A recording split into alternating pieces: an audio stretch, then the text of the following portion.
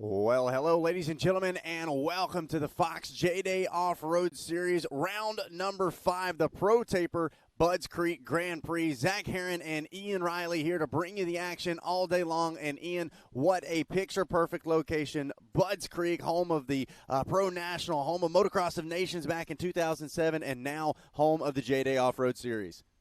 Budds Creek has continued to grow over the years. Back in 1972, it was opened up. This was all wooded.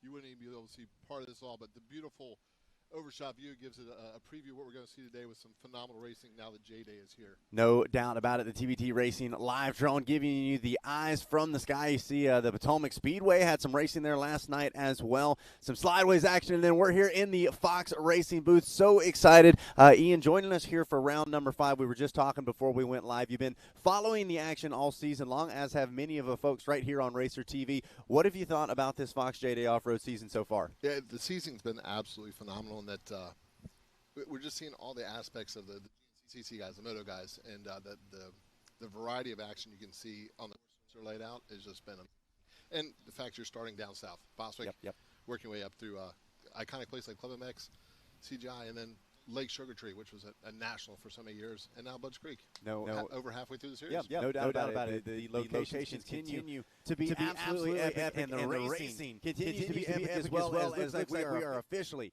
off and rolling as the TBT Racing live drone picks up our first race of the day, our Pee Wee classes, Pee Wee Senior, Pee Wee Trail Rider, Pee Wee Bantam, as well as our Pee Wee Electric, Pee Wee Squirt, and Pee Wee Girls taking off. Looks like the Pee Wee Senior class going to get to carve some lines in this fresh chocolate cake, as Ezra and the guys like to call it, and I think he hit the nail right on the head. Beautiful conditions to start out the day. Yeah, we got a little rain yesterday morning, and the track crew really went to it and got things put together. And these small diameter wheels are getting a workout because he tills it up nice and deep. That gets that cake mixture going. And great to see these little guys out getting it going. We have one rider there that's getting started back up, getting the action before we send the next wave off. Yeah, looks like Klotz there getting fired back up, going to get turned back the right direction. Never a good thing when you're looking backwards on the track. If you're going to do it better first thing, then later on they've got a full 40 minutes to get the action done. So taking a look right now, the Fox, I believe that's 30-second cards up in the air already. Seeing some familiar faces here on the line once again. And just like we talked about, Ian, it's really been fun to watch the battles of JDay, not just the individual races, but the series chasing that is starting to happen even down in these Pee Wee classes. A lot of the same names showing up and trading some wins and points. Yeah, it's as the season's gone on, we see some talent come together, but it hasn't been given for any one rider. They've been switching it up through the ranks, whether it be the Pee Wees all the way up through the pros. As we get later on in the day, we'll see that we could have a first repeat winner or another one-time winner. Yeah, certainly anything's possible as we're side by side going up the face of that jump, still battling for the lead. Yeah, and they're getting right into action on the motocross track. As the green flag drops once again, looks like our next row off and rolling. All right.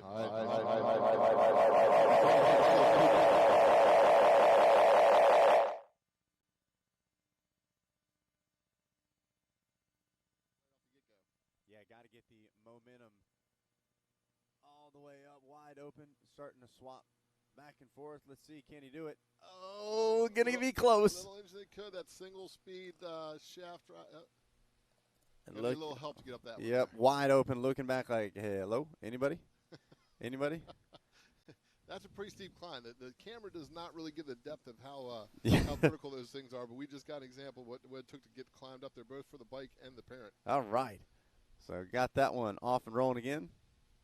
He's good and warmed up now. He just had to hold the bike, basically. Yep. Clear the carburetor out. Fuel, oil injected. Yeah. 45 years for that Yamaha PW this year. Man, so crazy. Those PWs really little bits of improvements here and there, but you go back and watch videos of James Stewart's on one, and it's relatively similar to what we see here. Yeah, so those PWs have seen champions from all years, whether it be James Stewart, Colin Edwards raced one at Loretta Lynn, so the PW's a part of history. get a shot of the wood section here. Kind of through the backside of the motocross track. Doesn't get seen very often.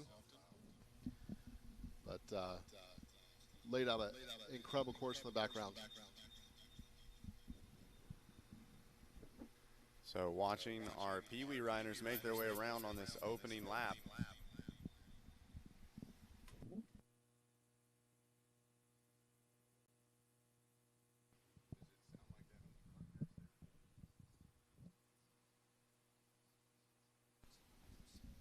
Seeing this fresh cut trails to the woods. The JDay crew came in here and prepped an off-road section that will accentuate the national track that they started out on. Yeah, talking to Ethan a little bit earlier yesterday, he said this is one of the most excited tracks one of the tracks he's been most excited about all season long. Kind of been tweaking some ideas, getting some things out, and then once he gets here on site, he really gets kind of the creative freedom. They go out, the crew starts getting, exciting, and of course they get to start designing things like our FMF Extreme section as well, piecing everything together. And he said, just like you talked about, Ian, that blend of extreme, that enduro, the wood side of things, and then of course the legendary motocross track here at Budds Creek as well. He says this has got probably some of the best overall mix of skills that we've seen all season long. And Budds Creek, although it's known most for the motocross track side of it, they've had a hare scramble track here for as long as I can remember too. So a lot of time spent in the woods by racers in this area. It's good to see a national series like the JDay Offroad come here, so these riders from all over can come and experience the different aspects of Budds Creek. So continuing to watch right now, and I like what they've got here. A little bit of the got to learn how to jump and turn at the same time as well. One thing about the JDay series, I've noticed it's honing the skills. These riders, they have to put some things they wouldn't use normally, whether they're just a hare scramble or GNCC person or motocross. It is elevating their skill level and developing a more diverse rider. No doubt about it as we continue to follow along here through one of the more open sections. Really get to open those machines back up as you head back towards the track. Looks like going to kind of run along the side through those trees, and starting to see what Ethan's talking about. This looks like an absolutely phenomenal course. Now, did have open practice yesterday out here on the motocross track only. And taking a look now at one of your Dunlop split lanes. So some different options, and those have been really crucial throughout the season as well. We've had a couple of sections where alternate lines that are so close, maybe a tenth of a second faster here or there. It really is interesting, and Ian, you can touch on this as well. What oftentimes starts as the fast line ends up not being the premier line by the end of the day. It can be a secret weapon for someone that's waiting for a line of, whether it's track breaking down, a little bit extra traction. If they run the edge a little bit more, it may not be as a little rough. So it gives them opportunity to open up a little bit and make a run for it. And we just saw them come back onto the motocross track there. They're dropping down next to what used to be called the mud bog tabletop, because back in the day, John Beasley actually used to be monster trucks, and he would run some monster trucks down the bottom as well. A little bit of mud there to be bogging through here is watching some of our Pee Wee riders continue to make their way around.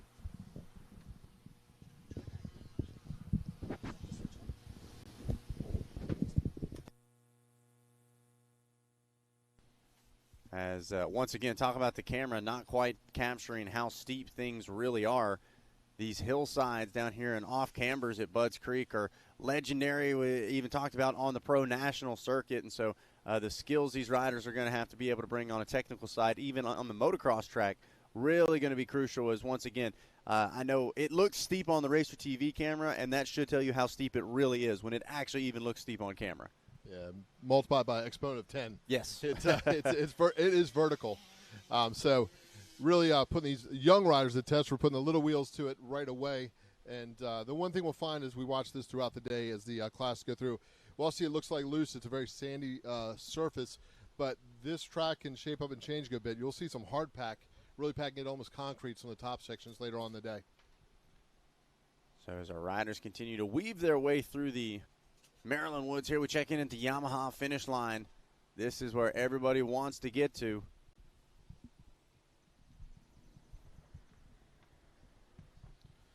Yeah, at the end of the day, you want to be there first. Yes.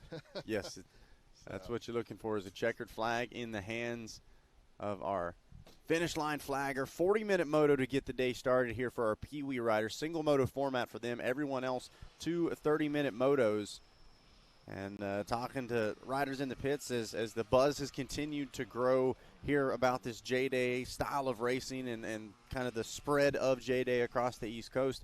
It really is that perfect blend of endurance and sprint speed. Where really putting all their skills to test. Well, and it's we were even talking. I was talking with Nash Pearson yesterday and his father, and they come from a GNCC background, and those even the youth riders, they're doing an hour and a half. That's an incredible amount of time. But our pro moto riders, they're looking at 30-minute races, and so that 30 minutes for an off-road series is kind of the perfect blend where it's a bit higher of an intensity than they'd run for a full GNCC, but it's not a 5-lap dash sprint like what some of the moto guys are used to running as well. So, not to just kind of beat the perfect blend kind of comparison, if you will, but at the same time, it's definitely truly a blend, not just of the styles, but of the duration of the racing as well. Now, it really pushes the issue of, one, endurance, strength, yep, and then and the skill level. I think from when I've been watching this year especially, is strength comes into part because absolutely. We look at motocross being a 30 minutes is not short, but it's a sprint somewhere when you compare to the GNCC. But when you get to those extreme sections, you have to muscle the bike around, and that you're breaking your flow, and it just takes it to a different level of physical demand. Well, and as they like to say, a 30-minute nap feels a lot more different than a 30-minute run, right? And so definitely. Things certainly not easy for the entire duration of time that you're out there. Yeah, these little guys are going full send for 40 minutes. That they'll sleep well tonight. Yeah, no doubt about it. And if they're not, something's not right, because they have certainly put in the effort here today. You see how it, the rain that we got the other morning. You're seeing it back in the woods there, where you're getting some low spots, little mud puddles, and that I'm sure will get more rutted out as we go. Checking back in at the FMF Extreme section. They're working their way through.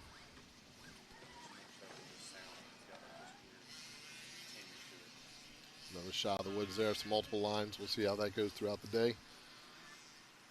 But couldn't ask for a more beautiful day here in Southern Maryland. I mean, talk about picture perfect, and some moisture coming into the weekend, some rain, and then a couple of really, really hot days as well. So things have really soaked down and beat into this course. And then, like I said, a beautiful open practice yesterday here at Budds Creek on the moto side of things. So Ezra and the whole crew going right back to work as soon as that final checker flag fell yesterday, and getting the moisture back in the cake, as they like to say out here. And man, have they done a great job at that. Just a beautiful location, and then now getting to open up these off-road sections as well. Yeah, and the Budds Creek, as much has been cleared out over the years, it's pretty much the sun beats down on every part of it. But there will be a little bit of reprieve as these young riders get in the woods and get a little shade, so they'll get a little break from the sun beating down on them as well. Yeah, it's certainly going to be another warm one here today. Everybody going to have to be taking the hydration. Maybe you grab your Red Bull to start the day, but definitely be throwing some waters, some Gatorades in throughout the day as well. Keep yourself hydrated. And for those of you here on site, that's not just the riders we're talking about. Mom, dad, spectators as well. As a couple of riders seeing outside of our announcing booth here having a little bit of difficulty. No problems there for that. KTM, though, back through the Yamaha finish line and off for another lap here from round number 5, the Pro Taper Budds Creek Grand Prix. Yeah, and you got a close-up shot of that dirt here with track situated right in between the Potomac River, the Patuxent, and the Chesapeake Bay. You've got a bit of a sand base, so it stays loose, and as they till it up deep, it will form some good solid lines throughout the afternoon. Yeah, no doubt about it. Even just getting to walk the track a little bit yesterday as practice ended, you get to see those lines that just get so deep and built up. It really is impressive the way this track breaks down and shapes up, and that's what's made it such a fan favorite, and that's what made it so attractive for Ethan and the JDay crew to be able to come here. The location obviously has got its own historical significance, but beyond that, it's attractive to be able to build a track out here. The soil's good for it. The location and options are great for it as well. And I think you can't talk about Budds Creek without talking about off-camber turns, and even in the off-road section, we got a little bit of some off-camber switchbacks. Seeing the new grass section is really working the off-camber side of things in around those trees. And that little PW rider's putting the work in to get it done, and he's got a little help along the way. Yeah, no doubt about it. Big shout-out to our track crew doing a great job of taking care of our riders out there. Anyone needing help, they are right there to the rescue. It's going to be a busy day here at Budds Creek with the full schedule of JDay racers. And it's been a busy year here at Budds Creek. A couple JDay coming here this year. First time here with the new series. American Flat Track was here last month, bringing a national to the Potomac Speedway. And then, of course, the national will be here in the fall, the second to last round. So a lot of different genres of racing to come to this one major facility. Yeah, many different groups coming out and enjoying what Budds Creek has to offer. And certainly is plenty of it here, as we see rider on screen taking a little glance back. Charging through. Looks like headed back onto the motocross track here. Coming up onto that, used to be called the Mud Bog Tabletop. Yep. And you see in the background, you'll see some of those ponds, silt ponds that will help run off both to keep the EPA happy, and also that's one of the advantages. You can pull the sludge back or the silt out of the bottom and put it back on the track and renew the soil on the racetrack. Like we talked about, a long-standing relationship with Budds Creek and the Pro National Circuit. The Beasley family doing a great job of creating a legendary location for racing, and Ezra doing a great job of continuing that. Yeah, we started out back in the early 70s as a love of just racing motorcycles. It's turned into a world-class facility that's brought some of the fastest racers from all over the world here. So got to applaud the Beasley family, both Ezra's grandmother Penny, who really put the work in early on, and John, of course, brought it to the next level, national size. And now Ezra taking the ball and run with it and bringing series like the JDay event, which just gives riders in this area as well in the full region to run national series, but to come out and just add another level of being competitive. Yeah, no doubt about it. I mean, we say it all the time. Very few, if anybody, involved in this industry doesn't have some kind of passion for it, right? Whether it be they're a rider or a racer themselves, they grew up involved in the sport, they've got connections to it some way, somehow.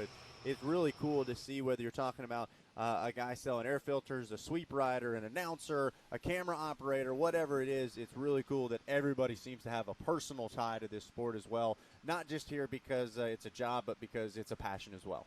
And his family spending time together. Yes. The moms, the dads, the kids, in some cases all three racing. Yep.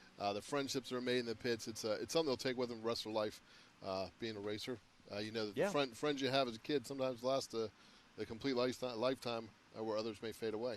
So these young JDay kids are forming a new relationship up and down this East Coast. Well, and it's been really cool to see that as well. I've been lucky enough to witness a couple of the JDays up north out at Unadilla, and like you talked about, kind of a northeastern-based series where didn't really expect to be able to have that down in something like Chesterfield, South Carolina. So it's been cool to watch some of the kids that I've grown up announcing, some of the local Carolinians that I've grown up riding with, getting to experience what JDay's all about and getting to meet some of the locals from up north that I've gotten to meet at those races and getting to see kind of a blending of groups, if you will, because at the end of the day, and you know this yourself as an announcer, we travel all over the place, talk to a lot of different people about a lot of different styles of racing, but that overall passion and enjoyment of just racing kind of runs deeper than all of the series. Yeah, definitely. And the fact this is now an Eastern regional event, the level of talent that's going to come out is only going to elevate the skill level of all these riders. They're just going to keep getting better because now that, is it iron sharpens iron? Yeah, exactly. Yeah, exactly. So no doubt about it, really. You see some of those ruts starting to how it's a little soft on it. The little bikes got to fight through as they come back around where the Pro Motocross start was. We're actually where the start for this event started too. And up that steep uphill step-up jump, we'll see some of the fast riders today clear all the way up and over that. I'm positive. Yeah. Don't think we'll see that in this one, though. No. The PW just needs to get up. Next time, just need a little more momentum. We'll see. Maybe we'll get another shot at that. See if the PW gets a good run this time. No doubt about it. Some of our heavy hitters out here once again this weekend, taking a look at our points in that Pee Wee senior class.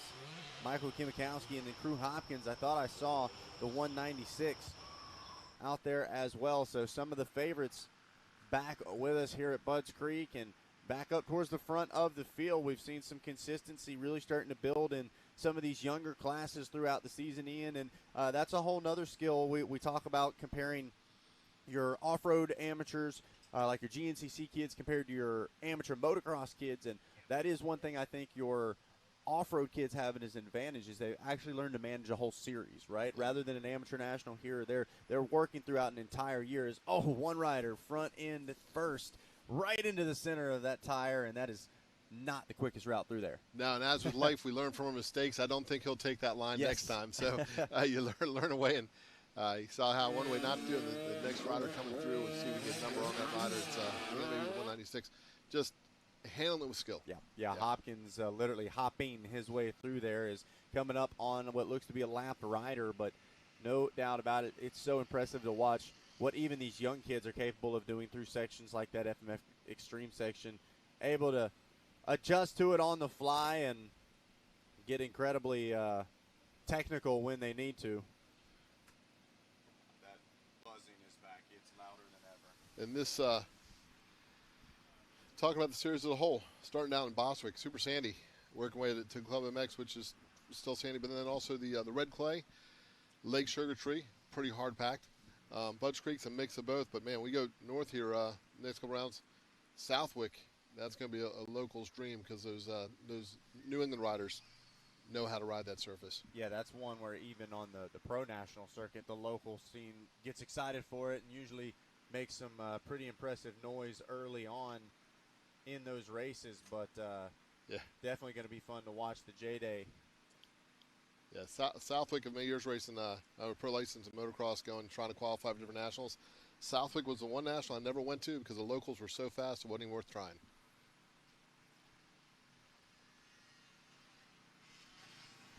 All right, they're making their way up around here.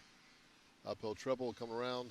And there we see our determined rider on that PW navigating these hills, working the ruts.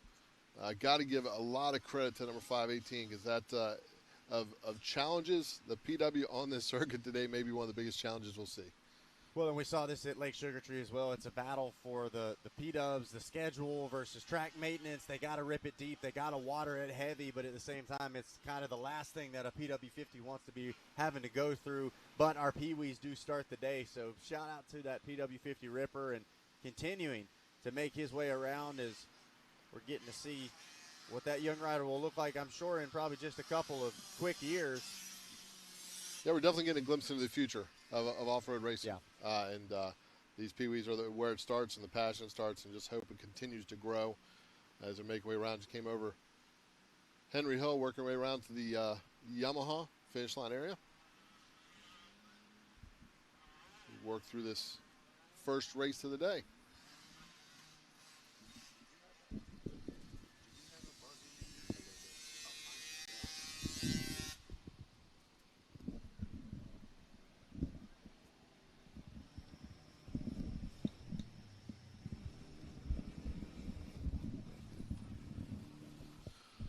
We see a sweeper come through the woods, make sure all these young riders are safe and sound back in the woods there, out of sight. We don't want them out of mind.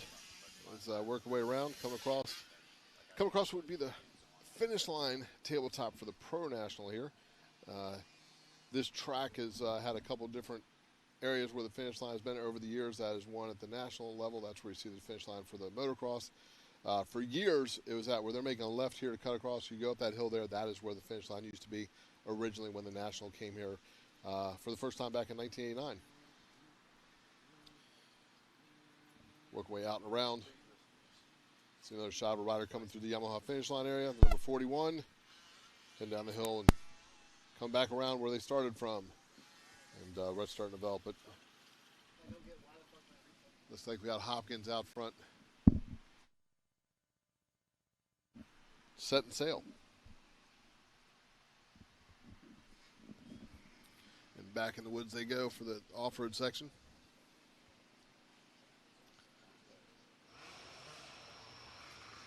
Some of these sections cut in just for this event. Some are existing trails that have been here for years.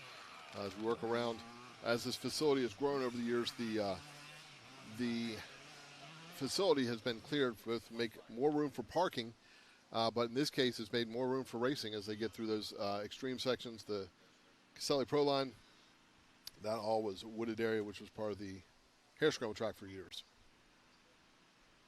And one of the beautiful things about this course, you can see the variation, different soils, different compositions depending on where you are on the property. And you talked about kind of re-dragging the silt out and re-nourishing the national section of the track.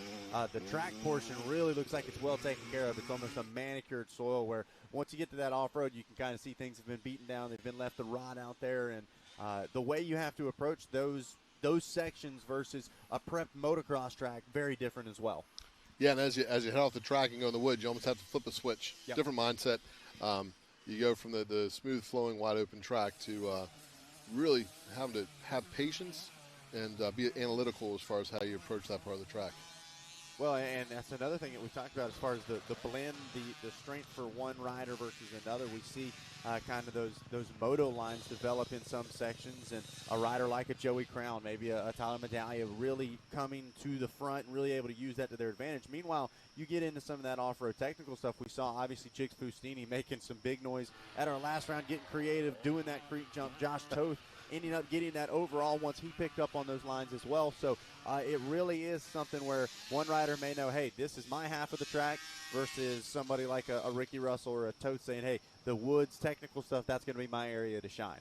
And we've seen it more over the last, I'd say, 10 years, the term managing the race. Yes. And in this series, managing the race almost takes it to a whole nother level. Yep. Because you have to manage so many different variations where just managing a section, let alone an obstacle. So like once again, the skill level of this, one, physical, talent, and then mental. The mental strength throughout it. So you have to be dialed in on every section to put together for the win. So watching a group of riders make their way through, followed by one of our sweep riders as the battles rage on here in our Pee Wee Senior, Pee Wee Trail, Pee Wee Bantam, Electric, as well as Pee Wee Squirt and Pee Wee Girls. A fine group of young riders out here navigating the track this morning. Budds Creek, when we have the track here, but there's a lot of history throughout this area as well, whether it be Civil War. The country seemed to start on this coast, and in this area, just not being far from outside D.C., you can go about 15 minutes in any direction, and there'll be a part of history to learn. So some of these families come to this area not only getting a chance to go racing, but they'll get a taste of history in the process as well. Yeah, certainly. I tried to make the most of the weekend, went up to the nation's capital, got to check some things out, do a little museuming, do a little seeing, ooh and on. Obviously, some big things happening up there this weekend. It seems like there's always some big stuff going on in D.C., but, yeah, just like you said, a lot of history out there, and history for the country, and then history right here this weekend as well. First time JDay at Budds Creek, the continuation of history being made in 2026 as JDay takes on the entire East Coast. And, man, really exciting stuff going on. There's a little wheelie action here from our rider on screen. He's feeling it. Yep, must know that TBT Racing Live Drones got him in screen as he's putting on a show for the fans right now and really starting to have some fun. Just like you said earlier, you couldn't have dreamt up a better day to go racing. Starting to heat up just a little bit, but what a time to be the first moto of the day, right? Nice, nice little cool, still some dew down on the ground, and obviously having no problems through that Dunlop split lane, looking good, feeling good, and continuing to have a solid day right now. Is that Hopkins? Yep, Hopkins, the 196. Yeah, he has it dialed in. He's hitting that extreme section every lap. He's not slowed down whatsoever. Motocross track, he putting together one heck of a moto out here. First thing this morning here at Budds Creek. Yeah, look at a list of classes and the length of these races. I got to wonder if one of the most challenging classes is not the electric class. These little 50cc electric bikes. I was talking to one of the parents this morning, and Rodney Horrocks, one of his concerns was it was going to last the full 40 minutes on his charge on the little 50, or I say 50, little electric Pee-wee Machine, yeah. Yeah. Yeah, the electric technology, we talk a lot about Stasic, obviously a big part of JDay here as well, and the Stasic generation starting to come up, and how that has shaped essentially Pee-wee and mini racing to where, I don't think it's any secret. There was a time where maybe the Pee-wee class wasn't the most exciting, and that time has come and gone as these kids are so skilled, so comfortable making passes, setting things up in advance. It really is impressive to watch the way the younger generation has changed and developed into such well-rounded riders. Yeah, we take note of it. The next 15 years, we're going to see a generation of riders whose level is going to be far exceeding. And we're seeing it already from some of the stuff coming, whether it be the young GNCC riders coming up or the motocrossers that just have had that access to start with the Strider, and then the Stacy gets raised up, and by the time they get to a PW or a KTM or electric Pee-wee bike, they're full send. Yeah, the learning curves, they're not learning there. Yeah. They're developed into a racer by they've then. learned by that point. Now they're just starting to sharpen their skills.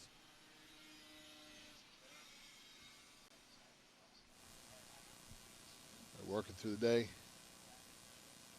Working through the track here.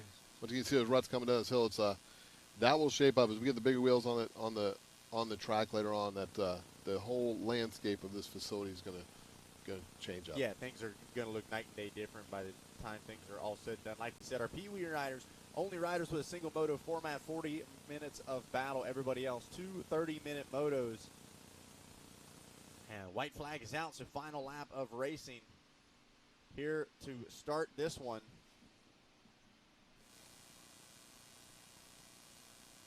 As our riders head out for one more time around.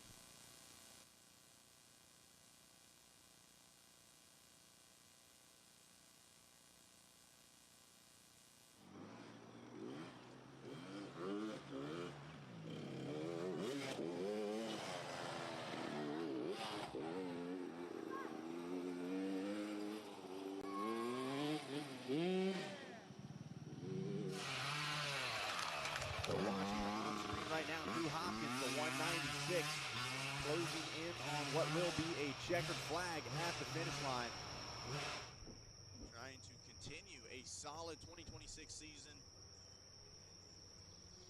Been a lot of fun to watch these kids grow and change based off the different conditions and different locations as well. Lots of different compositions of soil, compositions of race coursing as well. Obviously, something like a Club MX had a bit more moto, something like a Lake Sugar Tree, a fair amount of woods. So it's going to be a lot of fun to continue throughout this season. And it looks like Ian going to get ready to head over to the finish line, try to catch a word with our winner as the first checker flag going to come out of the day. Once again, want to thank you all for watching here on Racer TV and GPTV. As well as Kaplan America as well. Big shout out to everyone for enjoying the racing action here at JDay Offroad. There's nothing here, Jack. As the 2026 season, the Pro Taper Budds Creek Grand Prix round number 5. Cuts to me and no one's. And we should be seeing a checker flag here in just a matter of minutes. Like, feel like if I barely touch, like to zoom in. Pee-wee's out on track right now. Stop it back. And then coming up after that, we're going to bump things up a little bit to our super minis and 85s, as well as our girls class.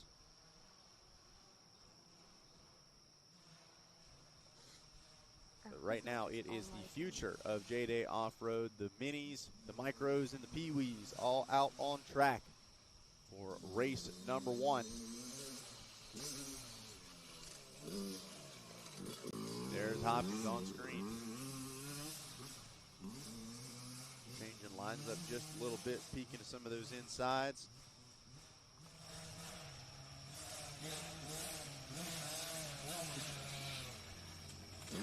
Of course, if you have not already and you want to learn more about the JDay Offroad series, as well as figuring out which round is coming closest to you, follow them on social media at JDay Offroad.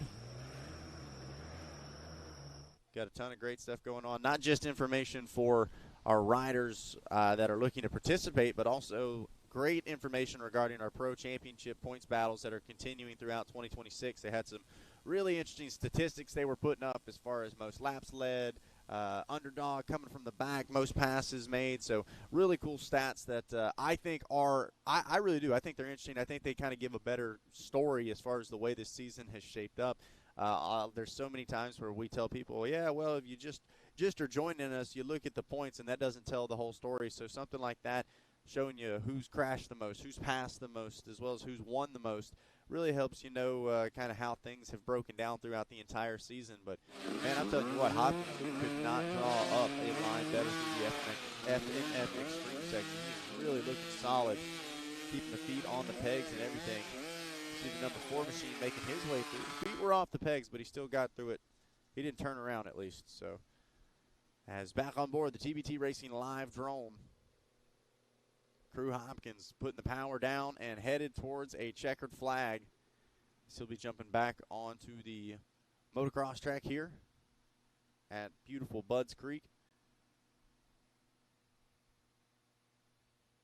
Through the Dunlop split lane, one of our most infamous sections. Like I said, the crew here at JDay does a great job with these Dunlop split lanes, making both lines close enough to where it always at least starts with, oh, you could take either line and it would work out fine, but it never fails. One starts to break down a little bit more, a little bit differently than the other, and by the end of the day, usually they're kind of fighting over one side or the other. So those split lanes really been a spot to watch all season long. But back onto the motocross track we go, and Crew Hopkins starting to close in on a checkered flag.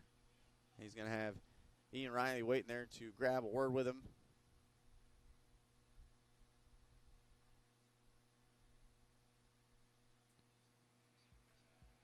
As the TBT Racing live drone follows along Crew Hopkins, carving his way around the Budds Creek motocross track. Great day of practice yesterday.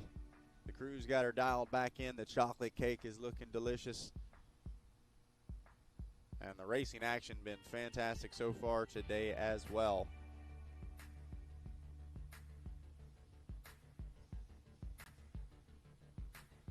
One more time bias. Getting ready to head up and over Henry Hill.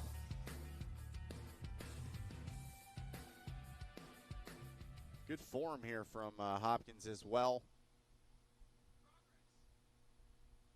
And here we go. Yamaha finish line in sight.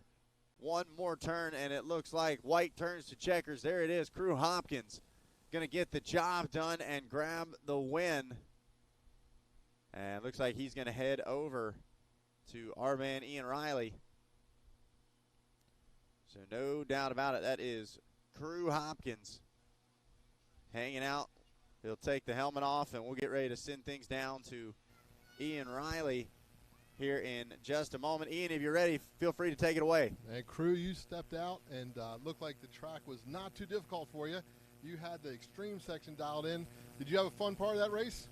I really liked the extreme. It was really fun.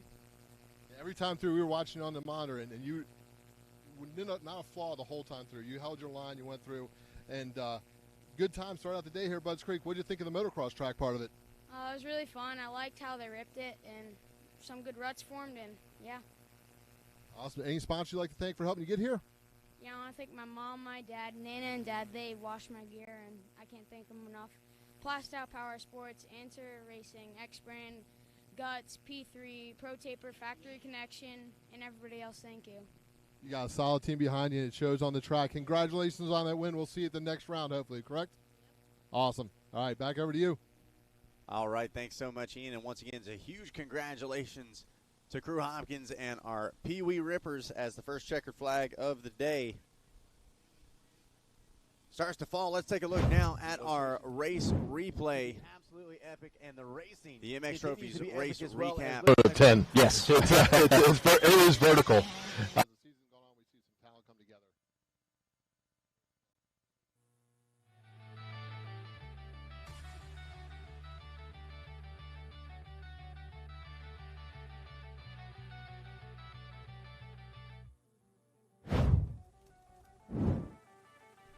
All right, so the MX Trophies race recap. That's how it all broke down here to start out the day. We'll take a look at our top 10. Here from race number 1. And looks like actually not going to have that top 10 quite yet, but we are going to get ready to send things to a commercial break to hear from our incredible sponsors. When we come back, we'll have more with the Pro Taper Budds Creek Grand Prix Round 5 here from the Fox JDay Offroad Series.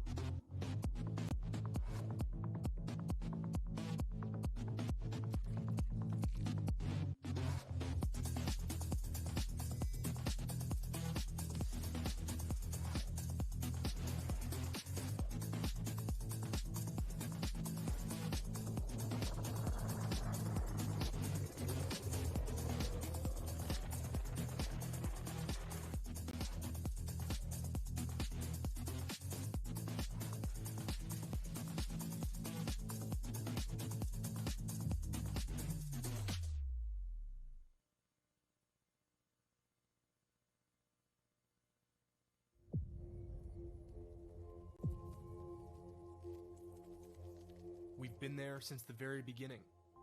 20 left, the main event, the mud, the blood, the beer.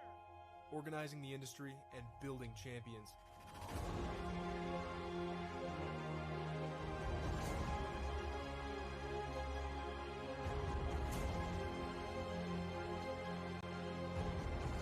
"100 years of defending your rights to ride into the future."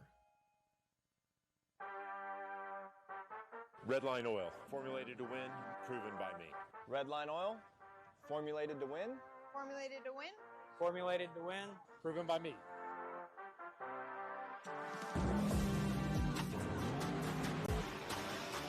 Formulated to win, proven by me. Proven by me. Proven by me. Redline Oil, formulated to win, proven by me.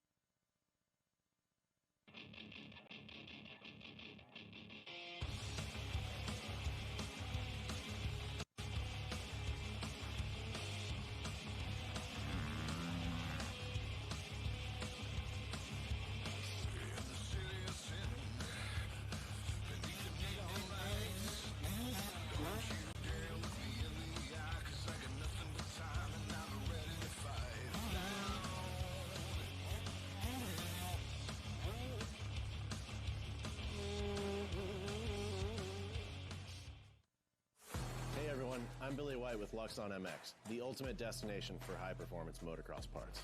From our state-of-the-art triple clamps to our lightweight, vibration-absorbing handlebar mounts, every Luxon MX product is meticulously engineered with cutting-edge technology, thorough testing, and always crafted from high-end materials. It's our passion to create components that provide unparalleled comfort, control, and confidence on the track. Luxon MX, engineered for performance, proven by professionals, and available to you.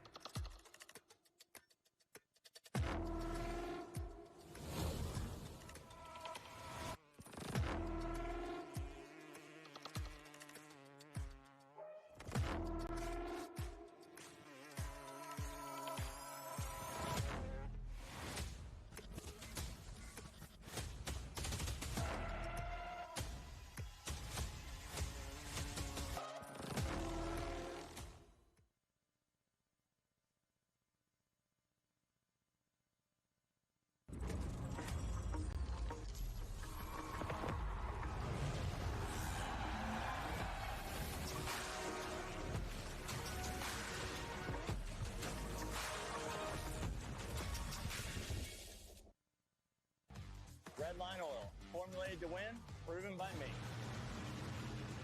Formulated to win, proven by me. Proven by me. Formulated to win, proven by me. Proven by me. Proven by me. Proven by me. Proven by me.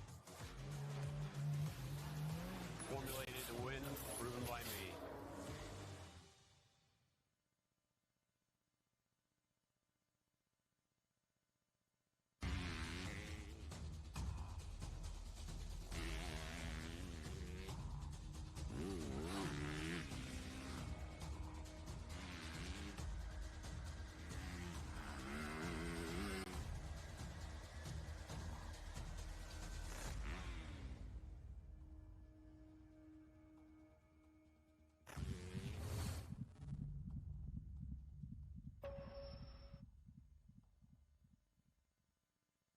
Some of us have an unextinguishable fire burning inside us. It ignites us to compete. It inspires us. It drives us. We are a performance-driven manufacturer, built for racers, by racers. We are focused on racing fuel, plain and simple. We want to go fast. We want to win. And we want the same for you. We are Fuel Factory.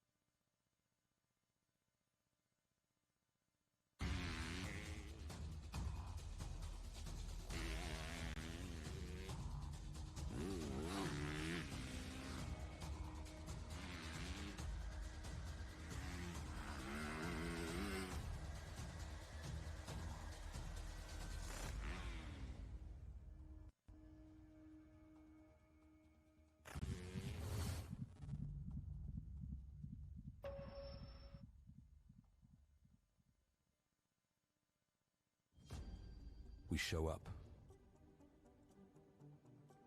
We do the work. We help the best become even better, testing limits and redefining achievement, all to cement our name in history.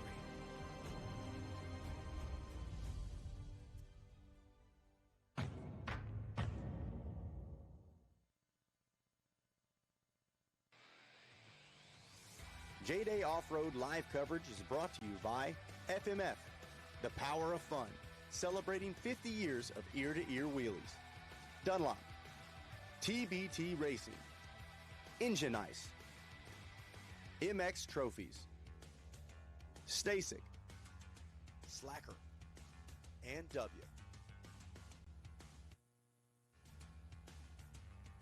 Well, hello, ladies and gentlemen, and welcome back to the Fox JDay Off-Road Series, round number 5, the Pro Taper Budds Creek Grand Prix. As you can see, some of the incredible history here on site. Obviously, the Beasley family very involved and interested in American history, and got some American history that went down right on this very property as we continue to make some history here as well. Once again, want to welcome you on a beautiful Budds Creek Raceway. Zach Herron and Ian Riley covering the action all day long. We just wrapped up our Pee Wee racing, and now we're getting ready to bump things up a couple of bike sizes. Ian, we're going to see our 65s, our 85s, our super mini riders all getting ready to take to the track. Yeah, we saw what Hopkins could do on that Pee Wee, and now we can see with a little bit larger diameter wheel to tackle this course. Yeah, and I wouldn't be surprised if we don't see Hopkins back out here again. I know we've got a couple of the Ironmen, as our friend Jay liked to call them, riders racing multiple different classes, and don't forget our Pee Wee racers only doing a single 40-minute moto. I say that like 40 minutes isn't a long time, but then if you're racing another class as well,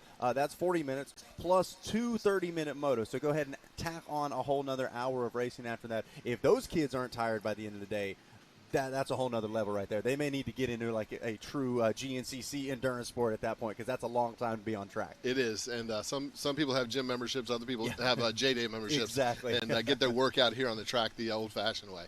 But these young kids are the good part is they're getting to live a dream. They're getting to race at tracks, iconic tracks like this up and down the East Coast, and why waste an opportunity? When you run multiple classes, if you're up for it, let it run. No doubt about it, and certainly been an exciting day of racing so far, just getting things kicked off. But even the history of Budds Creek and of the events that have been here, we've had Motocross of Nations back in 2007. We've had, like you said, we've had American Flat Track on the property now. We've had obviously the Pro National as well, and then to be able to bring this new style of racing here as well, it's kind of a whole different chapter of Budds Creek and the racing that they have to offer. Yeah, and Budds Creek's been a long-standing staple in the AMA District 7 racing series. Both motocross is what's known for, but they've had a hare scramble track here for a year. For JDay to come here and pull all the assets together to put together the course, plus bring their own flavor with that extreme section, it couldn't be a better place, and we're seeing it up and down the East Coast as the regional series that's come out this year.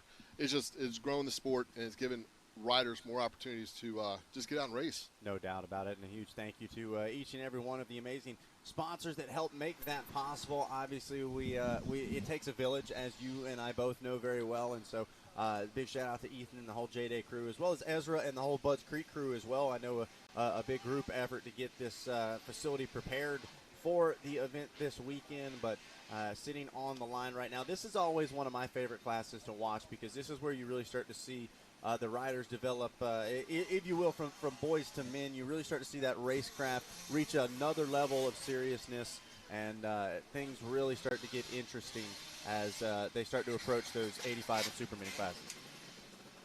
Yeah, the level of competition can step up on this for these 85s as they go through in the super minis. The bikes are so much more capable than they over the years have progressed. What these bikes are putting out now are what the 125s put out 20 years ago. And if you think back, I think it was the CGI round where the 1989 Wazzy 125s got.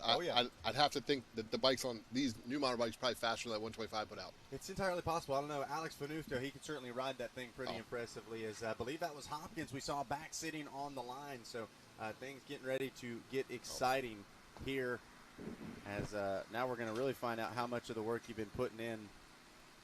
But for right now, see the kids getting warmed up, getting stretched out, as they have got 30 minutes of battle, getting ready to to come up and man, that's some nerve-wracking stuff right there. You got a big TV camera pointed in your face. You know, if mom, dad, grandma, maybe your buddies back at home are watching on Racer TV and GPTV, and I like his style. I'm gonna just pretend it's not there. Just look forward, ignore it, stay focused. Right? Stone cold confidence. Exactly. That's it. Exactly. Set the tone before the green light goes.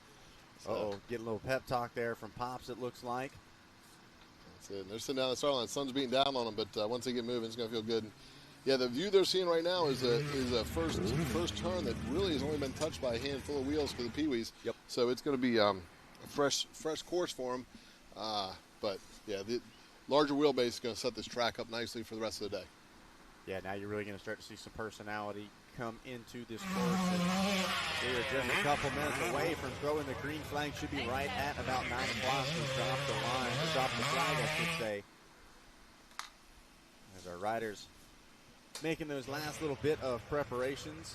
See some of them trying to stay cool. Yeah, some helmet off. It's interesting to look down the line, the different approach. Yep. Some are relaxed, some are locked in already ready to go. And some are just there chilling. They'll be ready when it's time, though, without a doubt. No doubt about it. So it'll be interesting to see how the lap times shape up through this as the track progresses. And yeah. See it looks like number 93 sitting there on screen. And then we're heading up this jump to your left here. That'll roll around. And you guys said it's an eight race series. 8-race series, Budds Creek here. It's round 5, so we're past the halfway mark, and we're getting some iconic national tracks, because it ties in the motocross part of it. But from here, we'll go to Southwick, and then Unadilla. Never heard of those places. Never heard them before. Yeah. No, it really is cool the way this season has come together. I mean, we've got the first ever competitive event held on the property of Club MX. How cool is that? We've got Bostwick, which I think was cool to start the season off in kind of a unique way, a midweek race, kind of a unique deal with the kickoff of the GNCC series, getting ready to be down there that same weekend as well. Things really getting fired off in a pretty unique way. And that's part of that whole bike week. Yep. That whole the motorcycle season.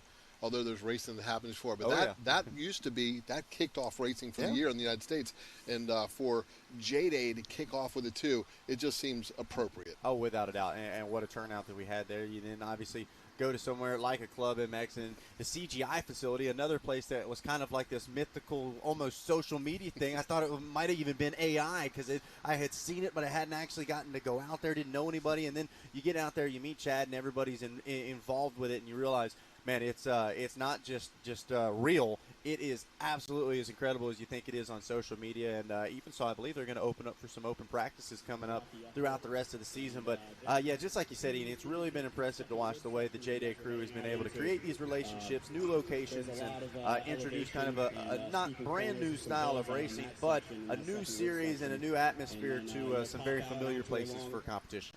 And the integration of some very popular motocross tracks tempts the motocross rider to come out and get this shot, and then they get a taste of some off-road and those extreme sections, and the GNCC guys go head-to-head to show them what they're about. And we've seen the success level, whether it be Medaglia or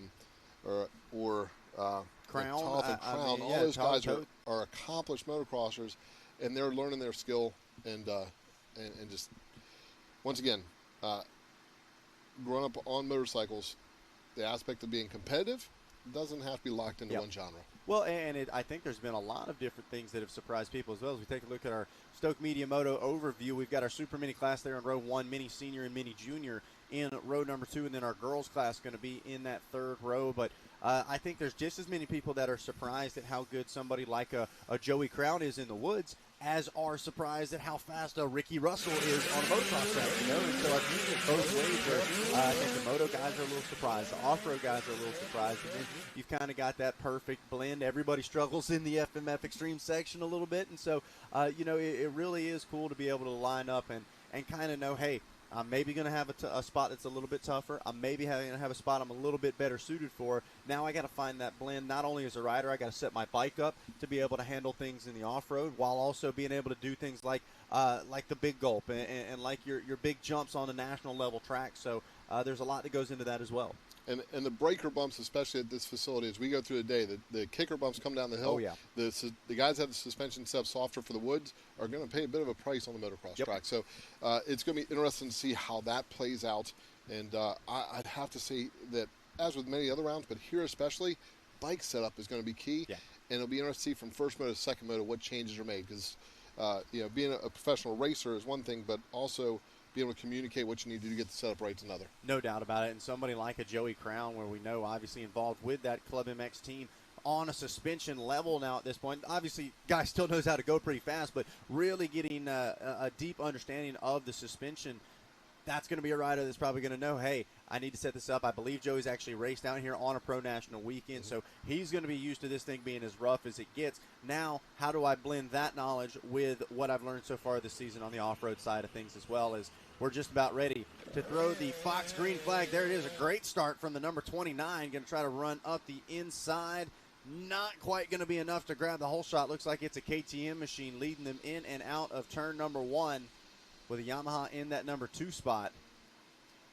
I'm starting to see a little more air on these ones. Oh, we'll yeah. see how that develops through the rest of the moto. But, yeah, no buttons on these bikes. It's old school GP, kickstart, get it going. Yeah. Still got to earn it. That's Get it. that That's thing it. fired up. No doubt about it. Yep. The GP style in the starts like this is cool to see in this type of aspect. Years ago when the Mini O's down in Florida, they used to have a GP aspect of it. Same thing lined up, and that was when I first started racing back in the 80s. That was the thing. Everybody lined up and had to kickstart it, which was it made another challenge.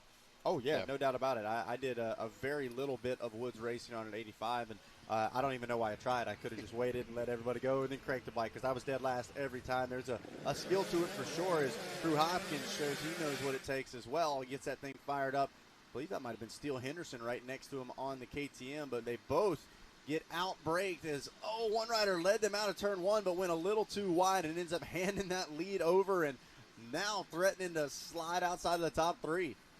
Yeah, it showed just how deep that soil is there. Yep. They had a lot of momentum coming in, little offline, and it just sucked every bit of horsepower out of that little bike. Got a little caught in the cake there, if you That's will. it, yeah. It was deep in the mix. Deep in the mix. All right, they drop here, go across this the tunnel. Gonna send them off. They'll be back in the off-road section before they know it. Sounds like maybe have Talamedaglia back out with us here this weekend, so excited to see what that rider's able to do. As now we get ready for our final row here. The girls class lined up on the inside. Laser focused here. Oh, man, tough start there for the 513. Does get it fired up, though. But looks like the KTM going to have a relatively easy time grabbing that whole shot. Going to lead them around here for the girls class, and race number 2 officially off and rolling as Super Mini leads us around. Yeah, the beautiful part about it is, as important as the start is, these young ladies have a half hour to make up for it. Oh, so yeah. that's not going to, don't sweat too much, regroup, put your laps in, and she still has a shot to chase down leader here. Well, and that's another thing that I think the moto guys really enjoy about this JDay series is that there is a bit more time, right? 30 minutes is a relatively long time for a motocross rider, whereas a 5-lap race, it's over by the time you blink. So really impressive as far as these riders that are able to manage the energy, manage the output, and then come out swinging late in those final few laps to pick up some positions. Interesting to see how many local motocross show up for this afternoon. Get a little more time on the track. Budds Creek National used to be here on Father's Day, but as the schedule shifted up a little bit, it went back to the fall where it originally started. It was originally a 125-500 round in the first 2-3 years of it that ran in August, end of August. usually wrapped up the series. And then moved to Father's Day, and then with restructuring, now it's back in the fall. So, but like I said, it'll be interesting to see how many local motocrossers come out to get a little extra track time. Never heard, especially with a half-hour format. Yeah, no doubt about it. We'll really be excited to see who shows up. And heard maybe got some new names going to jump into our 125 Pro class as well. One of my favorite sounding and smelling classes that we have here. So, yeah, you gotta love doing it for the two-stroke nation, just like these young bikes. It's good to see the larger displacement out here as well. Yeah, it may not be long before we start to see some green fenders on two-strokes back out here with us as well, with Cowrie releasing the two-stroke. I know there's been a lot of buzz about it. Josh Toth was already commenting saying he had to get one. So, man, cool stuff. And that's another thing is we see so many different variations of machines. We see off-road and cross-country edition bikes out here. We see full-on moto machines that maybe don't even throw a pair of handguards on. Really, no matter what discipline you come from, JDay, it's not to the point where you have to have a specialized machine for it. You just got to have the willingness to give it a shot. As our riders make our way, I believe that's our Kurt Caselli Foundation section, that rock garden and optional line. And when you know how to do it like that rider right there, not that big of a deal, but not always going to look that easy. I was going to say, for as challenging that it was, that made it look almost a little too easy. We'll watch as they come through here. But, yeah, no, like you were saying, it's not about having – you don't have to have the newest, fastest, most trick bike out there. One of the local guys I saw post online, Tyler Winstead's breaking out a carbureted 450 CRF to come out. So it's good to see him bringing out, a machine is a machine, and you can compete on anything. And just be great to see the variety of bikes that line up throughout the day. So excited to see some of the local legends come out and show what they've got. Try their hand out at some JDay Offroad racing. As everybody catching the fever here in 2026. Had so many people after an event's been in their area say, wait a second, I just heard about this. Are you guys coming back? Hopefully planning on doing similar schedule. Haven't quite heard on the 2027 schedule yet, but I know people are already asking about it, talking about it, and everybody excited if they did miss out, either to get back to JDay racing or get to try it out for the first time if they missed out here this year. Well, in series like this, it takes a little time for the word to get out, but once it gets out, it becomes contagious. And here we go. This is an example of how that Kurt Caselli Pro line can be a challenge, and especially for a 16-14 wheel combination. It put the rider to the test. But young rider, face adversity, getting back on the back of the seat, trying to get traction, trying to hold on, and bucking it through. Gonna make it through. It Buck and Bronco getting to that rock section. Yeah, you can see lighting that scoop tire up, that little scoop tire. That's a baby shovel, but nonetheless, still climbing its way up that rock section. We're seeing it come together, seeing some of the sun coming through the trees. Going to start baking some of those sections. So it'll be interesting as these riders come through, because as the sun gets through some sections, it's going to make it a hard pack. And then, so you're going to go from dark shade to a hard pack. They're going to have to adjust how they approach some section of track, because it's going to be ever-changing throughout the day. Well, and that's easier said than done as well. I mean, even in this little section where you see some of that standing water, those ruts are going to start to get deeper. The water going to continue to cover them up, and then kind of that flash light, it's like, walking outside out of a dark room, right? It's kind of hard to see all the details right in the moment, and so these riders going to have to be quick, going to have to kind of know where they're wanting to put the bike before they get to a section. Just like our KTM rider had that line picked out, moved back over to avoid. Oh, man, I was going to say, I thought the 29 had it picked up. But, yeah, things definitely going to be challenging, and something as simple as little spots of bright sunlight might sound simple and small, but those really can actually play a role in riders being able to pick the lines that they want. Yeah, we're seeing, talking about picking lines they want, we're seeing now these a little bit larger diameter wheels are starting to get over some of those obstacles, getting over that step up out of the bottom at the end of the motocross track. We're going to see throughout the day the progression of what this obstacle, these tracks, how they can be approached. Yeah, things are getting a little less thick now, a little more tacky in the sense that you can get up on top of it, get the power down to the ground. So our super mini rider starting to show off just a little bit, catch a little more air. As the KTM rider on your screen right now, getting chased by our TBT Racing live drone, drops back down to the bottom. Getting all the way over the deer stand tabletop. Man, coming that through. was so much fun. It's starting to flow as it come across, and the hill made famous. Originally, it was like Guy Cooper used to launch off that, so it was called Cooper Hill. And then on the fateful day, Father Day in June of 1995, Doug Henry reshaped that part of the track, and it's been forever known now as Henry Hill. Yeah, that's you don't know what we're talking about. Google that one up, and that video. Every time it pops up on my social media feed, I'm just like, man, that is insane. I was lucky enough to be in that race. Had qualified early in the day, and I was further back. He'd already put me a lap down.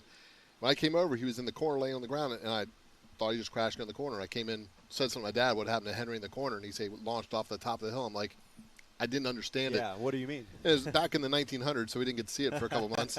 But, when we did watch it, it was just like it still didn't make sense. Yeah. Yeah. Yeah, it's definitely all kidding aside, if you've never seen it and seen what we're talking about, it's certainly one worth checking out. And that Henry Hill, I think, honestly, got to be known as one of more infamous locations on the motocross circuit, because I would say that's kind of also the birthplace of the Bubba Scrub. It is going the opposite direction. You just flip it around the other way. And, James on that on the 125 up against a bunch of 252 strokes. Oh, yeah. He in that race, he had fallen on the start.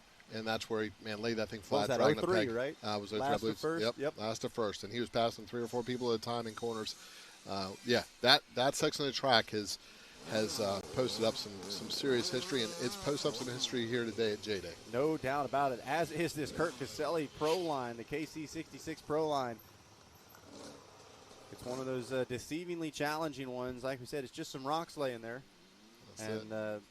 There are a couple different lines through there as well. Obviously, it's kind of a creek bed covered in rocks, but there are a couple different routes up that rock face. They can go sideways real quick. If you hit the right line right from the beginning, you carry your momentum through. But if you get a little bit off, it starts sending you in the wrong direction, and then you're along for the ride. And the best you can do is try to salvage out of it. And that's not something that they have to take. There is a little chicane right to the side of it. Takes a little bit longer, but that's not if you crash in the rock section. That's obviously going to take a bit more time. So that is an optional line there. But some of the riders willing to risk it for the biscuit here this morning. Yeah, it's one of those things where you hang out with your friends. Would you really be a racer if you? Yeah, well, if my buddy's going to go through it, I got to go through it, right? Yeah, so, you don't want to be that guy. Yeah, or that girl. Yep. Taking a look right now, back up to the top side of the track. And this section was not run during the Pee-wees. This is actually part of what the national track, they do cut out the off-camber. Yep. But they're going up what used to be the old finish line hill across up where the sign-up building is for the local races. And back down. And where they're cutting across now is the original starting line for the national. It used to go straight up the hill, make a hairpin, and come back down to where that mud bog tabletop is. So that's used to be an iconic start. 40 riders across. There was inside definitely had an advantage. But, so now it is just part of this bottom area where they cut across into the woods. We're watching. I do believe that is a 508 of Steele Henderson making his way through. Steele and his older brother, Seven, were with us at our last round. Both found themselves up towards the top side of the pack.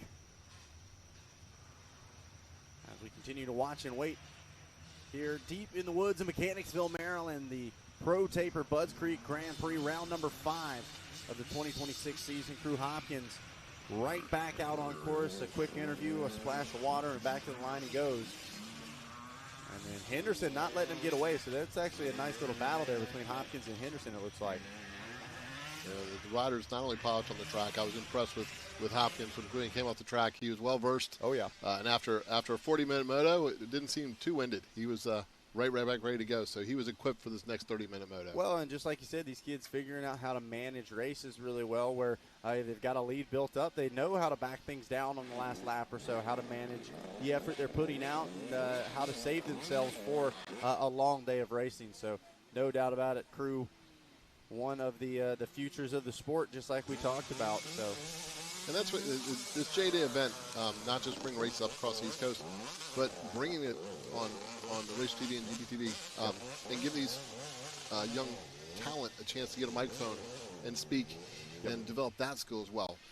Just a well-rounded ability it's given these young riders to develop across the board. So if they do have a future in the sport, they're going to be ready when they get there. Well, and that's something I think you and I both appreciate a lot as announcers, being able to have those well-versed conversations, actually get a solid race breakdown, because so many times we do see really great battles in these smaller classes, but can't quite get the description from the riders afterwards. So it's been really fun to watch things develop and watch kids maybe get a little more comfortable with the coverage of JDay that we have here on Racer TV and GPTV, and learn that, hey, I don't just have to get it done on track. I got to talk about it afterwards as well. But Braden Stowell right now on the 113 leads the way. The KTM looking solid right from the drop of the green flag. Crew Hopkins, Steele Henderson round out your top three. That is the Sakanikis family. I thought that was Mora in that number 4 spot. So Mora Sakanikis, a lightning off of the start as well, sitting in that number 4 spot. Mickey Fluhart rounds out your top 5 early, with Bradley Galford, looks like Everett Bradshaw, Brantley Callahan,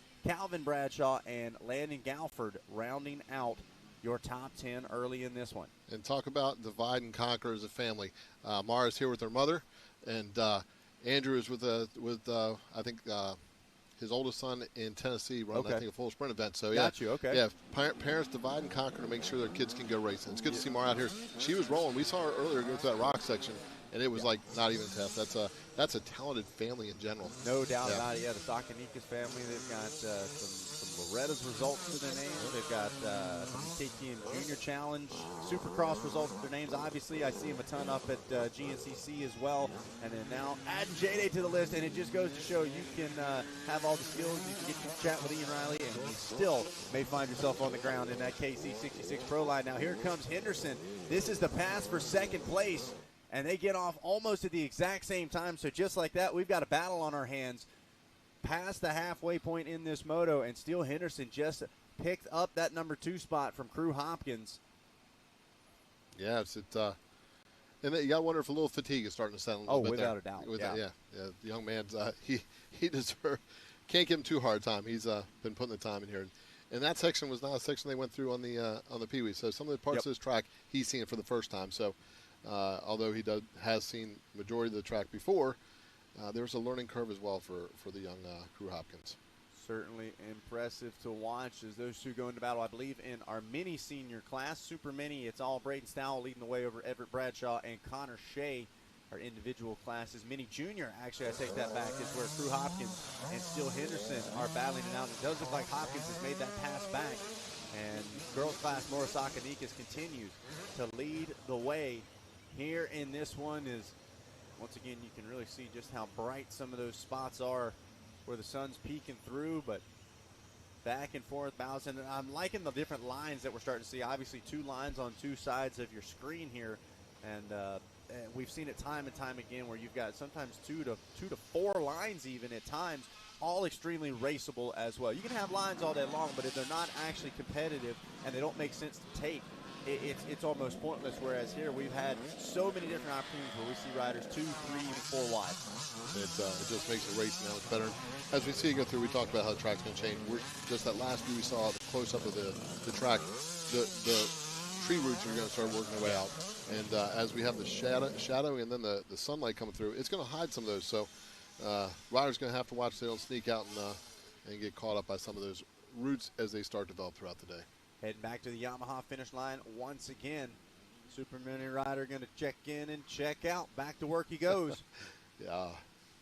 Yeah, the fact these riders get a full half hour to go out here, getting to sit back here, spend all the time I spent growing up riding motorcycles, sometimes it's easier to forget how fun it is, and then watch the little kids out here, and it's like, wouldn't want to spend a childhood any other way. These young riders living the dream. No doubt about it. Yeah, the FOMO was real when I pulled onto the property yesterday. I was even telling you about it. This is the Pro National that I grew up going to, so this has always been this is sacred ground, if you ask me. You know, I got many jerseys from these pits back in the day, but have never actually gotten to spin a lap at Budds Creek. So, no, I think these kids hopefully realize just how lucky they are to have an event here on property and get to share some of the same experiences that some of the greatest in the sport have ever had, not to mention making some of their own history as well. Well, now for myself personally, growing up in Maryland, racing District 7, I started racing here in 1978. Yep. And when the National developed through, when the National came in, it was one of those ones where I wanted to take my mark, and my first pro national to try to qualify was Lake Sugar Tree. And then I tried to qualify at Unadilla. So a lot of the tracks that JDay is going to do ones that I try to pass up to. But at Budds Creek, for me, when the fact the national came to my backyard, gave me a little home track advantage, and I was able to put it in 95 and 96 back in the 1900s. 30 years, 100 pounds less and a lot faster. But I look back now just how lucky and blessed I am to have an opportunity to do that with friends, family here, a big crowd, and like these riders, we'll be able to look back on this JDay event. First time here, and the good part is it's captured online, so we'll be able to watch back and learn from other years as well. Well, and that truly is something that I think doesn't get talked about quite enough is how valuable the archives are for Racer TV and GPTV. You know, whether it's something like the Loretta Lynn's coverage, something like our GNCC coverage, or right here at JDay as well. Just like you said, to be able to go back, and even if mom or dad or grandma or girlfriend or whoever didn't get to watch live, you can go back and you can show them, hey, yeah, this is me putting in work on camera. You can show your kids years from now as well. It really is cool to see, and cool to be able to share what this racing is all about. You know, you have friends and family. How was the race this weekend? Well, let me show you. And next time you can turn it on live and watch while it's actually happening. So it really is cool to see the coverage continue to grow and what that's been able to do for the sport. And what that can bring for a series like JDay, because this is the first Eastern Regional with this going up and down the coast. Yep. Next year, if these rounds come back, you know, like say the rounds come back to the same area, riders that raced it can go back and watch it and learn. Riders that have never done it can kind of get a little heads up before they get here. Homework isn't just for school. It's for racing too, and it can lead to success. And having that access to go back to it, once, like I said, we keep saying it, but it's going to continue to elevate the sport and elevate the success of these riders. Well, and to your point, I think the growth it's so much after the fact, and I think that year two is really where you see the big turnouts, because I mean, I get to walk around these pits during these events. I get to walk around afterwards during the award ceremonies, and man, the amount of smiles, whether you're talking about somebody like a Gus Reardon or a T-Dags, or whether you're talking about Braden Stowell and Crew Hopkins, you know, everybody seems to have a good time, and that is what's addictive, right? You have so many people where, just like we talked about earlier, we got into this because we loved it. It's a passion. It's something that we enjoy doing, and that's what JDay is really trying to foster, is that kind of environment while still providing challenging courses, challenging competition, but overall embodying that spirit of racing and family that comes along with it. And to go just another level, this is an aspect, you mentioned motocross, we're at a motocross track, but this is different than a motocross national. Motocross national is locked in top, just the national classes. An event like this, you have some of the top riders in the country that will take the time and talk to these younger riders. They pay attention, they interact with them, build a relationship, and these young riders can benefit from relationships and advice you can give to them on site, at track, and it's giving back. The top riders giving back to the next generation, because you know part of our role is as racers is to make it better for the next ones to come along. No doubt. And this JDay series provides that opportunity to foster the growth of the sport. Well, and you see that firsthand as well. I think that is one of the beautiful things about our sport and kind of just motorsports in general. I think that responsibility is not taken lightly by our athletes. You know, you see riders like a Ben Kelly, like a T-Dags as well, maybe a little bit more time in the sport to where he recognizes how lucky and fortunate he is and wants to be able to pass that on. And then you even have kids like a Jix Bustini who are now just kind of approaching the top level of the sport, and they look at you know, somebody like Crew Hopkins and Steele Henderson says, man, it wasn't just a couple of years ago I was you. And so it really is cool, and just like you said, the close proximity of the pits, of the racing, you don't just get to see him on the other side of the fence. You can walk up and say, hey, Jix, good luck today, and you start to do it round after round. It's really impressive. As we take a look, speaking of impressive, the Luxon last lap times, Braden Stowell continuing to hammer down with an 8:14 lap time. But how about it? We said they were close. Crew Hopkins, Steele Henderson, and Morisaka Nika's almost identical on lap times. It's great to see Mara doing it for the ladies. Oh, yeah. In a day and age, we're seeing more and more women's talent. The women's motocross series, we paid attention to that yesterday. Lala's been setting the world on fire. In the road racing side, Kaylee Yakoff is doing her mark with the men, podium at the Daytona 200. And Mara, lap time for lap time, she is locked in with those other two riders. So it's great to see the ladies out here showing that being a success, and especially an event like this JDay event here at Budds Creek. Yeah, no doubt about it. The soccer girls not scared at all. Aubrey and Maura ready for any challenge that we want to throw at them, no doubt about it. But And this is a local race for them. I'm going to say Saconigas from Maryland, and their father Andrew was a accomplished motocross, winning #1 plates in motocross. But then he transferred to the GNCC and made his mark there, doing full sprints and so many different types of racing. But you want to talk about a racing family? I mean, head to toe, top to bottom. Well, even Pete, Andrew's dad, and Mike, Andrew's brother, every part of them, and get to see Pete somewhat every now and then when he stops in our dealership, and it's good to see the family continue to grow, the next generation. Yep. And you were talking about Justini looking and seeing these are the kids where I was. There becomes a point in their life also where they look at a Brendan Style or a Crew Hopkins, and they start doing the math, how long it's going to have to be before they're going to have to deal with them. I'm probably going to have to raise this kid here in a few years. I remember there was a little kid that grew up in Maryland that had a coyote on his back that ripped around. And as he got a little bit older, I started doing the math that I would be in the vet class by the time Travis was trying to turn pro, and I was okay with that. Yes. Yeah. So probably worked out for the best for you. No, I'm fine. It was good to know that I was far enough ahead that I could enjoy watching Travis develop into a rider, and not just a rider, but someone who can backflip on the lawn of the White House. I tell you what, talk about making history here. We're only just a little over an hour away from the White House, from the Capitol, and.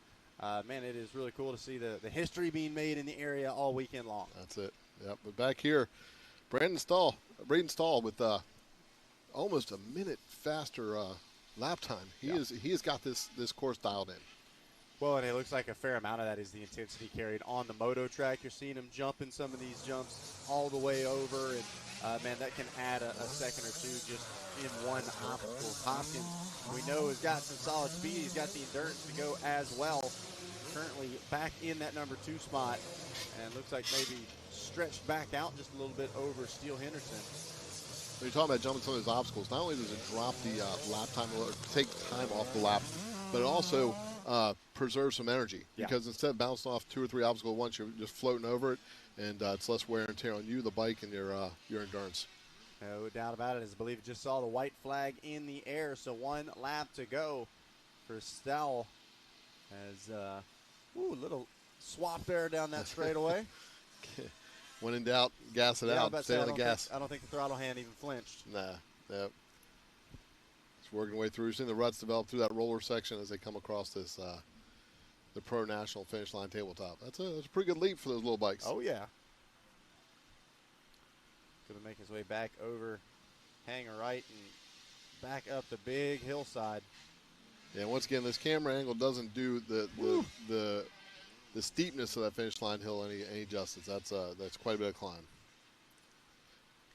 Here's how you get a shot of the FMF Extreme section, really working some of these riders, zigzagging through, but this young rider is approaching it with determination. Yeah, not phased at all as we hop on that Fox FPV drone. This is what it's like to be a part of the action here at JDay Offroad.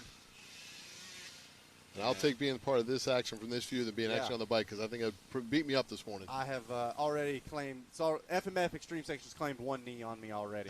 I'm good. We'll leave that to the professionals. That's it. These young riders are handling this like professionals. They're young in age, but a lot of talent as they navigate up and around these woods. These sections probably, I believe, are just cut in for this event. In some cases, you can see where the grass is starting to work its way through. Yep. See that little workaround section there rather than taking the rock garden.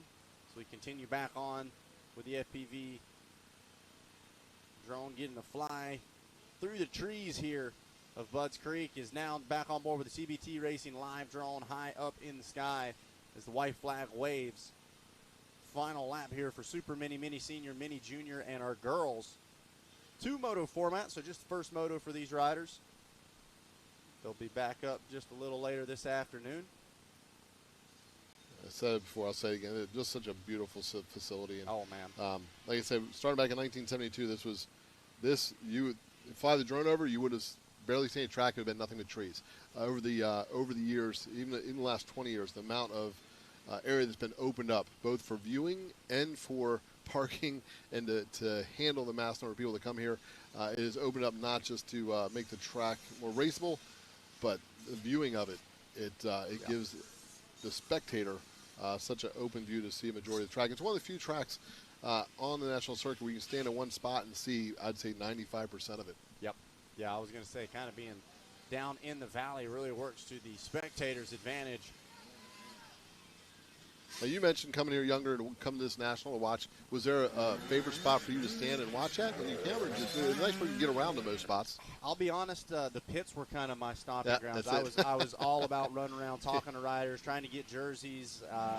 That was by far and away my favorite spot. But you got to love the big gulp, right? Everybody loves big jumps. Yeah. I always enjoyed being over there, and then I like being right beside the big hill climb as well, right over by the announcer's tower. So well, there's not a bad place to watch from. So where you're at, you can see part of it. So, but yeah, no, it's, as a kid, getting access to the pits to walk around and to see your heroes. Oh yeah, pretty cool. And and the nice part, like JDay, these young kids get to pit next to their heroes. Yes.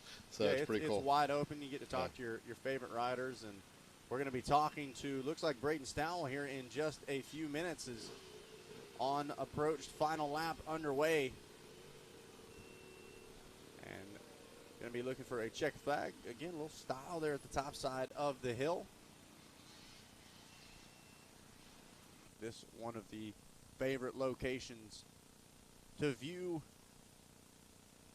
especially for me now here on Racer TV, is this TBT Racing Live drone. The eyes up in the sky, really just changing the game as far as the way we get to view the racing, not just at home as spectators and fans, but really been interesting to hear the way some of our top riders use the coverage of Racer TV and GPTV as a tool, right? You'd be able to look from overhead. You're able to kind of see what one rider's doing versus another, what kind of lines they're taking. I know a lot of riders that call it studying film, if you will, out at Loretta Lynn's as well throughout the course of the week, seeing what this rider or that rider in this class is doing. And so really impressive to see not only how it changes the way we get to watch for our own enjoyment, but the way our top riders get to study and improve their riding as well with the coverage right here on Racer TV and GPTV.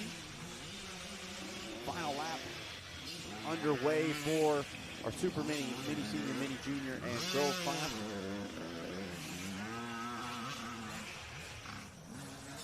Of course, don't forget we'll have racing all day long right here from the Pro Taper Budds Creek Grand Prix.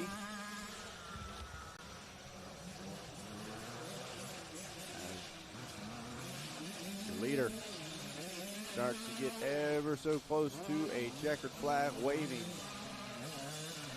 here in this one. Braden Stowell.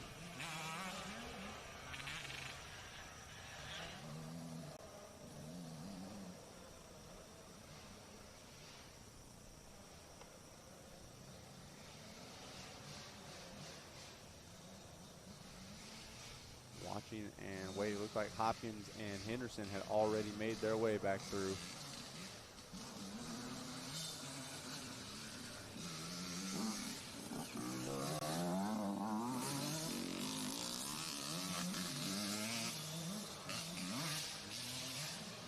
As we continue to see our riders carve their way through the off-road section. There is Henderson on the 508.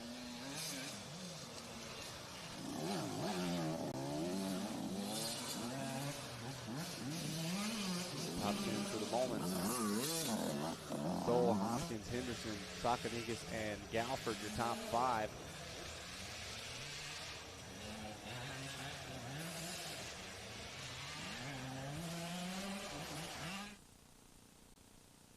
Back on board with your Fox FPV drone.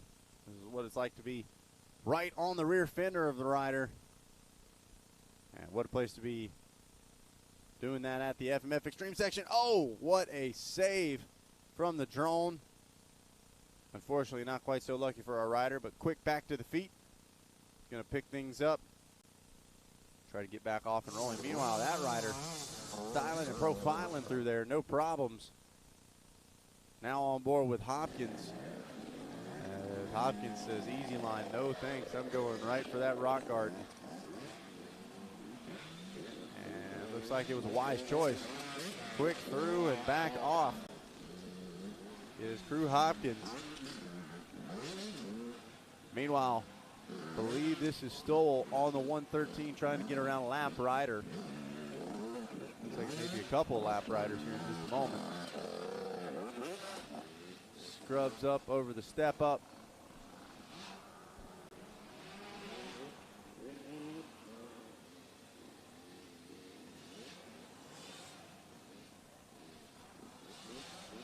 And now just about a quarter of a lap away from a checkered flag here in the Super Mini class. Rail the outside. Scrubs off the big gulp.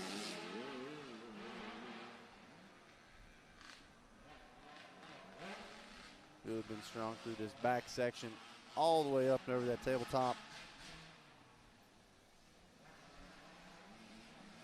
Back over Henry Hill one more time, and now on final approach. What will be a checkered flag waving. Braden Stoll, the Pennsylvania native, into the Yamaha finish line section, and there it is. Braden gonna grab the win.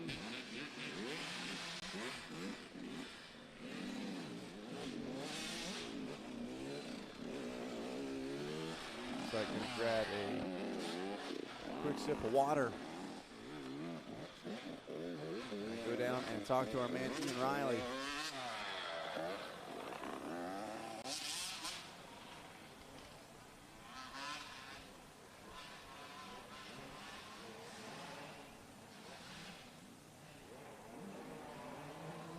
As here we go, the man of the hour back on board with that Fox FPV drone, and some of our other riders charge towards the finish.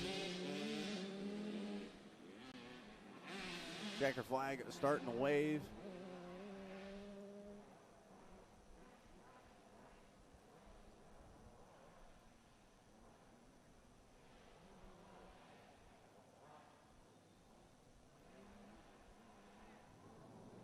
Great drone shot of our other drone. See the FPV drone following along here through the Dunlop split lane. Great shot of that. Two different lines available.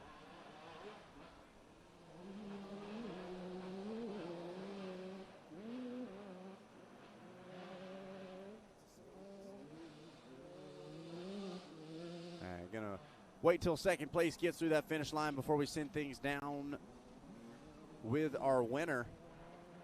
So following along, Crew Hopkins back onto the moto track. Not quite gonna launch the full uphill triple there. That would have been impressive though.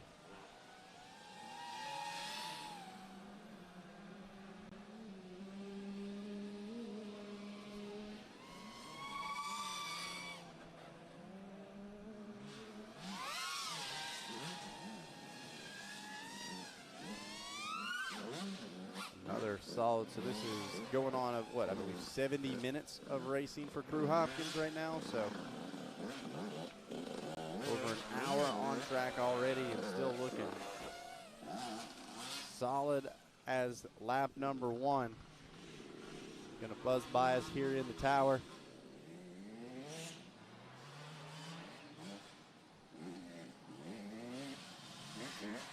To that far outside, and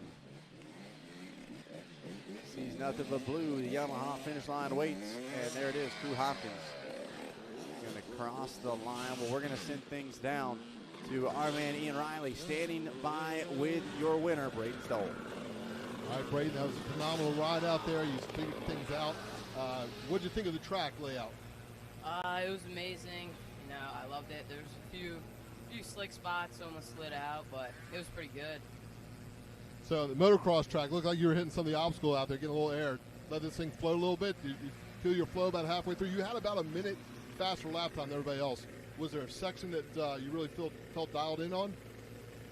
Not really. I was kind of just flowing through the whole thing. I mean, like I said, the track was nice, flowy. You definitely got it done out there, taking the win. Congratulations. Any sponsors you'd like to thank for getting you here?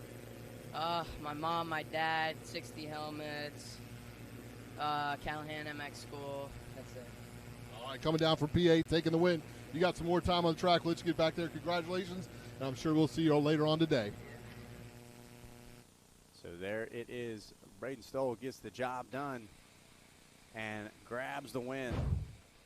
out of your Super Mini classes. Now we take a look at your MX Trophies race recap. The kids were going to battle. We saw them wick it up just a little bit here in the bigger bike sizes. That Kirk Caselli Pro line opening up, giving a little bit of trouble, but they pretty much got it figured out by the end of the race. Talk about having to figure it out, though. Braden Stoll, Crew Hopkins, Steele Henderson, your top three, battling back and forth all race long as the FMF Extreme section claims a rider there. But at the end of the day, the KTM of Stoll going to grab the win. Looks like Hopkins going to grab the win out of your mini junior class as well. I believe Morisaka Nikas going to grab the win out of your girls class. We take a look. Your Pro Taper top 10 looks like this. It's Braden Stoll, Crew Hopkins, Steele Henderson, Morisaka Nikas, and Bradley Galford, your top 5. Everett Bradshaw, Brantley Callahan, Calvin Bradshaw, Sawyer Bradshaw, and Hudson Hooper rounding out your top 10 here in this one. Well, folks, race number 2 in the books. We're going to grab a quick commercial break, and when we come back, we'll get ready for our C classes coming up next here from the Pro Taper Budds Creek Grand Prix Round 5 of the Fox JDay Offroad Series. We'll be right back.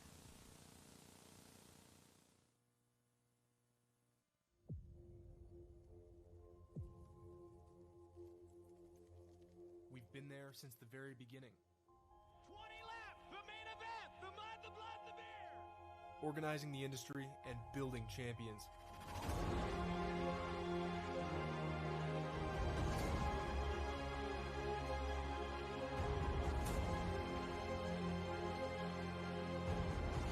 "100 years of defending your rights to ride into the future." Redline Oil, formulated to win, proven by me. Redline Oil, formulated to win. Formulated to win. Formulated to win, proven by me.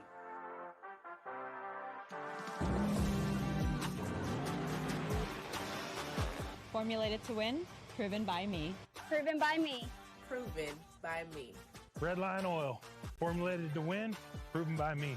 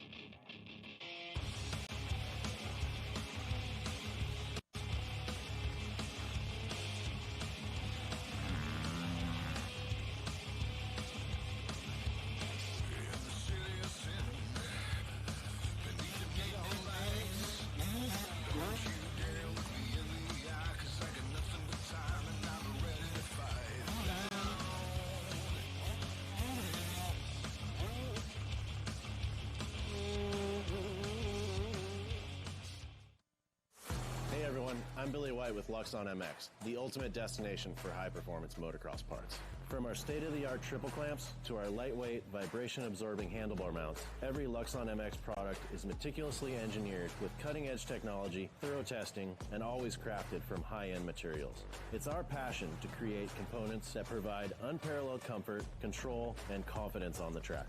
Luxon MX, engineered for performance, proven by professionals, and available to you.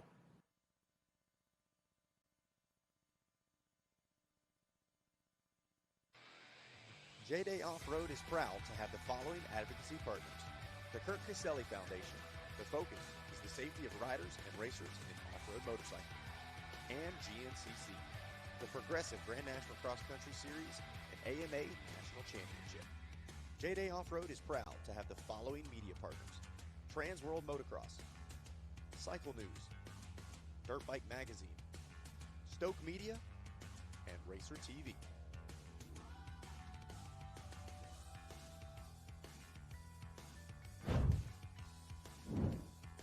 Well, hello, ladies and gentlemen, and welcome back to beautiful Budds Creek Raceway for round number 5. This is the Pro Taper Budds Creek Grand Prix. As we now get ready for our third race of the morning. Our C-Class, always an exciting one. Row number 1 going to be our C250 class. Row 2, our C-Open class. C200 on row number 3. Little C-Vet on row 4, and then our BC Open Electric class going to be the final row there. Going to wick things up a little bit as far as size goes, as well as speed.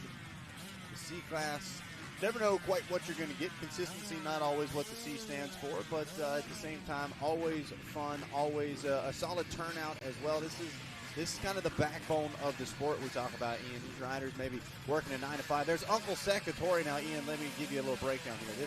We call him Unc, right? Uncle Secretary. He was at one of our earlier rounds. The guy, as you can see, he's a personality. He came over the jump, pointed directly at the fans at home and said, "I want you to come to JDay Offroad." He's been with us ever since. Went down pretty hard yesterday. Saw the video on social media. Was worried Unc wasn't going to be lining up with us. I saw over on the tabletop. Yeah, over the big table. He went down, stood up, and then fell back over the bike. So, resilience, because he is back here today. And, we see a whole group of these C-Class heroes. Talent may be in development, but nothing but heart and determination. No doubt about it. Certainly excited to see what they've got in store for us here on this one, as we'll be dropping the flag here in just a matter of moments. As you can see, oh man, how about it? Umbrella Girl getting no time off here. No maternity leave on this one. I need you. And I tell you what, it's starting to heat up out there. The temperature's coming up. The sun is peeking up over the trees. It's going to start baking down. So this class here is going to start feeling a little bit more than the younger rider earlier today. No doubt about it. We're going to find out who's been putting in the work. Evan Kelly there on the 222 Kawasaki, been a consistent runner towards the front. Seeing a lot of new faces, new number plates, if you will, with us as well, though I love to see it. Everybody starting to catch the buzz. Not to mention, I think when you start to throw a name out like Budds Creek, people go, wait a second. All right, if they're able to get a gig out at Budds, they must be doing something right. And so everyone excited to go to work. And I tell you what I'm excited about. That is no fear gear that guy's wearing right there. In fact, it's back. It's back. It is so back. Getting to see them in action at the Arena Cross Series, the Moto Concepts MCR Honda team rocking No Fear, and then officially the No Fear Motocross social media pages have come back up. So excited to see that, and I know a lot of people stoked to see what they've got in store. But right now, our C-Class riders making those final bit of preparations. You see, kind of trying to calm the nerves a little bit on the line before we get ready to fire them up and drop that Fox green flag. Well, the C-Class too, with it being a Budds Creek, you'll see a lot of locals that'll come out because it's not. You may not be in it for a championship run, right, but a reason to come out and ride Budds Creek for whatever reason it is. The C-Class is a place that invites people to it. Not quite as intimidating as possibly coming up. You're going to get some of the big dogs we're going to see later. Oh, no doubt about it. Certainly going to be intense, that's for sure, as you see our riders go to work. See the machines fired up, getting warmed up, and going to work here in just a moment. Riders back there shaking things off. And, right now they're just sitting in that starlight. It's baking down there, so there's no shade except for the ones that do have the umbrella. It looks like we're going to get the first wave going off, so we'll see these C250 riders get after it real quick here shortly. Here we go, boards in the air. Row number 1, your C250 class. Getting ready to come at you.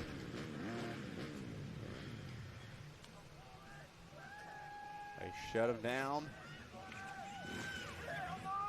Fire them up, and we are rolling. C250, good jump from the Husky machine.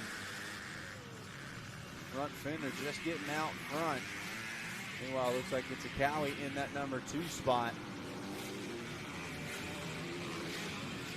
Making way up over this first tunnel jump, around the outside, down to the rollers along pit road. And we're going to see this group looks pretty competitive. They're real to wheel. Although the first two riders are starting to break away already, so we'll see how this develops as they make their way around the whole circuit. Yeah, already seeing a bit of a pass for the lead. As it looks like a Kawasaki going to stretch out the full table time, open up about a bike length and a half or so. The two-rider breakaway here at the front of C250. Meanwhile, C Open, row number 2, coming at you next. Day and age of the button, you can see there's one or two riders got their foot up on that kickstart ready to go. A little disadvantage there, but like I said, we got a half hour for them to make it back up. Yep, no doubt about it. Oh man, it was a good jump, it looked like, for that one kick-starting machine, but they just stalled it right after the fire. The TBT Racing Live drone picks him up. Some bar banging action as the Yamaha slicing and dicing towards the front.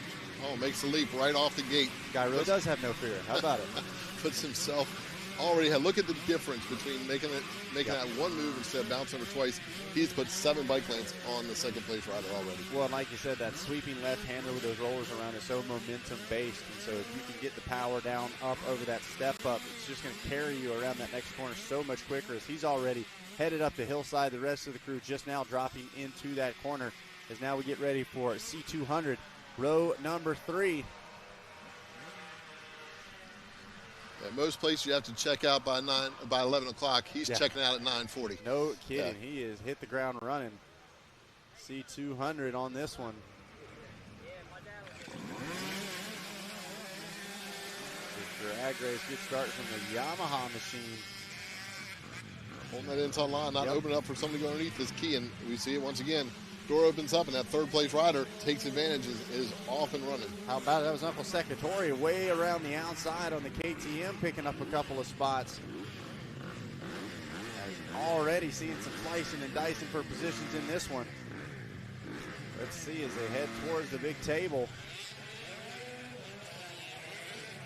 The level of send varies in this C-class. Yes. So first lap is always a little, you hold your breath because you don't know where the send's going to come. Yeah, you want to get a good start, especially if you know you've got what it takes to hit those jumps. All got to start somewhere. Absolutely, no doubt about it. C-Vet, big C-Vet class, love to see it. And I got a soft spot in my heart for that retro Yamaha, the purple and white they did a couple years ago. Looks good, doesn't it? That was my era. That was a 93 colorway, and when they brought it back, it just brought back so many good memories. And cool to see them out there online today. No doubt about it. It was a solid start up the inside for that machine. Meanwhile, looks like maybe a different Yamaha grabbing the whole shot as they head back up the front stretch and over that step up as well.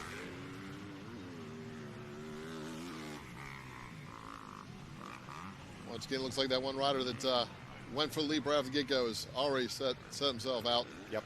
Set and sail.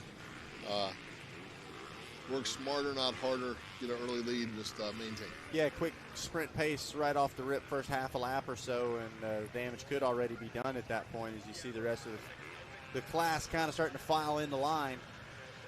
But there is still 29 and a half minutes left, so anything can happen. But no, it's always good to get out front as early as you can. That's less tear-offs you got to use, and clear track until they come up on the back wheel of the next group. Here we go, Open BC Electric.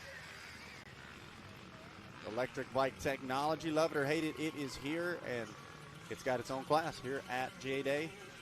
That's it. See that rock section, the Caselli Pro area, that didn't look like it was much of a challenge there for that rider to get through with pretty ease. We've seen the Caselli line now through the FMF Extreme section, as they are picking their way through. You see Evan Kelly trying to slice up what was the outside, set up the inside for that next corner. And we see the racing going through the day. We're saw this one rider opt out. Yeah, Kelly. Make the turn. We'll see if he goes, because that may not have been a bad move, because it was getting bottlenecked with these riders coming unglued through the rock section. Yeah, I'll be curious to see how this ends up shaping out. There you see them on the exit. Where is Kelly at? It's a bold strategy. We'll see how it works out for him. Yeah, right. Bold move, got no doubt about it. Oh, the FMF Extreme sections claim someone there with the stall, but they're back and going again. This is one of the sections, each lap around, you think that they'll take notes and it'll be a little bit easier next time. But with that will come fatigue, So knowledge may not always be the key. It's strength. Well, and another thing, especially in these extreme sections throughout the day, they change a lot. We've seen even logs start to kind of roll around and become moving obstacles as much as stationary. And so you may have taken the notes, you may have thought over it through your race leading up to Moto 2, and it might be a totally different extreme section by the time you get there, as the the Fox FPV drone kind of hanging, as getting caught in the middle of a battle here through the Kirk Caselli line. You think you're at the local carnival. Welcome to the fun house as the obstacles just keep coming at you. How about it? A couple of riders getting a big kick forward there. Weight distribution so crucial in these extreme sections. And early in the season, being spring, a bit more weather being more, we saw like Club MX, the ruts and everything up to face that, were challenging. Today, it's going to be a fact. It's going to be so hard pack and traction. Some of these riders run those scoop tires may just end up spinning off and cause some issues.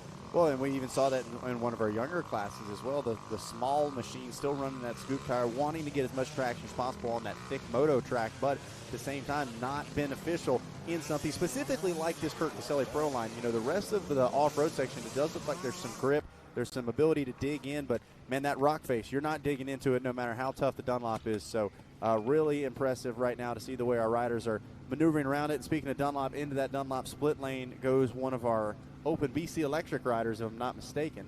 Yeah, putting that, it looks like it's Stark, and making ease of use of that split lane, doubling through the section, just keep the momentum going. It's you don't hear them coming, but you get to see the results. I'm telling you what, I've been lucky enough to jump on one of those things just for a couple of minutes, down a straightaway even, and it'll teach you some respect. They are certainly impressive. Yeah, it's with my age and knocking on the door of 56, growing up on a two-stroke, and then the four-stroke come along, changing the soundtrack. We're embracing that again with the soundtrack changing to a more of a buzz than a combustion motor.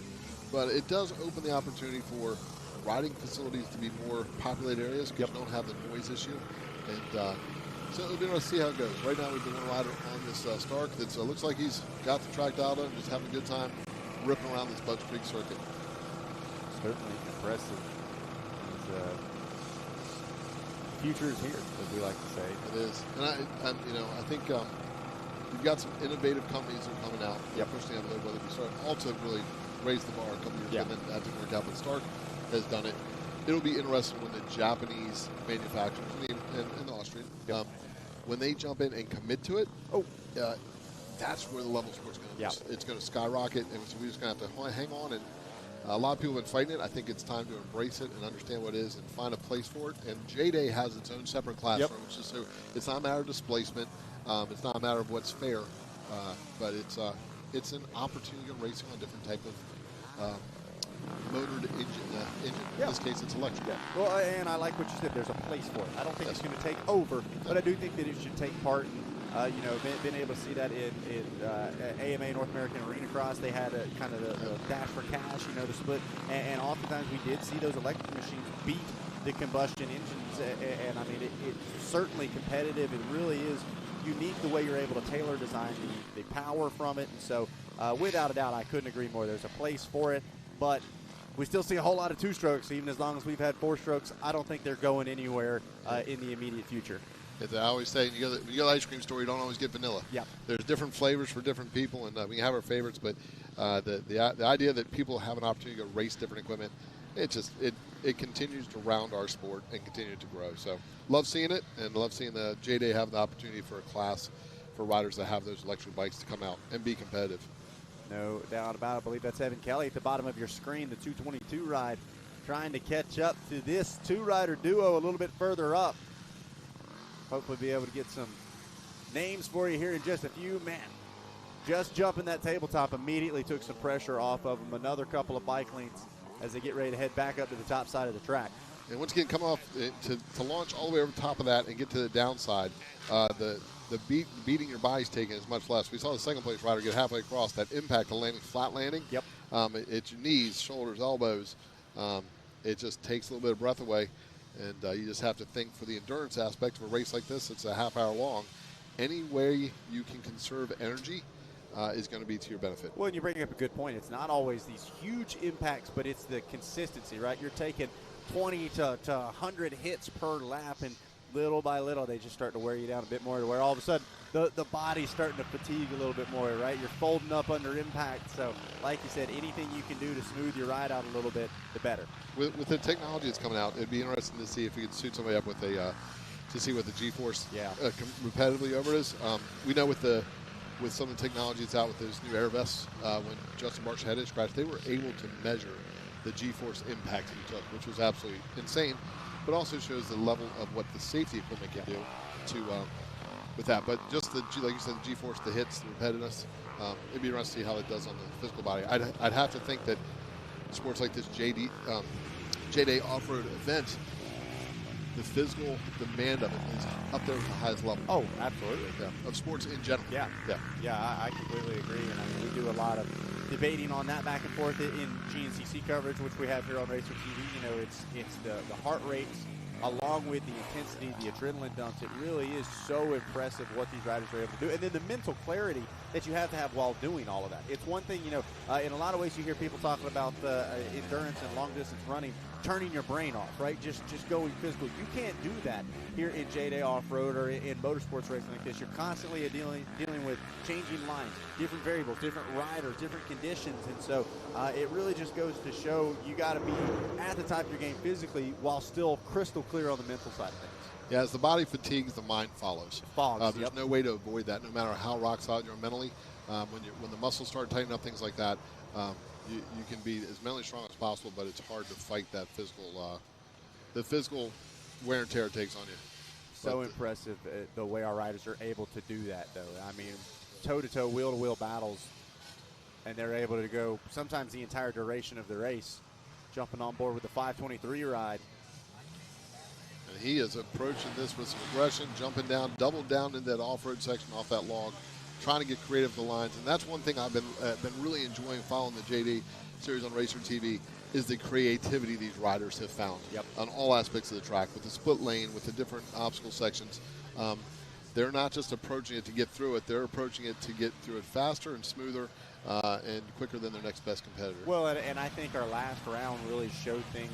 Jigs Bustini getting creative with that creek jump, and I kind of, all of a sudden, that was a game changer. That went from not even in anybody's thought process to, if you're not doing this, you're probably not going to wind up on the podium. And for Jigs to be able to be one of our younger top riders and to be able to come up with that, consistently hit it, man, it just goes to show, just like you said, these guys are continuing to raise the bar. They're having to look for these little things to be able to separate themselves, because everybody's at such a high level when things are going right. You got to find a way to separate yourself. Yeah, in that case, the youthful exuberance, yes, not being locked in, just not knowing any better in some cases, that you're not supposed to do stuff like that, allows the opportunity to do things like that. And that was amazing on his part to figure that out and make it happen. On another level, from a broadcasting level, the call on that was absolutely amazing, because you had to figure out what did we just see? Yeah. And to mentally process it, to figure out what he just did, was another level even on your side, which I was amazed at how y'all called that. That was pretty cool. I think OPAG's even put up on social media the camera of myself, Johnny Gallagher, and Gary Bailey, as all of our jaws just dropped. Like, was that a mistake? Did his throttle just stick? What happened? When you stump the professor, yes, you raise the level. Something. Exactly, yeah. So. Yeah, Gary Bailey, I had the chance to take a motocross school with him back in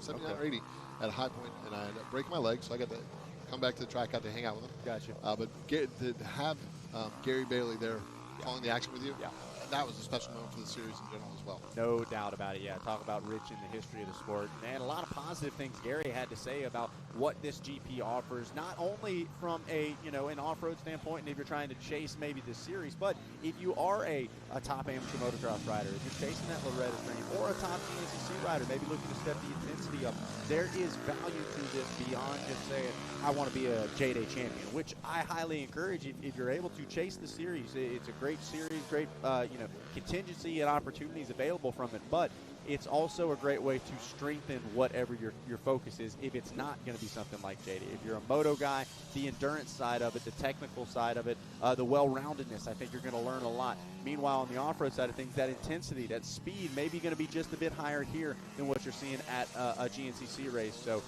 truly a blend and a mix for everybody on something that they can improve on and take some notes on. I get to announce a bit of flat track racing. Yeah. And I'm a big advocate. I think motocross, I think everybody in general should go do some flat track racing to learn momentum. Vice versa, a lot of the track, that's that top runs. I was trained doing motocross and hair scrambles.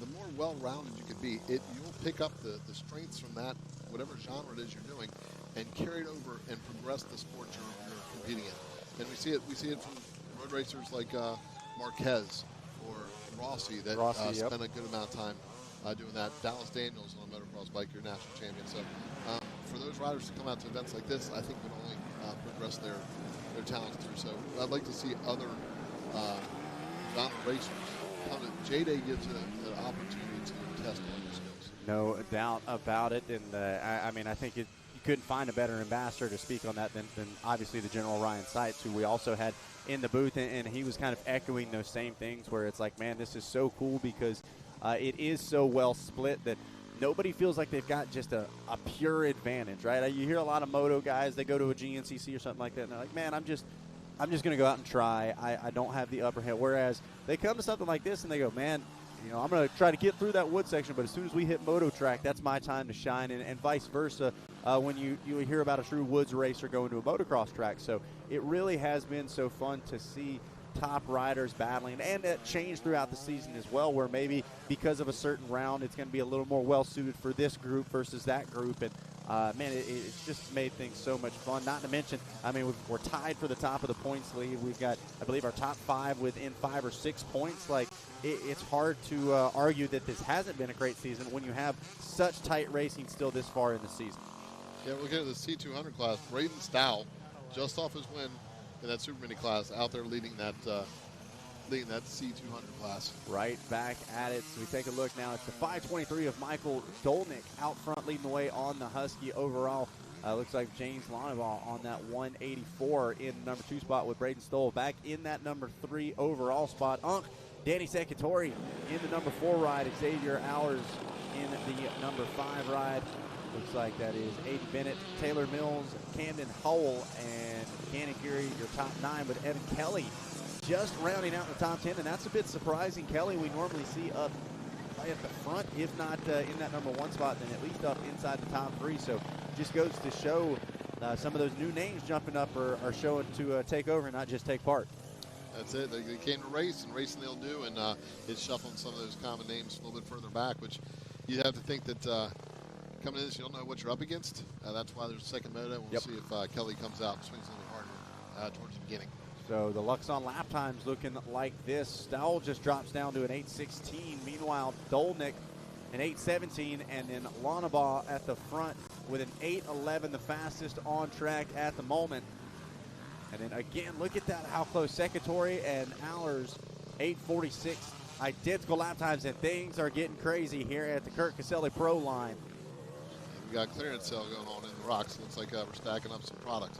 And how about it? It goes from bad to worse. Oh, one rider gonna bring a tree down. Try a different line and wound up doing some tree climbing there. Yeah. Oh, hang on to it now. Got all kinds of racing action going on. You got the, sounds like the noise of Potomac Speedway coming to life as well. And just over the trees, even on the opposite side of the property here, you have Maryland International Raceway. So you got a drag strip that just had the top four drags not too far ago. And then on the other side of the property is a popular riding area for recreation that people can pay and ride during the day, which has a motocross track and kids track. So this area of Southern Maryland has really embraced motorsports. Yeah, talking about a whole lot within a little bit of space. Great stuff going on here as the 184 continues to lead the way. And Braden Stoll sitting there in the 3rd spot overall, coming off that 30-minute moto in the Super Mini, and is only 4 seconds off the fastest rider in the C-Class. It just shows his talent. As he gets a little bit older and moves up, he'll be primed and ready to go when he gets to the A classes. Well, and if he certainly keeps running multiple classes like this, he's going to be in shape, as he'll be going on an hour of track time at this point. Meanwhile, jump back on board, buzzing by us here over Henry Hill. Looks like the gas ride. Looking good, feeling good. Scrubs off that step up before heading into the Yamaha finish line.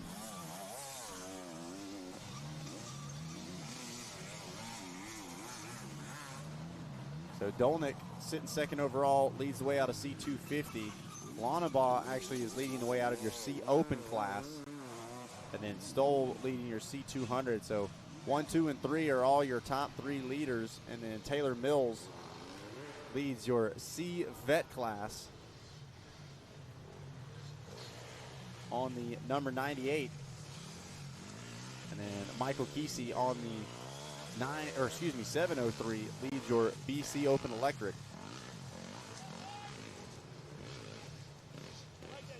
Oh, how about it? Just the 523 there. Taking a little run through the rock section. Wasn't quite how he planned it, but he still got through there. Hey, as long as you get through it, that's the key. We've seen lesser men fail earlier. Yeah. No doubt about it.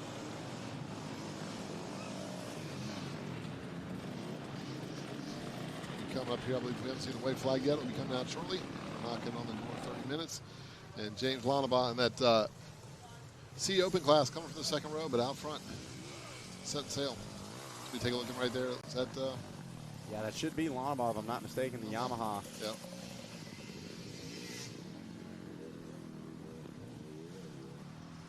Does a good job right there. Enters that section with a lot of speed. I think that's a big part of it, is the lack of hesitation. Same thing in that extreme section. We've seen it time and time again. It's the timid riders that are a little more hesitant that wind up losing all the momentum and going down. Yeah, as with life, sometimes the key to success is just being extremely confident. Just got to send it, yep.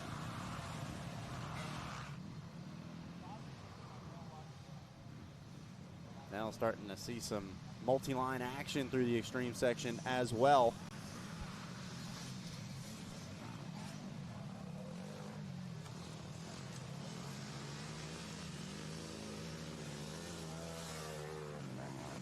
There we see Evan Kelly on the 222. He's worked his way up into the 7th spot overall, so he is definitely making some progress. I think something may have happened that set him back, whether it's a rock section or something. I kind of agree. Got to think maybe an early mistake cost him in a big way, as he's able to pick up another spot. Trying to work his way up to Taylor Mills and Danny Secretore, sitting in that number 6 and number 5 spot. As the moto wears on and some of the fatigue starts setting in, if Kelly's feeling fit and on the move, that there's always opportunity until the check flag flies. So see if there's a couple more spots he can pick up along the way. No doubt. The Fox FPV drone is what it feels like to fly. Yeah, Fox stepping up the sponsor this whole series. Oh, yeah. Big part of it. It's good to have a title sponsor. And company is dedicated to the sport of motorcycle racing like Fox has been since 1974. And the growth of the company and the family and where it's gone now with its partnership with Revelist, taking over ownership and continuing to provide top quality products for racers all over the world. Yeah, I think when the motorsport industry, when you say something like Fox, you know, if they're jumping on board, if they're a part of it, there's a lot of legitimacy to it. And we could not be more thankful for our friends over at Fox for everything that they do for us here at JDay.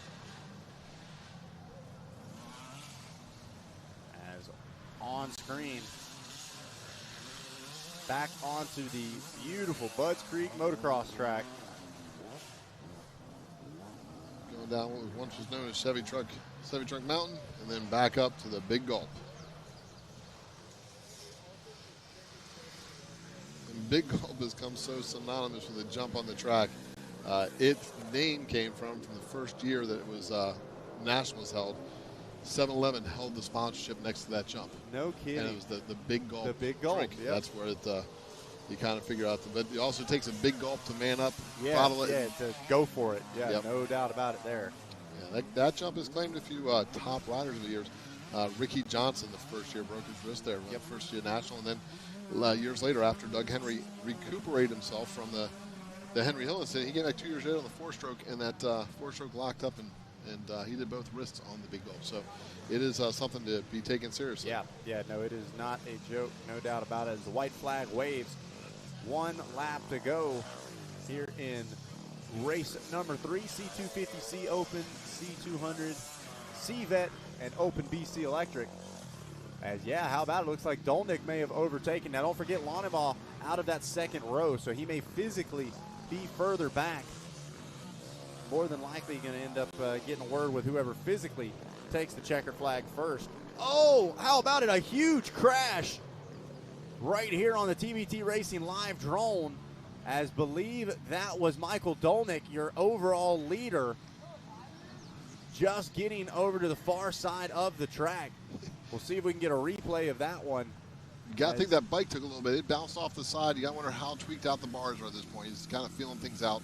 That was a big get-off. There was nothing soft about that one. Yeah, no, well, it certainly could have been a lot worse than that as well. He at least kind of was able to roll out of it, but a big hit nonetheless, as Dolnick going to try to feel things out. Take a look here on the red line replay.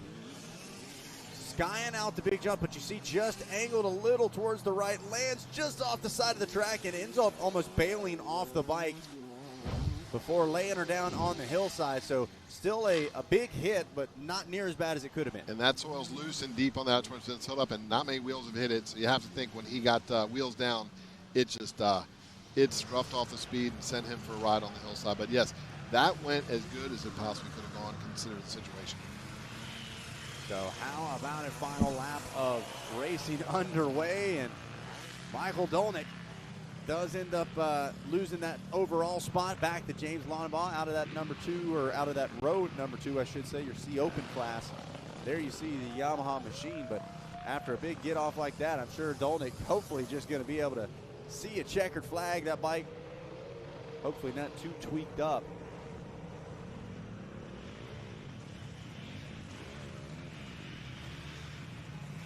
As there you see the Husqvarna rider. Looks like maybe losing a handguard. But overall. And there you physically see the number 84. So those are 1 and 2, but the rider physically in first is second on adjusted time. So that could be a battle all the way down to the wire between James Lonnebaugh and Michael Dolnick. Physically on track. Lonnebaugh's got the corrected time.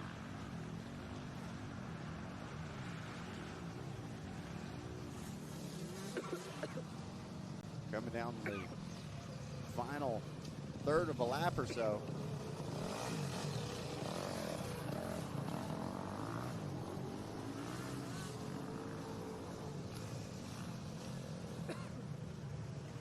Things are starting to heat up now, not just the action on track, but the temperature here in Mechanicsville, Maryland, continuing to climb. It's going to be a brutal day for our racers. Start to enter the dog days of summer, if you will. There is 523, and there is the 84. So he has him in sight. The question is, does he realize that is for the physical lead? Lonnebaugh. There you see the Blue Crew ride up on the pegs. Hard on the brakes right there. And right back to it.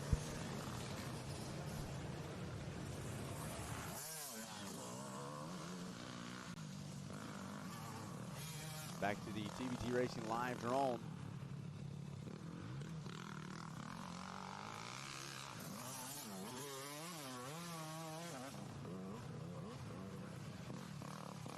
Waiting and watching as the battle continues. Let's see, there is Lonnebaugh. How far up is Dolnick? Into the FMF Extreme section they go. Lap rider just ahead of the Yamaha. No problems there, able to go right around.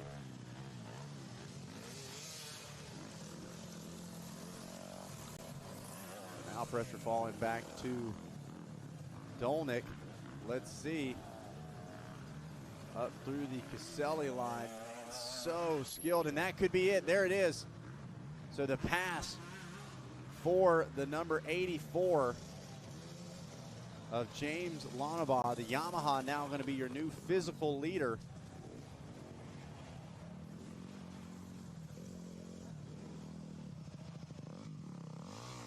So not just corrected time, but physically out front now is the Yamaha machine.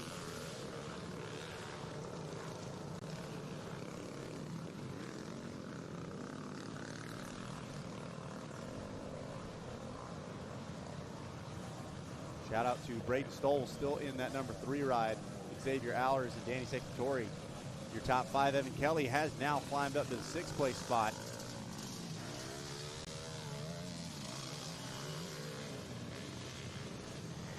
But the battle rages on.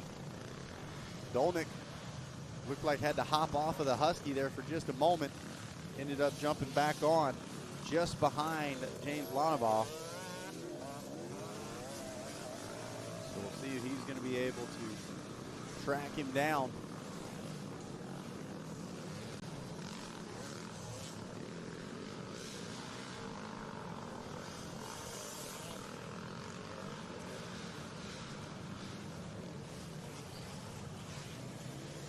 Taylor Mills, Eric Weiner, and looks like Robert Sowers.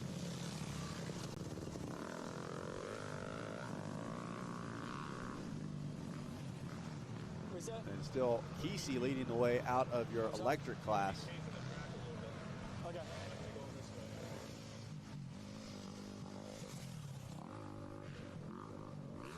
Back on board with the FPV drone, your Fox FPV.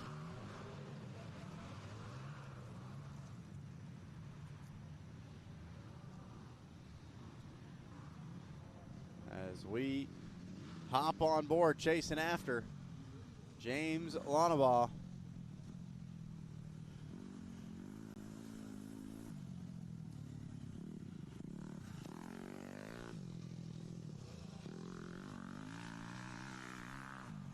And there is Dolnick. Through the Dunlop split lane they go.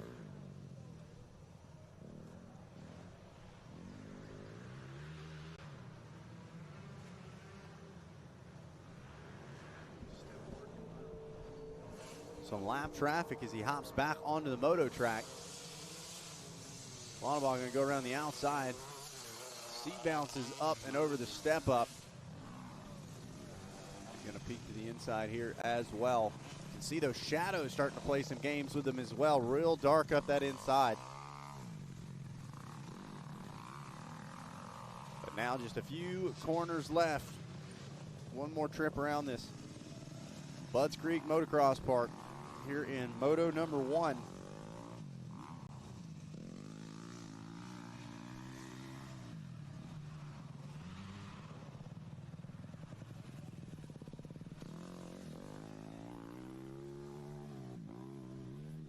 Gonna buzz by us here up and over Henry Hill.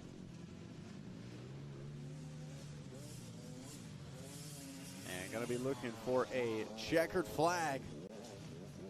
Here we go, the 184, James Lonabaugh. Gonna get the job done and bring out the checkered flag. There it is. Yamaha rider gonna take the win. Michael Dolnick gonna cross the line just behind in that number 2 spot.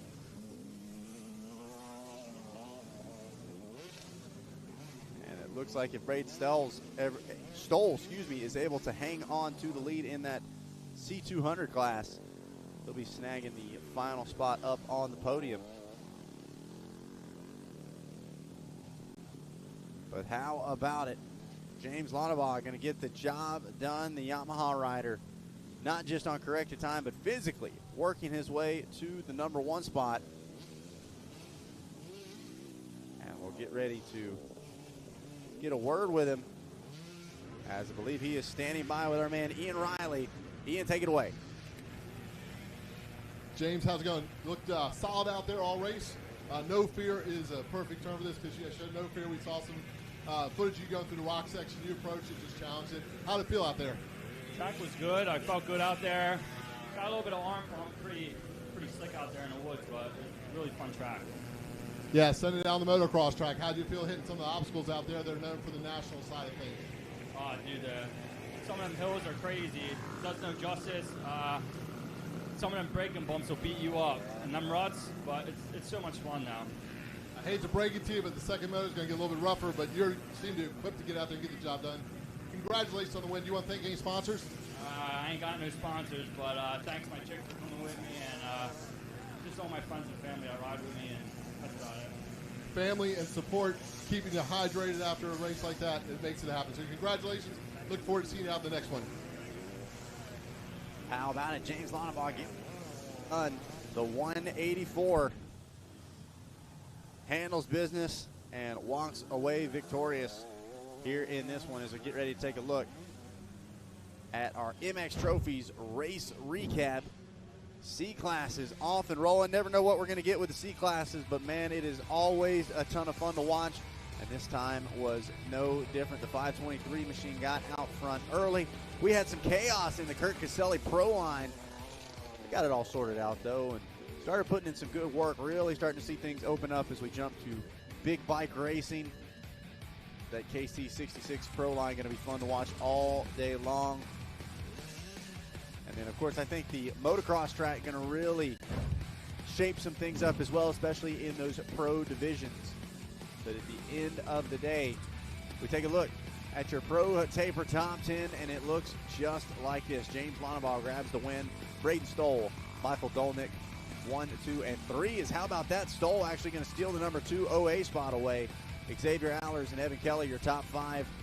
Danny Secretary in the 6th spot. Camden Hull. Looks like Taylor Mills, Aiden Bennett, and Eric Winder rounding out your top 10 here in race number 3. All right, folks, we're going to get ready for a quick commercial break, and when we come back, we will have more racing right here from the Pro Taper Budds Creek Grand Prix Round 5 of the Fox JDay Offroad Series. We'll be right back.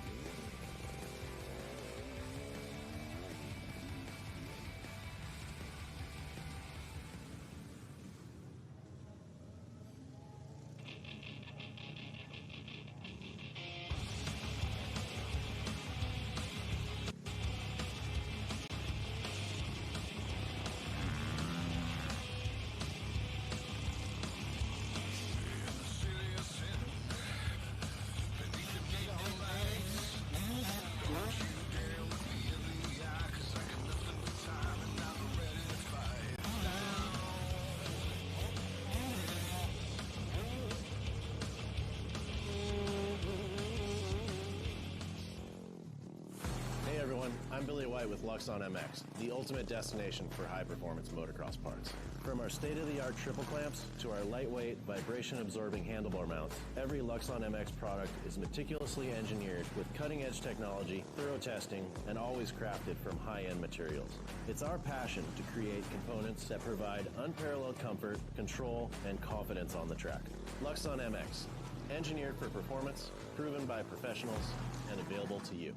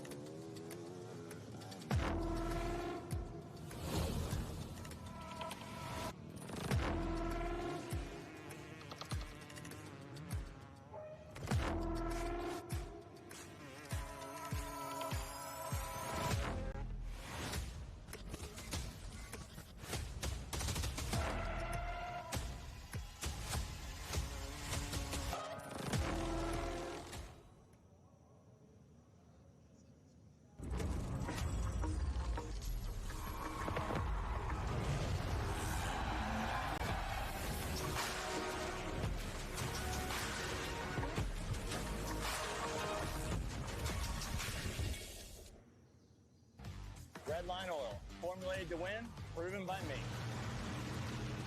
Formulated to win, proven by me. Proven by me. Formulated to win, proven by me. Proven by me. Proven by me. Proven by me. Proven by me. Formulated to win, proven by me.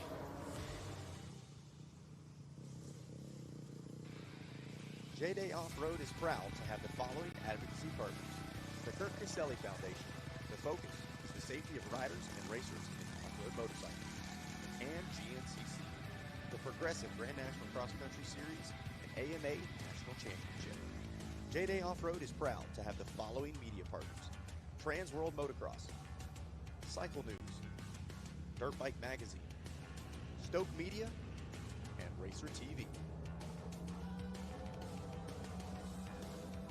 Well, hello, ladies and gentlemen, and welcome back to round number 5, just about an hour or so outside of Washington, D.C., here in beautiful Mechanicsville, Maryland, for the Pro Taper Budds Creek Grand Prix Round 5 of the 2026 Fox JDay Off-Road Series.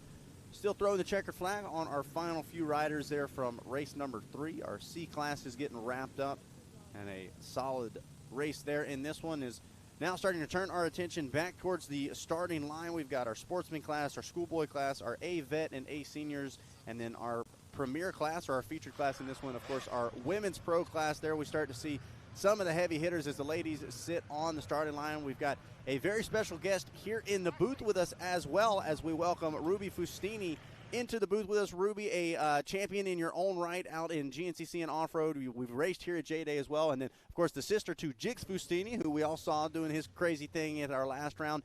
First and foremost, we see you on the recovery on the men. How are things coming from your injury?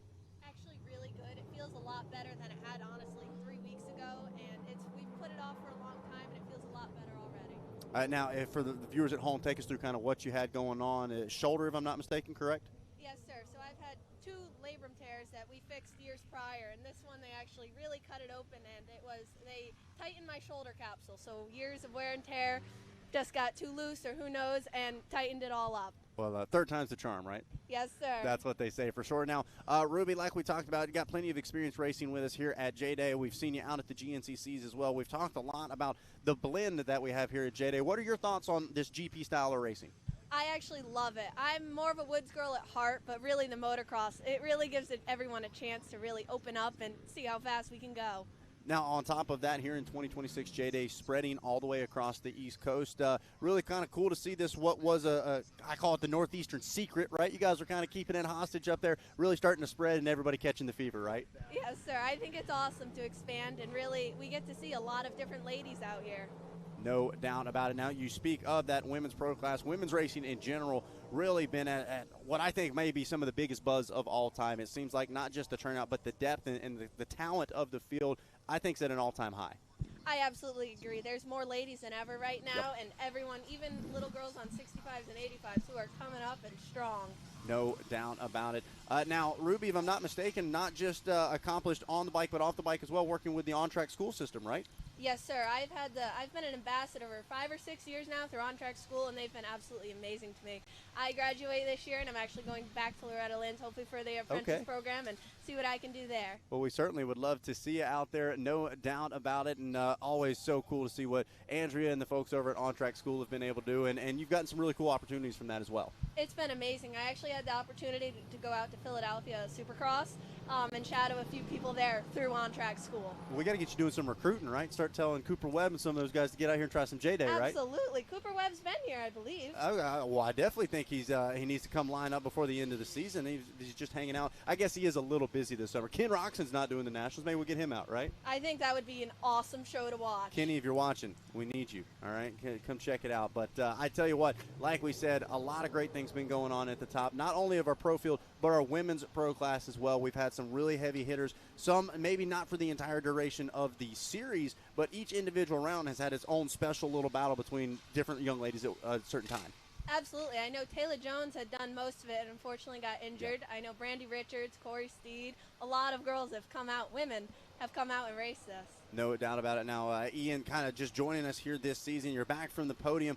Talk about what you're looking forward to in this one with these women's pro classes. I haven't gotten to see the full lineup as far as who we've got signed up. I know they closed sign up at the last possible second in case anyone wants to show up, but I think we've got some heavy hitters here at round 5. Well, you know, whoever's going to show up on the line is going to bring it. The track's shaping up to be phenomenal, and anytime we have a full field of women out there racing, it's great to grow the sport, and it's not just not for the men, and across all genres of sports, women of motorsports, women are making their mark, and it's great to see when we see a lineup out there. And we saw Mara second earlier today in the mini classes, and I can only think that they'll be moving up and taking on the bigger bikes later. No doubt about it. Now, Ruby, we take a look at our Dunlop top 10 points breakdown. Kayla O'Neill taking over that number 1 spot now with 85 points. Taylor Jones, who, as we said, unfortunately injured, not going to be back with us at least for a little bit. Back in that number 2 spot, Brandon Richards in 3rd. O'Neill in a very unique spot to be able to capitalize. Big opportunities for points and to try to put a little more cushion between herself and the rest of the field as far as that overall championship goes. Absolutely. It gives her cushion, but also I know anyone can show up, and then it's a run for anybody. It's not a No doubt about it. There it is, Kayla O'Neill on screen, Dad right beside her. And Ruby, what's your kind of what's your schedule? What's your deal like on the starter? You get hyped up, or you try to stay calm? What do you do? I actually really just like to be normal. It sounds weird, but really just enjoy it and have fun. We have a ritual with a few of my friends where it's always double fist bumps and jumping jacks and just try and be as calm as possible, because once that gate drops, there's no calm. No doubt about it. Things are about to get exciting for sure as we see that Fox 30-second card in the air, the green flag getting unwrapped. We saw Kayla O'Neill, saw Jocelyn Barnes back with us as well. I believe we've got Carly Lee out here this weekend. So it looks like the flag up in the air. And we are just about ready to go women's pro racing. Here we go, off and rolling. Good jump from the KTM. Maybe Carly Lee grabbing the whole shot. Looked like Barnes. I don't know. I think Lee's got it. I don't know where the whole shot line's at. Barnes might have taken the lead, but no Carly doubt about is a whole shot queen. Even in GNCC and against all those factory bikes, she is good. And there's a lot to kind of balance with that, with a dead engine start, a lot of technique, different ways that you can do it. But like you said, Lee always been one of the heavy hitters off towards the front as she is threading the needle and making a pass for the number 2 spot. And we're seeing how these ladies are taking to the track, and the obstacles are not seem to be too much of a challenge. Right off the start, we had 2 riders jump that step up, and then we saw what that move did over the big finish line tabletop for the National. It's going to dice things up, and they're going to be all in, all out until they get to the wood section and settle back in. No doubt about it. As we take a look now, row number 2, your A vet and A senior classes sitting on the line. Lock in on that Fox green flag. See a Husky way towards the inside, the Villapoto line. Oh, not going to get the jump for him on this one.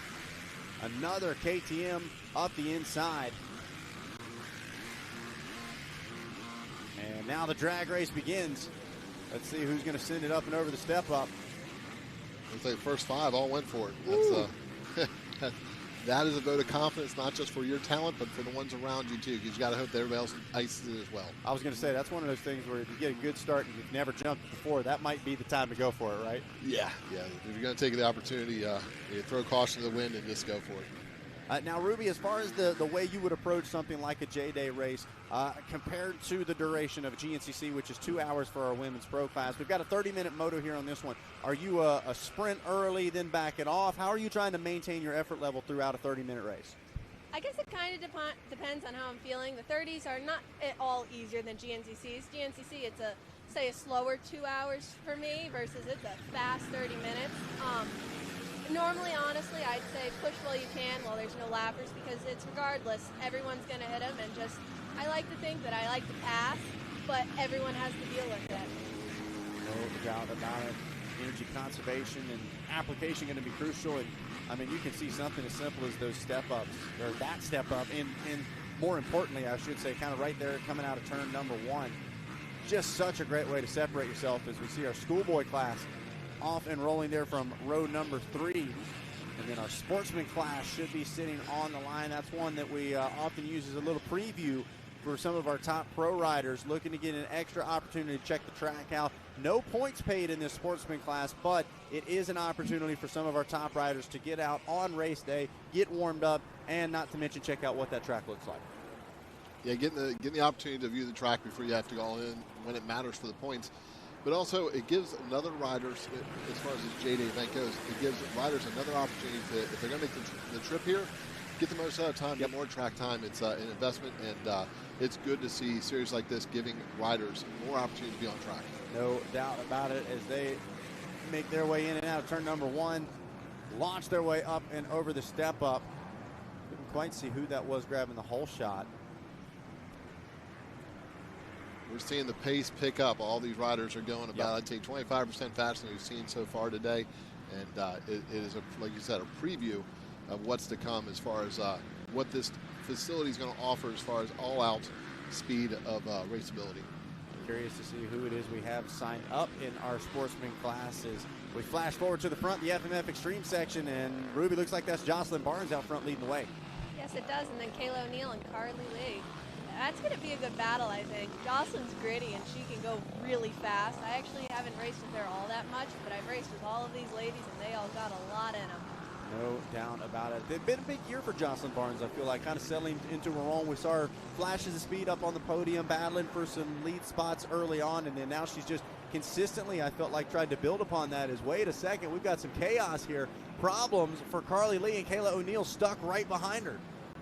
That rock section, because Caselli section is that we saw it cause havoc earlier, and it right off the get-go, this first lap, first time through, it's going to separate them a little bit. So the good part is this on the first lap, not the last lap. There's time to make it up. And, you know, Ruby, as you're looking at this, is there any part of this track so far that you're looking like, I'd love to hit this section? Or is there a part that makes you wish that was the sling was off and you were on the bike? It would actually be the Caselli section. I love rocks and roots. I'm from New England, actually, so that's pretty much all we ride.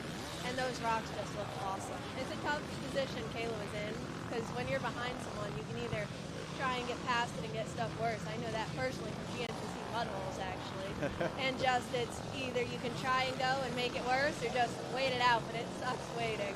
Well, and it looked like there as well. I know it looked like Carly maybe having some problems as far as the height. She couldn't quite get the leverage to be able to move the bike out of the way. And that's one of these things I feel like is more synonymous with off-road racing as well, as you get caught in these awkward spots where normally you could just move the bike, but because of a certain angle or a hillside, it makes it almost impossible. It really does, and I know Carly's a little bit on the shorter side. She's awesome, I love her, but I know she's a little shorter, and I don't have that problem, but I can't, like, there's a lot of off-campers here.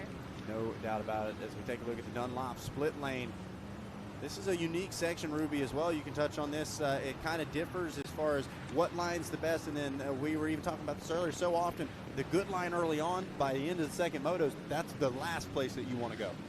Definitely.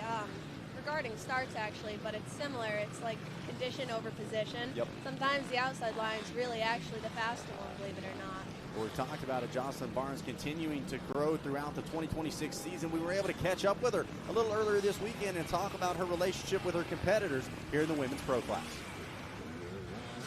Now, as I'm getting older, I like to ride moto more. As a child, I hated it. I mean, the classic, like, sit back as far as you can on the bike, punch your shoulders over, don't hit any jumps. That was me. Like, I was terrified. I've learned that it brings a lot of speed to the table now, so I enjoy riding more of it. I'm definitely at home in the woods. That's kind of where I grew up. I grew up on the enduro side of things, but meh, I won't complain. I love to have some fast stuff out there. I love to hit some jumps. At Jocelyn Barnes at home in the woods, she says, and I don't know, Ian, she's looking pretty at home right here, catching a little air over Henry Hill. She's definitely put in the homework on the moto side of things. Well, with confidence coming out of the woods, feeling confident where she feels comfortable with, and this track is really offering the opportunity to pick some lines, and she is taking every bit of advantage of it. And I do believe as we see this, the momentum that they can carry through sections will benefit them, no matter if it's in the split lane, the Caselli section, the extreme section. Anytime they lose that momentum, it seems where things go sideways. Well, I tell you what, the battle is on just behind Barnes as Carly Lee makes her way into the Yamaha finish line, and then couldn't quite see who that was behind her. That's not O'Neill, I don't think. I believe that's actually Lily Sheets. Oh, it is Lily. Okay, I was about to say, I wasn't sure whether Lily was with us this weekend, so a quietly solid start for Lily Sheets there up inside the top three, and now applying pressure to Carly Lee in that number 2 spot. full send over the tabletop, the full commitment to this moto side of the track, and it's amazing to see how it goes through. And we were talking about earlier about how the split lane and one side setting up and one side braking. You'll see on the track, even though it's not split lane, you'll see multiple options through the corners of the moto track. And with it being a half-hour moto, it may be advantageous to some of these riders just try it early on to see if how it works. So when they do have the opportunity to pass, it's there for them. Well, and that's what we see a lot of times from some of our top pro riders in the sportsman classes. You'll come across them at a slower speed, but in lines that really don't make any sense, and you're like, what are they doing? But then wait just a little bit in that pro moto when they've got to make a pass. They've been there, they've done that, they know exactly what they need to do. So easier said than done when you've got a moto that you can almost, quote, spare. But right now, these ladies doing a little exploring, trying to find some better lines. As you can see, Sheets even trying to find some different real estate from Carly just in front of her. Yeah, the toolbox is not just back in the van. The line choices, you build a toolbox full of choices, and you use the proper tool when it comes time. So we saw Carly Lee, Lily Sheets, and there is Kayla O'Neill trying to make some time back up after having her problems just on the tail end of the Kurt Caselli line. Meanwhile, Carly Lee on the attack on that KTM for the moment. She's flowing. You see her just kind of bouncing through it. It looks like she is enjoying every moment of this. Good to have Carly back with us here at JDay for round number 5. A lot of racing still left for this season with being around 5, 3 more to go as we get it back up to New England, the roots of JDay. Yep. And then it'll all let loose. But the points are so tight across the board and everything. A slight mistake can tighten things right back up. And I think we're going to see right to the end as we get to that doubleheader at Unadilla. Yep. It could shape things up to become a barn burner right up to the last lap. Well, and I was going to say that's exactly how the season has shaped up. Just when you start to think there's a favorite or somebody that's going to run away with it, something happens, whether it's an injury or even just a crash in the race that completely switches things around. But right now, Jocelyn Barnes, the lady to beat at the front of the field. Carly Lee, Lily Sheets, and Kayla O'Neill rounding out the field. Meanwhile, Collier Martinez leads the way for your sportsman class on lap number 1. Take a look through some of our other classes as well. Ethan Ficklin leads your A vet class. And it looks like Will Hopkins out front for your A senior. In that vet class, in the 4th spot, a young man named Davey Callahan. Davey Callahan's a fast racer from Virginia. Okay. Spent a lot of time racing some motocross, some nationals. He still rides a good bit, but what he is most competitive at now is running some NASCAR. He is actually running Martinsville, I believe, and been pretty competitive on 4 wheels as well. We're breaking the left turn fever a little bit. We threw some rights in here for him this weekend. That's right. That's right. Back to the front of the field we go. Jocelyn Barnes on the charge. Let's see. Ruby, you think she's going to follow along or try a different line? What would be your approach after a relatively difficult lap 1?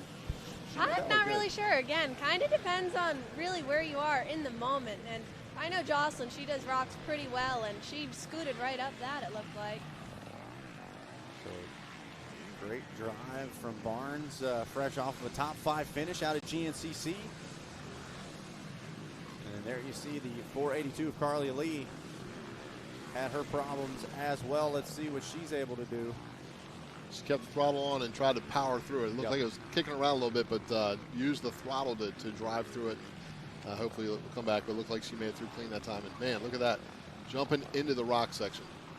So Ruby, as our resident rock expert, what's the approach? Is it, do you want to carry more speed? Do you need to back things down to kind of plan your approach? What's the best way to try to enter a section like this KC66 Pro Line? I actually hiked out yesterday and looked at it, and that jump that Lily did actually looked pretty smooth. And I'm not a jumper really, but that one I might just attempt because you miss a few rocks and you can carry your momentum up that. Yeah, you have to kind of reimagine it in your mind to make it a set of whoops and just kind of wheel tap it through and not let the front end get caught in between those grooves. Definitely. A hard part about it is your front tire gets stuck, and sometimes it just jackknife, and then you're not going anywhere for a minute. Continuing to watch as Barnes pushing the pace, still trying to kind of break the rest of the competition as she's out of sight. Carly Lee and Lily Sheets still relatively close with Kayla O'Neill trying to track them down.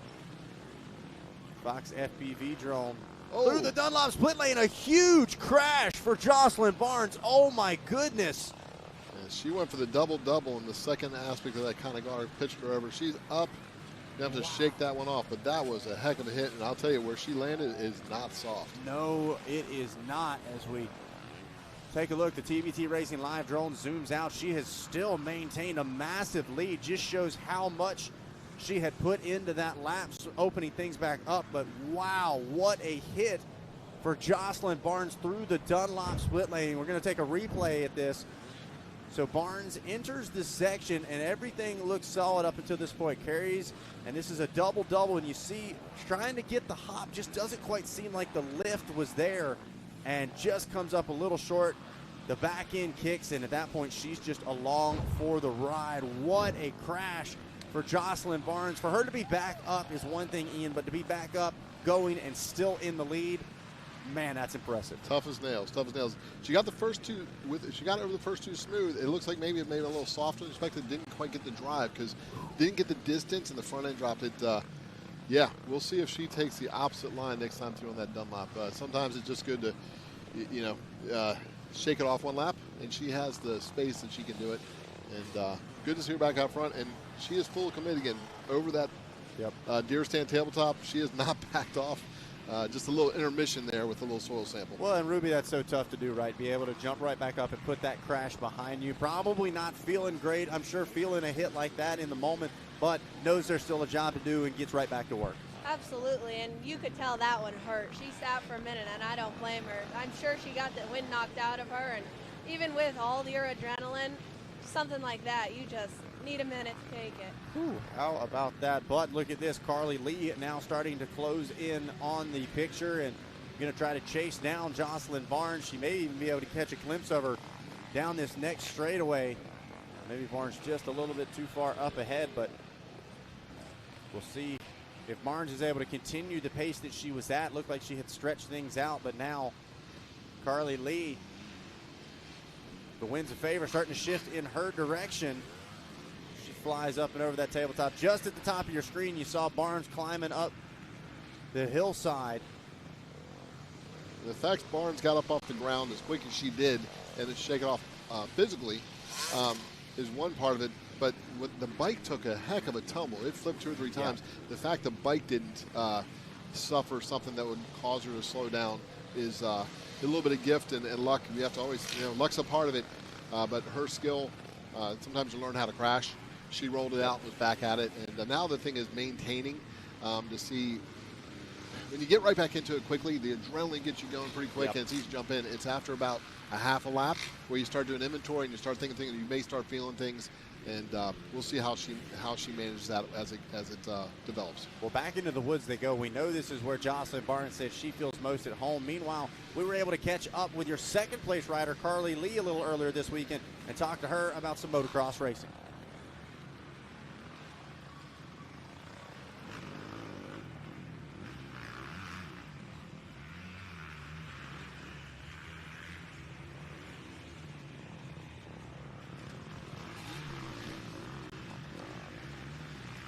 All right, so Carly Lee on your screen.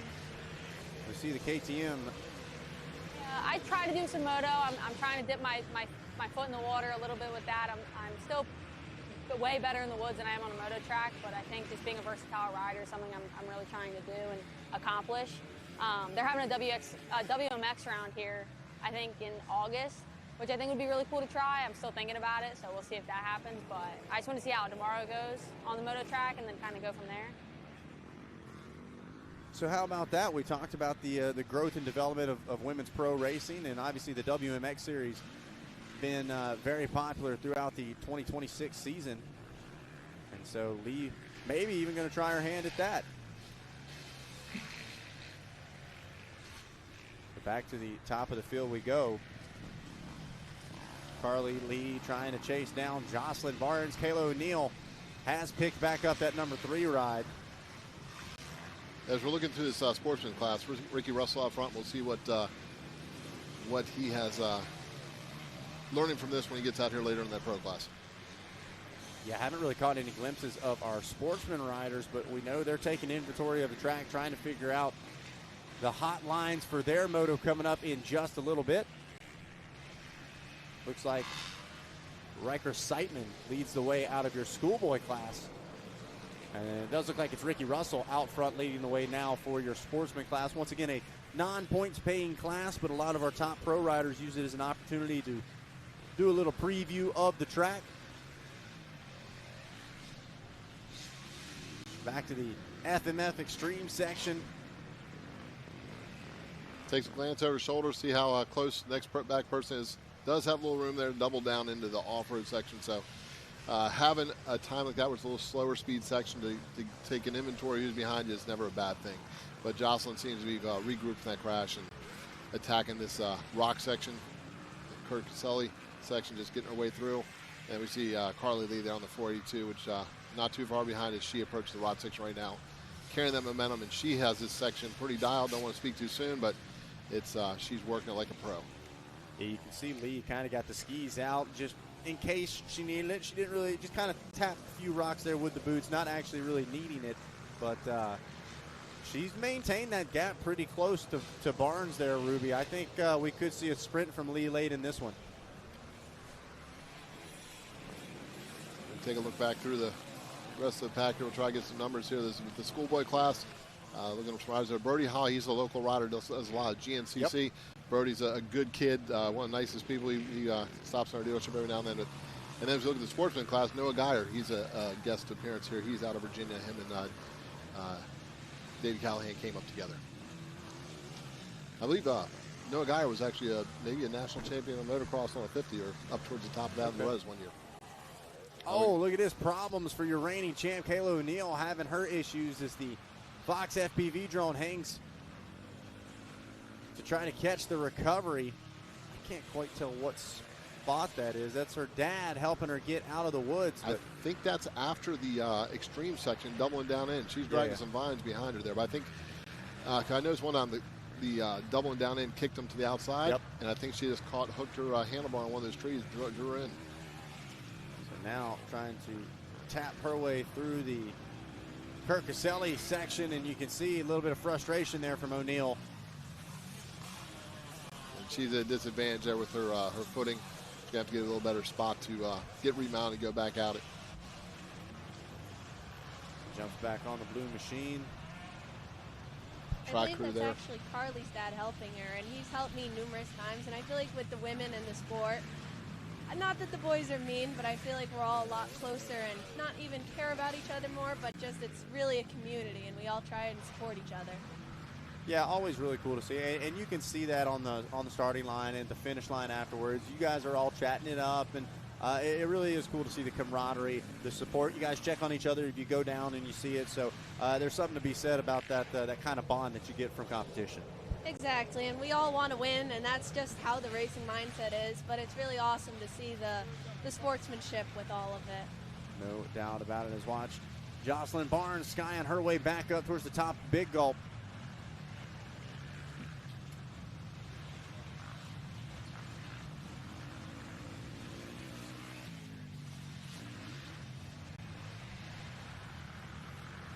We take a shot here over Henry Hills. They get around, come around one time to the Yamaha finish line area, and we'll figure out here how much time we have to go. I know we'll probably come up on a white flag not too long. I think they're 3 laps in, but yep, see it in hand. There it is. White flag's coming out.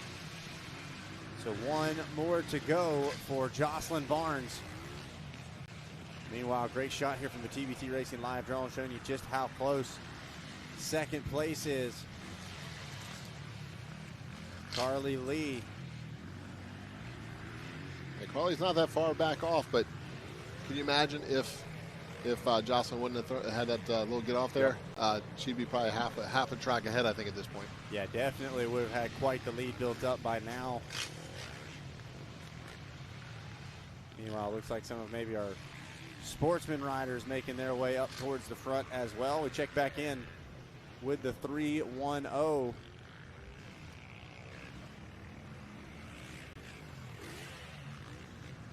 And Kayla O'Neill still circulating, not giving up. We know O'Neill better than that. She's not going to quit till that checkered flag is waving. Meanwhile, Carly Lee dealing with some riders on track, not in the same class, but physically trying to get around her on course. We drop back down to the bottom side of the moto track. Take a look at your Luxon lap times. Jocelyn Barnes, a 7:09 on that last lap. So, Ruby, we were kind of talking about it. The lap times look relatively even, but the Luxon lap times don't lie. Barnes got the pace to bring this thing all the way to the checker flag. She definitely does. I thought Carly was kind of gaining a little bit, but Barnes must have just regrouped after that crash and kept on pushing. So how about it? The 777 fired up after a big get off and looking to try to bring things home here on the final lap. I'm going to head my way over to the podium right here. We'll get a word with the winner and keep things rolling along. Sounds like a plan. So Ian going to head towards that Yamaha finish line. Woo! Meanwhile, the battle is on. Charlie Lee still dealing with some of those other riders. And you can see doing, I would consider what's the smart thing there, Ruby. Not my class, not my problem. You guys want to go battle it out, do your thing. I'm trying to turn this into a podium finish because, as we know, here at JDay, 2-moto format and a second in Moto 1, just as good as the first.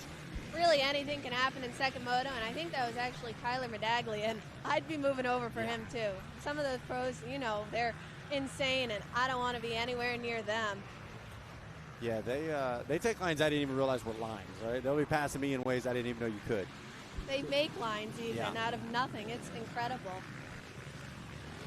So watching right now, there is Joey Crown, obviously one of our top riders in the pro division as well. You can see real slow pace, just trying to take inventory of what the track looks like, trying to spot some lines out, trying to prepare for their moto coming up.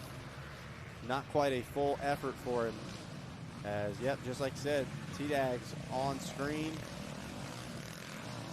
And there is Carly Lee currently in that number 2 spot.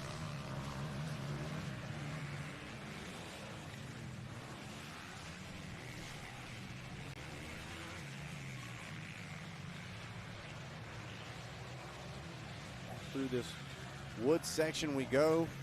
Really seems like a pretty flowy woods section, able to kind of find your groove, and it seems like the lines start to get beat into it a little bit more as well, where you can carry your momentum through some of these spots. A lot of times the lines getting beat in actually helps a lot more than you'd think. Yeah. Sometimes it's, oh, that sucks, the track's getting rougher, but more times than not, I feel like it's a good thing. Through the extreme section, no problems there for Barnes. What a recovery, and Barnes is able to hang on. Man, can't wait to hear the story of that crash. That was a big one in a big way. Oh, how about it? Fox FPV drone showing you what it's like. Rubbins Racing here at JDay. And I believe that was Joey Crown taking the drone out and then almost taking Barnes down.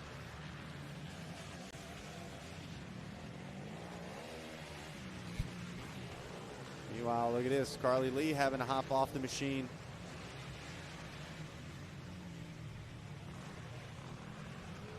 Walking that thing back up towards the front. I'd say you're probably one of the taller ladies, I would think, right? I definitely agree, and I've been on 250s for a while, and at first, you know, it's obviously new, but I've gotten pretty used to it, and I think the height definitely helps. Yeah, a bit of an advantage in a section like that, I'm sure. Absolutely, especially when it's off camber or even downhill like those rocks. You step off a rock and then you go downhill, literally. So you can see some of our A vet riders, 54, trying to find his way around Barnes. And I believe that was Ricky Russell right there as well out of the sportsman class. Here comes Carly Lee here on the final lap. We continue to watch Jocelyn Barnes get ever so close to a checkered flag.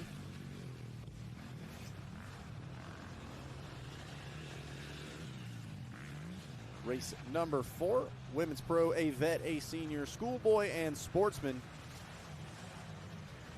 Of course, 2-moto format, so we will see these riders again a little later this afternoon.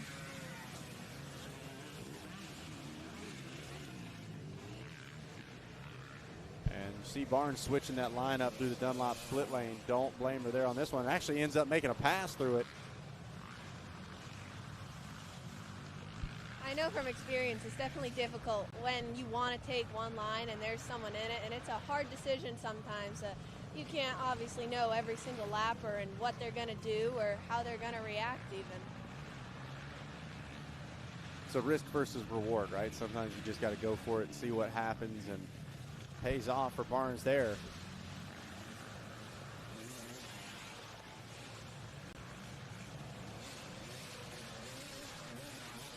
She looks really good for after that crash. I'm definitely curious to what she has to say on the podium because that looked like it hurt. Yeah, I was wondering how much intensity we would see back from her after that, but it really does seem like she's kind of shaking it off. And just like Ian was saying, honestly, really impressed with the machine staying, not too bent up or anything like that. Checker flags coming out over at the finish. We're going to stay here with our featured class, our women's pro, as Jocelyn Barnes now just about a corner or so away from what would be a checkered flag. Ooh, see that back end drifted over just a little bit, but no worries now. As one more corner, and it will be 77 of Jocelyn Barnes grabbing the win for your Women's Pro Moto number 1. We're going to try to grab the word with her. Try to get the story as to what happened and if she's okay. Certainly was a big one.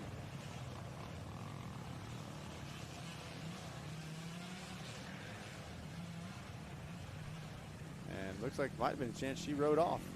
Might have said, I need an ice pack. You can see at the top of your screen, Carly Lee just trying to get the foot on the ground there.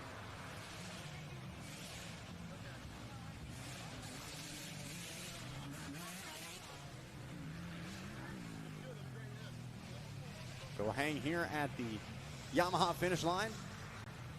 Wait to see who's going to round out that podium in your women's pro class.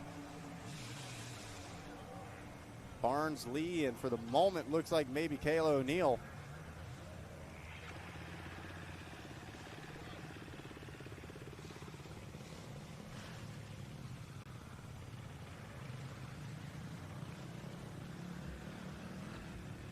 There you see Collier Martinez making his way through out of the sportsman class as well.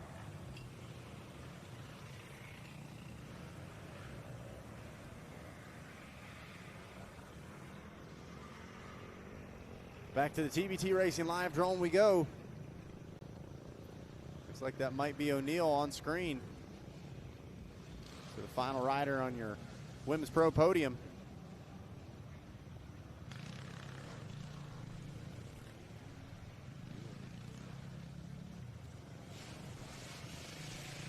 Bit of a tough moto there for O'Neill. Yeah, and ending up in the woods, it does something to you mentally too, and you got to pull a tear off and really work past it, and she definitely looks like she did to get that third. Always so frustrated when one mistake almost leads right to another, and real easy to get overwhelmed in those scenarios. So like you said, a good job for O'Neill to put it behind her as she makes her way through the checkered flag. And it sounds like we've got Ian Riley standing by down at the podium. All right, down at the podium with Jocelyn Barnes, getting it out there, getting it done. Kind of went the long way about it, but you kept it under control. How are you feeling after that that dual lane got the best of you down there? Yeah, I haven't crashed that hard in a long time. My body's feeling it for sure. I thought when I got up, my bike was going to be all kinds of mangled, but it doesn't do any good for anybody to quit, so you just got to send it. I was going to say, and you said it, you were a little bit of time to regroup, but within 2 turns, you were back up to speed. And what do you think of the rest of the course out there? That Dunlop dual line got a little tricky, but what do you think of the rest of the Budds Creek circuit? The rest of it was awesome. Yeah, I took a couple minutes to get back to it, but no, the track was fun, super flowy. There are some routes out there that'll get you. I hit a couple with my front end and almost had a moment, but you got to be prepared to save those, so I had a blast. Yeah, it looked like if you had to shake it off, it wasn't noticeable. It looked like you got right back at it, didn't hesitate. So congratulations on the win. And anybody you'd like to thank for helping you out get this done today? Yeah, first and foremost, God for keeping me safe, especially during that. But my parents and my brother, they're at home right now. My boyfriend came with me to support this weekend. Parts Unlimited, Moose Racing, Solid Performance, Dunlop, anybody else that's out here keeping me running. Awesome. We look forward to seeing the second one. Get some rest. We covered that one, and I'll look forward to seeing you out in front again. Yeah, congratulations. Back to you all. All right, thanks, Ian, and a huge congratulations to Jocelyn Barnes there. Glad to hear that she is okay and that the bike's okay after a big get-off. Well, Ruby, thank you so much for coming and joining with us, and we'll maybe even get you back in here for Moto 2. Absolutely. I will be back if I'm welcome. Thank you very much, Zach and Ian and all of the Racer TV crew. See you for Moto 2. No doubt about it. Ruby Fustini joining us here in the Racer TV booth as we take a look at your Redline Oils race recap. And it was Carly Lee grabbing the whole shot. Quickly, though, the blue machine started to work their way forward. Lily Sheets, Kayla O'Neill, and then how about it? Jocelyn Barnes makes the pass, and then that was the get-off of the day so far, at least. What a crash there for Barnes. Picks the machine back up. Kayla O'Neill was having her troubles as well. Meanwhile, back in the woods, Carly Lee, a quietly consistent second-place ride. Going to bring it home, just missing out on that win, but still got a whole another moto to try to get the job done. But at the end of the day, it would be Jocelyn Barnes grabbing the win for your women's pro class top 10. Jocelyn Barnes, Carly Lee in that number 2 spot. Kayla O'Neill going to round out the podium. And then Lily Sheets going to round out your women's pro field here for Moto number 1. Well, that's going to do it for us from round number 5, Moto number 5. Don't go anywhere. We still got plenty of racing to go after this. Going to grab a quick commercial break. And when we come back, we will have race number 5 featuring that 125 Moto Tassinare Pro-Am 125 Fast. We'll be right back here on Racer TV and GGTV.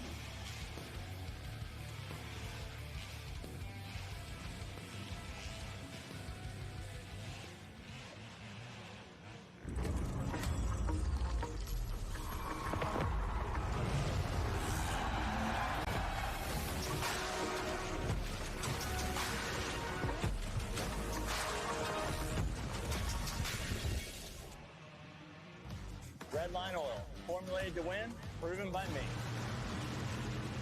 Formulated to win, proven by me. Proven by me. Formulated to win, proven by me. Proven by me. Proven by me. Proven by me. Proven by me. Formulated to win, proven by me.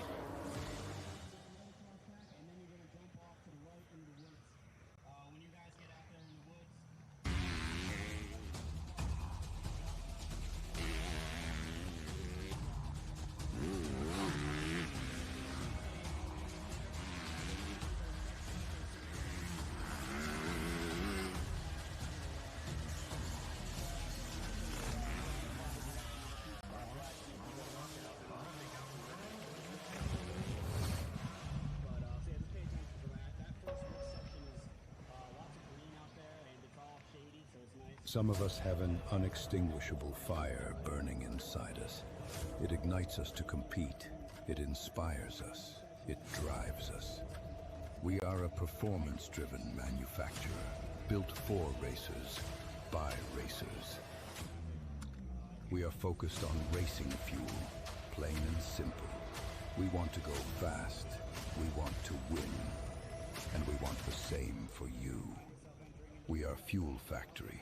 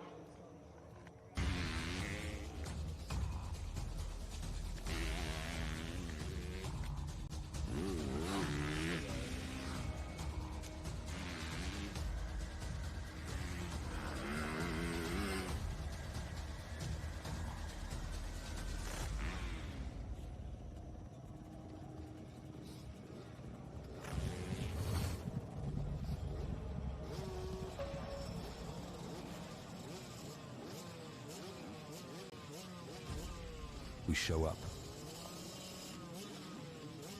We do the work. We help the best become even better. Testing limits and redefining achievement. All to cement our name in history.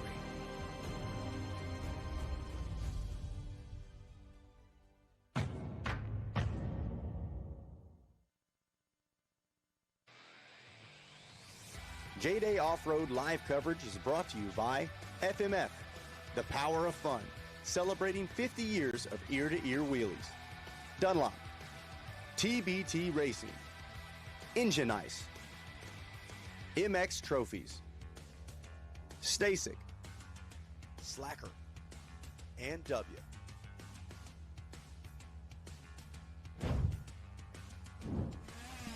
Well, hello, ladies and gentlemen, and welcome back to round number 5 of the 2026 Fox JDay Off-Road Racing season. This is the Pro Taper Budds Creek Grand Prix.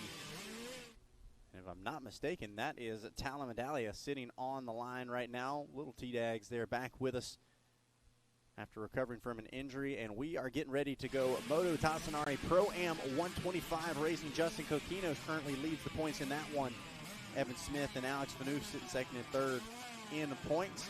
But this was one of the ones that I had kind of circled on the calendar for today, as a lot of new names and faces wanting to get a piece of the action here in this 125 class. The Fox green flag is in the air, and when it goes down, things get serious. Here we go, Moto Tassinari Pro-Am 125, row number 1, headed into turn number 1. Each 125s were right at it on this track. Considering the track when we originally built for the National, it was 125s and 500s. So, oh, yeah. Track is no stranger to fast 125s. No doubt about it. We were just talking earlier about the infamous James Stewart on a 125 back in the day, going from last to first. And meanwhile, the 125s already flip-flopping positions as a couple of riders funneling back after a good start. Others moving up forward. Look at this, almost 3 wide, headed up the hillside. The width of this Budds Creek facility offers opportunities like that. Yep. Just had a second to talk to Joey Crown about the back of the wood section. Yeah. He said it's getting a little greasy back there. There's a little bit of slime on top of the hard pack underneath it. The traction is not as predictable as you'd think. And he said there's so many lines in the back, it can set you back. So we'll see how that wood section shapes up, especially in this 125 Pro-Am class, and how that plays into position. Well, that's something that we often talk about, right? Options are great. The more the merrier. But at the end of the day, it's almost like walking into the candy shop and trying to pick out what you want, right? You get overwhelmed with the opportunities and the options there. So for Joey Crown, I think it is. It's being able to kind of stick to the lines that you know that work, while also not missing out on a potentially better line developing. So we take a look at row number 2, B250 class, off and rolling. A quick start from one rider up the inside, skying things out over what is the pro finish. And looks like he's going to try to catch up with those Pro 125s, get in the mix at the front of the field. Yeah, hammered down right from the get-go. So we'll see if he can set pace. It'll be interesting to see how the lap times of this class shape up as we look at the B Open and B200 getting ready to take the track. Green flag getting ready to fly. And yeah, having these bigger bikes, a little bit more like the Pro-Am class coming. We saw how the level of the women went up, and the resilience.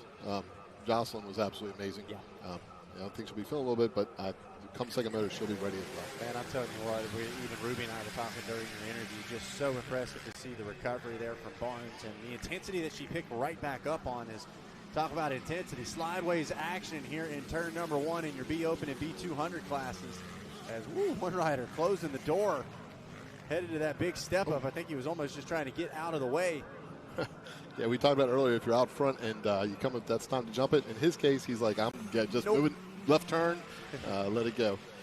But talking about intensity, this Budds Creek, the way the start's set up, it goes from 0 to 100 in intensity, because after you round that first turn, you've got that big step up. You got the rollers right into that huge tabletop, and up this uphill, your heart rate goes to the roof, and then it's a little bit before you get back to the woods where you kind of settle in. So.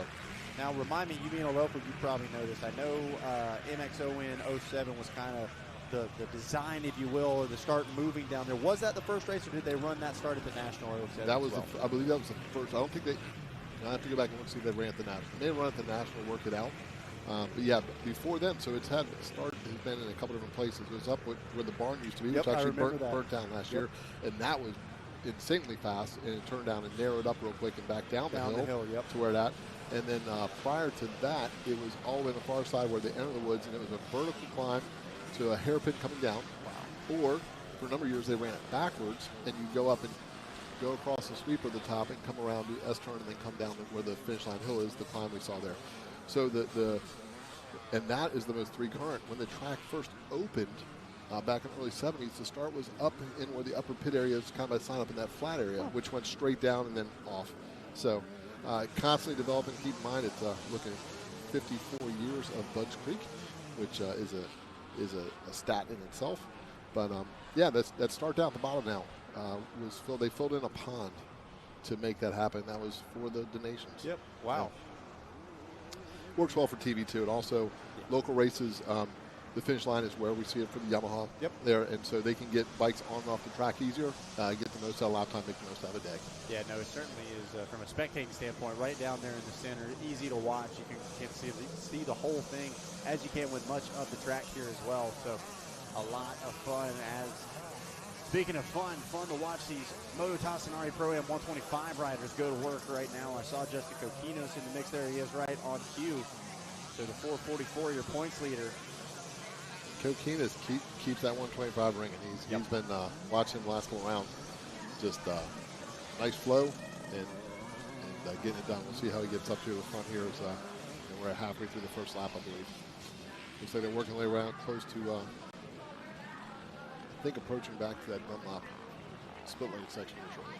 So watching Chris Weiss on your screen right there. Weiss, an accomplished rider, kind of on both sides of the disciplines as well. We've seen him out at Loretta Lynn's and then jumped over and joined us in GNCC, and then now trying things out here at JDay, the perfect blend, if you will. And got to wonder whether or not these riders were, as they were getting ready to head down the stadium, if they were not watching that last moto and potentially even saw what happened to Barnes there. As it looks like a lot of our riders checking up on that second double, kind of scrubbing it off a little bit. Double, single, or looks like there's a little hump to the left. If the flow of the track takes you to the right-hand side. So the first side, you're on the right hand, you're jumping back across. So there's not much of a lip on that third part. But if we saw in the back time, we'll watch it next time around. If you line to the left, there's a little more of a lip where you can get those first two, soak up one, and kind of jump into the corner. Woo, how about a Talamadelia using every bit of the track and then some. Launched that uphill triple, but wasn't quite able to get her slowed down yet. He paid his sign up. He's going to use every bit of this real estate he can. No doubt about it, getting the full experience out here as they head back towards the Big Gulp once again. Well, like we said, Chris Weiss got plenty of experience in both off-road and moto racing, and we were able to catch up with him a little earlier this weekend and talk to him about his expectations right here at JDay. There's a lot of similarities, especially with this GP-style format. The intensity comes from motocross, and it transfers over a lot because, like Loretta's and all the big motocross races, you have to be as fast as you can right off the start, just like the JDays and the Tours and all the GP-style formats, whereas the more traditional off-road endurance races like the GNCCs and hair scrambles and stuff, everyone kind of settles into their pace, and it's more of an endurance race and not like an all-out sprint. So there's a lot of similarities. So there you have it. Weiss using that sprint speed to his advantage. Like we said, we've seen him do battle out at Loretta Lynn's, and you want to talk about intensity. Hard to find much more intensity than what you've got out at the ranch there. But, man, how about a Talamadelia? Intensity is his middle name right now. He is pushing forward. He is finding the flow of this track. He's looking at that 125 soak-up stuff. Moved up to sitting in that third spot. Coquinos locked down fourth. You got to think that first lap, all these riders were feeling things out, and we'll see how their aggressiveness progresses as we work through the next couple laps this main event, or excuse me, this first minute. Taking a look now, Weiss out front, leading the way.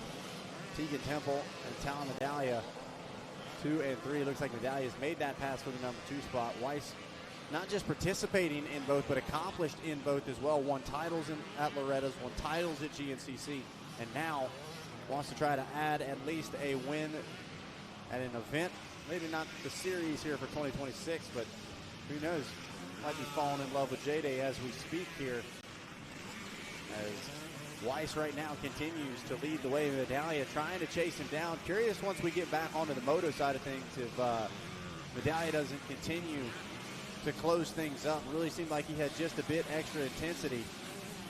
And then Coquinos, we talk about managing that effort level. Coquinos, don't forget, also going to be in that pro moto coming up here in just a little bit. He's talked about managing the effort that he puts into these 125 races. He is in it for the title, in it for the championship, but comfortably in front as far as points go right now, Ian. It's a tough ask to not give everything you've got. Sometimes it's almost harder for these riders to ride at 80% than it is at 100. And you're dealing with a different type of equipment. With that 125cc two-stroke, you have to ride a different intensity, which means sometimes you have to keep the momentum up, which is more physically demanding than being able to manage the throttle with a four-stroke to get around this course, especially with the transitions we see here with some of the climbs they have to go through. So yeah, managing it today may be a little bit more of a challenge than we've seen on the rounds, but he's figured out a way to get it done, and when we get to that next race, I guess is where to tell the tale. Yep, no doubt about it, as we continue to watch here. One lap in the books already. Robert Weiss, Tegan Temple, Talon Medaglia, Justin Coquinos, and Kyle Grinowicz, your top five. Alex Vanuth and Matt Webb just behind in the 6th and 7th position. It'll be interesting to see some of the lap times here shortly. I'm sure we'll get some on the screen within the next lap or two just to see how they're stacking up. There we go, on cue.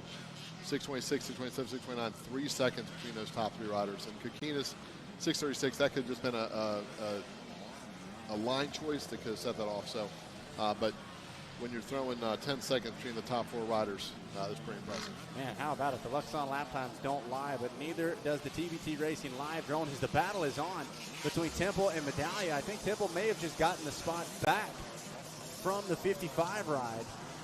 Now headed into the Rock Garden once again.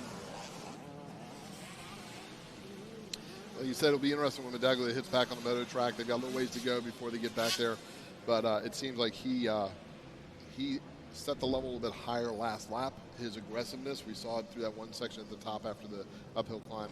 So we'll pay attention to that to see how it shakes out.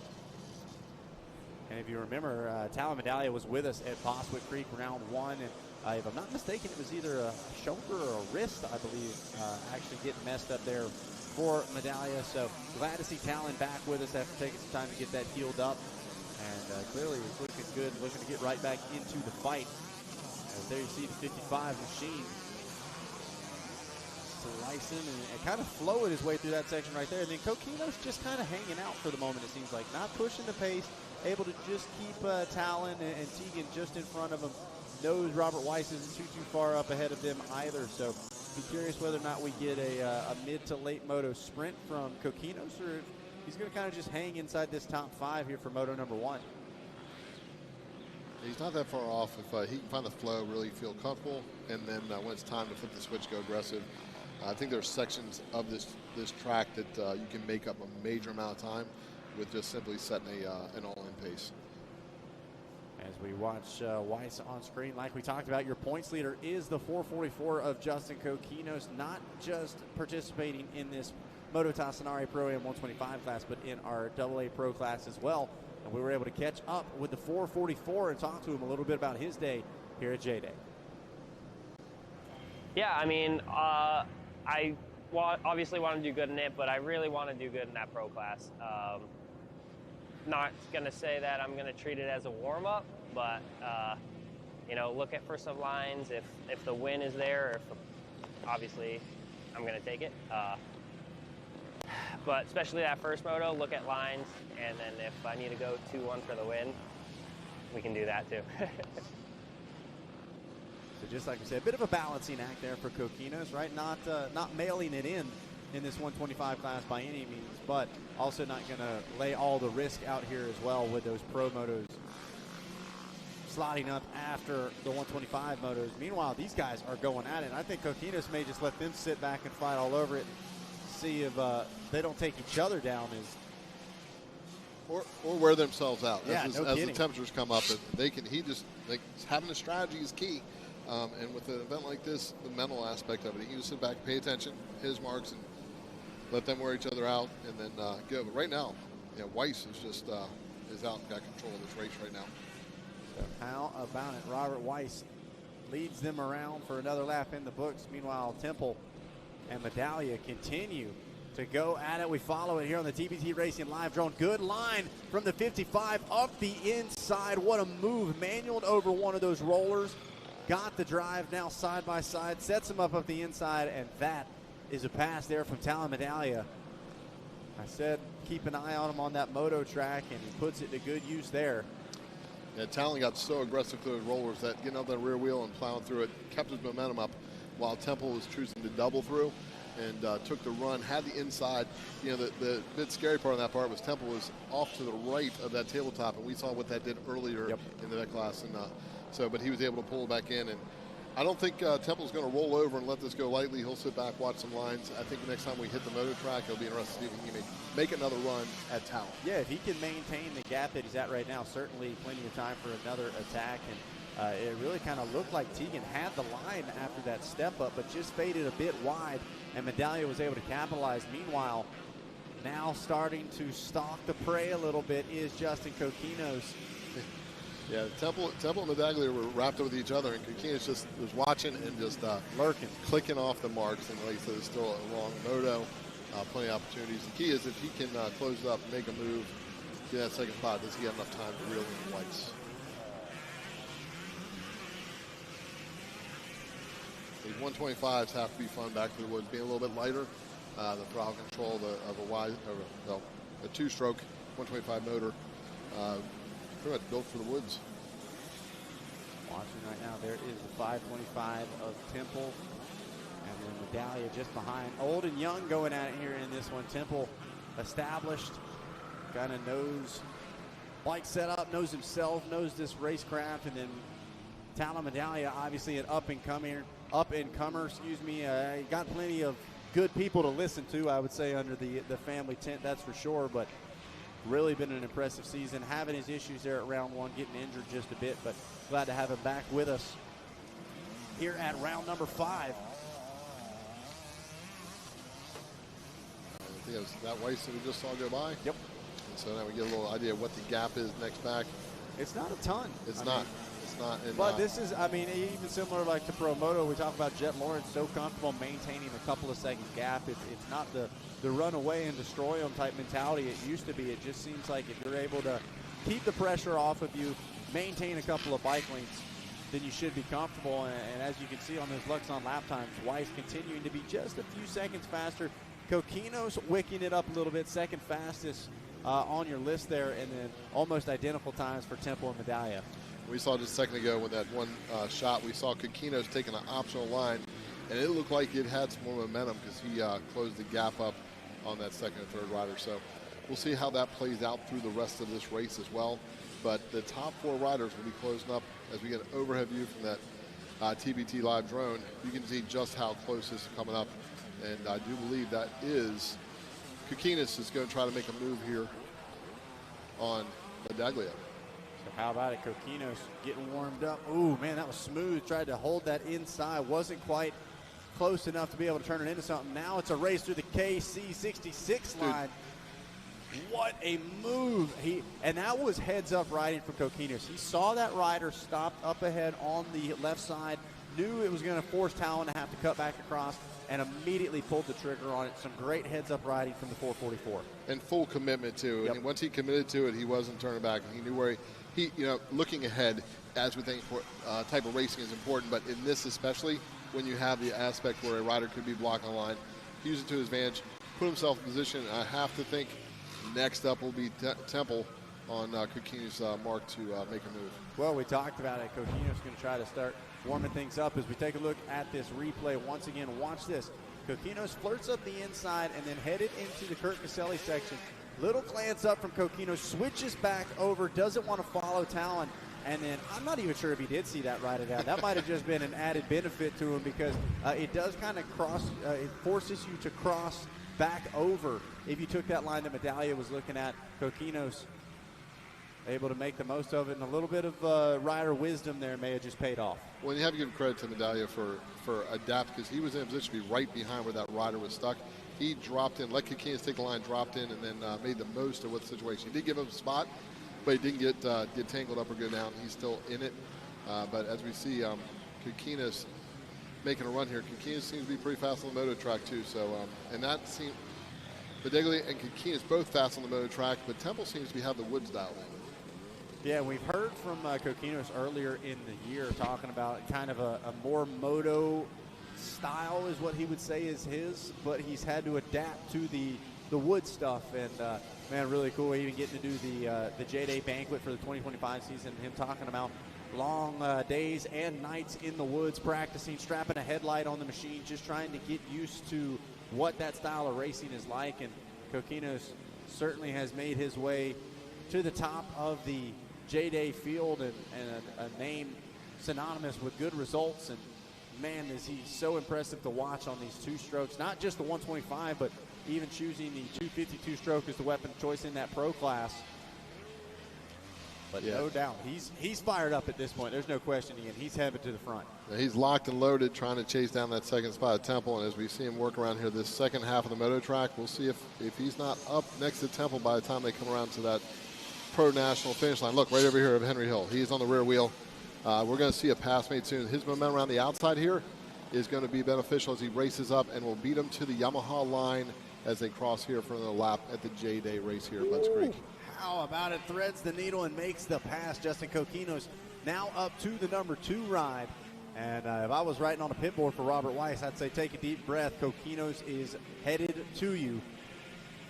Kokinas is coming. No doubt about it. So the 444 moves into that number 2 spot. You see almost immediately puts a couple of bike links between himself and Tegan Temple. Meanwhile, the heat between Temple and Medallia has cooled off just a little bit as the 55 has slid back just out of frame. As we take a look at the drone shot here, we'll get to see what the distance is between Robert Weiss out front and Kokinas. But we're seeing a different Kokinas on this part of the race than we saw on the first lap. So 3 laps in, Kokinas has found his groove, found his lines, and he is committed to just putting the hammer down and chase down the leader. Yeah, it's been a solid, steady build for Kokinas as well. Didn't really seem too phased as there is your leader, Robert Weiss, on screen. We watch and we wait, try to get an idea as to what this gap looks like, and every second passing is good news for your leader. Now is when we see Kokinas and Temple cross that same spot, so that's a fair amount of time that Kokinas is going to have to chop into, and not a ton different on lap times last time we saw, so maybe a mistake from Weiss. The only chance for Kokinas to truly chop into this. Buddy even said in that interview, Justin did, hey, if I got to go 2-1, not afraid to make it happen. The overall is what matters. Exactly. Because points are paid off overall. Yep. So it's always best to win. It's 1-1 is desired, but a 2-1 gets the same result. Yep. So we'll see how it goes through here. The Kokinas did, like you said earlier, he was working a little different section. So we'll see if Temple picks up on that, and we'll see if that different line choice will close that gap in between Kokinas and Weiss. Well, Tegan Temple's done a good job of sinking his hooks into Kokinas. Is kind of funneled right into line behind the Yamaha and is trying to take some of those different lines Justin's been able to figure out. Well, you said Temple earlier, it's a little bit of experience. Sometimes sitting back in the catbird seat, watching, taking a lesson, and then putting it together and then applying it. Good part is they still have some time left, so something he may pick up could be to his advantage to make a pass happen again. Weiss in and out of frame just about the time that Kokinas starts to creep in. And Temple by no means letting Kokinas go.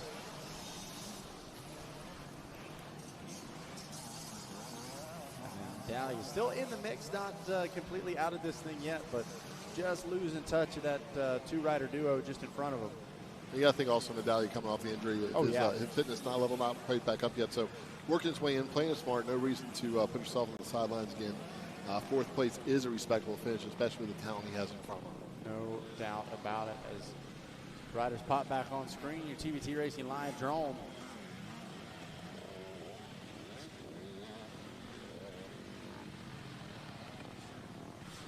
Head over to the FMF Extreme section. Coquinos better watch out. Tegan Temple, right there. Yeah, he is not settling into that number 3 spot. He wants back around the 444 of Justin Coquinos. And Temple knows this, and I think Coquinos is aware. Coquinos has to get to that moto section before Temple because he has an opportunity, I think, to break away.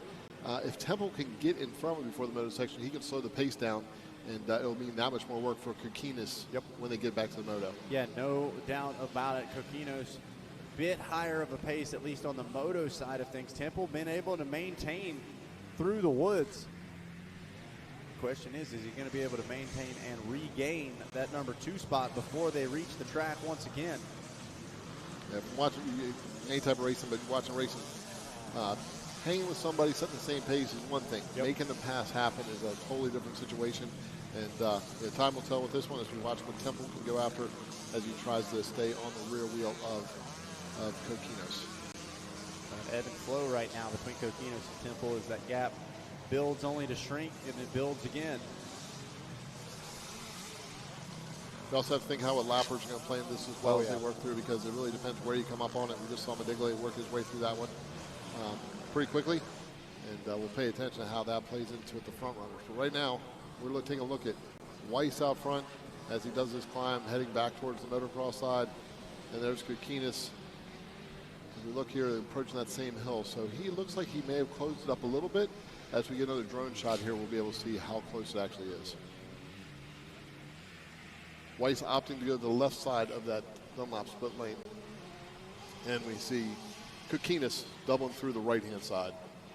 You can see it's just a little bit too far for the camera frame to catch both Weiss and Coquinos, but they are extremely close, one exiting a section right as the other enters it. There you see, so Weiss up and over the step up, Coquinos over the table as well. So things starting to creep forward. I'm interested to see what these lap times look like the next time they check in. Yeah, and Coquinos now is broken free to the motocross track. That's where he's going to hammer down. He's already broken free of Temple somewhat. The question is his pace on the moto track compared to Weiss, how that's going to stack up. So there you see Weiss up and over the big gulp. Coquinos on approach. They get ready to buzz by us here at the tower. Those of you not familiar with the Budds Creek track, where they just went over the big gulp, they're doubling the first 2 parts. The big gulp itself is all 3.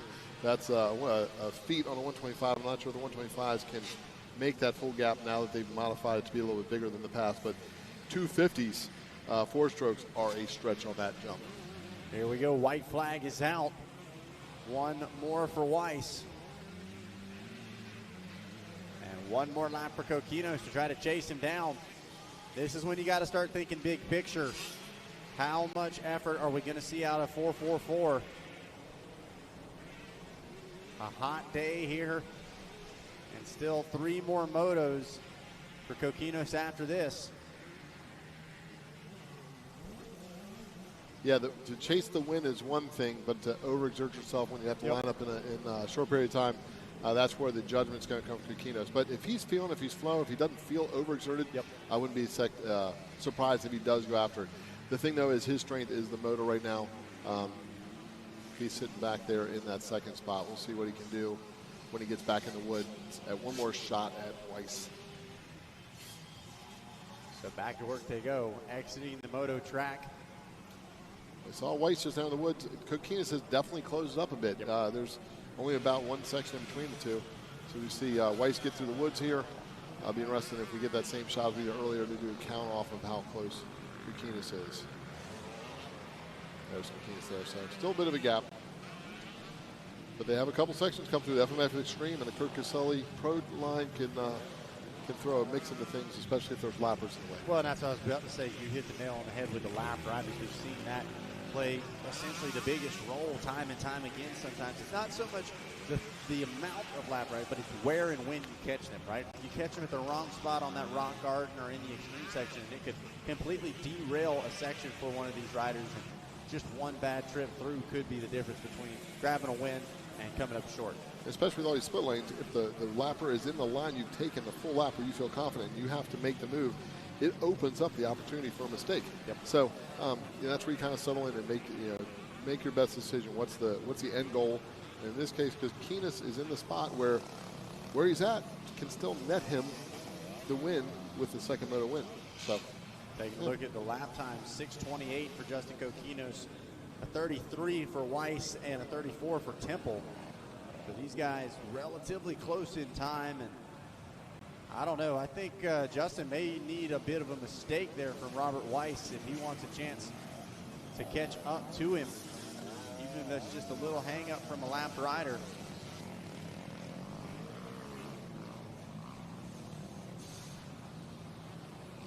There's Weiss and Coquinos on your screen.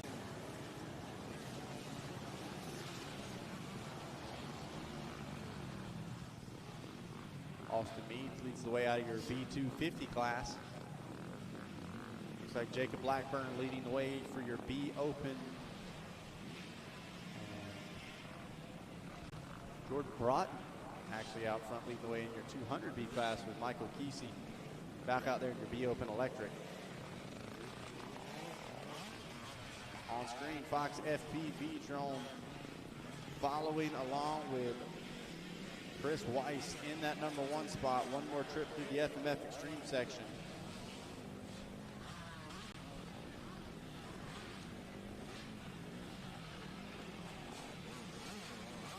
To the Kurt Caselli Pro line. Ooh, a little off balance there, but keeps it on 2 wheels, keeps his feet on the pegs.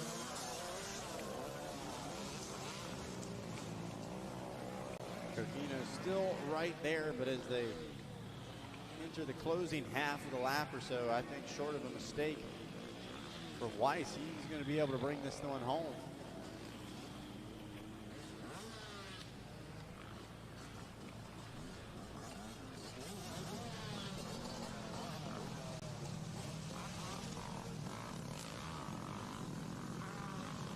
Your Moto Tassinari Pro-Am 125 class. On final approach, Chris Weiss got the job done out at Loretta Lynn. He's gotten the job done at GNCC. Splitting it down the middle here. Doing some JDay Offroad racing. Loretta's type of weather here. Certainly good prep for it at least. Beautiful, bright, sunny day in Mechanicsville, Maryland. Is entering the mid part of the day, round number 5. Pro Taper Budds Creek Grand Prix, and the Fox FPV drone wide open with Chris Weiss into the Dunlop split lane here in just a moment. Chris been a big fan of that outside line, it seemed like. Carry the momentum, sweep around that next corner.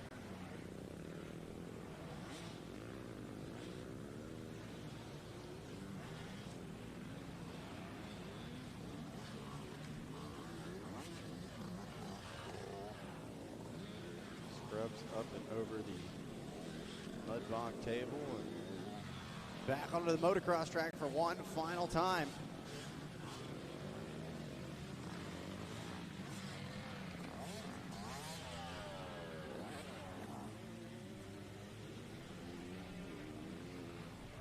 Solid ride from 3016 machine. On the, actually #1 on the bike.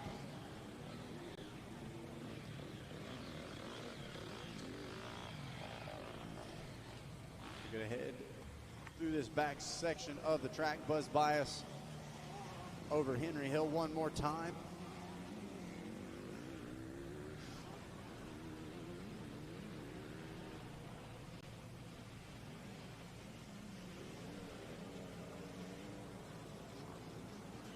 Final corner into the Yamaha finish line he goes, and it will be Robert Weiss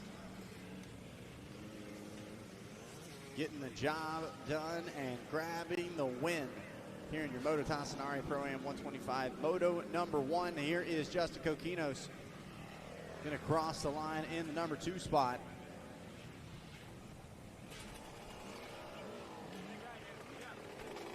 Immediately goes and gives some props there to Weiss.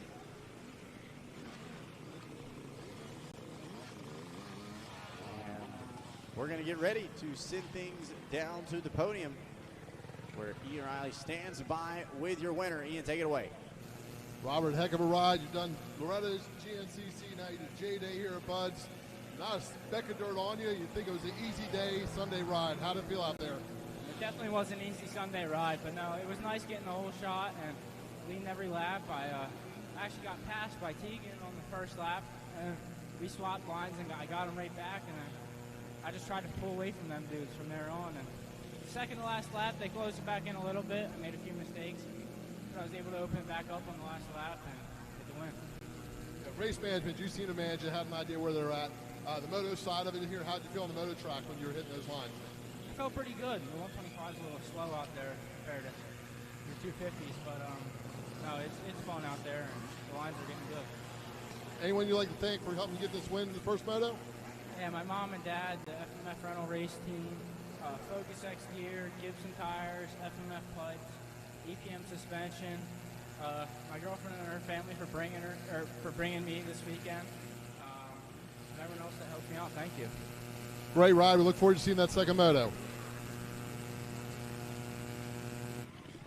So a great job from Robert Weiss, grabbing the win as the checker flag continues to fly here at the Yamaha finish line as we get ready to show you how things broke down with our race recap from race number 5, your Pro-Am 125 B250, B-Open, B200, and B-Open Electric. Well, this is how you want to get things started here today of JDay. Grab the whole shot and get out to a clean start.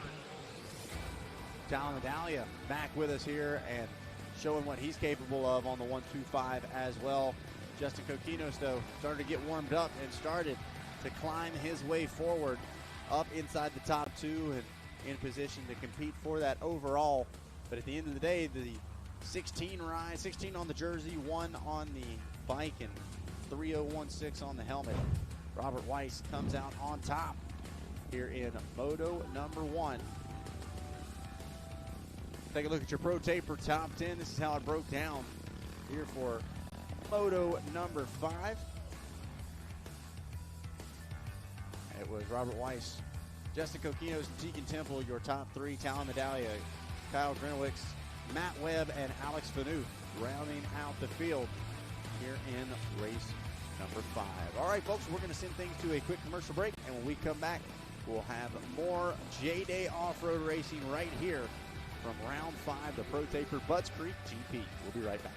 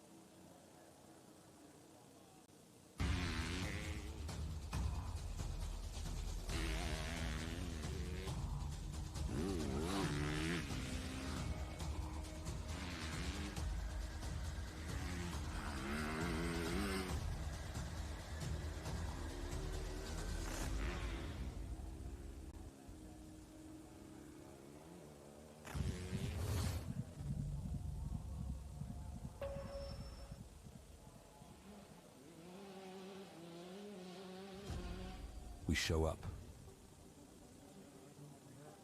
We do the work. We help the best become even better. Testing limits and redefining achievement, all to cement our name in history.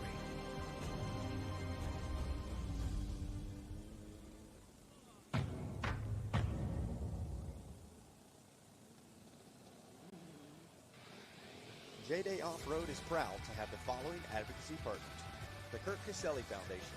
Their focus is the safety of riders and racers in off-road motorcycles. And GNCC, the Progressive Grand National Cross Country Series and AMA National Championship. JDay Offroad is proud to have the following media partners: Trans World Motocross, Cycle News, Dirt Bike Magazine, Stoke Media, and Racer TV.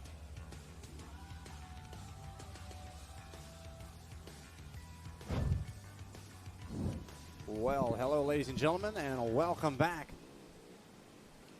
to beautiful Budds Creek, Mechanicsville, Maryland, and the Pro Taper Budds Creek Grand Prix Round 5 of the 2026 Fox JDay Offroad season. We just wrapped up race number 5, and now getting ready for some of our vet riders to take to the track: B Vet, Super Senior, and Masters, as well as B Senior, Women's BC, C Senior, and our vintage class as well.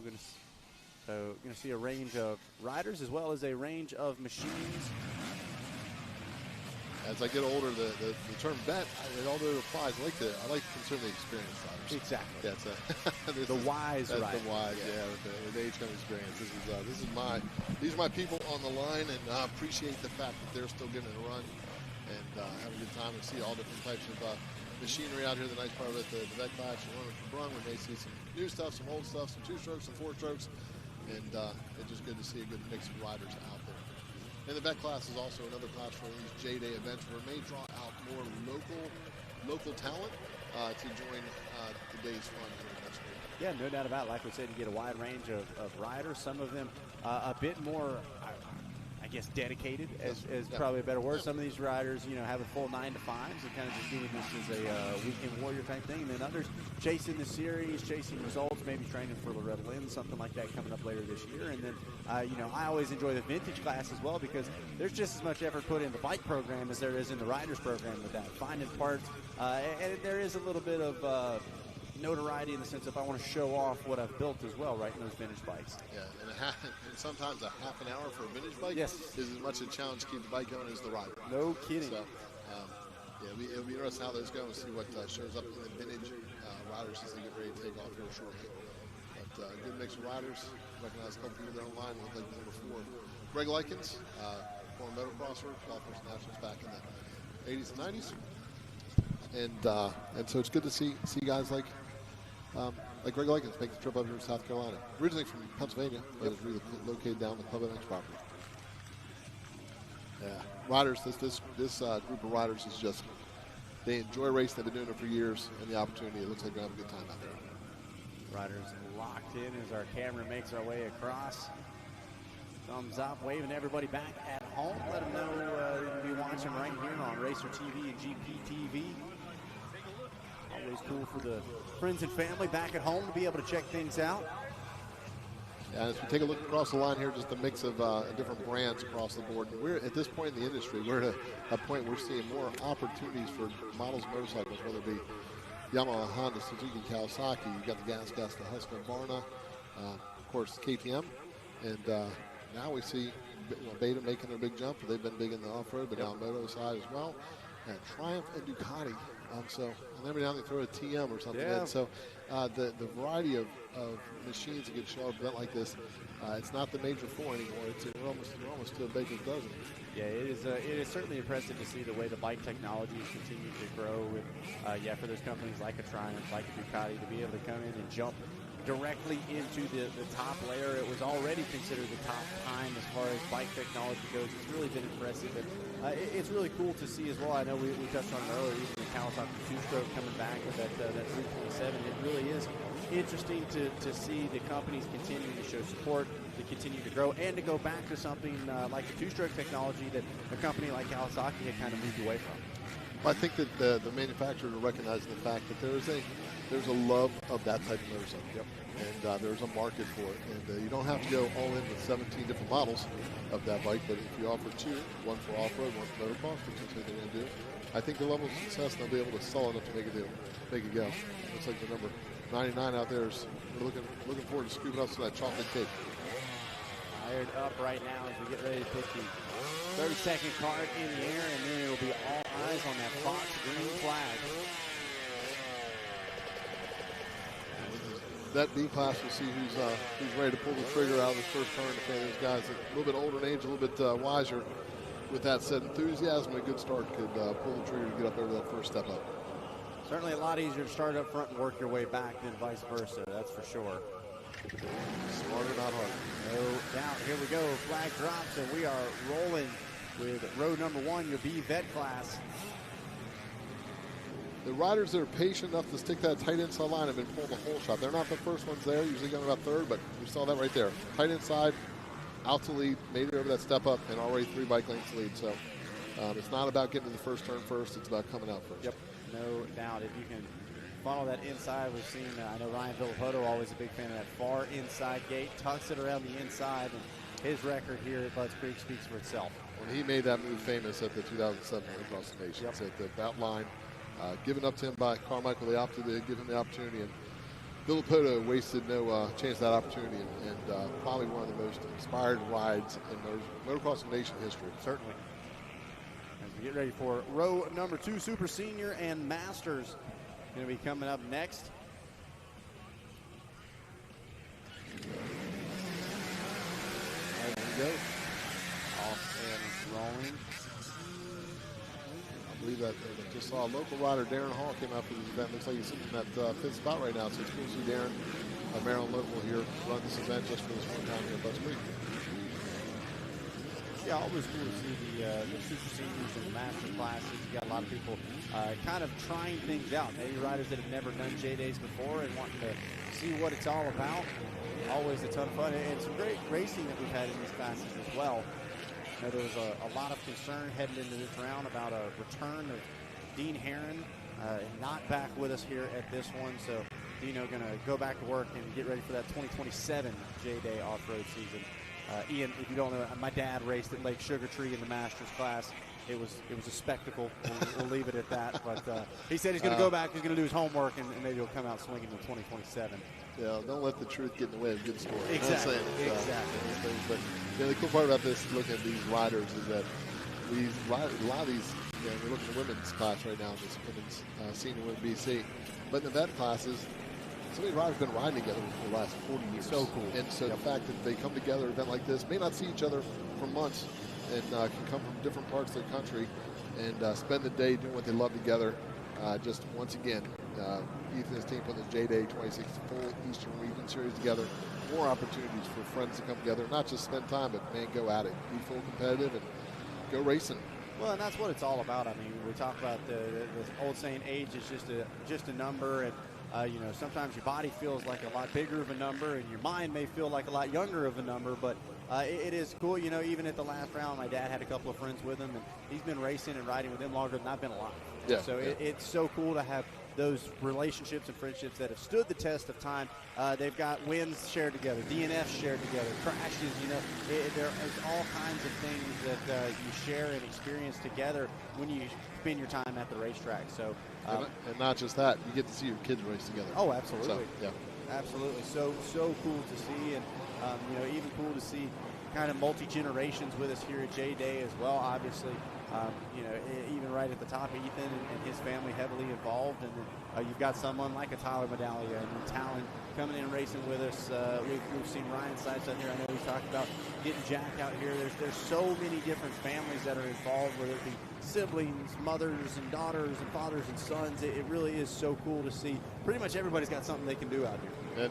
And boyfriends and girlfriends. Yes. I mean, I just saw that where Weiss thanked his Russell family for getting him here to race. Yep. So, these vintage riders taking a task here. It looks like one of the riders out front has decided to go sleeveless. It's a hot day. So it's an interesting approach, but hey, as long as he gets through the rock section clean, he'll be all right. No doubt about it. Got the permit for the guns. They're out. He's showing what's up. A little false neutral action there in the FMF Extreme section. Sun's out, guns out at Budds Creek today. I love it. Yeah, we're seeing that the hard pack. It looks like that loose stuff's gone away, and it's getting really hard back in that extreme section.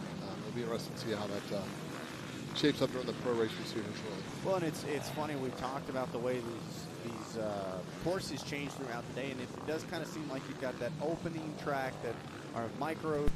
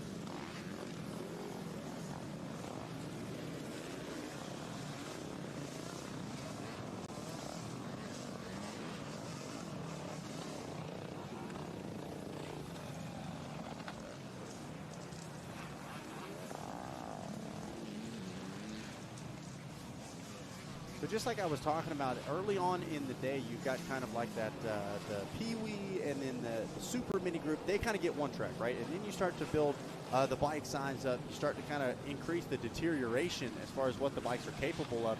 And then things really start to change. That top layer gets scraped off. Some of the bigger rocks start to get moved around. And then I think really that C-class is where you get the big group-type mentalities. You get these one-off lines, and that's when you really start to see what the track's going to shape up like for the rest of the day. Yeah, it plays, and we saw that rock section earlier, the front leaders, you see a line setting up, and the ones that are aggressive go right to the line, it guides them straight through. The ones come through with a little less confidence, you can see what that happens, because as we see them falling a little by side here, and that just bottlenecks everything up and raises the challenge for everyone behind to work their way through. So continuing to see things tighten up, maybe get a little more complicated in that Kurt Caselli Foundation Pro Line. Oh, one rider having their difficulties trying to get turned in the FMF Extreme section.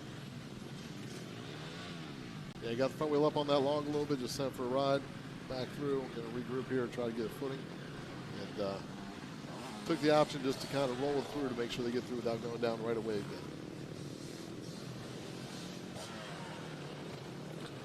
The FMF Extreme section proving difficult, and like we said, it's not always difficult in the sense of there's not a good line, but if there's somebody in that line, you got to get creative. That's when we find out how quick you can make those decisions and how well you can execute plan B. And these vet classes are one of the larger setup on the line, so you've got clusters of riders coming through. So you have the obstacles on the track that are stationary, and then you got the moving obstacles of guys that took off the line, guys and ladies that took off the line with you. Lots of variables, and you can see that the hesitation there at that split line. Do I take the Kurt Caselli line or do I take the go around? And at the moment, as we've got a traffic jam here, that go around line looking mighty pretty. Yeah, maybe a little bit longer around, but in this case, it's definitely going to be the quicker option, because it is it's like a yard sale right now in that the rock section, which is not going to get much better here in the next few minutes. And it's one of those surprisingly difficult zones. I mean, we had people able to climb this section on an e-mountain bike yesterday. So it's not that it's like some kind of crazy extreme enduro section, but it's just when you can't keep the momentum up, when you can't really choose the lines that you want, things can get wrong in a hurry. And I mean, they're elbow to elbow right there, bumping into one another. Also very curious, as much as these guys are hard on the throttles, hard on the gas, and kicking these rocks up, it's going to look very different from what it looked like just a moto ago when our pro riders are coming up next, thinking they know what to expect in this section. Yeah, with the sportsmen and the Pro-Am 125 riders think they had dialed in, could be totally different. So it could be, on one hand, it's a benefit to see the track. On the other hand, false confidence is not always your best friend. It's one of those sections where you can pick a line and stick to it, then things should go relatively smooth. But very rarely, if ever, is that the case in off-road racing. It's, the different variables, the different riders force you to try to switch things up, and that is where a lot of riders find themselves getting into trouble. And it's what makes this type of racing so special, whether it be the GNCC or a JDay event, is it's not tracks change throughout the day on any type of racing. Right. But in this, you could have the track change drastically in one lap. Oh, we absolutely. saw that drone footage of the rock footage where someone must have got stuck at the top and roosted a ton of dirt down on the top of those rocks. Yep. So now the traction is gone. So what you thought carrying speed through, you spin up real quick and you're on the ground before you know it. Yeah, we talk about things change, and like you said, that's pretty synonymous with any type of off-road racing, but the intensity and the level in which things can change may be at a whole nother level here at JDay Offroad Racing as we continue to watch here with our B Vet, our Super Senior Masters, B Senior, as well as Women's B and C, our Senior and Vintage class as well. They're working their way through the woods here, some different line options. It looks like some going left, some going to the right, but either way they're getting through it. This Vet class, these riders been doing it for years, a little more calculated, I would say, as compared to the aggressive level we saw earlier with that 125 Pro-Am class. And the woods section, I know you talked to Joey Crown. He said and it's funny when you start to catch riders using the same word, greasy. That's been the word for the wood section, right? And we see these small sections of very, very bright sunlight, but then the rest of it relatively well covered, right? And that extra bit of moisture and the way it kind of slicks over, it doesn't dry out entirely, and it's almost just like a grease or a film of oil that you can't quite totally get off. It's deceiving because even when it looks like it's got a ton of traction, it can actually be just as slick as something soaking wet. Yeah, it can go away real quick. And even as we see the motocross track here, earlier in the day we saw how deep it was when those little peewees were out there. We're starting to see some of it brushed off and see how the hard packed bases, sandy and loose as this track can start out, it can turn into a kind of a concrete raceway. And those areas where the sun's coming through the woods, you go from that greasy, slippery, snotty type mud on top of it to concrete. Yep. So you can spin up, and it'll be interesting to see how it plays out as the track dries out and some sections do stay wet. But we look here at the FMF Extreme section, riders finding their way through. This was definitely been a bit more challenging for these vent riders as we see them find different ways to get through the challenging tires, the logs, the crisscross, and the terrain.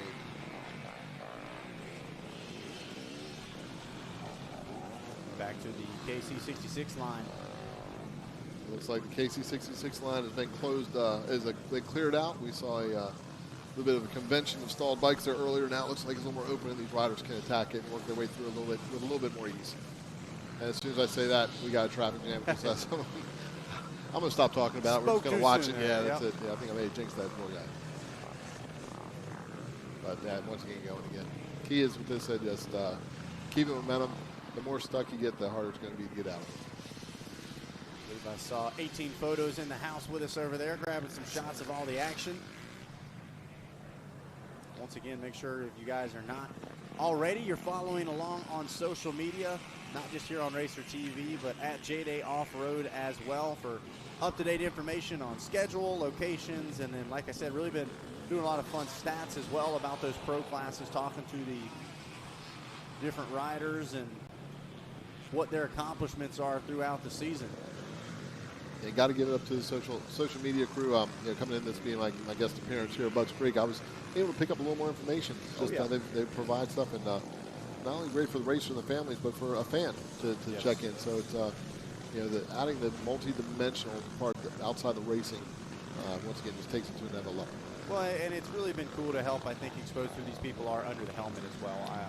I'm lucky enough to get to know the people, not just the racers, and get to see what they're like off track and at different times besides just their business time, their work shift, if you will, on the course. And it really is a ton of fun to see the different personalities come to light, the different stories told, and you can catch all of that on our social media pages as we jump back on board with the Fox FPV drone, exiting that FMF Extreme section and headed back up towards the KC66 Rock Garden. Here's where life choices come into play. Rock Garden or easy, and this gentleman has made a decision, which we hope it works out best for him, as he takes on that KC66 challenge line. Gas came to a little halt there. He's going to try to find a spot to jump back on and make a run at it again. Not going to lie, a little surprised with the decision there, but they did. They went for it, I honestly thought the left turn was going to be made, but he committed. But he's got friends to hang out with. So, yeah. Oh, problems for that rider right there. Almost falling into the rear wheel. Like I said, we'll see. Life's about learning from your mistakes. We'll see what they take next time when they get through. But it's also about overcoming challenges. And with this JDay series, you can test your will to succeed at whatever just get thrown in front of you. Yeah, there's the hindsight's maybe 20/20 on the line choice there, but you've committed to it now. There's no turning back. Well, maybe there is. In this case, that may be the option. So we're seeing some riders get there to the left-hand side where it doesn't look like they can get away from it if they can line it up, and it'll be interesting to see how that plays in as we see the pros come up later. If someone jumps that left and zigzags back across. The nice part about that, if you exit the top of that rock section to the far left, it angles you better to hit that little double down into that next downhill. Well, and we had a good shot there on that drone shot last through the Kirk Caselli section of the dirt that you talked about, thrown back on top of the rocks, and the way it almost smears into the tops of the rocks. So even after the next group of riders come through, that it doesn't just get thrown off and, you know, kind of blown off with the dust. It's now almost pressed into the surface of the rocks and pretty much taking any traction away. A little icing on the cake. Gets it slick there, yeah. Yep. Yep. Looks like that rider's gone from one end to the other. Now up to the right side. And now, hopefully, okay. I think that rider may be taking advantage of the shade. Yep. It's a nice, cool area back there. It may not be the best line choice to leave your bike in, but tires claim another one. Not the spot you want to go down in right there in that extreme section. Going to get fired back up. It's a little deceiving how abrupt those big tractor tires are. And I think coming up on these riders don't realize how much it's going to kick them up, and next thing they know, they're on the ground looking backwards.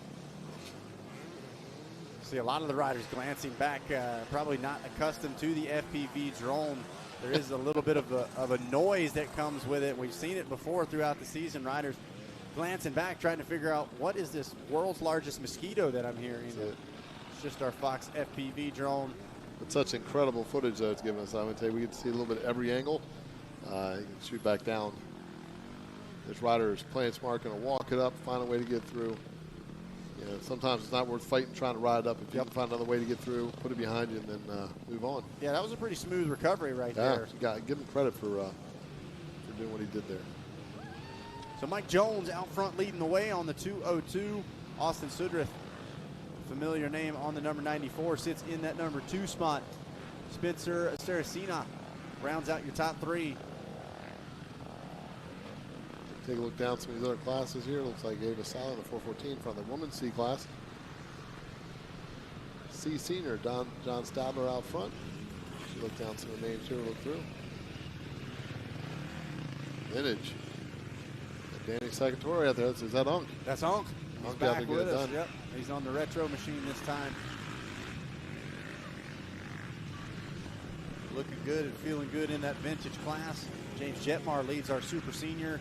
Rod Kavanaugh leads the B senior class. These are stacked fields. There's a long list of riders. I don't even get to see on this list here, but good to see the ones out here out front getting it done. Gabriella Manisi leading the way in her class as well. Look down there, see Tyler Winstead out of Virginia on that 3050. That's one of those carbureted Honda 450s out there. Still getting it done. That's it. That's it. The C class. And the super seniors. James Jetler out front. Against Robert Hall there, coming down here from out of Frederick, Maryland, making the trip down to run this event here at Budds Creek. So watching the Suzuki machine make its way through. You see that rut starting to develop through that little switchback.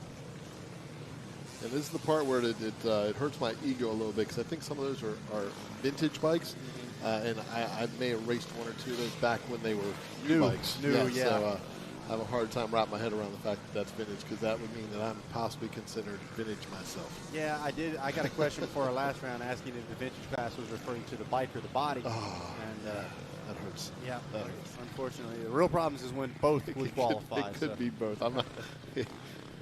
I just say I'm looking. I may have to have some aftermarket parts installed here soon. So I'll take what it takes. Yep. I understand. Good part is they've got good selection. Modern medicine can extend our good times for a number of years. No doubt about it. As the Fox FPV drone back on board here at the FMF Extreme section. That's 767. Looks like he's making short work of getting around this track.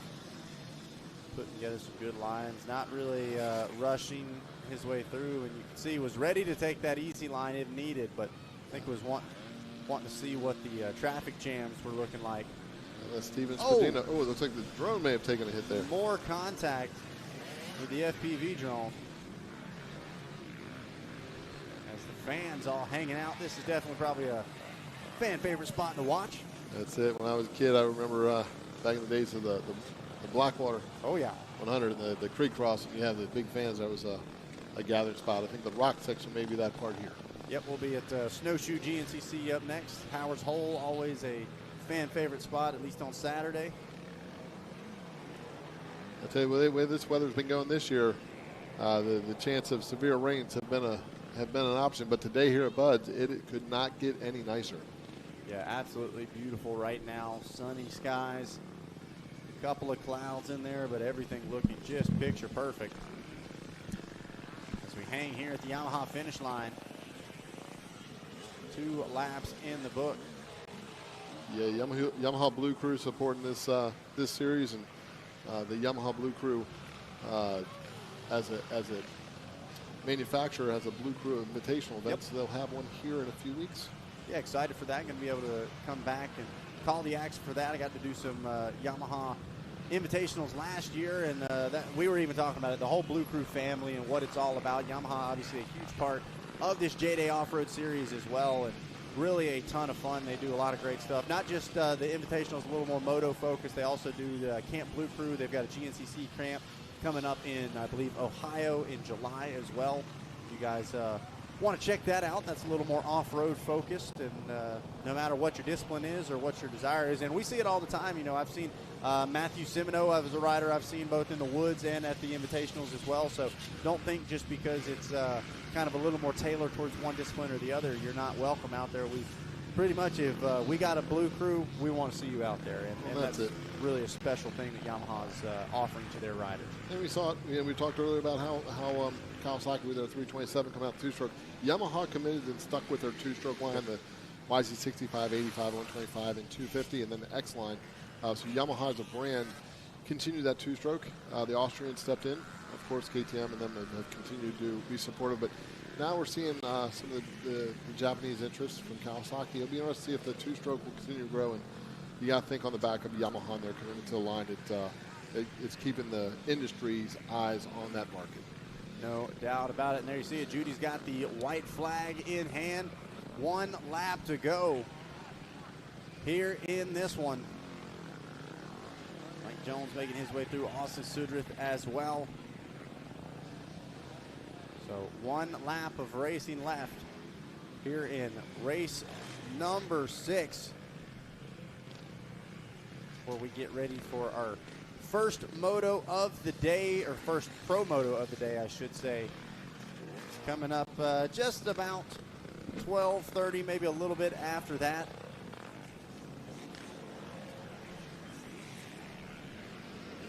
Rolling through the day, white flag wings come out as we, Mike Jones looked at his lead, just saw the 767. I believe that may be Steven Spagna.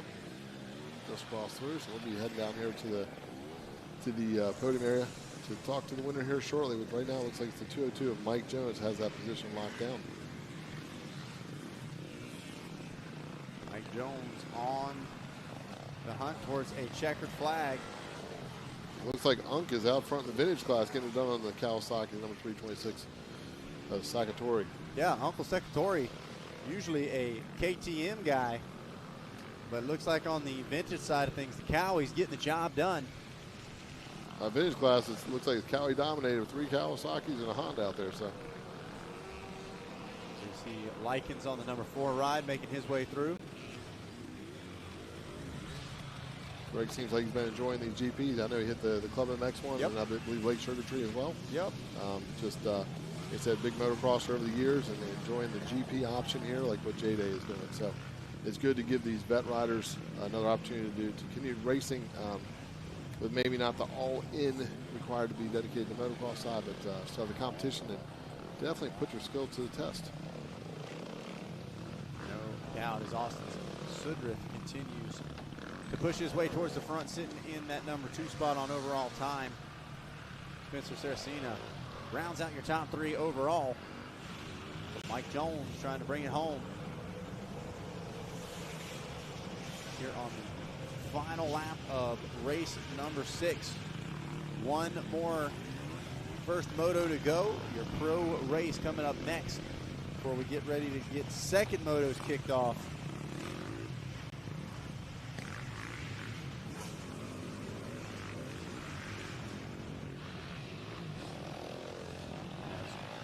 Getting ready to head towards the podium. He's going to be ready to catch a word with our winner just after that checkered flag, and for the moment, looks like Mike Jones is going to be the lucky man to tell us about his race.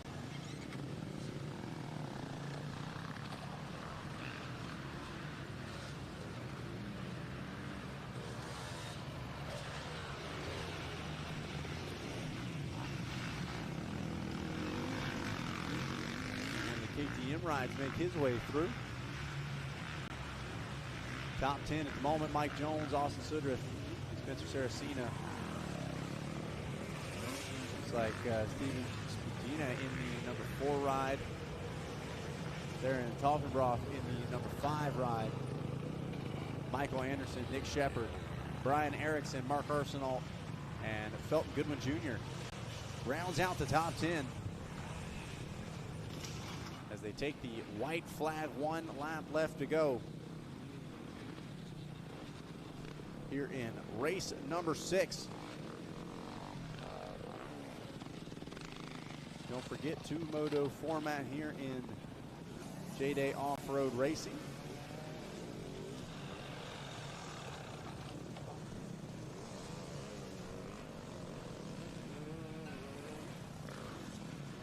Sudrith on that 94 ride. Currently sitting 2nd overall, it shows. See whether or not Sudrith's able to push the pace a little bit here on this final lap. It's interesting. It seemed like Sudrith was actually taking the go-around line. You know, he's one of the faster riders in the field.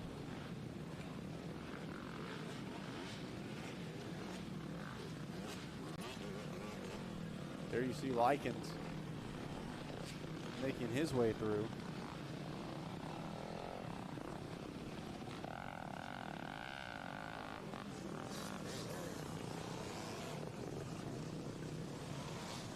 As there is the 202 of Mike Jones, so it does look like Sudrith has made the pass physically on track. And then Spagina in that number 3 ride is 767 on the jersey. So once again, their number you're seeing on the screen is assigned to them. Does not always match what is on the bike or on the jerseys. But now it looks like Austin Sudrith should be in that number 1 spot as they approach the final little bit of racing.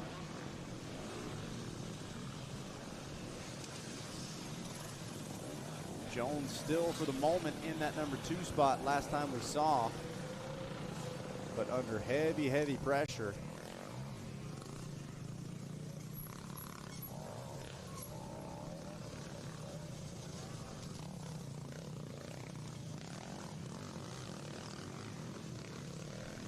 There you see Mike Jones on the 202 ride.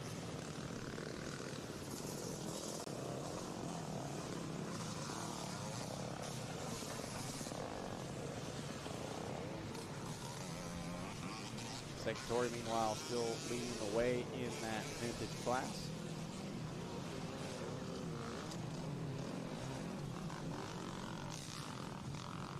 Oh man, you can see that's one of those sections really hard to find another way through.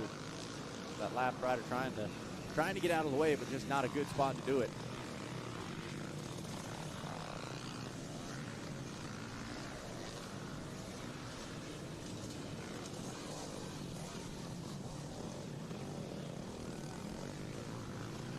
Won't be long now before we expect your leaders to be coming back out of the woods.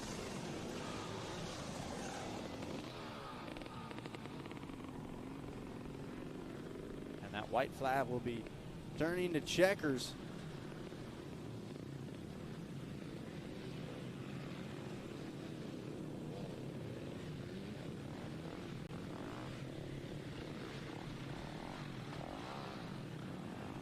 We watch and wait. Austin Sudrith, we believe, has overtaken that number 1 spot physically. Should be bringing out that checkered flag.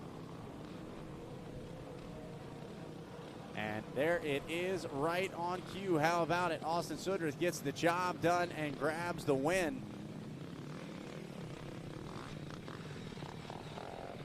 What a ride for the 94.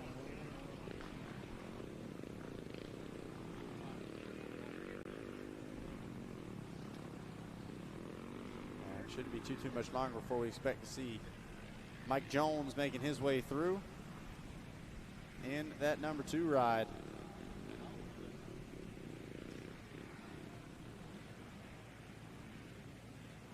But for now, Austin Sudreth gets the job done and grabs the win here in race number 6. And I believe he is standing by with Ian Riley. There it is, the 202 takes that number 2 spot. Ian, will send things down to you at the podium. All right, Austin, great ride today. Get it done. How'd you feel out of the whole Budds Creek circuit? I felt good towards the end of it. I got a bad start, got tangled with somebody before we went in the woods, went down, but I didn't know what place I was in the whole time. I just tried to keep chipping people off. There's a million lines you can take. So, I mean, you just got to figure out what the best flow is and try to stick with it. Yeah, so it's always a good sign when you come to the checkered flag. There's no one else waiting for you on this side, right? Yeah, I enjoy it. Anybody like to thank for helping you get here today? Yeah, I got Johnson Farms, CSR Motorsports, EST Performance. Got a couple buddies that come up here with me, JR Marshall, friends of them. Awesome. You guys got one to go. Look forward to seeing you here shortly. Congratulations.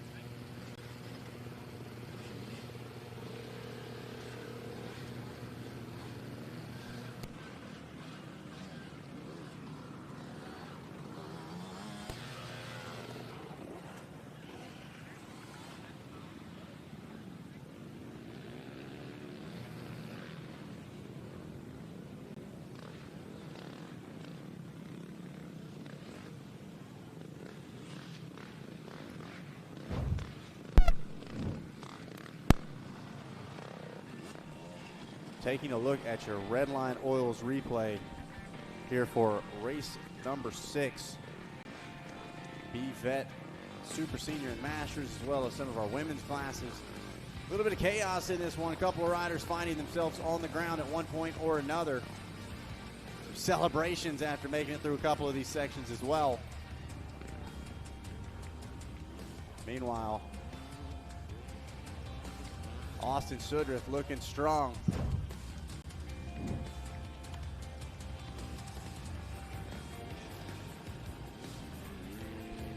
But when it all wrapped up, the 94 was the one getting the job done. Your top 10 going to look like this.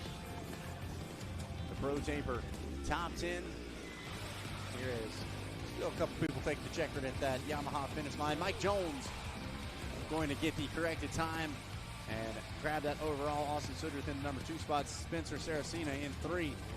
Steven Spagina in the number 4 ride. Darren Toffenbach in the 5 position. Michael Anderson, Nick Shepard, Brian Erickson, Mark Arsenal, and Felton Goodwin Jr. Going to round out your top 10 here from race number 6. Well, ladies and gentlemen, it's just about time to get ready for our first pro race of the day. Coming up here in just a few minutes, we're going to grab a quick commercial break. And when we come back, we will set the stage for Pro Moto number 1. Coming up next here from the Pro Taper Budds Creek Grand Prix Round 5 for the Fox JDay Offroad season. We'll be right back.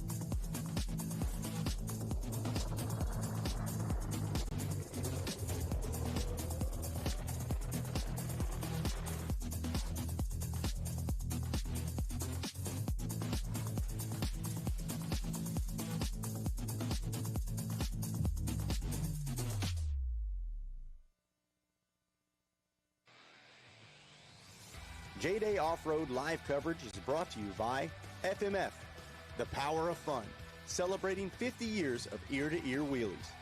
Dunlop, TBT Racing, Engine Ice, MX Trophies, Stasic, Slacker, and W.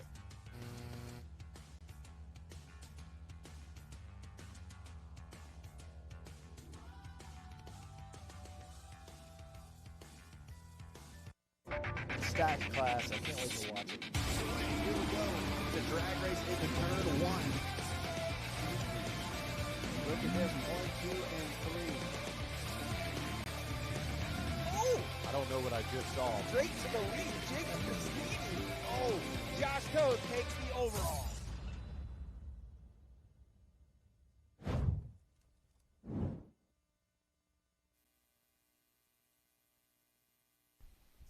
Well, hello, ladies and gentlemen, and welcome to round number 5 of the 2026 Fox JDay Off-Road Racing Series, the Pro Taper Budds Creek Grand Prix. And we are just in time for Pro Moto number 1, as we've got some heavy hitters in this one.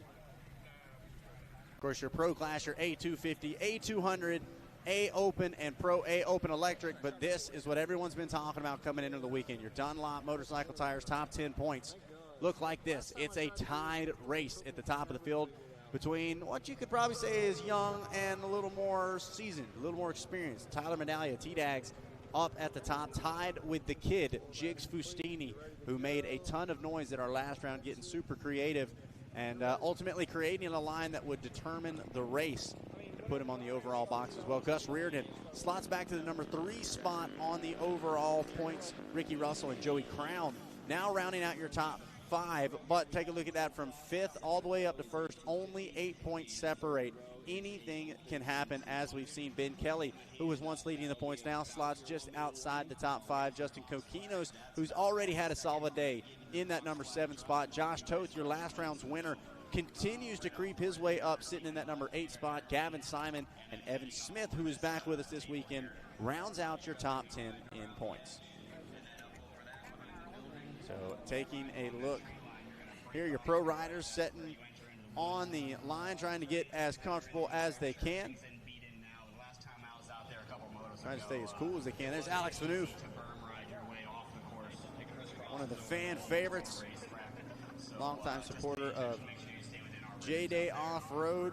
Him and the whole crew there do an absolute ton for us. See everybody trying to stay cool, stay locked in. Speaking of staying cool, as an ice cold Red Bull getting opened up here in the announcer's tower. Big shout out to Red Bull for helping us stay fired up here. We don't quite have the adrenaline of being out there on the track. Josh Toth looks like he could use a Red Bull right now. Come on, Josh, wake up. He's getting in the zone. That's what they say, right? They're locking in, as the kids say. Yeah, the iced edition Red Bull. I think iced on today. The sun baking down. Iced is the choice to have. Yeah, you're gonna need some ice in the veins here if you want to stand up to the pressure of the rest of the field. There you see Jigs Fustini tied for the points lead. Collier Martinez, been a name making a lot of noise throughout this season as well. And then there is T-Dax, Tyler Medaglia, way on that far inside. Wants to try to control the field. Headed into turn number 1.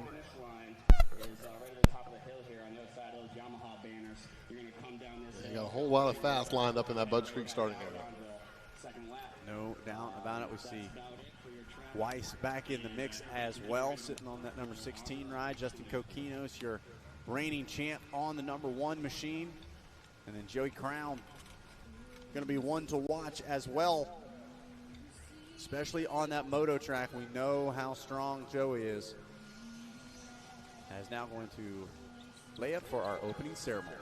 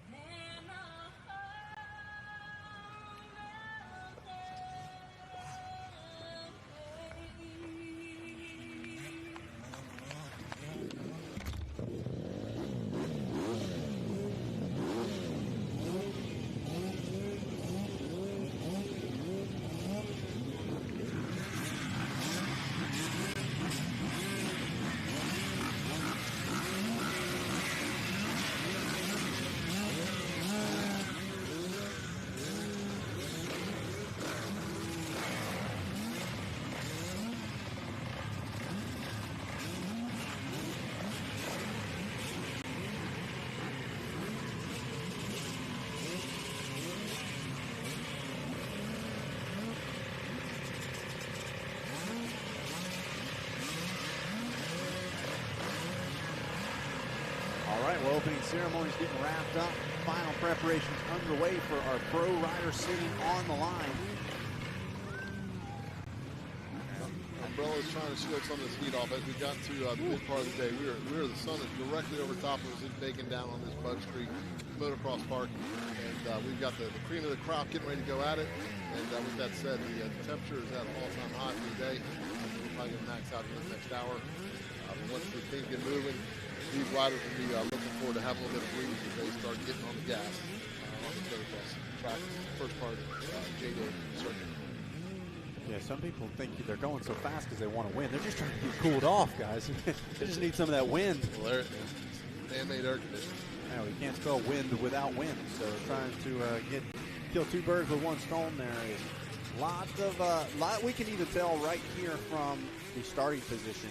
If you ask me, I think Tyler Medaglia lining up way to that inside. That's a confidence move, if you ask me. And that is somebody that he's studied, he's been there, he knows, like we talked about, that kind of Villapoto special, knows a lot of hole shots that come far from that inside. And he knows that the guy he's tied on points with, Jigs Bustini, going to be lined up just a couple to the outside of him. The one thing you can pull off here with it being so tight is if you have a rider on the far outside, if they can get a good jump and hold the throttle because it's not as tight, they can come across and shut people down, but then the key is getting back inside because we've seen the inside line taking up. So the outside line is not always a bad option if you're willing to commit full send into the corner and then knife that front end in. Well, in position's great, but you got to get the jump. You got to be in the fight headed into that corner as well. So anything possible. And that's another thing that I like about the dead engine start of JDay Offroad. It's not a groomed, manicured start. It's not a great, and we do see a lot of that inconsistency. One rider can grab the whole shot in Moto 1 and be outside the top 10 in Moto 2.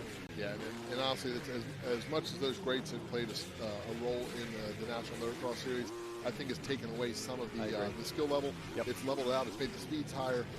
We understand why they do it, but the good part about this is it's a dirt start, throttle control, clutch control, not braking traction. It brings talent back into the mix. A lot of variables, a lot of things you got to be on top of to execute a perfect start as the Fox JDay 30-second card goes up. Won't be long now. The goggles are on. There's last few words of affirmations you got to tell yourself as the Fox green flag gets unrolled. Here we go, folks. Tied at the top of the field. Jigs Bustini and Tyler Medaglia trying to go at it. 8 points within the top 5 as we are pro racing. Here we go. A solid jump once again from Justin Coquinos, but it's going to be Joey Crown leading him into turn number 1. It looks like just going to edge him out for that whole shot. A Kawasaki, though, is that Collier Martinez potentially running up the inside. Oh, huge problems for Joey Crown. And it ends up catching up is that Medaglia and Coquinos as well. So that's a big shakeup, not just in this moto, but in the points as well. What that does is we've had 4 rounds, 4 winners. This is round 5 with 3 of your top riders going down. It could open the door for a 5th winner in 5 rounds. But once again, this is a 2-moto format, so there is chance 30 minutes for these riders to come back. When you have the 3 fastest guys down, it does give those 3 fastest riders a chance to charge back through the pack and do an inspiring ride. Can't quite tell because I know Collier Martinez doing a lot with that Rocky Mountain Red Bear Kawasaki team. Could have been Josh Toth as well. Maybe Ricky Russell. We know he's on a Cowie. Just kind of hard to see his next row coming at you. Here for row number 2, looks like that's your A200 or maybe your A250 class. I believe that's A250, and that might be a Rivers Morris grabbing the whole shot. He has been rock solid all season long. Haven't quite gotten to feature him as much on the screen as we'd like just because of the battles that we've had at the top of the pro class, but Rivers Morris really been rock solid, and we've seen him battling with some of those pro racers even in our sportsman class. So Morris doing a very solid job, as I do believe that's him leading them up and over the hill. It looks like he's already settled in, got a nice feel to it. As you see him hit that double-double, just floating, amazing style, and we'll see how that carries into the woods. As we got our next group up getting ready to take off, I believe this will be our A200 A Open. So here we go, Nash Pearson on that 27 KTM, lined up far to the inside. Chatted with him and his dad a little bit yesterday, really enjoying what this JDay series is all about as he gets a solid drive up to the inside. Not quite going to grab that whole shot. As A200 and A Open off and rolling. Woo! One rider getting a little kick over that step up. It's a little deceptive. It doesn't look like that much of abrupt, but it does drop down the backside of it. The fact they were able to, that rider was able to pull back together and not end up on the ground is always a plus. So we get those riders off. I think we have one more group by the A Electric that see if there's anybody left online. If not, I'm sure we'll get back in the woods here and see where these pro riders are shaping up. How about it? Already so many passes being made just in the opening quarter of a lap. Still on the moto track. They're going to drop back down the big hillside and then get ready to peel off into the woods here. To the front of the field we go, and it is rough and rowdy Ricky Russell, a familiar name at the front of the field, and the Fox FPV drone doing all it can just to try to hang on. Russell hails from the West Coast originally, but he's making the most of this East Coast series. Well, I'll tell you what, when I first met Ricky Russell, he was doing the full GNCC circuit, a multi-time factory rider. He's grabbed some wins. He's been in points battles up there, but man, Ricky really has seemed to have stepped it up at the top of this JDay series, and had to miss around with us due to a prior engagement, but when he's here, he is always in the fight and in the mix. And speaking of in the fight, how about one of the riders tied on points? Jigs Fustini looks to be sitting in that number 2 spot. Collier Martinez in the number 3 ride, but how about it? Looked like Tyler Medaglia was already up inside the top 5. And Coquina is not that far behind him as well, so these riders there's a little bottleneck here, so that's going to spread things out. But I also did see that Weiss was right there in the 5th or 6th spot position as well. Not quite as good of a start for Weiss as he had in that earlier moto, but certainly going to be fun to see where he slots in to this pro field. Meanwhile, Ricky Russell doing what he does, sprinting early and trying to get away. Jigs Fustini, you can see still not attacking, but not in a full-out sprint. You can see just from the body language, still kind of piecing together how this track is shaping up. Then you saw Martinez, Medaglia, Weiss. There's Josh Toth, and now Joey Crown as well. Then you see your reigning champ, Justin Coquinos. Russell right now is taking advantage of a clear track in front of him and just going all out. But like you said, the Toth just kind of taking his time through it for these opening laps. We'll see how that plays in, just kind of feeling it out. And then the story that will tell it all is the next lap, how hard he's charging when he hits these sections. But impressive a little bit ago as we saw Russell just full on attack that rock section. It looked like a walk in the park. Yeah, Russell wide open through the straightaways into that Dunlop split lane. Let's see. He went to the outside. Fustini going to tuck back to the inside. And it looked like Martinez going to try that wide line as well. Relatively evenly spaced still as far as which line going to be the fastest. So work their way back on the motocross track and see how things shift back up here as we get problems for Fustini there. It looked like went off the side of that tabletop. That face hit jump is turning into concrete. It depends what tire they're running. It's going to be spinning.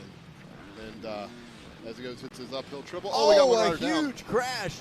Fustini just gets into some of that thick stuff right on the outside and gets pitched over. He looks okay. He jumped right back up, but that was one of those kind of stuck and tried to pivot. Yeah, it didn't work. That was it, and that's not soft up there. So, but the fact he's back up, charging again is. Hopefully the bars aren't too tweaked out, and he'll jump back up the pace. And that is the full big gulp that we've been talking about, is our pro riders uncorking it, catching some big air. As we take a look at this replay, watch at the top side of your screen. Jigs Fustini going to go for the big step up, going to try to get this thing turned. And just gets stuck in some of that thick mud. We saw Tyler Medaglia do that same off-track excursion, and it looked like Jigs, rather than going off-track, was going to try to slam into that berm. Didn't quite work out for him. Yeah, it looked like we hit the berm. He did a full flip, landed out in that hard pack. But he, the good part is I think where the bike landed was somewhat soft. Yep. So the bike was cushioned by that a bit. Back around these rollers is the TBT live drone shot. Gives you an overhead view of how those rollers shape up as they approach the national finish line and launch over that tabletop. So here we go. Medaglia on the hunt now. Collier Martinez, an up-and-comer, continuing to try. Medaglia is really putting the charge on here on Martinez, trying to get the move before they get back in the woods. Before things narrow down, Tyler trying to go to the inside, just not enough room to make the pass right now. But Medaglia sitting in that 3rd spot, trying to make the move, and looks like Martinez really charged in there. Not much room for Medaglia to make the pass. So here we go. Going at it as they head back off into the woods. Meanwhile, look at this, almost side by side, different lines for Martinez and Medaglia. T-Dags. Oh, might have just made the pass right there. Didn't quite see it, but I think that was the pass made. Meanwhile, Ricky Russell still picking his way through at the top. And Russell has extended a lead. Medaglia is going to have to go to work now. Now that he's clear of Martinez, we'll see if Medaglia can lay the laps down, and will definitely be advantageous once it's a moto track, because we know that Medaglia knows how to get around the moto side, make the most of it, and try to get to the front. As we look through some of the riders that are here, talking about people that are showing up to this event, just outside the top 10 is Tom Welch. That's a young Tom Welch. He's made a name for himself qualifying for some Supercrosses and whatnot. His father, Tom Welch, was a District 7 pro rider that qualified for a number of nationals throughout the series. So it's cool to see the Welch name here at Budds Creek. They live only about 20 minutes from here, and always good to see it when Welch shows up in the results. But right now, it's Ricky Russell on that 212 out front, setting pace. Medaglia to try his best to claw back up. And the question is, Fustini, how much did that little get off there shake him up as he tries to work his way back towards the front?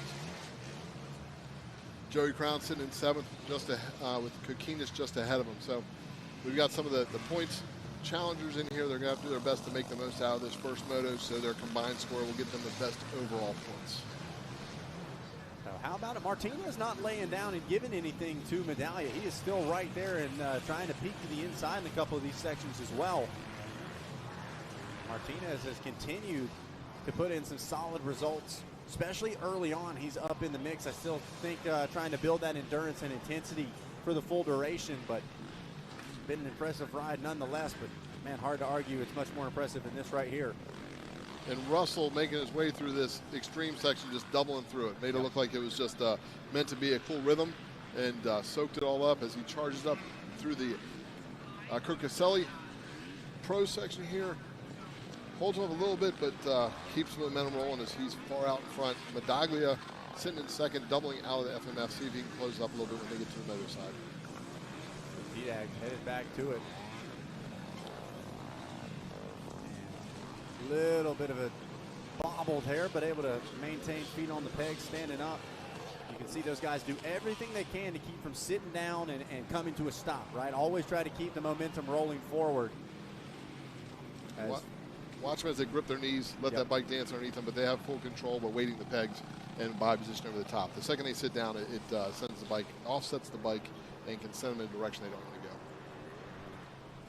go. Fustini now starting to get pressure from Josh Toth.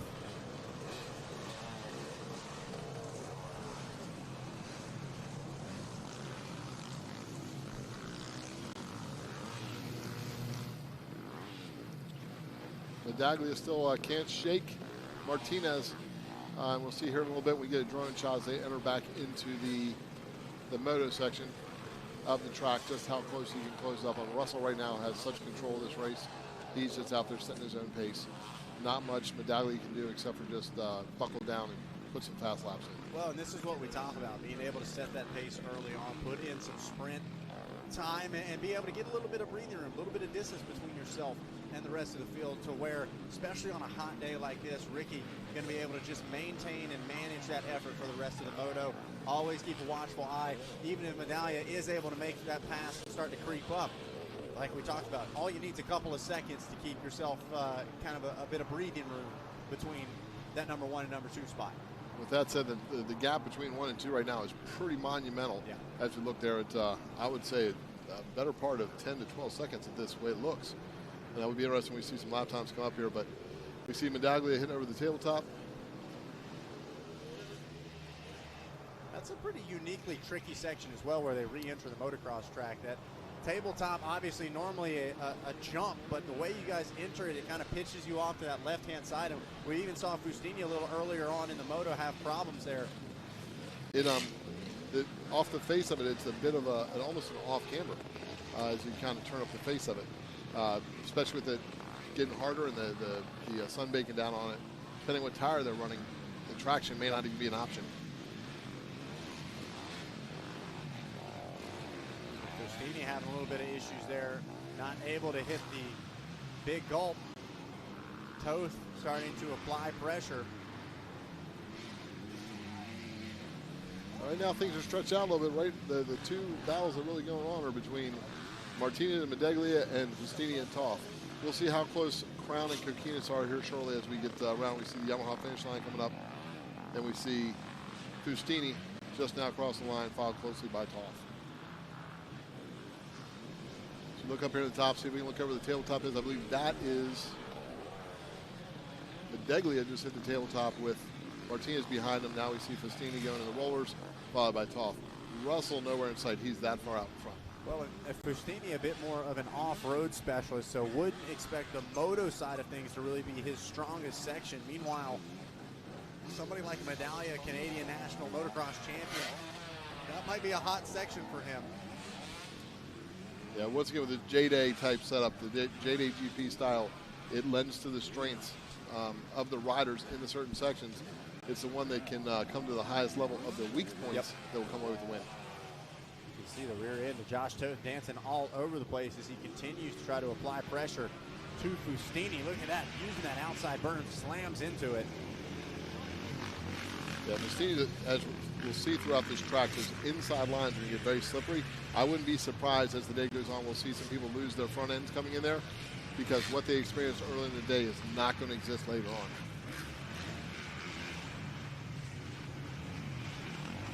Medaglia still on the hunt. He's not getting Martinez keeping us. He's keeping within sight, so not breaking away. And doesn't really gain much on Russell at this point. But we talked earlier how Kokinis was sitting in that second spot in that 125 Pro class. But Medaglia, all he needs to do is, if he has second, he's putting himself in the position. He just has to go out and win the second one to get this overall.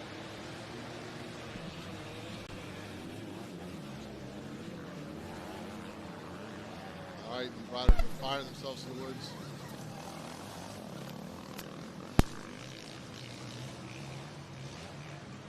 We see Ricky Russell out there commandingly as we look back here. Medaglia, we're just waiting, and waiting for Medaglia to come through. Russell set sail early, set that pace, and the gap he was able to open up is impressive. It looks like Martinez tried to alter the line that time. We'll see if he continues to use that next time and if that opens up at all. Well, Ricky Russell right now handling business at the front of the field, and we were able to catch up with him a little earlier this weekend about racing at such an iconic location like right here at Budds Creek.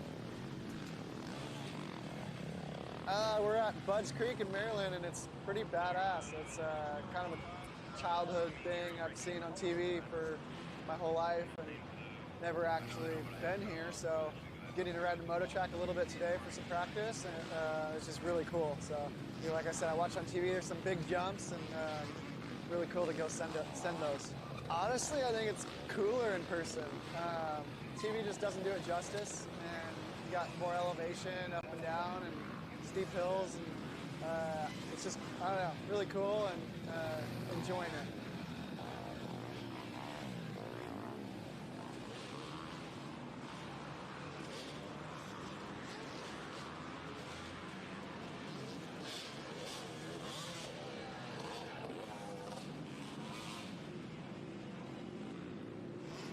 All right, back with us now, Josh Toth. Up the rock face and had a little bit of a rear end tap dance there, bouncing around. Didn't seem to bother him too much. So funny what could be the closest call of an amateur rider, an average pro rider may not even think about after the race. You ask them about it, they're like, I don't even know what you're talking about. It's funny how it works. It just it happens. That's what makes the top level rider. They're not distracted by the slight inconsistency. They just commit to the overall program. Wide open on that Fox FPV drone, trying to keep up with rough and rowdy Ricky Russell as he heads back down towards that Dunlop split lane. He's opting that left-hand side. Looks like maybe a little smoother, maybe not, and also gives a little more flow as he exits. Yeah, I was going to say, sets him up for that next corner just a little bit better, it looks like. It'll be interesting to see if they start setting this up. These riders come in on this, go to the left, and start turning up the inside a little bit sooner. They're dedicating themselves out to the line, and that's going to start breaking down. So we'll see if they start correcting that a little bit to get a little more traction to face that tabletop. Well, and we keep talking about this two-moto format, but it really is going to be a completely different racetrack by the time these riders get back out there. And so a lot of those top race lines could be completely different by the time they get back out for what will decide the overall. Yeah, there'll be no bulldozers. There'll be no track maintenance. It's going to be just a continuation of deterioration, development of the track, and once again, that's what leads to the competitiveness of this JDay event. So Ricky Russell, Tyler Medallia, Collier Martinez, Jigs Fustini, and Josh Toth. Your top 5 is, once again, it looks like Fustini maybe held up just a little bit over that tabletop, and I'm trying to see if that's Martinez or if that's Toth in front of Fustini. Toth may have made the pass. Shout out Jigs Fustini, though, had that big crash and has still hit that step-up triple every lap since then. Unfazed and unbothered as Ricky Russell puts another lap in the books. That's the big gulp. Woo! That's take you a sip. How about it? That's it. Yep. Extend that front end up. Make sure taking nothing but a chance and getting over that big leap. Heading up over Henry Hill. The view here, the drone gives us a full view of what these riders are attacking as they make their way around this Budds Creek circuit. Come to the Yamaha finish line, working way through. Joshua Toth working through, followed by Fustini. Looks like Toth has made his move past Fustini. And see if he can close a little bit up on Martinez as they make the round over the step-up past where the starting area is. Well, taking their way, I touched on Jigs Fustini still launching that step-up triple after the crash. Jigs has kind of been a bit of a superstar for the JDay Offroad series here in the last couple of weeks. Obviously creating such a crazy line. I don't even know any other way to put it. It had me, Gary Bailey, and Johnny Gallagher's mouths on the floor. Jigs kind of getting wild out there and creating a little bit of social media fame around that. We were able to talk to him about the hype coming here into round 5.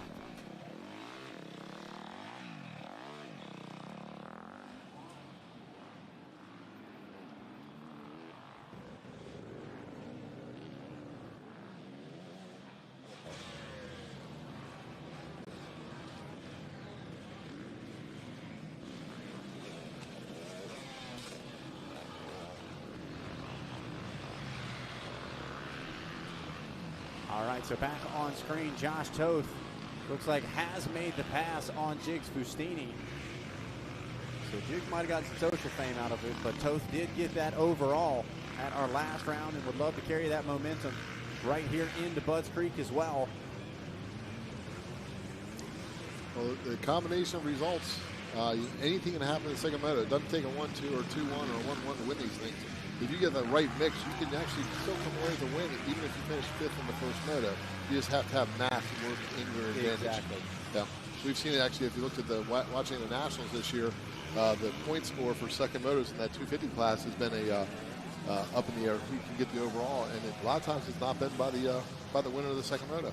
Yeah, absolutely. I mean, consistency is key, and we oftentimes joke that consistency is not what the C stands for in those C classes, but that's often what we're alluding to is you'll have 1-3-7 finishes, or you'll have 2-6-1 finishes. You know, there's a lot of trading around, or two-moto format. There's so many different ways things can break down, and we talk about a lot of riders just putting themselves in a good enough position in moto number 1 to be in the fight for moto number 2. And that's it. The key of this is when you're spread out like this in the JDay course where you're in the woods, not knowing where the other riders are, it is all fate in your hands to charge. Finish the best you can and let the numbers fall where they may. And if it comes out that you're on top of the box, then that's the numbers. No doubt about it as Toth continues to lead Fustini around. Meanwhile, FPV drone going to jump on board with T-Dags. Tyler Medallia headed towards that FMF Extreme section. These guys making it look like no problem. As you can see, the fans all out and about. I believe that was actually one of our social media managers there for JDay Offroad getting the shots. Dagley tried to get it hung up a little bit in the rock section there, but straighten it back up. Feet off the pegs with a throttle pin to keep that thing moving. Yep. Just a little dab of the feet, but the wrist never cracks, no doubt about it. As there is Fustini. The jigs get back around Toth? I don't believe so. Toth had opened up just enough to get a little gap there.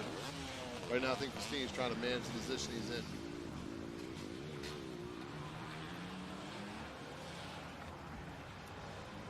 Crown and Kokina still suffering from that fall in that first roller section off the start, sitting in 6th and 7th. Be interested to see how close they can close it up on to Fustini by the end of this moto.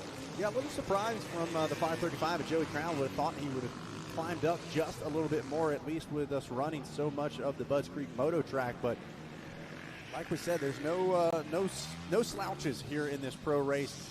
Somebody like a Kokino, somebody like Fustini, Toth, Josh Toth, qualifying and I believe scoring points in a pro national within the last couple of years or so. So these are not riders that anybody can say would be easy to pass by any means, regardless whether you're in the woods or on the moto track.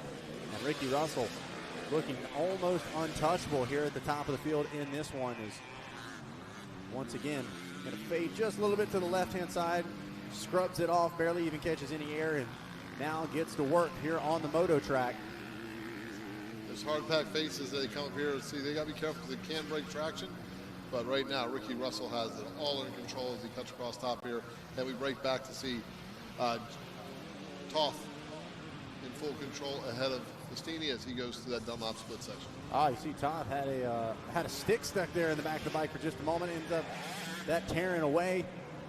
Ooh, Ricky Russell styling and profiling over the big gulp. Made it look easy. Man, that looks like a fun jump. I'm sure it is when you're going to clear it. Right, not a fun jump to come up short on. No, kind of like Henry Hill and going long. Doesn't look like a lot of fun. No, the gravity and the incline do not play to your advantage sometimes. Here we go through the Yamaha finish line once again.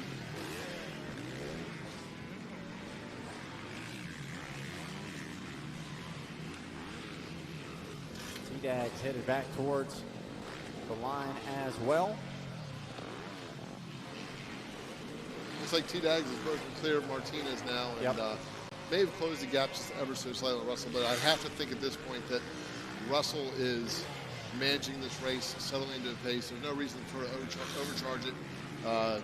Maybe he's looking lines for next moto so he can set himself up to make sure it does the double one. Yeah, got to think both Russell and Medallia maybe doing a little bit of a management effort here in this one with the gap built up for what it is. Not to mention, just as hot as things are at this point, we are really, up into the 90s now. And you get down into the bowl of the track itself, it almost adds a couple of degrees with the humidity and the wind not quite able to reach down in there. So things getting brutal as ever. This area of Maryland, known for its heat and humidity, and the way this track is situated in the valley, it basically holds that pocket of moist air. And where these riders are, they're sitting in dead smack in the middle of it. So fierce warriors to begin with, and then you add the environmental aspect of it, the temperature, brings this racing to a whole other level.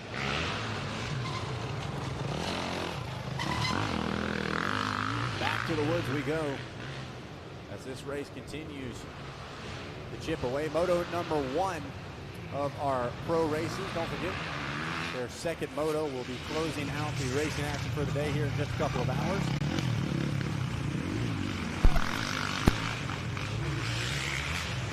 Ricky Russell, he has another moto to go, so he's got to pair this up, but he would be your first two-time winner if he can double down the second moto and pull a win off for the day. Yeah, it'd be a big opportunity for him, and I think it's pretty impressive, Ricky, having to miss a round due to a prior engagement, but after round 1, he said, man, I want to be a part of this. I want to be involved with this as much as we can. So Ricky kind of racing his way back into the points championship, and certainly even if he doesn't walk away with that title, shows he was one of the top guys at each and every round.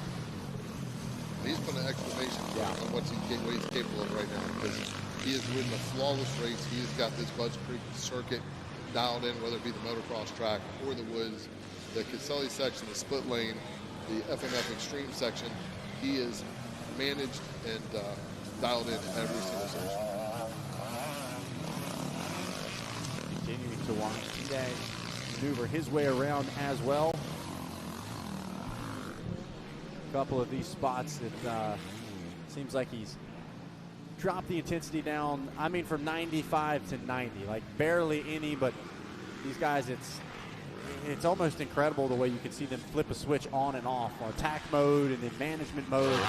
They really are so aware and so capable of adjusting at a moment's notice. And as you said, that Russell had to adjust his line because he had that life lapper, and he'd been going left the whole time and making that rhythm. You saw how that angled log section definitely kicked him a little bit different than we've seen before. So managing that, this shows the level locked in he is mentally. And here we see JDay's come around, topping his way through that extreme section and doubling down before they get to the Kirk Caselli Pro rock tissue coming up. You see JDay's a little different approach there, kind of early embankment off the outside berm, get a bit more of a direct shot at the entrance to that section.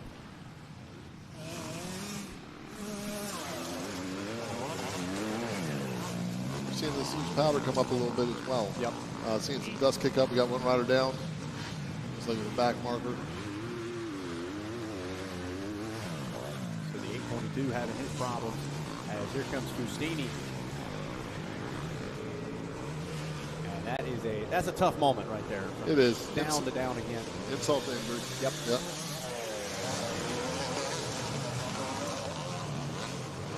Right now it's in Russell, Medaglia, Martinez, top 3 spots in this pro class here for the first moto, this JDay event.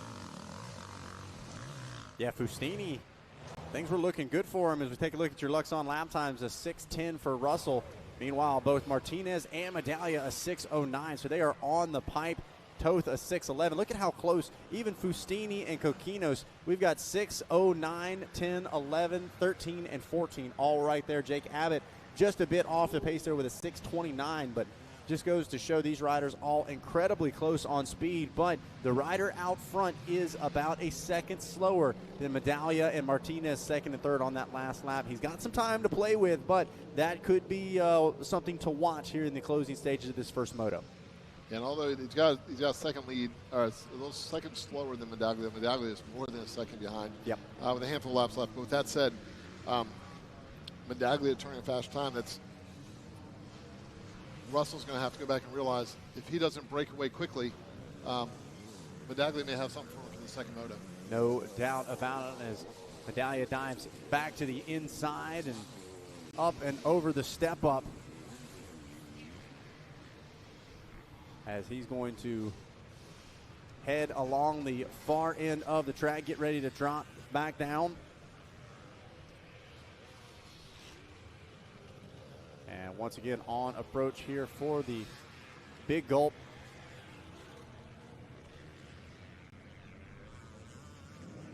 And he's going to tuck back to the inside there. White flag out, white flag waving for Ricky Russell as he makes his way through.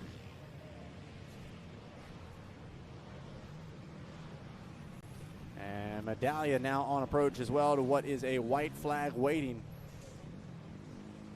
So one more lap for Russell and Medaglia. As let's see, Ricky Russell. And you can see even little things right there, just the way he's not attacking all the way quite up that hillside. It is, I think Ricky is on approach here. We'd like to welcome a very special guest here into the announcer's booth, none other than Mr. Jonathan Beasley here with Budds Creek. Jonathan, first of all, I've grown up coming in here. This was my favorite pro national to go to. It's so great to be able to bring JDay Offroad Racing right here to Budds Creek. It's something I never thought I'd see. We used to do a ECEA race years ago, and I will tell you, now that we got these quality woods riders here, one of the funniest stories that ever happened. as a racetrack owner, before the computers were invented, the biggest liability was actually having somebody on the racetrack who doesn't have an AMA card. I don't care how hard I'd work. Prop me up in front of sign up, bring me a pot of coffee, and I'll be Bernie. Prop me up. And I'm sitting there looking at AMA cards, making sure they're all official and signed on the back. And you're not the Mike Lafferty, are you? Oh, yeah. He says, oh, I am the Mike Lafferty. I said to him, well, Hare Scramble's sign up doesn't start for another 2 hours, and it's at the other building. He lit up. He didn't even know we had a Hare Scrambles that day. They were getting ready to start GNCC. Yep. And he was here to learn how to ride moto because a lot of the GNCC tracks were. So I set it up where he had his 2 motos. Then the Hare Scrambles started as soon as he came off. And as soon as he came off the Hare Scrambles, he had his final 2 motos. Woo! And that was my introduction to Mike Lafferty. Yeah, I tell you what, we just had Ryder Lafferty, who I believe is the nephew, if I'm not mistaken, of Mike, and just finished in the top 5 at our last GNCC. And we talk about what JDay's about. It's kind of that perfect blend, right? You have the 30-minute moto format, 2 moto format as well, but it's that perfect mix of the off-road side of things. It's so technical. There's some sections where the riders aren't going that fast, but it's those slower, more technical sections that oftentimes can cost you the most. That's true. It gets some amazing trails back through here. I remember cutting trails when we were literally, cutting through dense forest. Yeah, it's really been impressive. I know Ethan all week leading up this has said he thinks this has been one of the best blends of courses between moto and off-road that they've had all season long. And then, of course, can't forget about the FMF Extreme section as well. And, you talk about the quality of these riders. Ricky Russell, who we're seeing on screen, he's not just a woods guy. He's jumping the big gulp. He's got the moto skills to pay the bills as well. I saw that. I want to tell one more Lafferty story. It's at an ECEA race, and I'm doing a final inspection right before the start of the race, and I'm walking down the lanes. Sir, you need to wear gloves. This is Mr. Lafferty Sr. He's probably 70 years old, and it's 30 degrees. Son, I've never worn gloves in my life. I said, Mr. Lafferty, don't let me be the first to enforce an AMA rule on you. That's funny. I couldn't imagine that, not wearing gloves out there. Oh, my God. He was not. They were the nicest people, too. That's cool to hear the offspring is involved. Yeah, no, it really has. It's been impressive to watch, and a great showing for Ryder at our last round. And then you kind of got the new generation. Perfect example, Jigs Fustini on your screen. He's tied for the points lead coming into this round.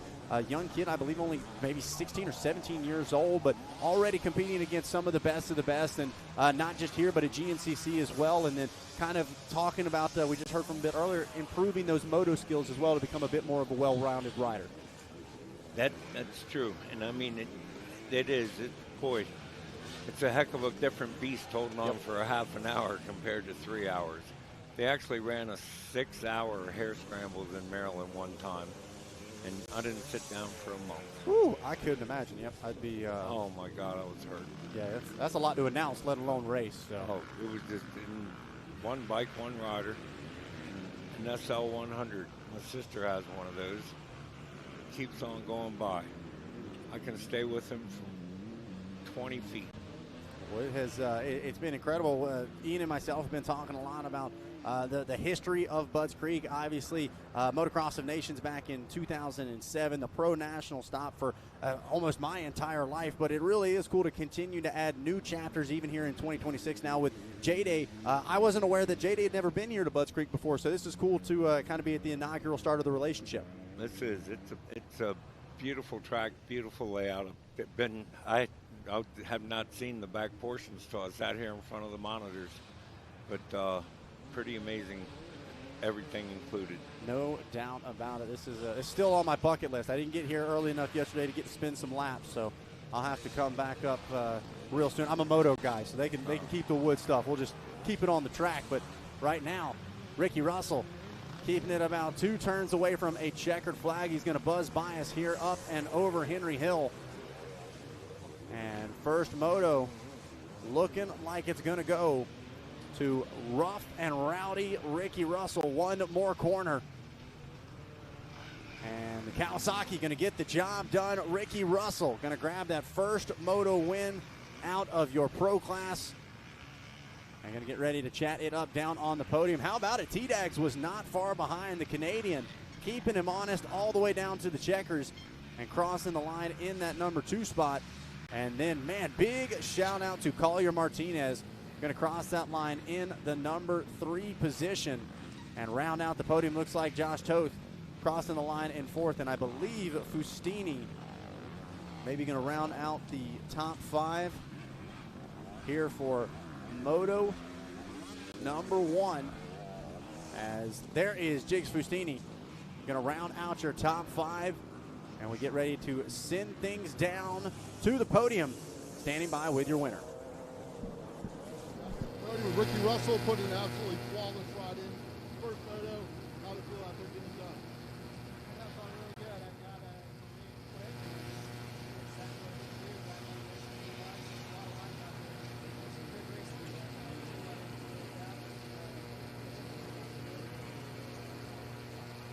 You set sail the first lap, broke away, set the position to really maintain the race. Was there such an attractive challenge in that process, trying to keep that gap? There's just a lot of lines out there, so we really got to put them all together. One spot's down to the beginning, so vice versa. So just putting it all together, it's an awesome track. It's really good. It's my favorite so far. Awesome. What do you like thinking to hear today so far? First of all, I gotta thank my wife for letting me come do this. Yeah, it's a while over here. Take the weekend off and get it done over here. And then Liquid Motor Parts, gotta thank them a lot for support this year. TPG suspension, we got a pretty shot out there this weekend. It made a difference. It was very nice. So, pushing down there, sensor stress, wind guards, skid plates, FXR, 92, 60, just all around suspension, and keeping it not dated good. Great things, some dream work, and you're living the dream out front. Look forward to seeing you out there in Moto 2.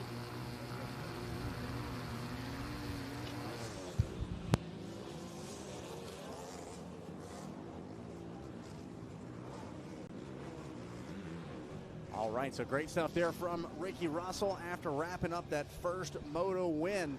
What a way to kick off the day. As we take a look now at your red line replay here from Pro Moto number 1.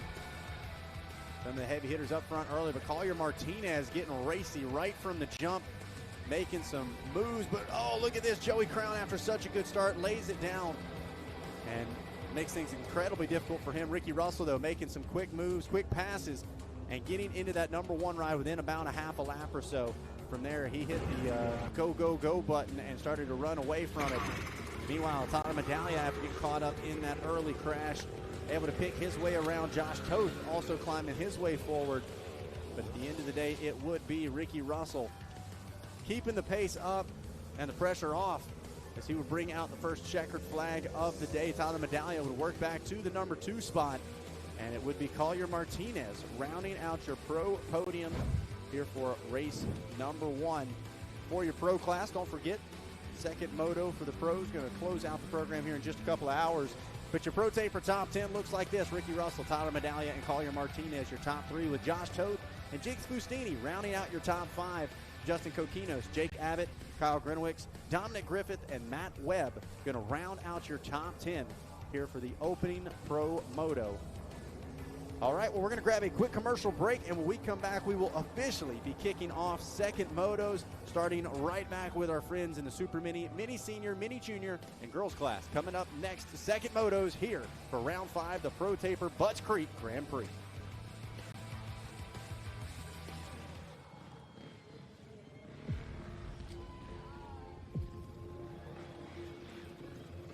We've been there since the very beginning. Organizing the industry and building champions.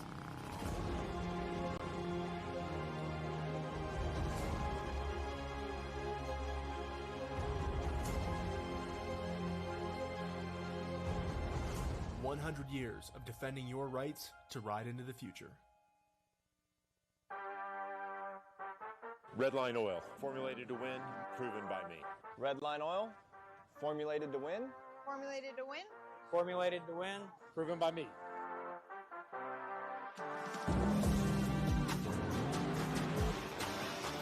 Formulated to win, proven by me.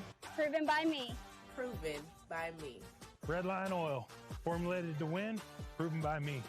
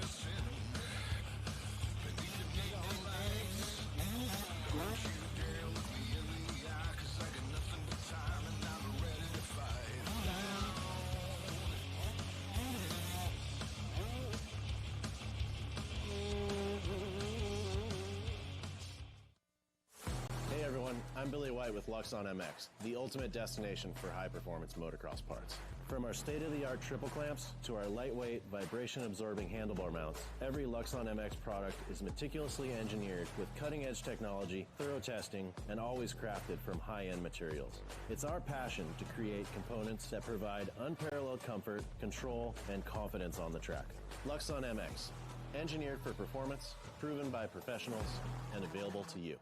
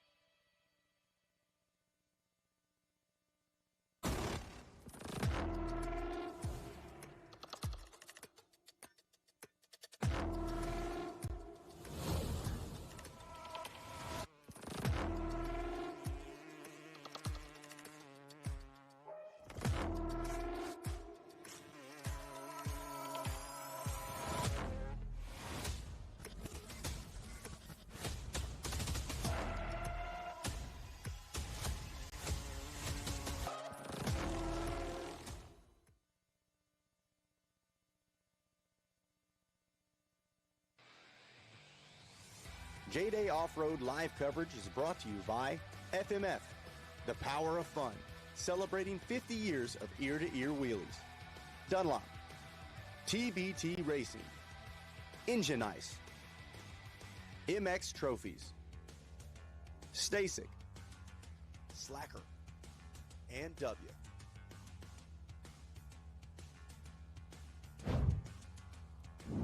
All right, well, hello, ladies and gentlemen, and welcome back to round number 5 of the 2026 Fox JDay Offroad Racing season. This is the Pro Taper Budds Creek Grand Prix, and joining me in the booth is the man, the myth, the legend, none other than Mr. Jonathan Beasley, kind of the head guy here at Budds Creek. Obviously, Ezra, your son, has taken over operations here on a daily basis, but you were the guy I wanted to talk to about the cannons that we just saw coming back from commercial. I know a huge American history buff, a Civil War buff as well. Why don't you give us the true story as to what those cannons are about and kind of the story behind them? Well, the one by the tower is the best one. And I could say this publicly because it used to have a British seal on it that the ice broke off. So it was a British-made cannon. which would have not have been on any American warships. And when I was a kid, they were legal to take. Now they're not. And the one right here was a ballast cannon. Wow. It was found 20 feet deeper than the wreck after a hurricane. No kidding. Wow. Yes. So this whole area got a pretty significant history as far as well, US Civil these War were North Carolina. There are I would love it if we had clear North Carolina water. There's 3 submarines sunk in St. Mary's County, and all weapons testing. Wow. And but you can't see anything past 60 feet in the rivers. Gotcha. So always a cool bit of story around here as far as the history, not only just the racing history, but even just the history of the area. Well, I'll tell you the best history is how it all started. My father went in the Navy. He graduated in 45, and so by the time he got to the Pacific Ocean, the war was over. But he stayed in the Navy. His best friend retires at Indian Head, which is a naval base 20 miles north of here. And I'm driving by with Dad. I'm 6 years old. There's a for sale sign. He's a big hunter. He's a big fisherman, and he loves to golf. I'm sorry, there's not enough horsepower in any of them. But he stops and buys it right then and there to hunt. Has a massive heart attack 2 years later. Died July 4th of 1968. Wow. My first stepfather got us into racing. At one time, there were 26 racetracks, or over the course of the years, 26 different tracks in the state of Maryland that we figured out. And so the naval officers ran a track in Hollywood. It got closed down. The Japanese got in the sport, and it went from 50 at a motocross race to 500 overnight, and they had no parking at all. So they got closed down. They came out here. The original track was laid out between the trees where we could not, the trees that the bulldozer they hired could knock down was basically where the racetrack went. Wow, how and about that? There were a couple of great riders. Bruce Triplett was the one I remember the most, he and his son Al, or Al and Bruce, father and son. But so anyway, it all just went from there. Yeah, just kind of naturally snowballed from there, right? I wouldn't say naturally snowballed. It was a tough fight. Hey, and Ian will tell you he was a racer. There was a racetrack 30 miles away in Fredericksburg and 30 miles away in Fosco, Maryland, that would have twice as many riders as I would. We were the only racetrack on the East Coast not paying experts. 1 trophy for 4 riders at every other racetrack, and we're 3 trophies for 40 riders. The day I graduated from the University of Maryland, Mom's going to buy me any car I want. Porsches are not off the table. I basically had paid for my own education. And I looked at her and I said, Mom, what I really want, it won't cost you a penny. Never set foot on the property again. And it took me 4 years to get a national. How about that? And, well, and that's what we talked about is just the growth of this, not just the property itself and the track, but the facilities behind it. There's so much more behind the scenes that people don't see as far as what it takes to create a location like this to be able to bring racing to. And then you guys do a lot to be able to bring that back to the races as well. I know you guys used to do the Cannon Award, if I'm not mistaken, right, for the fastest lap? Yep. That was a pretty cool kind of unique thing. The Kevin Crime Privateer Memorial was the best. I mean, that helped out the guys who are struggling race to race. And that's, I feel like, kind of always been a staple point for you guys here at Budds Creek, is to find a way to give back, find a way to continue to support local racing. I know Ezra doing the Capital Cup there, bringing a lot of local motocross groups together. You guys have had Loretta's qualifiers. The racing has continued to grow, not just on a national pro side, but continuing to foster the next generation of racers as well.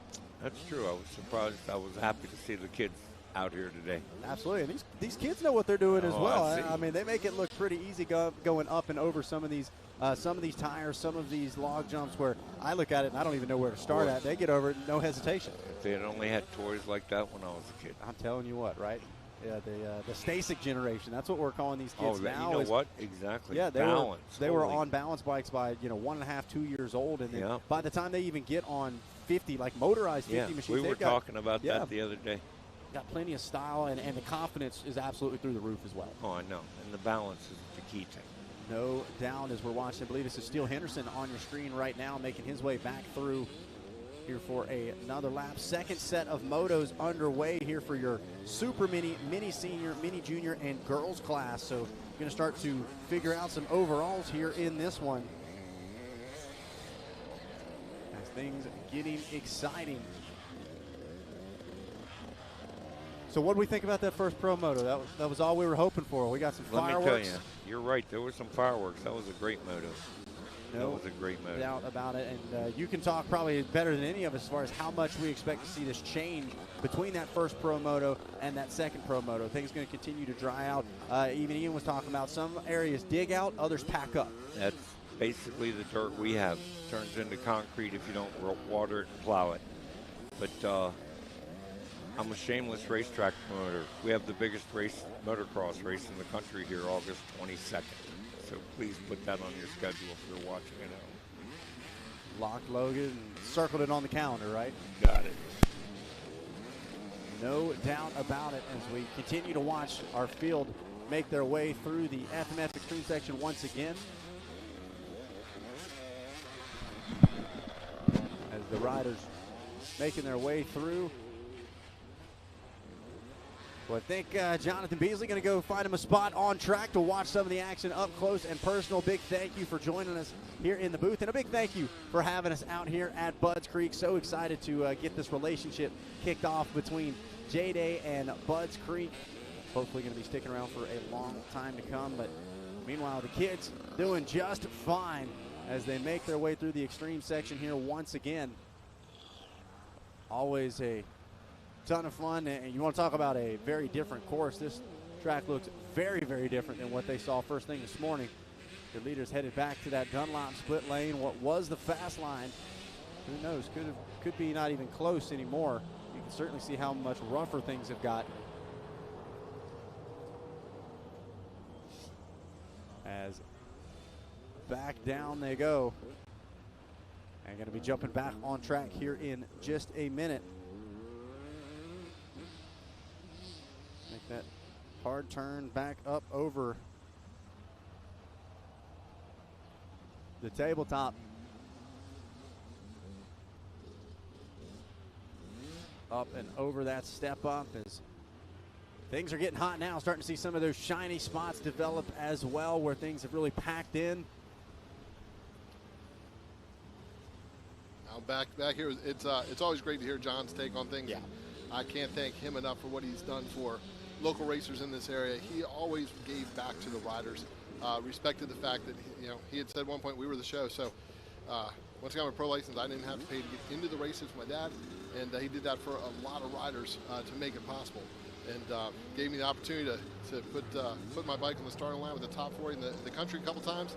And John has done an amazing amount for the sport of motocross in general, but especially for this area with racing. Yeah, no doubt. And you want to talk about somebody where you can hear the passion literally in their voice when they talk about it. There is no doubt how much this sport means to him, and not just the sport as in how it has helped him, but to give back, like you said, to truly support that next generation, to find ways to continue to pump up and improve the conditions for our next generation of riders. That's what sport's all about. And he's got the next generation of his family doing the same thing with his son Ezra, like I said, taking over pretty much all of the day-to-day operations. It's so cool to see that Beasley family tradition continue.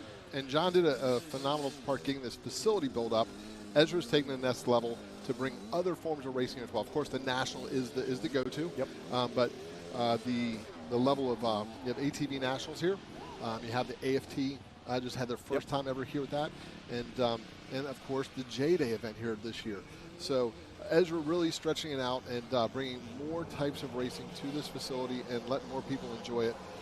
Just absolutely phenomenal.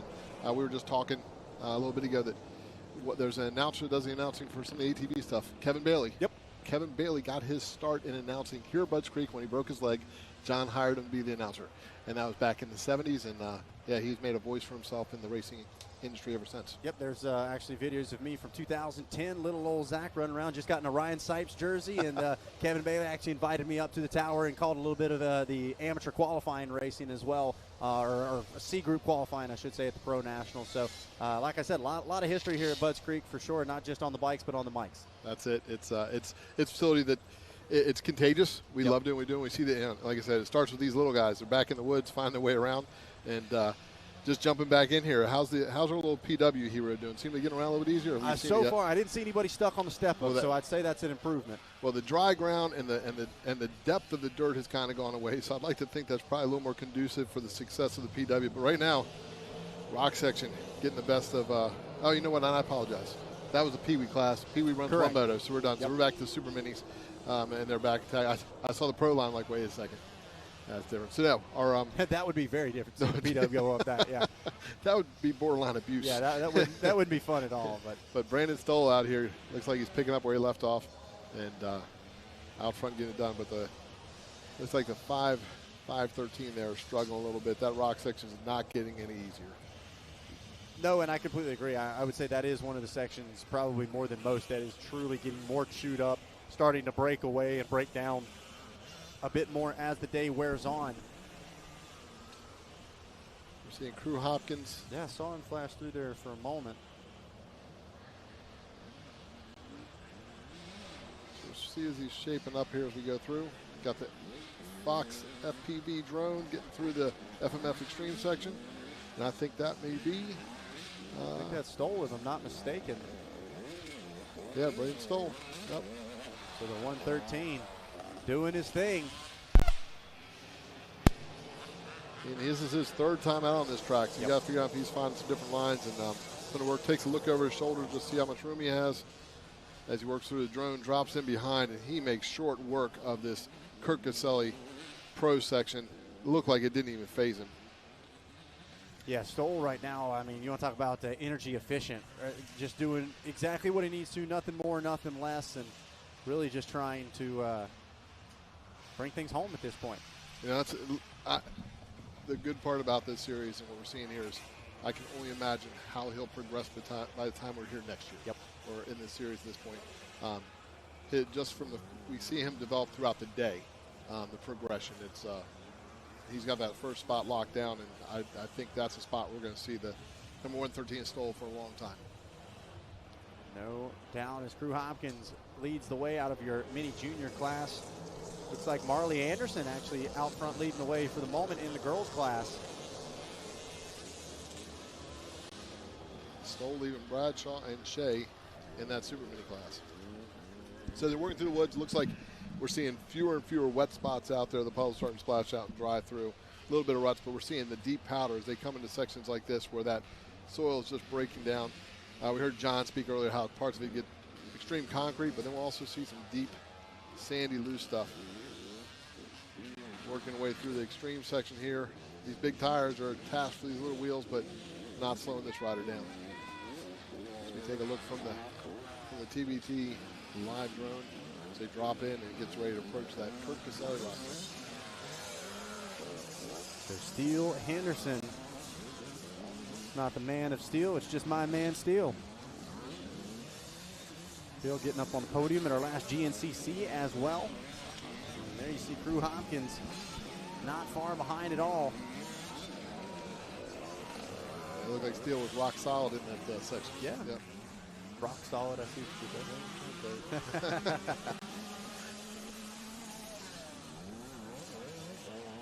That young rider came with some heat. Tries with 14 there. Yeah, we saw him lighting the rear end up there in that first moto as well. No fear at all. Full send.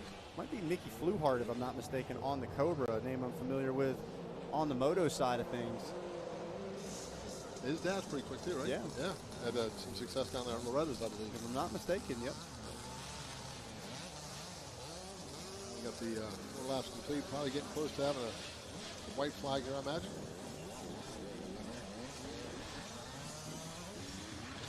Curious how their lap time stack up against the last moto. Yep.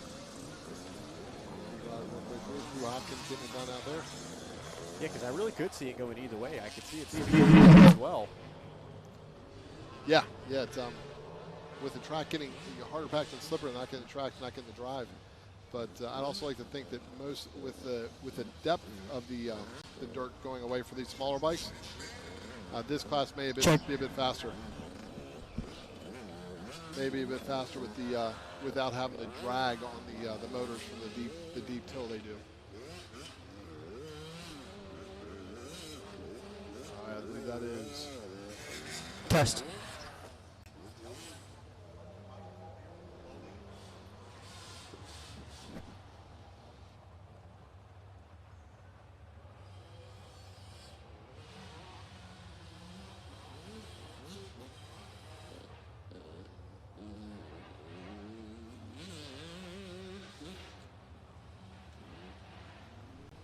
All right, Braden Stahl out here. I believe that's who we have the overhead view of. Working his way around, he drops down in the little pit here before he goes over the tunnel and back up that big hill up to the top section of the motor track. Looks like Stahl has things under control with no challenge anywhere near. Yeah, at this point, it's man versus himself, right? Just try not to make any simple little mistakes. Don't do anything any more than you have to. It seems like a couple of these sections, he's just got a nice little line flow figured out. You see him setting the lines up in advance, so Stoll for the moment. Yeah, first moto, second moto, he is getting over some of these obstacles a bit smoother, making a little flow, and I have to believe that's because the depth of the till has gone away, and breaking through and just get a non-resistance as he goes through. Now we're back in the woods, and no different on the moto track. He is attacking every portion of this Budds Creek surface here at the JDay event.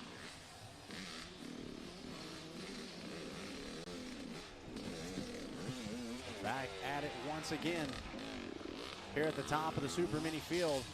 Braden Stoll trying to make quick work of it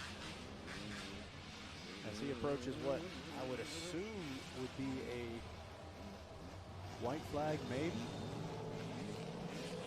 I did not see one.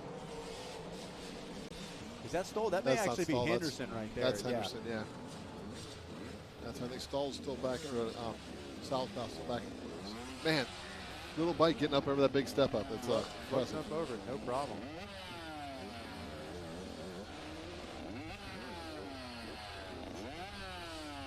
You heard John talking about the amount of clearing that was done. And that whole hillside here where the Bayside banner is nothing but trees all the way through, cleared out for viewing.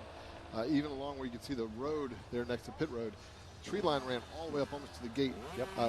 So the depth has kind of cleared out, but it's made room for parking, for pitting, as well as spectators. So we'll send for that little guy there as he gets around. Heads down the hill.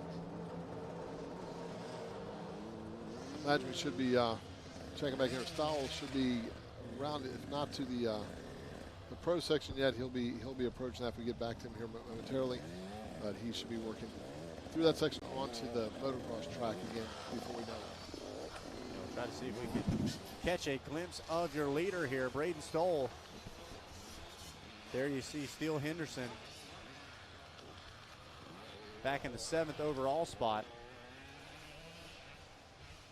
That wood section setting up. You're seeing the grooves going on. They're getting some berms together. And, yeah, really starting to rip around Hopkins out there, getting it done in the 85 class. Trying to see, taking a look on your screen.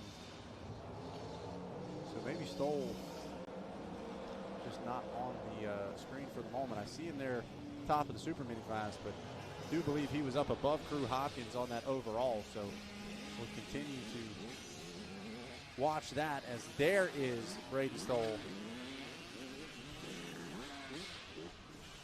making his way through the FMF Extreme section. Oh, having some problems there. Gonna have to get the bike fired back up. That's a tough spot.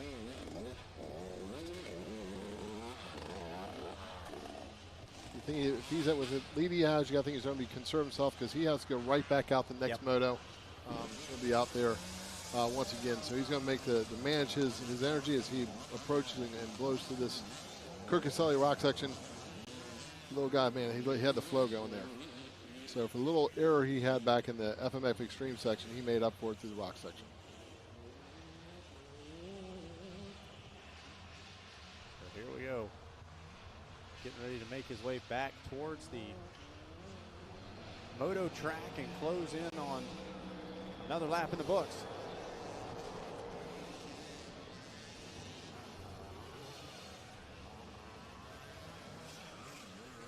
So back here, someone's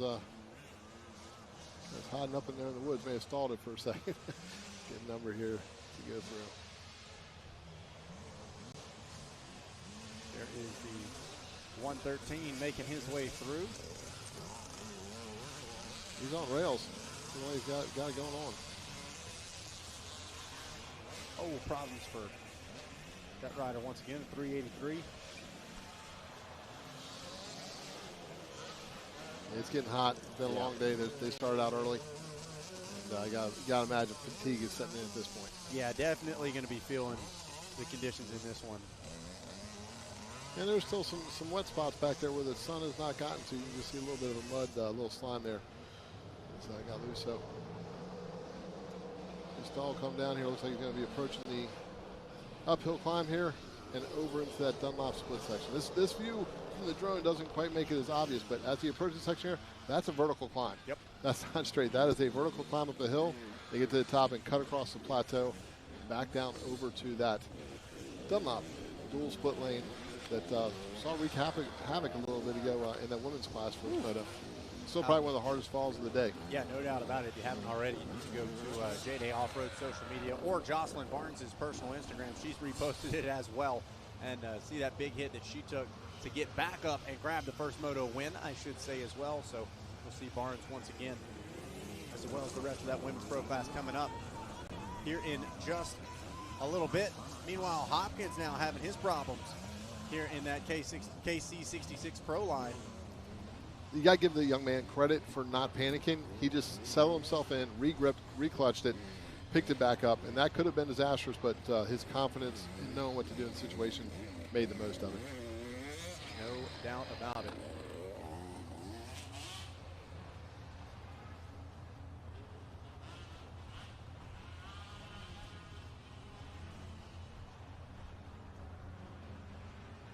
So should be expecting a white flag at the very least here on this one.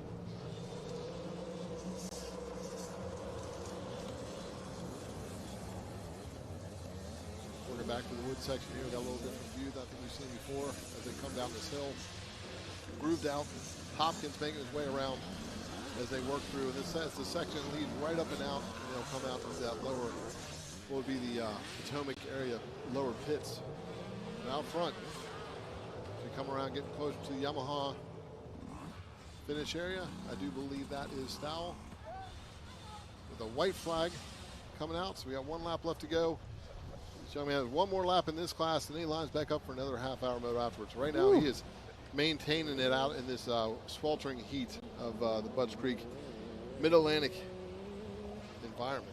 And you can see Stoll kind of just cruising down some of those hillsides, saying, ooh, a whole nother lap and then a whole nother moto. I'm going to just do what I need to do on this one. Yeah, I think he realizes how much of a gap he has, and right now he's, if anything, this may give him an opportunity to take some time, slowly look at the lines at a little slower pace without having the pressure behind him, and then he can put that to work here in a few moments when he gets back out on the track again on the larger bike. Getting ready to climb back up the hillside as the white flag is out.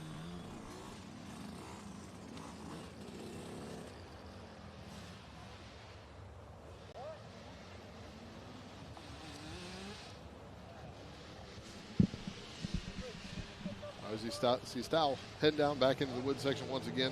This will be his last time around on this Super Mini. So he's going to go one for the day, get the overall. He disappears back in the woods. Some of these sections already existed on the property. There were new sections also cut in by the JDay crew to make the most of what's available on this property. And it's shaped out to be a phenomenal race course for the day. The JDay crew bringing another form of racing and an elevated level of challenges here to the Budds Creek, Maryland race facility.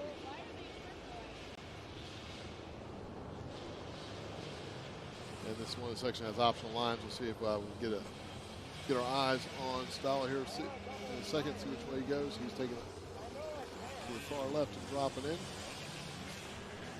Got a lap ladder dropping in behind. Can't thank y'all enough for joining us on Racing TV. Follow along with the action. It's been heating up all day, and we've got a lot of racing left to go. As we just started the second moto rounds here. And, it has been close racing all day. Some thrills, some spills, some close action, some runaways. But with that said, as we reset for these second motos, anything can happen.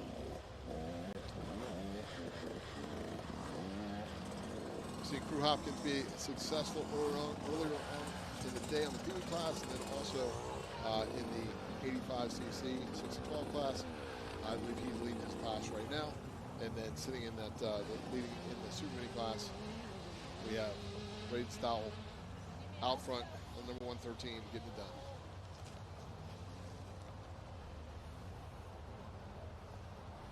Checkered flag will be flying here shortly. I've got about a half a track left to go. And this is, I believe, we look at the Steele leading his class. Steele Henderson looking solid still.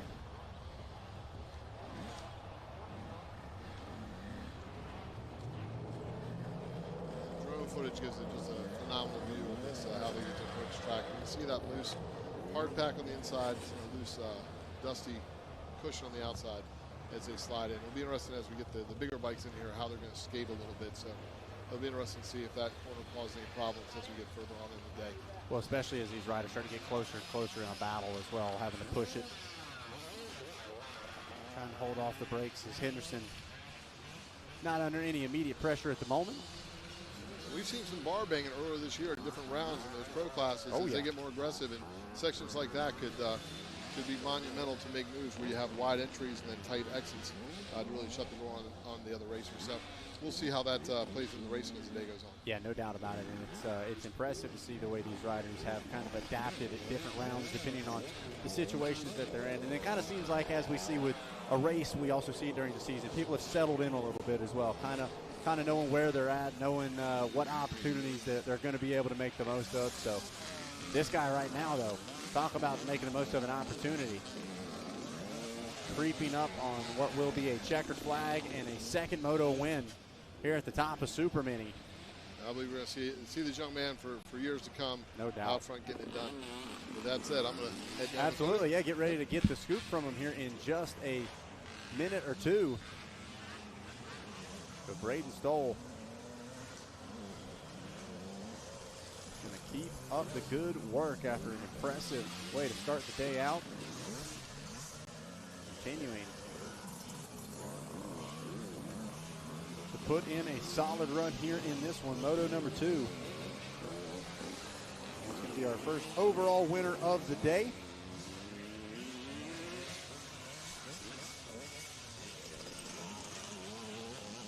Like we said, 2 moto formats here at JDay Offroad.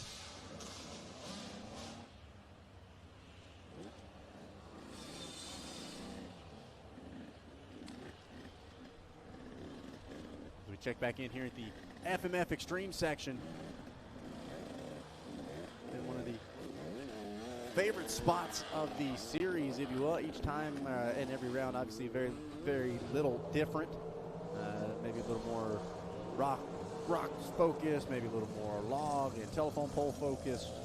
Got a couple different lines, a couple different ways through it throughout the season. Certainly always entertaining, though, no question about that.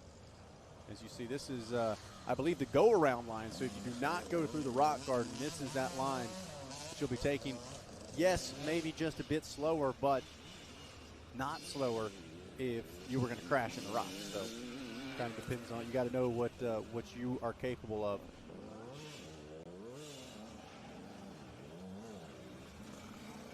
As we watch and wait, your leader on approach towards a checker flag. Here comes Steele Henderson through the extreme section as well.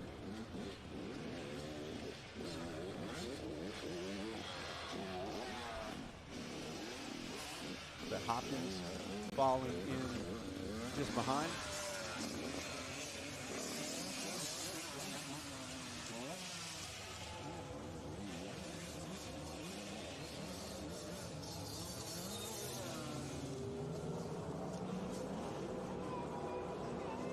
And Hopkins does such a great job. Keeps his feet on the pegs right up until he's got no other choice.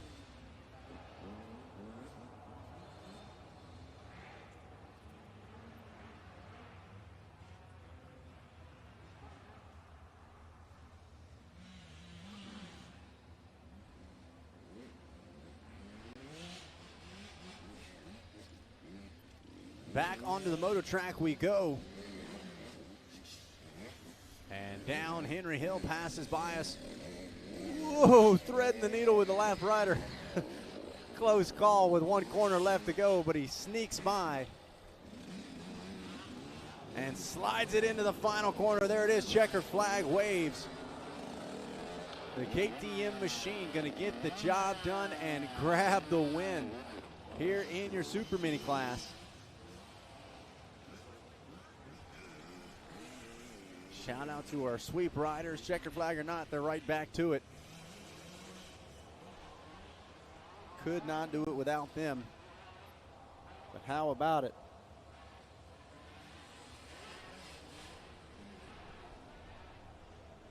Braden going to be the man to beat here in this one.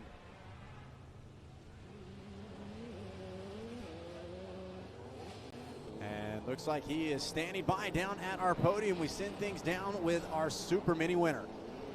All right, Braden, another time out on the track, another time in the winner's circle. 1-1 for the day. You made that one look easy, but I'm telling you, it looks like it took a little bit out of you. Yeah, I'm pretty tired. Track got pretty rough, but I made it through, kept pushing.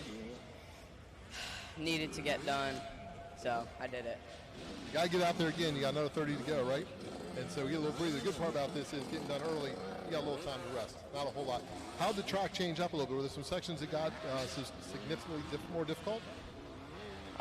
Yeah, some straightaways.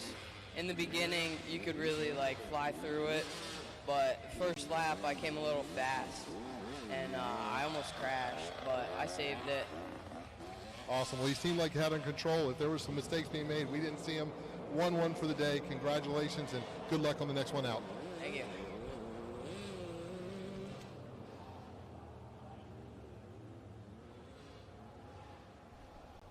So how about it? A dominant performance here in Moto number 2 as we take a look at your race recap. Spent a lot of time looking at the KTM boys. Steele Henderson having some solid moments on camera as well, but man, you talk about it. Braden on that number 113 ride, 1-1 on the day, and what a place to do it as well. Of course, shout out Crew Hopkins, another solid run for him as well. But at the end of the day, even coming down to the final few corners, having to stay on his toes, we'll put it like that. Keeps it clean, keeps it on two wheels, and grabs the win here in the first of our second motos. Braden Stoll gets the job done. Crew Hopkins, Landon Galfer 2 and 3, Brantley Callahan, Mickey Fluhart, Sawyer Bradshaw, Calvin Bradshaw, Connor Shea, Steele Henderson, and Harrison Hooper round out your Pro Taper top 10. All right, well, we're going to grab a quick commercial break, and we'll come back with more second moto racing action right here from the Pro Taper Budds Creek Grand Prix Round 5 of the Fox JDay Offroad Series. We'll be right back.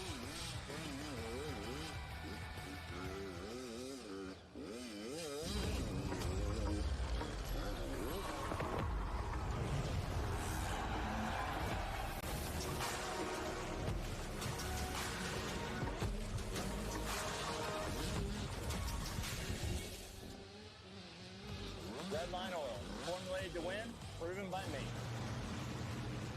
Formulated to win, proven by me. Proven by me. Formulated to win, proven by me. Proven by me. Proven by me. Proven by me. Proven by me. Formulated to win, proven by me.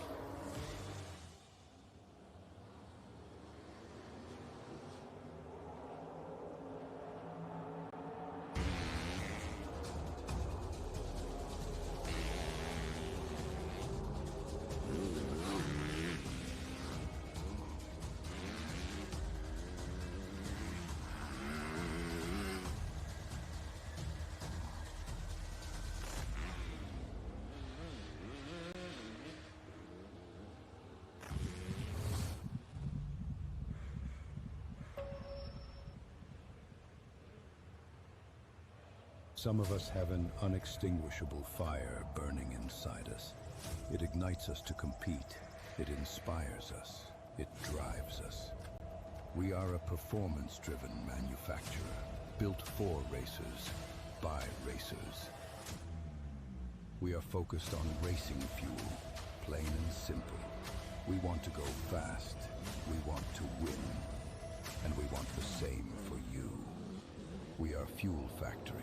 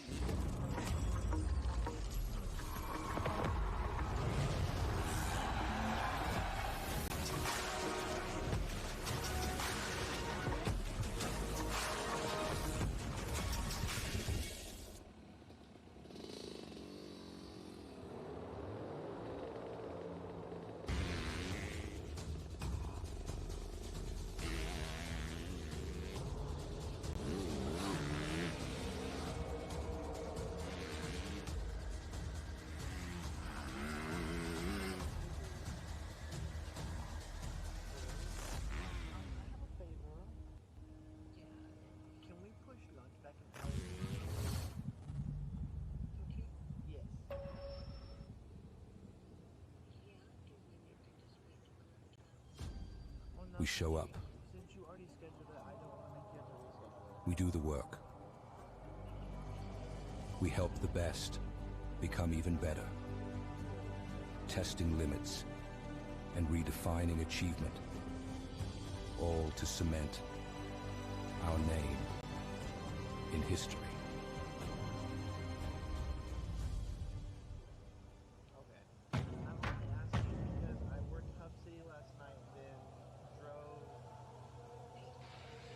JDay Offroad is proud to have the following advocacy partners: the Kirk Caselli Foundation, their focus is the safety of riders and racers in off-road motorcycling, and GNCC, the Progressive Grand National Cross Country Series and AMA National Championship.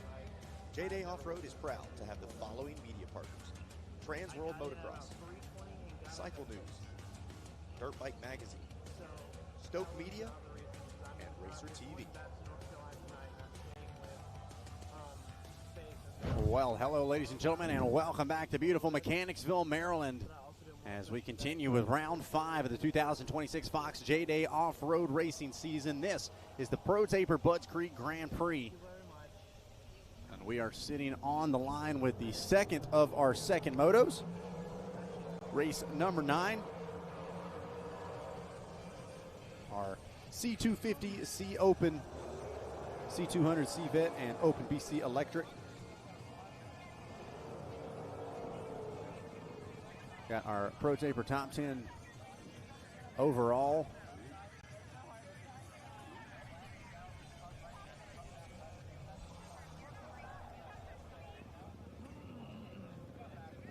As our riders sit on the line.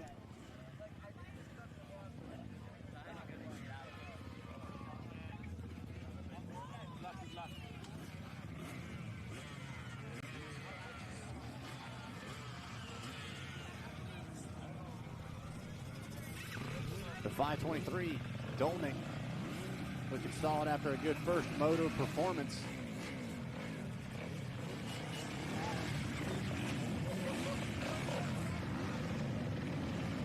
And Kelly fired up for another solid moto as well.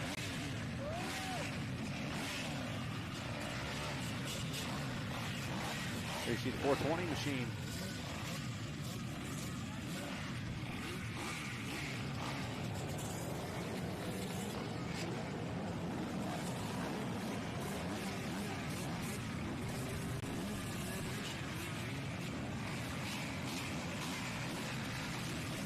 The C250 class getting on the line.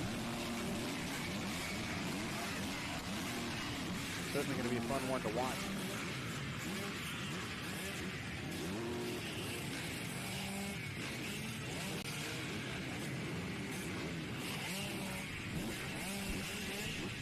everybody turns their attention deep in turn number 1.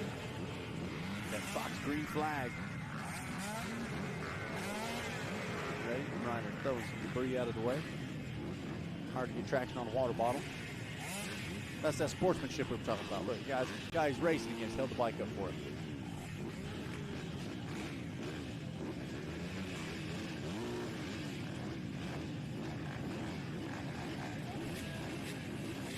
Once again, make sure you guys are following us on social media so you can stay up to date on all things JDay Offroad.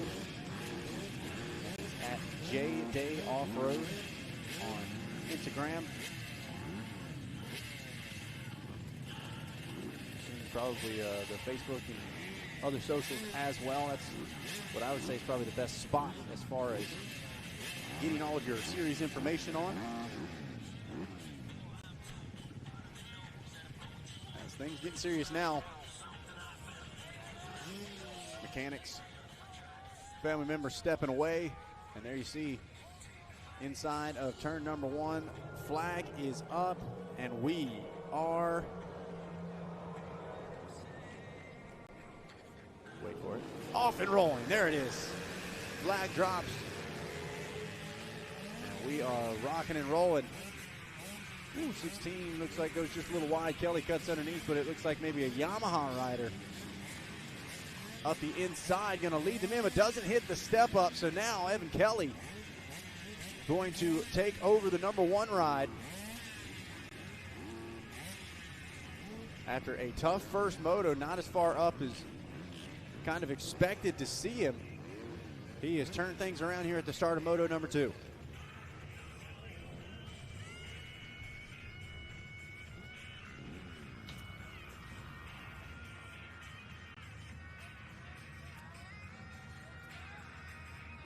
So back to the top side of the hill.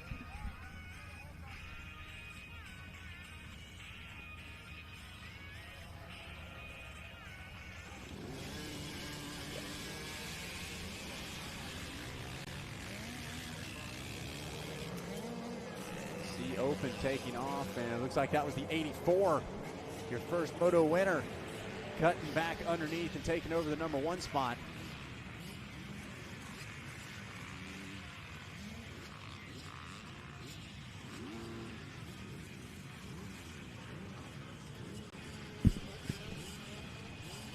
C-Class are getting right after it, right off the gate. Yep.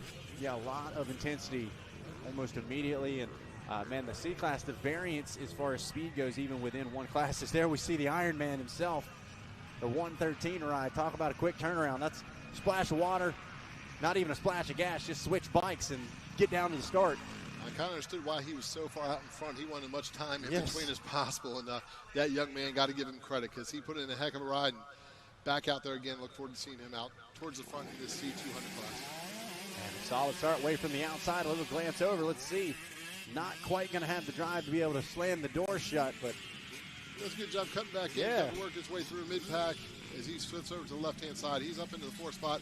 That one rider out front was not ready to try to jump that. He moved to the right and left open door, which puts Stahl up into 3rd, now into 2nd. So, yeah, Braden picking up where he left off in the first moto. Yeah, same story with what we had from row number 1, I should say, is things were, the start was great. One rider clearly had the whole shot, but when you got to that step up, he was not ready to do what needed to be done in order to maintain that number 1 spot. So just goes to show you can get the start, but you got to be able to at least run the first opening straightaway or 2 at that same level if you want an opportunity to hold on to the number 1 ride as we get ready for our C-Vet class to take off. Flags up, and we are off and rolling. There it is.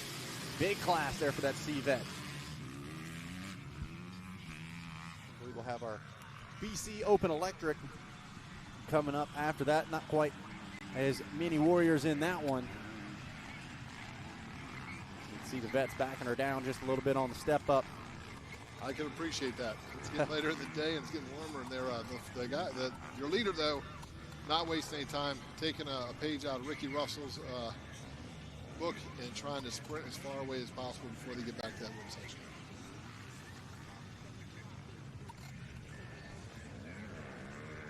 take a look here as they head up that the climb up there, what was originally the National Finish Line Hill up by the sign-up tower and the viewing spectator area. The whole hillside's filled during the National.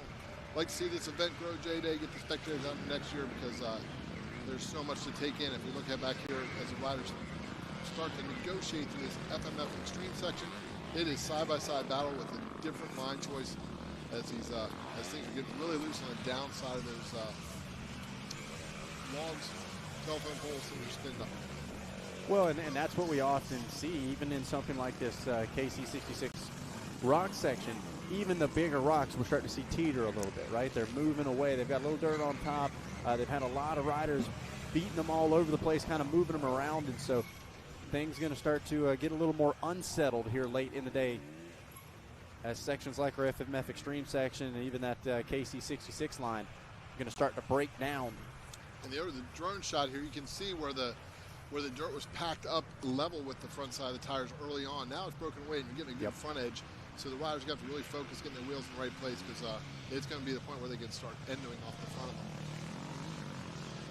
Drop back in the woods here.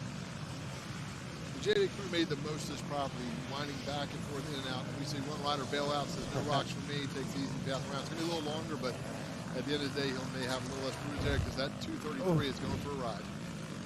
So take a look at this.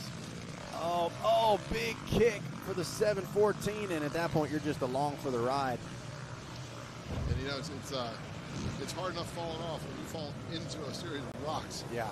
There's no soft spot to look to land it. And it looks like they may be pulling that machine out of the way. I believe that was the rider that we saw ultimately taking that helmet off and probably just going to need a moment. Looked like he landed in a somewhat decent spot, but man, when you're in a rock section like that, it is just so brutal. Like you said, catches the hand, catches the knee, and yeah, looks like 714 going to call her a day. Could be something to do with the bike. Not saying that he was hurt by any means. It looks to be okay physically, but you know, the way it fell, it may have levers sticking out like that. If you didn't have bend away levers, could have snapped a lever. Trying to ride this with a clutch is difficult. Without's almost impossible. Working through that Dunlop split lane. Rider on the drone shot, making it look easy. You know, this is the C class out here.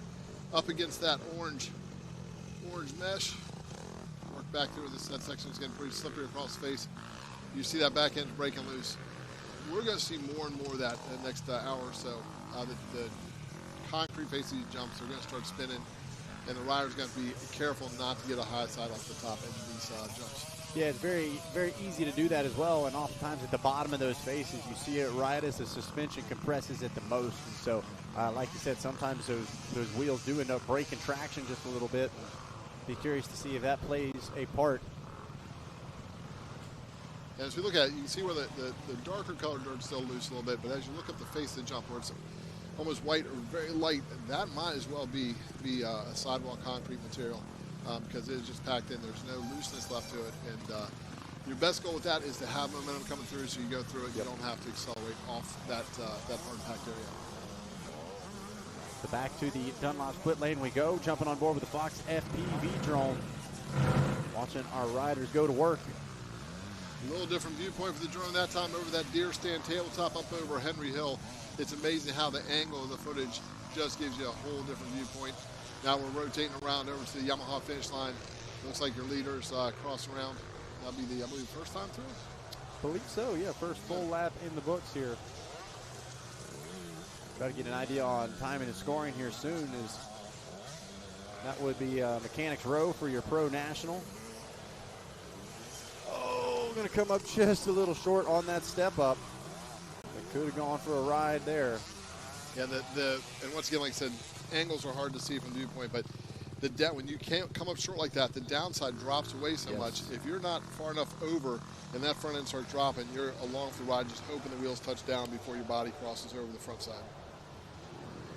Yeah, that is not a lesson you want to learn there for sure. Yeah, there was an uphill triple down at NCMP that spun off the face and didn't quite get over. Yeah, I think the last time I went over the bars a few years back, and I decided I never want to do that again. Yep, I know the triple you're talking about. Big shout out to Mark Ches and everybody out at NCMP. Such a fun track to go down the winter, and I thought I had it. It was a little muddy, and stopped by the fence, talked to my buddy Jason. I said, I think I can get it. He said, I think you can get it too. And we were both wrong. Yep. Yeah. Those are the worst kinds of buddies, right? We need to talk to Mark, see if we can get a JDay down to NCMP. I know they've got some woods as well. It'd be an awesome location for it. But right now, soaking in the Maryland sun and making the most of a historic location for a multitude of reasons as well. Meanwhile, up at the top of the field, see Evan Kelly back in a solid position as well. Waiting to get timing and scoring updated here. I believe should be our 523 rider up at the top of the field. Possibly the 84. That was who we saw grabbing the overall win, or the corrected time win, I should say, there for the first moto, actually making the pass physically on track as well. That was after Dolnick took a heck of a ride after that tabletop, which we thought was a hard crash to begin with. Woo. And then Jocelyn Barnes had to show him what's up. She had to step it up one notch. How about it? Glad both of them were up, and they'll be back in. There's the number 84 out here, Dolnick out here doing it again, rebounding from that. And we'll see Jocelyn a little bit. So both riders took a little soil sample, but it takes a lot more than that to keep a good rider down. Not a problem at all for them. Maybe a little sore, but certainly not enough to stop him from taking that checkered flag. Always a good story to talk about years from now. Exactly. And video to back it up. Yeah. Yeah. Yeah, a little added proof there. What's that saying? If there's not a picture, not a video, it didn't happen. Didn't happen, exactly. It's always nice, too. You're sore the next day, or you're bruised up, and you tell people, oh, it was such a big crash. I wish you could have seen it. And you just pull the phone out. Look, I told you. The problem is sometimes it feels way bigger than it looks. Yes, yes. The video does not doesn't quite do the impact justice. No, yeah. Yeah. Sometimes the bruise hurts more than the video looks like it did. So these riders continue to navigate through this wood section. Looks like, actually, to be honest with you, Brayton said it was breaking down the back a bit, but overall, from the video footage we're seeing, it looks like it's holding up pretty well. Not a whole lot of roots jumping out. Now, we may not be seeing the most difficult parts, but from our view, it looks like this wood section that they put in is just holding up phenomenal for the beating it's taken from the riders. Move around, looks like we're in the FMF Extreme section. Yep. Gonna line up for that. A couple different ways you can approach that entrance to the extreme section as well. Oh, we saw a little loose there. He held that front wheel. The front wheel started skating. Did a good job keeping it in line, not going down.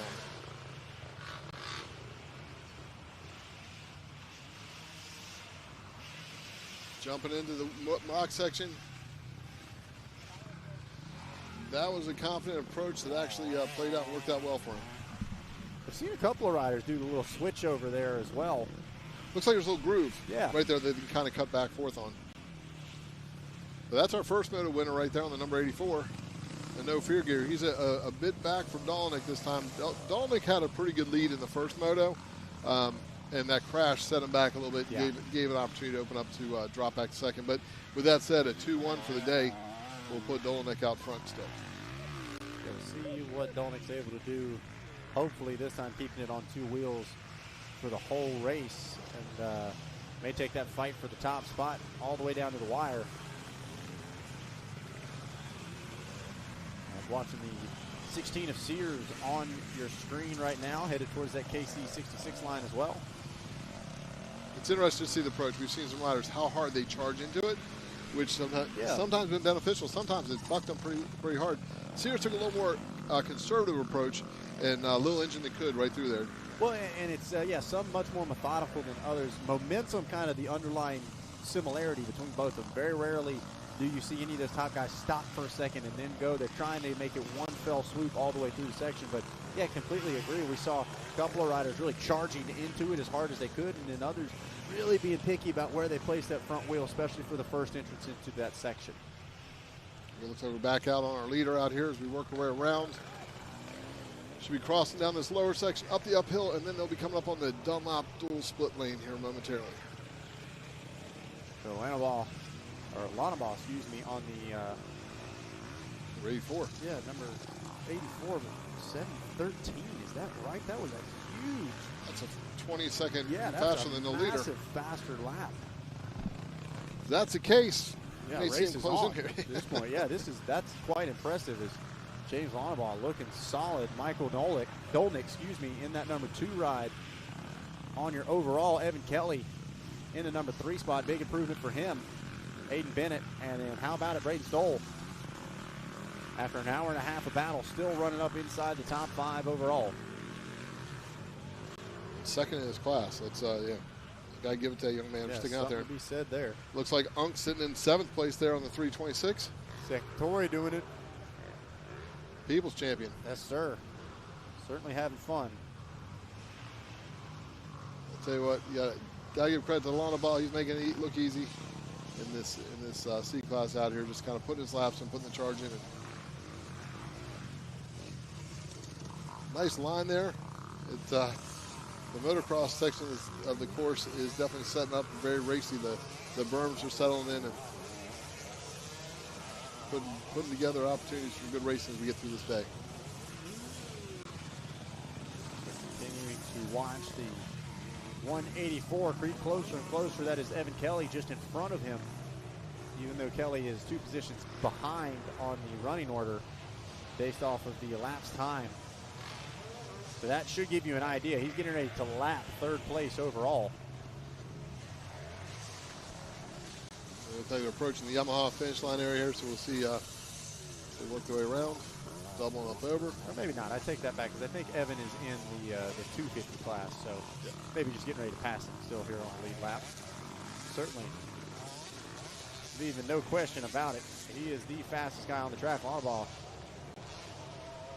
Yeah, no, he's laying down the laps. He's staying consistent, making a smooth leap over that step up. It'll be interesting to see if he can close the gap on Dolnick, who's showing the lead overall out front. See, Lanaball's just floating around. He's not doing anything overly aggressive. Did come a little strong. That got a little huck-a-buck off the end. Little bounce. It's all right. Nothing to it. Crosses back underneath. 7:16 on that last lap, so regularly maintaining sub-720s. And this track will put a beat into the rider, not just for the extended lap time and the distance of the track, but those uphills get pretty beat up. And he definitely will have to work through. Look like he may have had some arm pump earlier. He's shaking his arms out as he trying to make it ready for this moto. No doubt about it. Lanaball doing everything he could to be as ready for this moto as possible, staying dealing with some arm tightness, shaking the arms out just a little bit. That's a tough thing to deal with, especially once the race has already started. You feel that tightness starting to creep in, and man, it can oftentimes completely unravel a rider because they start thinking about it more and more. They know it's coming. They start to freak out over not being able to control it, and they wind up making a mistake that may not have even had anything to do with the arm pump itself. Yeah, and once it happens, there's no reversing arm pump in the situation. It doesn't get easier. You just have to, hopefully it doesn't progress. Relax your grip a little bit. You know, in some cases, though, it does get your hands. You're not going to be as proficient with your clutch or brake use. And like you said, it all can come winding down. The key with that is, with these longer laps, if that happens to you, it's best just to kind of back off, settle in, relax, let your body become less tense, and then ride it out as long as you can. Well, and you talk about the C class, the divisions that we've got on our screen here. It's kind of a unique spot in the sport because we do see, I know this is a big talking point in the moto side of things. You've got kind of a national C level. I say the C plus and the C minus class, right? You've got your Lorettas, your Mini O quality C riders that oftentimes are running paces that are B level on a local level, sometimes even local A level lap times, but then they go to a national caliber race and you find them outside the top 10. They're battling for top 15s, top 20s. And so this C class, we talk about that wide range of different skill levels. It's not just speed, but it's fitness, it's intensity on the bike, it's racecraft and understanding. It's overall professionalism as far as the way they approach the craft of racing itself. So, very, very, very wide range in this class division, arguably wider than I would think almost in any other. Yeah, with this C class, it's your variety from first to last it could be two different spectrums. And I used to joke that there's some C riders that should list cherry picking as a profession. I understand. When they go to work for a regular job. But with that said, that's kind of the nature of that sport. With this case, you're seeing some skilled C rider levels, but the fitness, the time frame a lot of these riders have been doing. These are C riders. These riders have not been doing it for 20, 30 years. This may be their third or fourth ride out. I'd have to think that your lead riders are a little more experienced with riding, but they may not be competitors. They may not have raced before. So at this level, when they sign up, it's how to balance things out. We'll see where they advance as they run more of these events. So continuing to watch here on your screen, Racer TV and GPTV bringing you the coverage of round number 5, the 2026 Fox JDay Offroad racing season. Catching a glimpse once again of the 113 ride. Changed bikes, but kind of just keeping that even keel riding style, you know what I mean? Not really over the top about anything, but continue to just circulate around and do the laps. Yeah, the young man, Braden Stahl, hitting his marks, not overextended too hard, and just looking good there. Sitting third overall in this one, leading his class. And, you know, like I said, it's impressive to do that on its own, but to come off a 30-minute moto prior to this is impressive. It looks like Lonnabaugh has actually moved into the actual overall lead in this one. Whoa, wait a second. But he may be having an issue because he was slowing down earlier, and I was looking down. I don't know if he has a flat tire or possibly something's going on, but he was looking left and right when he came through that extreme section earlier. Yeah, the tire looked good right there in the brief little section. I saw it, but yeah, Lonnabaugh definitely feels something he doesn't like about the Blue Crew machine, so we'll see. Yeah, maybe possibly rear brake, kind of looking down at the swing arm. So especially in some of these off-road races with more rocky sections, very easy to damage those brakes, and that could be a big factor as far as the amount that he's able to push. Now, it did look like he was able to close up almost right to the back of this gentleman right here, Michael Dolnick. And there is the 184. So looks like he's figured out not charging quite as hard, but consistency. And he's been putting down his lap times. If the lap times are holding true, he's about 20 seconds a lap faster. So he's got room to work with. Yeah, that would make sense as well. Not seeing him charge into those corners if it is potentially a brake problem. So well, he was looking down as he was coming out of the FMF extreme section and cutting through some of that stuff. If he would have hooked a brake pedal on one of those tires and it bent back a little bit hooked underneath that case where it's dragging some, it may have been where he had to step off, pull the pedal out, and then just have to readjust it. Well, so I know I'm very picky about the pedal placement, and so even something just getting bent and moved out of the way, I'd probably be stopping and checking it out, making sure everything's okay. So, well, and it looks like he's been charging all day long. It's hard to confidently go in the corner and not know where that feel is. So as he settles in, make sure he gets used to it. As we all know, if you fall and bend the bars, it's uncomfortable for the first half a lap. As you get further in, you get used to it, and that's maybe what he's experiencing right now. Certainly not giving up or letting in as he continues to close in on Michael Dolnick. He has closed the gap, and at the way things are going, we'll get to ask him firsthand what happened a little bit later if he continues moving forward. Yeah, no doubt about it. He's reeling in there. Once again, you see the hand off the bars. That is a crystal clear sign of arm pump and general arm fatigue. Shakes it off, but then goes back and sends it. So, yep. Yeah, he is, and you know, it's funny because he's not in the attack position. You see, it looks like he's just out for a Sunday cruise, but he's still making time up on the rider in front of him, who is the rider he would want to physically pass to take over the physical lead. Just goes to show sometimes efficiency can lead to a bit more speed as he continues to push the pace. There you see Lonnabaugh, 7:16 to a 7:45, and there is the pass now physically in that number 1 spot. You got to think you may consider the fact that he is running so much faster pace that he may have overdone it these first 2 laps, pushed harder than he had to. Now that he has passed Dolnick, because I'm pretty sure he probably had sights on who he needs to go after. Now you'll see if he settles in and kind of maintains. He does not need to run the 7:16. He can run a 7:30 and still be a good 10 seconds faster than the next person back. Oh, and how about that? So the checkered flag is out. We missed the white flag. So looks like the 84 going to grab that win and going to break things down with Dolnick there. You can hear me. Lonnabaugh just hang out. Grab a word with you here in just a moment.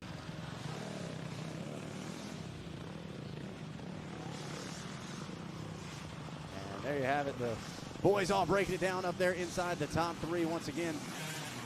Bonnebaugh, if you can hear me, just hang tight. We're going to grab an interview with you here in just a second.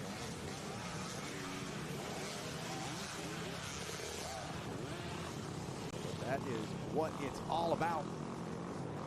Checker flag coming out there for race number 9. Second moto for our C classes.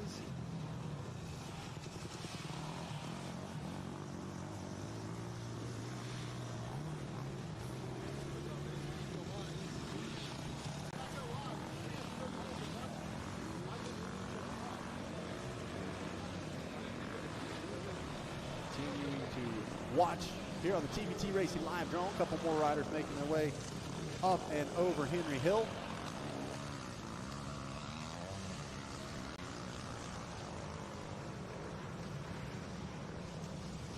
And it looks like we have our winner standing by down at the podium.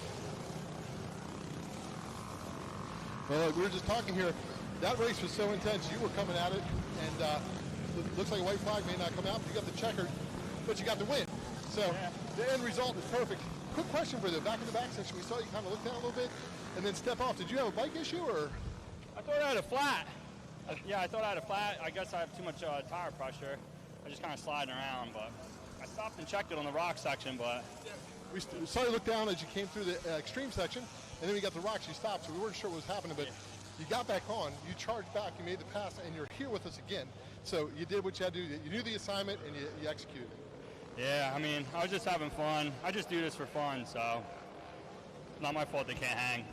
Well, I will tell you what, you go back and look at lap times, you were running about 30 seconds faster than the next best rider. So whatever you were doing, it was working. Yeah, I mean, like I said, just having fun, and I got to go to work tomorrow, so got to drive back to Jersey now.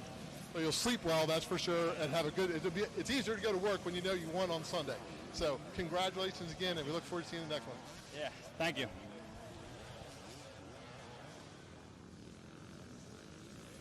So how about it? A great ride there from the 84 machine. And we're going to bring home a win for the collection. Always nice to tell the buddies at work that you handled business over the weekend. As we take a look now at your MX Trophies race recap. Breaks down like this. Battles there in the first turn. Evan Kelly with a much stronger second moto up in the fight as well. But the 184 started to creep his way forward almost, I want to say even on lap 1, had the overall on adjusted time. There you see that quick little glance over, trying to make sure no problems for the Yamaha machine. But all was good. He got right back to business. And then there you see up the inside, quick little slip move for that number 1 spot. And would physically take the overall win here out of your C Open class. We take a look at your Pro Taper top 10. It breaks down like this. James Bonnebaugh, Michael Dolnick, and Braden Stoll, 1, 2, and 3. Evan Kelly and Aiden Bennett round out your top 5 with Camden Hole, David Ilusi, Xavier Allers, Giancarlo Orlandi, and Nicholas Sears rounding out your top 10. All right, folks, well, the party continues with more racing after this. Going to take a quick commercial break, and we'll be back with more Pro Taper Budds Creek Grand Prix racing here from round 5 of the Fox JDay Offroad Series. We'll be right back.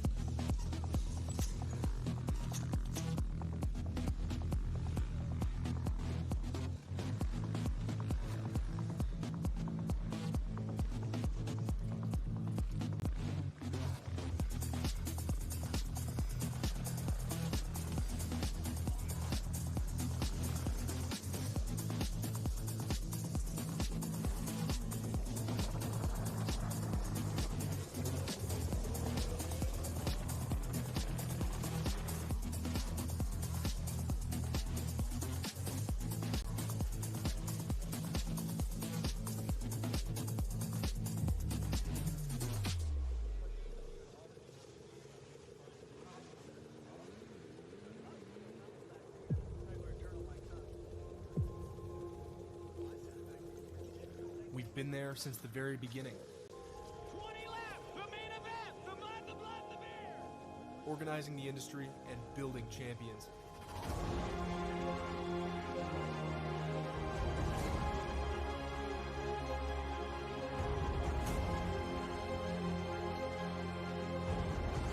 "100 years of defending your rights to ride into the future." Redline Oil, formulated to win, proven by me. Redline Oil, formulated to win. Formulated to win. Formulated to win, proven by me.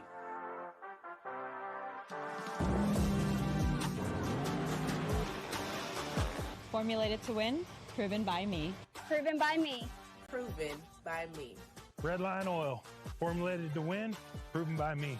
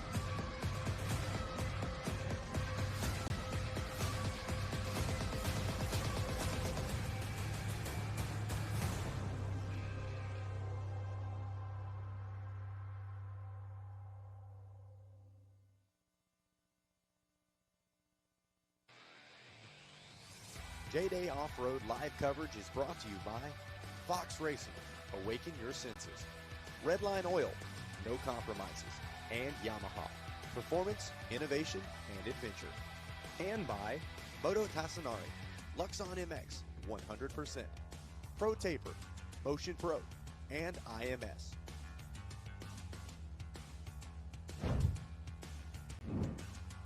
Well, a big hello, ladies and gentlemen, and welcome back to beautiful Budds Creek in Mechanicsville, Maryland, as we just passed the halfway point in the day for round 5 of the Fox JDay Offroad season. This is the Pro Taper Budds Creek Grand Prix, and sitting on the line right now, race number 10, our Women's Pro, our A Vet, A Senior, Schoolboy, and our Sportsman class as well. So some of the heavy hitters in this one had a great battle at our first moto. We'll take a look at how things broke down in race number 1. A lot of familiar faces joining us here at this one. Jocelyn Barnes, Carly Lee, Kayla O'Neill, Lily Sheets, and they were going at it into turn number 1. Lee had the early lead, but then Jocelyn Barnes took command of it, and she did not seem like she wanted to give it back. Some problems through that Kirk Caselli rock section, and then talk about a problem in a big way. End over end for Jocelyn Barnes. Would hop right back up, would not lose the lead, and would continue on. Meanwhile, the rest of the field had their share of issues. Carly Lee was caught in a battle with Lily Sheets. Kayla O'Neill found herself on the ground a couple of times, but at the end of the day, front flip and all, Jocelyn Barnes able to get the job done and grab that first moto win. Kayla O'Neill looking to try to shake off that first moto. A couple of small little mistakes, nothing big as far as like a firework crash like what we saw from Barnes. Carly Lee, a solid performance in that first moto as well. She's looking to try to step up a spot or two on the podium, maybe even steal that center spot away. And then Jocelyn Barnes, of course, didn't see her on there, but I do believe she is lining back up for that second moto. Talked to her post-race, said a little banged up. I'm sure probably going to be a little bit sore, but overall certainly ready to do some battle. I believe that was her we just saw at the top of your screen, headed back down towards the start. We welcome Ruby Fustini back to the Racer TV booth. Ruby, we've had some great racing action. I know since the last time we saw you, we saw little brother out there, Jigs? Little brother out there. What did he think about the track, and what did you think about what you saw from your time out of the booth? I love this. This is awesome, and it's amazing how much coverage Racer TV gets from the little screen in front of us. It's awesome. I know Jigs really liked the track. It's pretty fast, and he's on a 250 still. He's only 17, but he loved it, actually. And I was going to say, I knew Jigs one of the younger riders out there as well. Loves getting in with the big boys, though. Not scared to mix it up, for sure. No, he's not. I'm actually, he's doing really well. You know, I think this is only his second or third year in the AA class, and he's definitely showing him what he's got. Well, if I'm not, I may be incorrect, but was it your brother that had the little get off on the uphill triple? I believe so. Not the big golf. No, the uphill triple around the corner.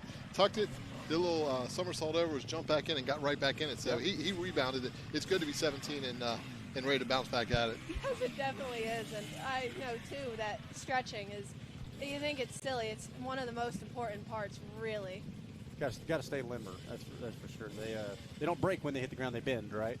Bending's better than breaking. No doubt about it. That's for sure.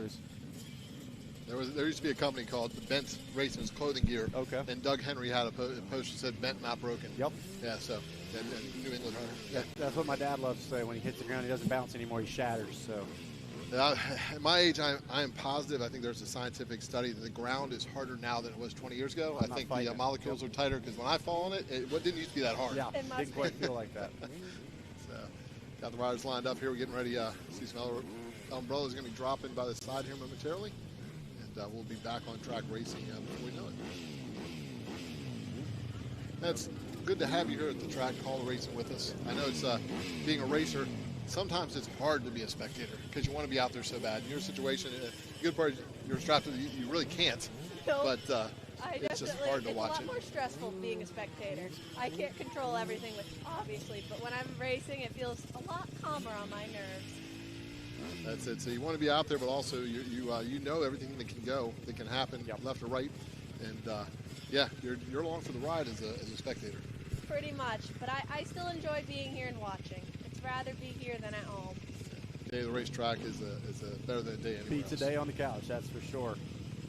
As we see, look like some of the other umbrellas getting put up, riders goggles on, and starting to get focused in on what will be a Fox green flag waving here in just a moment. So you can see hydration and keeping your riders cool of the utmost priority here. Saw Kayla O'Neal's dad dump a little bit of water down the jersey, trying to keep everybody as cool as possible. Just about 2:50 or so in the afternoon. It's a nice cool 90 degrees or so. A little bit of breeze. We'll take what we can get, that's for sure. No doubt about it.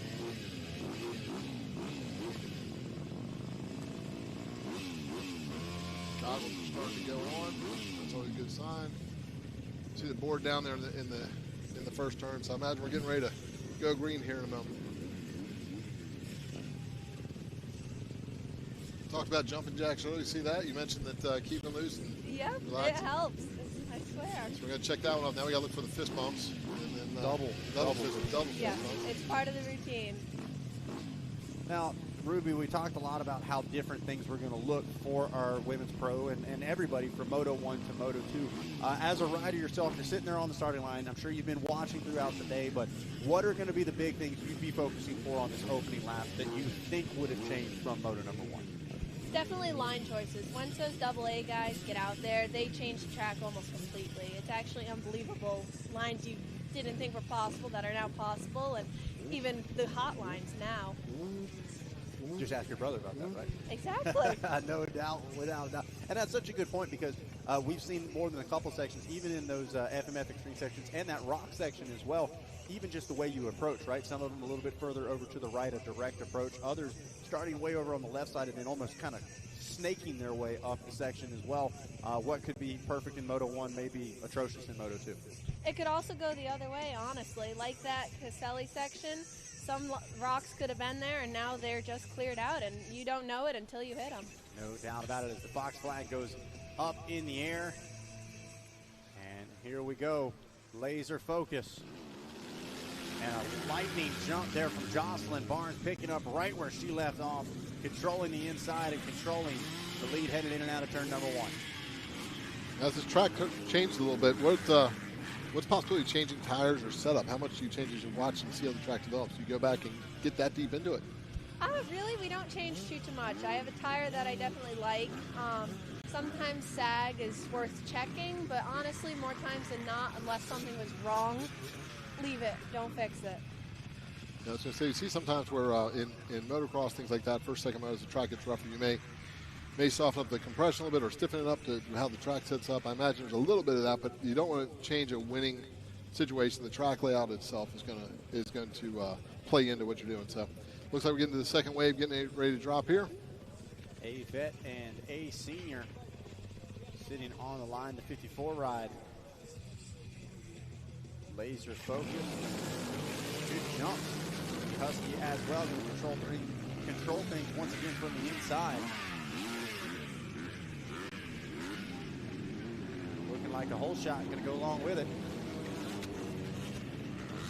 That whole batch, front batch of riders all took a leap, and one rider down as they approach the rollers.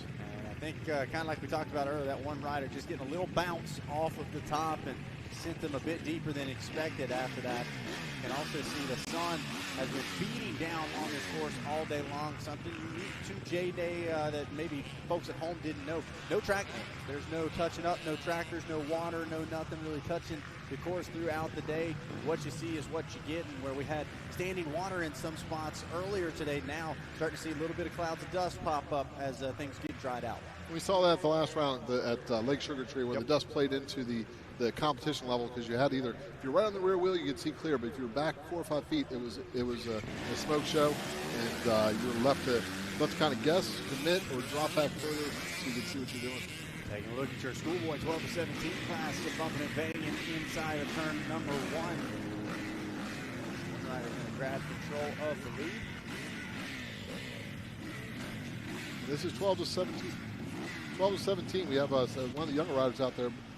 Brody Hoff is, I think he's 12. He just moved up off the 85s, and I hadn't seen him since last fall. I'm pretty sure he grew a full foot. I can't imagine him on the 85 that he started out the season on. Yeah, Brody's really starting to look comfortable on the bigger machine. As you see our schoolboy spreading out just a little bit as they head towards the top side of the hill. Rounding out the field, your sportsman class, there you see over on the left-hand side of the screen, Collier Martinez, Ricky Russell right next to him. That's 1 and 3 from your pro first moto. You see a vastly different number of riders from race 1 to race 2 in this sportsman class. Who really wants to get a look? You can sometimes see some of these riders logging off after a lap or two, saying, hey, I saw what I needed, now I'm going to go get cooled off and get rested for the pro moto. Looks like Russell's out front, I believe, and he had it together in that first pro moto. Looks like he's going to charge this one out, see if the track's going to hold together, and we'll see how much he conserves before he has to go back out the next time. Yeah, Ricky Russell getting a very good jump and going to work early on this one. Meanwhile, at the front of the field, battles on. Jocelyn Barnes and Carly Lee going at it through the FMF Extreme section. Carly is not leaving any room there. She is putting the pressure on early, possibly trying to force a mistake out of Jocelyn. So let's see, this will be the tail of the tape, this KC66 Pro Line. Start section for Barnes. Lee follows right in tow, and O'Neill right in the mix as well. So your top 3 all still very close at the top of Women's Pro. Those top 2 riders took 2 different approaches, one left and one to the right, and then crisscrossed back, and they came out almost even. So it was pretty cool to see how the different sections kept things pretty much even between the two of them. No doubt. Now Ruby, as a rider yourself, some like to be the hunter, some like to be the hunted. If you were could be Barnes or Lee in this position, where would you like to be at? Would you like to be watching what the competition's doing, seeing the lines, or would you like to be managing from the front? I actually would rather be in front. I find myself more comfortable because I'm the one in control. It's kind of like that spectator versus racer. Yep. I want to control me and not worry about anyone else. Definitely makes it a little easier.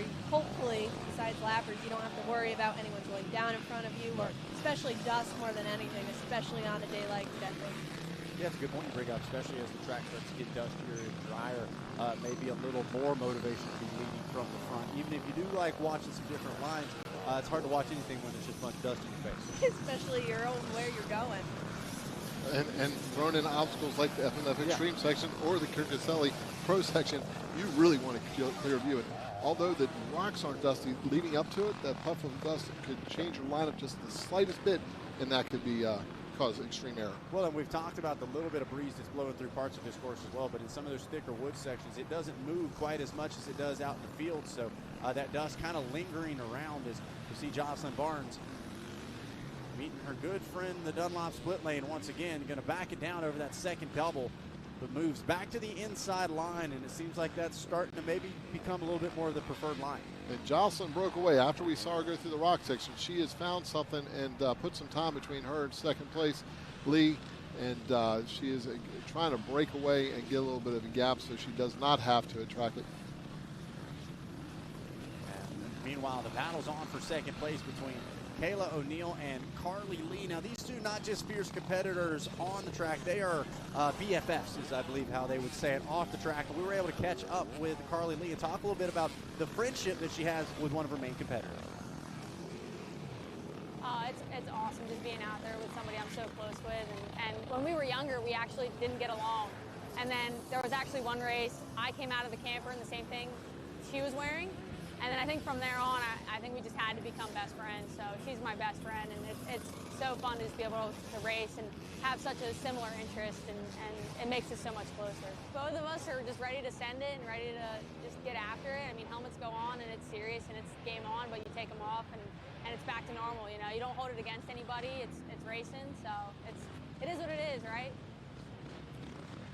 So basically what I'm hearing is all it took was some good style, right? They realized their game recognized game, and then there was like, okay, we can be best friends. Now, we were able to catch up with Kayla a little bit earlier this weekend as well and talk to her about the unique friendship that she has with her competitors and how cool that is. Me and Carly have been inseparable since we were the age of probably 11, and it's been probably 2 years since we've raced together. She's kept sticking with the GNCCs. I took a year off and then actually turned to moto and JDays more so than I thought I would. So we kind of went separate paths, but she's showed up to a couple of them. She showed up this week, and she's been out there telling me how to hit all the jumps. She's been here a couple of times since today was my first day. So she said, just don't let off the gas.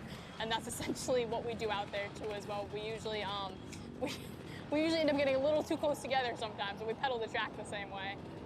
We're friends, but we're both going for the win. Those girls have known each other since they were little kids, and that bond, one, it's comfortable going somewhere and having someone like that that you're friends for so long together. When you're racing on the track, though, your level of confidence knowing who you're racing with is someone's not going to clean you out. Yes. So you have that level to run at the best at your peak performance, knowing that you're not going to have a cheap shot by your best friend. And that segment just with that famous line from the movie, did we just become best friends? Yeah, literally. It's the Will Ferrell and Riley moment.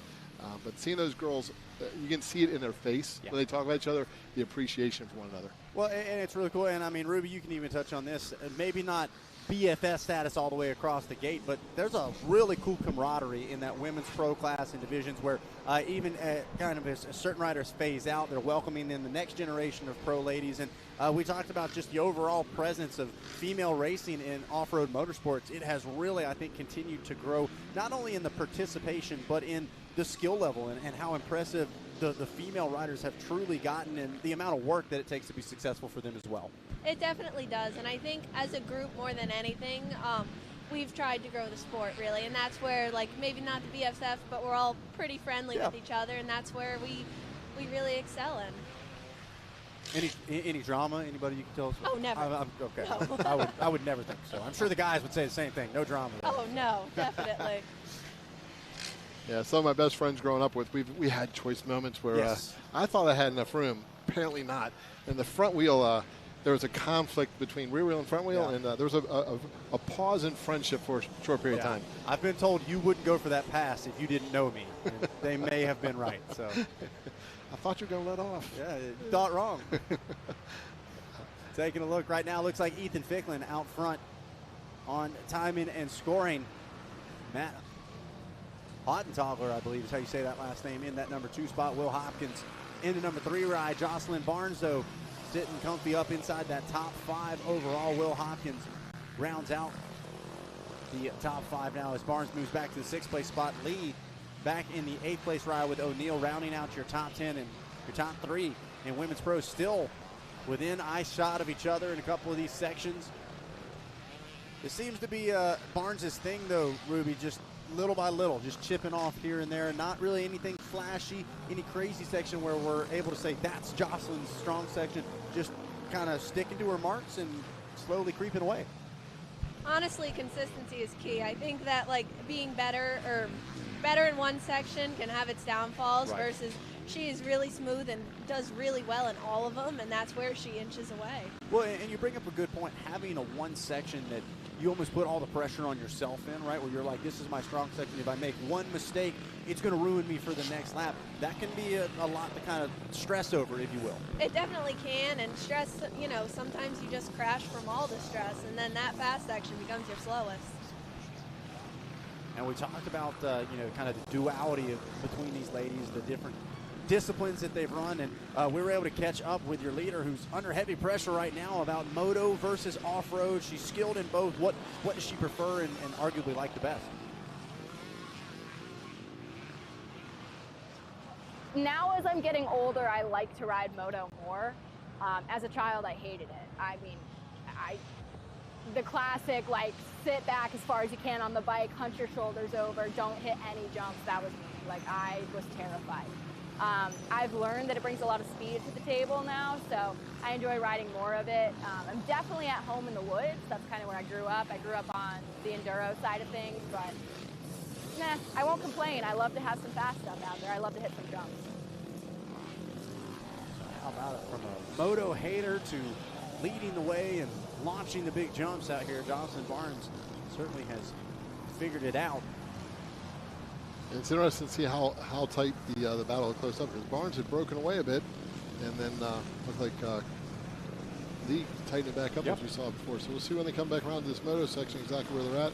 Looking at the lap times, Ricky Russell dropping the hammer with the 6.26, 6 seconds faster than Martinez. We'll see how that crosses over when we see him later today in that pro class. Well, and that's interesting to hear in that interview between Lee and O'Neal that Kayla's getting some pointers out there from Carly Lee. As man, take a look at the lap times. Jocelyn Barnes is 7:02. Will Hopkins running a 7:02. She's up in the mix with some of our top vet and senior riders as well. So no slouch as far as the lap times go from Barnes. And like you said, Carly Lee right there as well. Seems like as soon as Barnes starts to stretches it out, Lee starts to reel it back in. Yeah, I think there's maybe 1 or 2 sections where Barnes will be a little more conservative and Lee sends a little bit more. So we'll see how this develops through, because this definitely is a tighter race than it was 1 lap ago. Back onto the moto track they go as he makes that hard right-hander.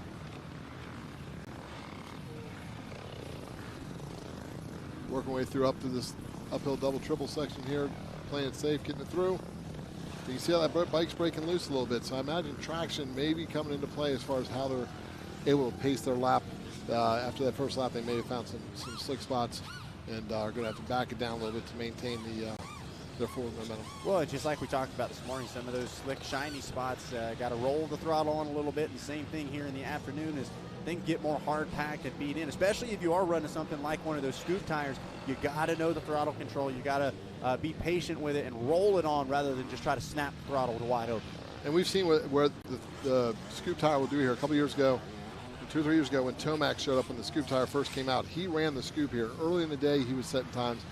Second motor, he came out with the scoop, and that thing just kept spinning up. You could see him not driving forward. So the scoop is good in the morning here, maybe not so well in the afternoon, so that could play into what we're seeing from these motorcycles at this time.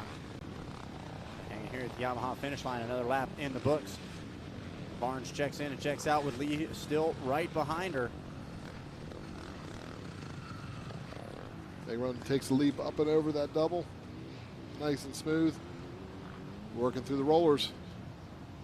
Looks like she's making her way around with it. Moto may not have been her first choice. She has found a way to get it done efficiently. She definitely does, and she jumps really good. I actually remember racing against Jocelyn 2 years ago, maybe, at Unadilla, and there wasn't quite as many girls there, but she was the only one to hit the big old sky shot, and she hit it clean every single time. That sky shot is a leap. That's a full commit. Yeah. when I raced Unadilla, there was no sky shot, so I can't talk on the sky shot. I was back in the 1900s, and it was grass, and we had the screw you and all that stuff. But Josh, you know something about the sky shot? I've gotten to hit it. Yeah, many years ago back at Verbadilla. This was before we were covering JDay action, but yeah, I got to do a what was supposed to be a site lap, if you will, kind of showing everybody what the course was going to look like. Sky shot, no problems. FMF section down the hill, one little tiny log about 100 feet later, big problems, hospital, knee surgery. That's why I don't take the FMF extreme section. But sky shot was a lot of fun. I will say that. So, yeah, it's always like that. What I thought was going to be the big, dangerous, sketchy thing really wasn't that big of a deal. It was, you had to commit to it. But then the little 5-foot log double, that's where it all. I didn't respect it enough. So that's where it all went wrong. It's all about respect. Yeah, it's all about respect. Yeah, well, hear the respect I'm putting on your name, FMF. All right. Yeah, I was talking to one of the vet riders earlier in the day that I've known. I've raced motocross forever, and he was commenting how the extreme section is way more extreme than it looks on the video footage. He's like, it's borderline not fun. Yeah. So, at least for a vet rider. Yeah, I feel like that's one of those sections where we talk about making it look easy. That's one of those ones where it can be completely deceiving how challenging it truly is, especially when some of these top riders go through it where you're like, well, that really didn't look difficult at all. Now, all you have to do is then hit it one time and see where the edges, feel the edges. And, yeah, that's the downside to watching professional racers. They make it look too easy. Yeah, it's a lot harder than they make it look like. Yeah, if you watch Jet Lawrence, you'd think anybody go out and do it. It's simple. How hard can it be? Right. Cameras really never do justice of what it actually is. Even on the motocross, we look and it seems a little dusty, and then you look at it and it is really dusty. Yeah. Well, I'm sure both of you as well, as kids, whatever, the comment, will you just turn the throttle and go? Yeah. Like, and like easy, a little more than right? that. Yeah. Yeah. But yeah, it's always fun to listen to the kids and listen to the way that, I hit my marks and just tried to focus on my own race. And that's what's happening right now at the front of this field. I just saw, it looked like Jocelyn Barnes shaking the arms out a little bit. And that is a universal sign of blood in the water, right? That means things are tightening up, maybe a little bit harder to hang on. This could be a big moment for somebody like Carly Lee, Ruby. If you see that from a rider in front of you, I would got to think that's like a, hey, go, go, go, time to attack. Absolutely, and it kind of gives you a little bit of motivation. She just did it again, and I wonder what's happening there. Oh, got to think. I mean, you think back to that first moto, Barnes was not under really any pressure even after the big crash. She takes a glance back right there, and I'm sure got a sight of Carly Lee. So, little different story this time. Hopefully this one not going to have any crashes involved with it, but doesn't quite have that gap that she had built up in Moto 1 either.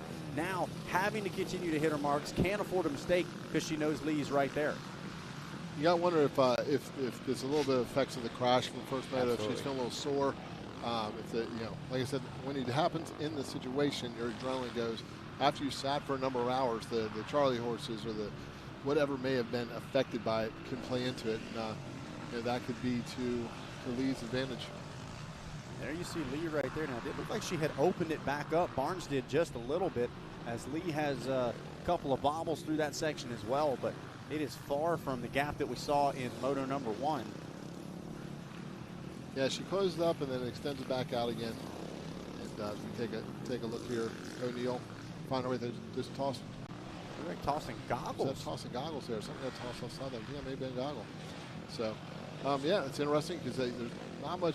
She may have found some mud somewhere. Well, and that could be hard as well because just like you said, Ruby, it's deceivingly dusty as this dust kind of lingers right over top of the track. So maybe even not under any roost. O'Neill's still going to have to be kind of gritting the eyes out and trying to keep the dust from getting into her eyes.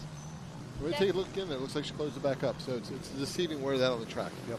Definitely, and it could be a game changer not having any goggles. You know, you always have to worry about sticks and leaves, but never mind dust and rocks that can get shot at you from roost. Well, then, yeah, it's a little hot, so you start sweating, getting that sweat down in your eyes. And we may have seen that a little bit if the foam starts accumulating it. You got to get that out to hopefully clear it off. Oh, man, talk about a kick there from Barnes. That's not going to help the arms relax at all as, man, she was at a high-speed section right there.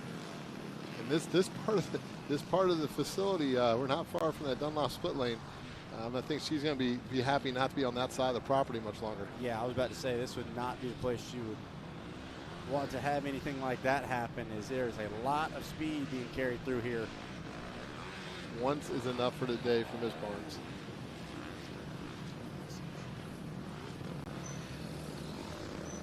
Sounds like Barnes, one of those, right? You go and shake her hand, and she tries to break your hand. I mean, she kind of puts it in there and really sets the tone right off the rip.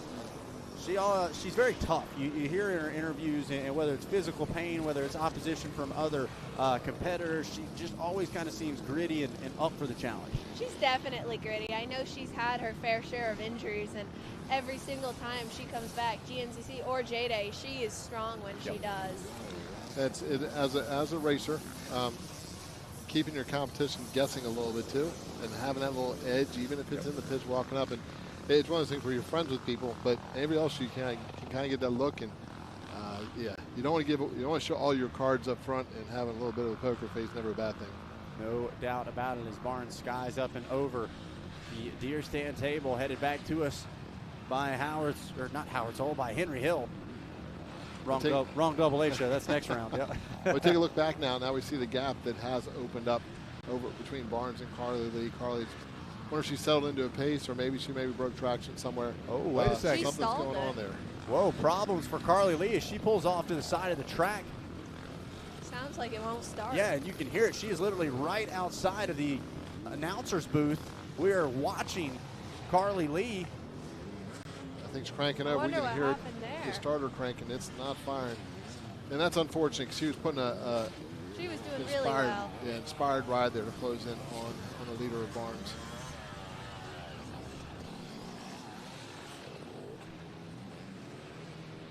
We can hear where she's close enough to it. We can hear her hit the start button and that thing just turning over. Something's not sparking. I don't know if it was out of fuel or if it's out of spark. One of the two. It looks like she's maybe taking the gas cap off, looking off the side of the machine. That was weird. It was almost when she landed. You know, it's an uphill. You can kind of coast, but that's not normal. No, so got a little bit of a climb for her to get off the track there. That does not look steep, but it's a bit of an incline. She's got to push up to get to that possible blue gate here. I hate to see that. We'll know here in a moment we get through. Looks like maybe some help headed her way. We look like in the sportsman's class, some of the top riders have started to back off, and so we see Russell work around the white flag. He looks like he may just call for a moto, as well as Martinez. That moves Jocelyn Barnes up into the 4th overall spot in this group. Russell and Martinez saw what they needed to see, and now they go back and get hydrated, take some notes, maybe make some slight changes to the bikes, and we'll see them again here in the pro class. The white flag is out. And with that said, it looks like I may be heading down to speak to Jocelyn Barnes again. Sounds good. Yeah, Barnes going to try to bring things home. Meanwhile, we continue to watch just outside the announcer's booth here as Carly Lee looks like going to be out of this one after a solid start to the day. So tough break there for the 482. And that's a mental one as well, Ruby. You can talk about this. It's so hard when you do everything right. You put in the work. You're in a good position, and something just totally out of your control takes you out of it. It really is, and especially in, a 30-minute moto, actually, you'd like to think that, you've prepped properly and some things just happen, but that sucks. So Lee right now looks like going to have to call it a moto. Meanwhile, back on your screen, white flag is waving. Final lap underway for Jocelyn Barnes and the rest of the field here in race number 10.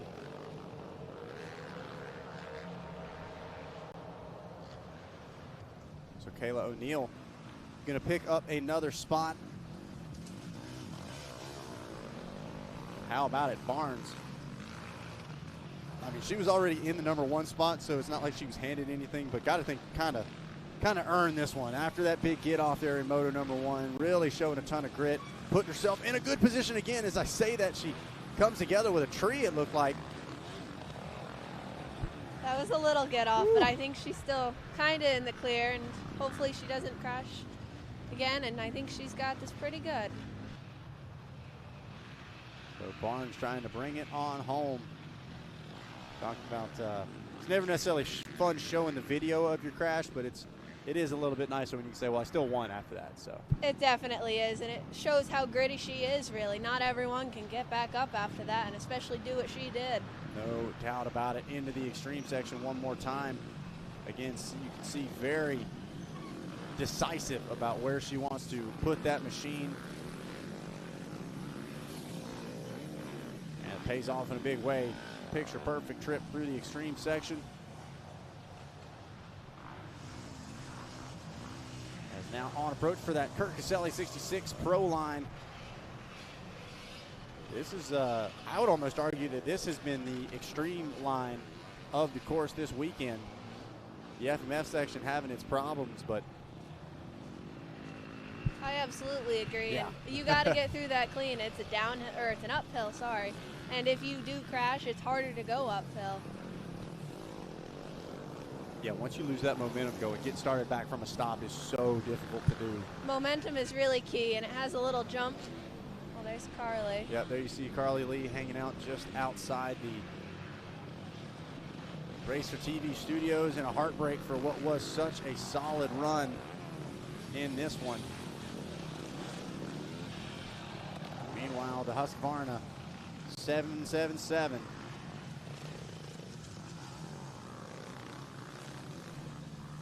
Inching ever closer to what will be a checkered flag waiting in the hands of our finish line flagger.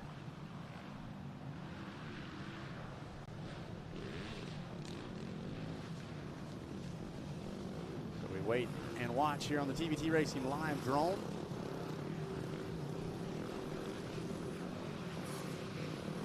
So while we wait, Ruby, what's the rest of our recovery looking like? How long till we get to see another Fustini back out doing battle with us?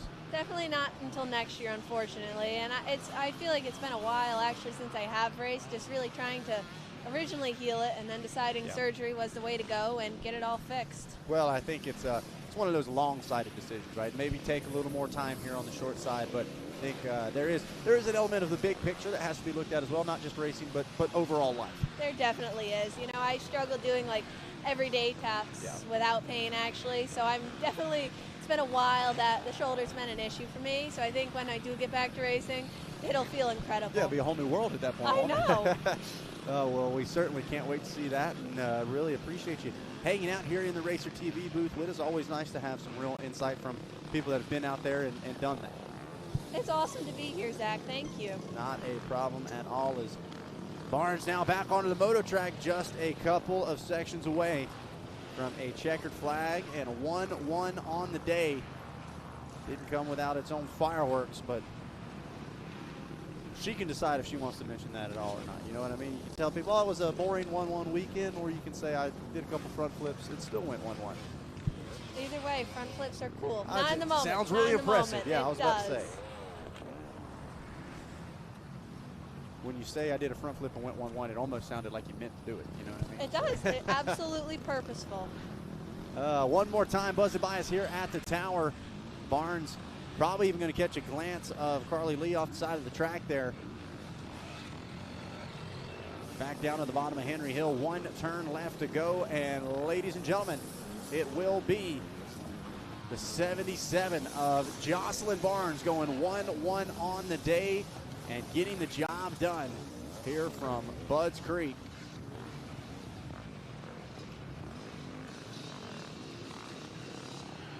And certainly had to earn that one, as it is hot, it is brutal.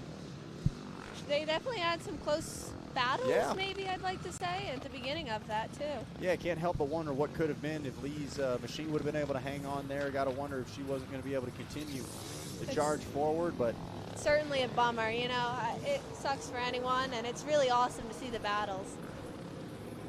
Kind of wonder. We saw Barnes go through the finish line, immediately take a look back and give a thumbs up, almost as though she thought Lee was still there. So who knows? I know that's easy to do as well as a racer. You get the blinders, as we like to call it, on, where you only focus forward. You're not looking around. You're not thinking at all. And sometimes the whole race can change behind you and you have no idea. There's really two sides of the story. You know, sometimes you want to almost slow down essentially a little bit and play it safe, especially off the tracks, you know, getting beat up like it is now. But also you got to still keep going. Otherwise, Kayla's coming. Yeah, you got to push the pace. Can't lay down and give it a rest until it's all said and done. That's for sure. Kayla O'Neill now sitting in that number 2 ride on approach to Henry Hill herself.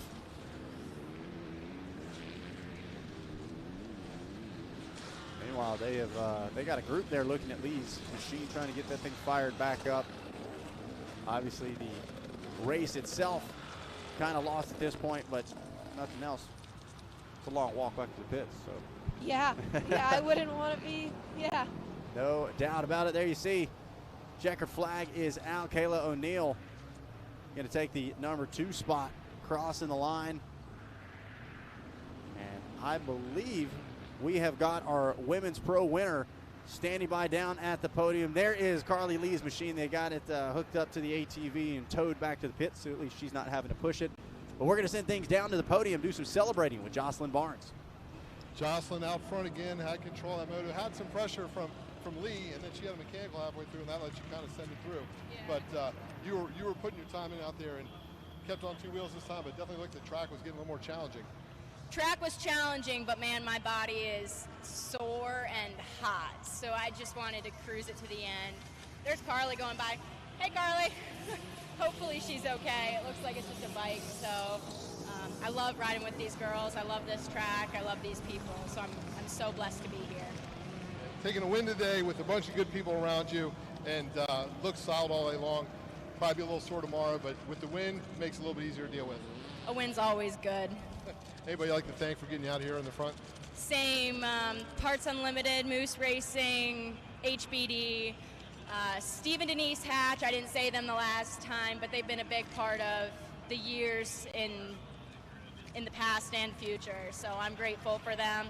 My mom, my dad, my boyfriend, my best friend actually came with me too. I forgot to mention her, and God keeping us all safe out here.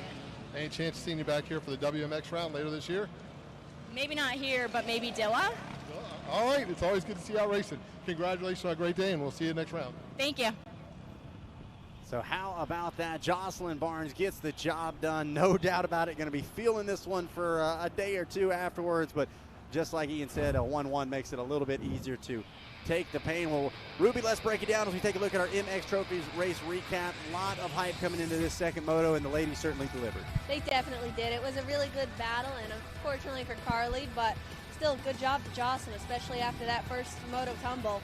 No doubt about it. We know she didn't want to have to deal with any fighting any more than she had to. At least got that good start, got out front early, but Carly Lee looked fired up here in this second moto. Close call for Barnes there as back end drifted out a little sideways and almost took her for a ride. And then meanwhile, this is where the moto ended for Carly Lee. We thought she was trying to shape up a late race charge, but unfortunately going to have to call this one early due to a mechanical. Barnes had her fair share of close calls even without the immediate pressure behind them, but none of it was enough to take her down as she goes 1-1 on the day and gets the job done. Kayla O'Neill would cross the line in that number 2 spot for your women's pro class. But take a look at your pro taper top 10. It breaks down like this. It will be Ethan Ficklin, Matt Hogenthaler, and Will Hopkins at 1, 2, and 3. Jason Sipe and Jocelyn Barnes round out your top 5. Noah Geyer, Riker Siteman, Isaac Tucker, Josh Brockwell, and David Callahan round out your pro taper top 10. Well, Ruby, thank you once again for joining us here in the booth, and feel free to stop by anytime. Thank you very much. It was awesome to be here. Absolutely. Best of luck on the recovery. We're going to grab a quick commercial break, and when we come back, we will have more racing after this, including that Moto Tassinari Pro-Am 125 second moto coming up here in just a few short minutes. This is round number 5 of the Fox JDay Offroad Series. We'll be back.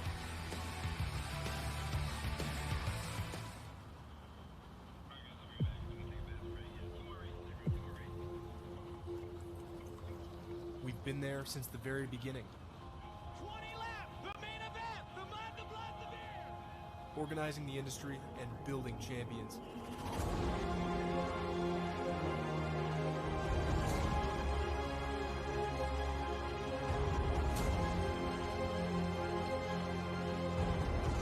"100 years of defending your rights to ride into the future."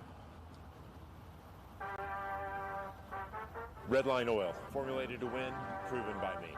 Redline Oil, formulated to win. Formulated to win. Formulated to win, proven by me.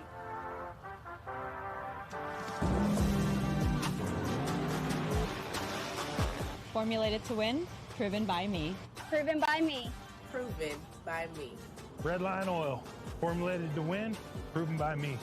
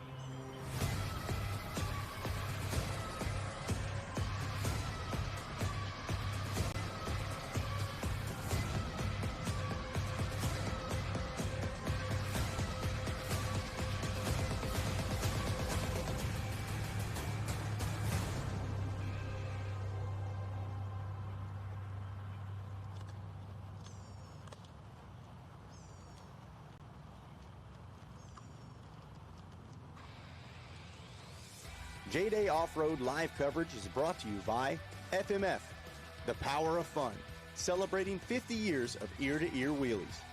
Dunlop, TBT Racing, Engine Ice, MX Trophies, Stasic, Slacker, and W.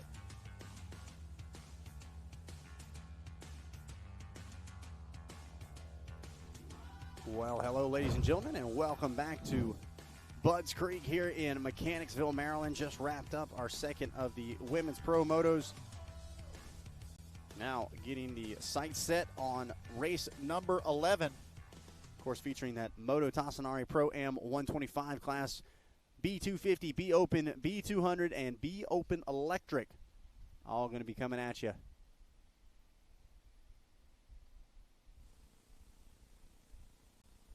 As one rider showing up at the last second here. Fox green flag getting unrolled, and we are just about ready to go Pro 125 racing.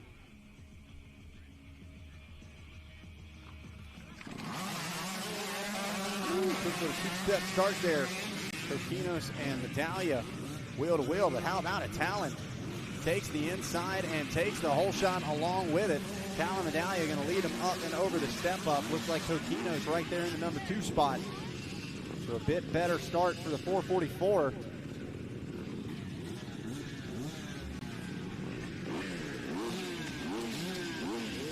They are high flying up and over the pro finish line.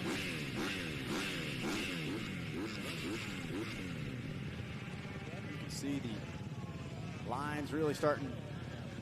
At this point, they're developed. Now they're starting to de-develop. They're starting to go away in certain parts of the track. What worked in Moto 1 may not work for you here in Moto number 2. Flag falls on B250. Drag race heading into turn number 1.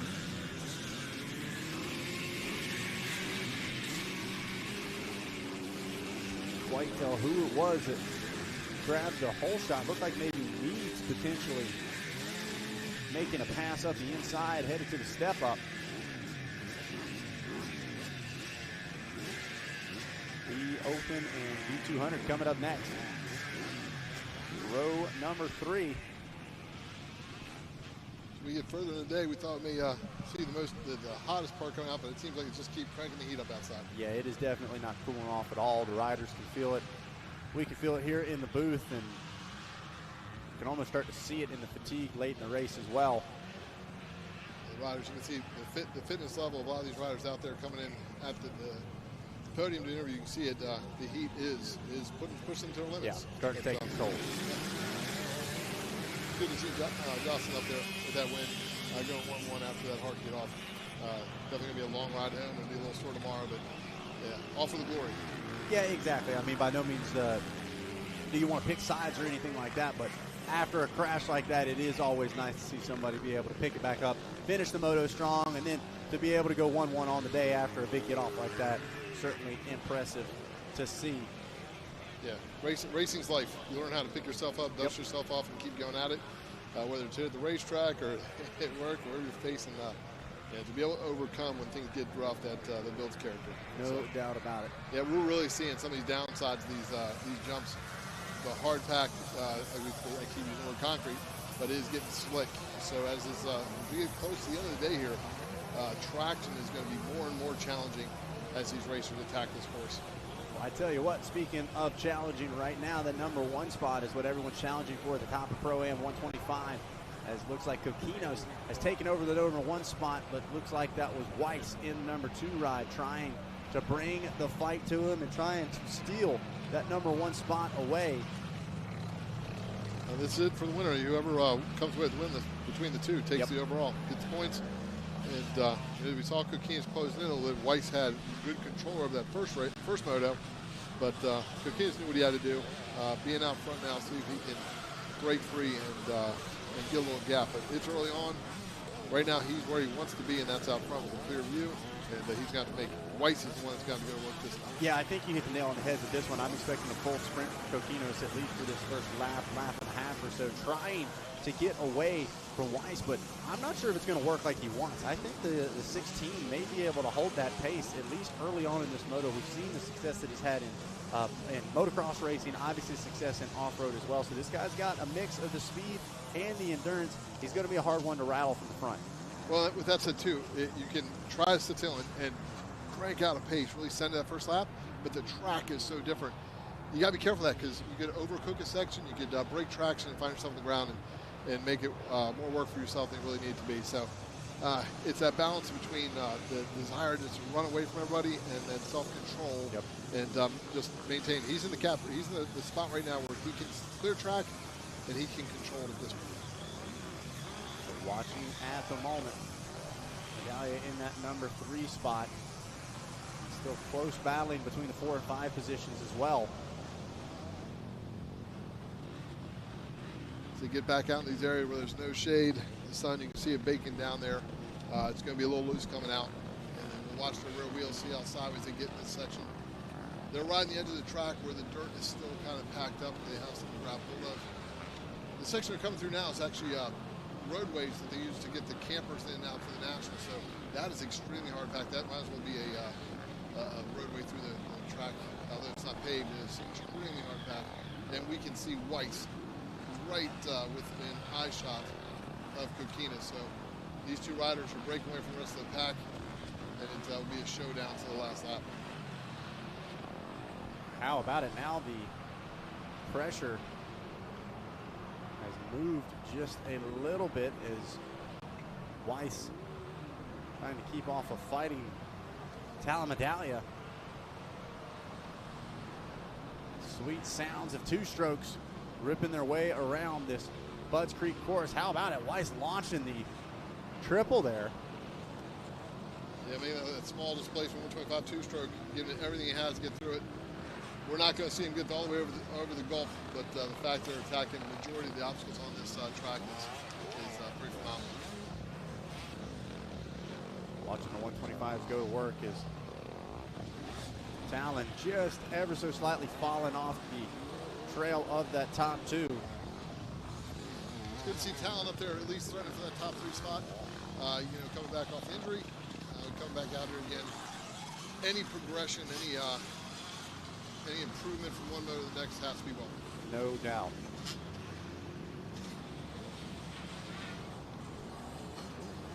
Number lines in these corners, taking that overhead shot. You see 3 different ruts coming out of that corner to send up before we get back to Yamaha finish line. So stamp it, a lap in the books.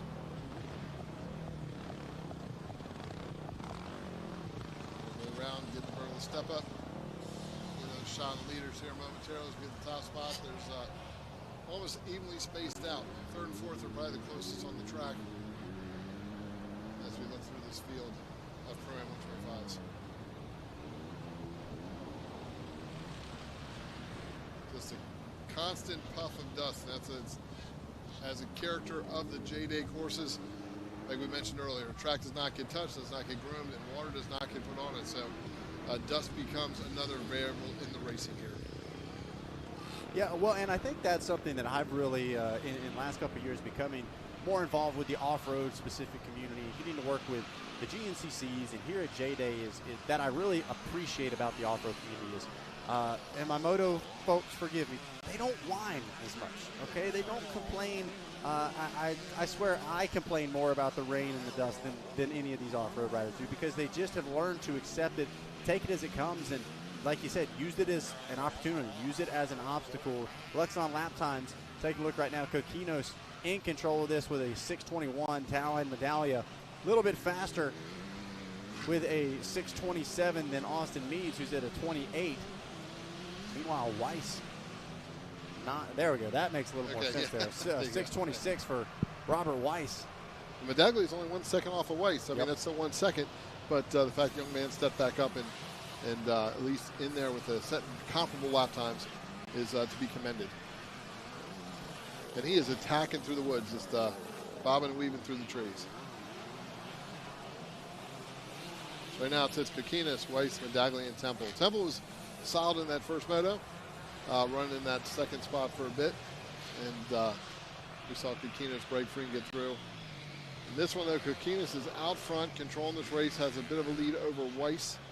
And that's what's going to take it the overall. If this stands as it does, that would be Coquinos with the overall win.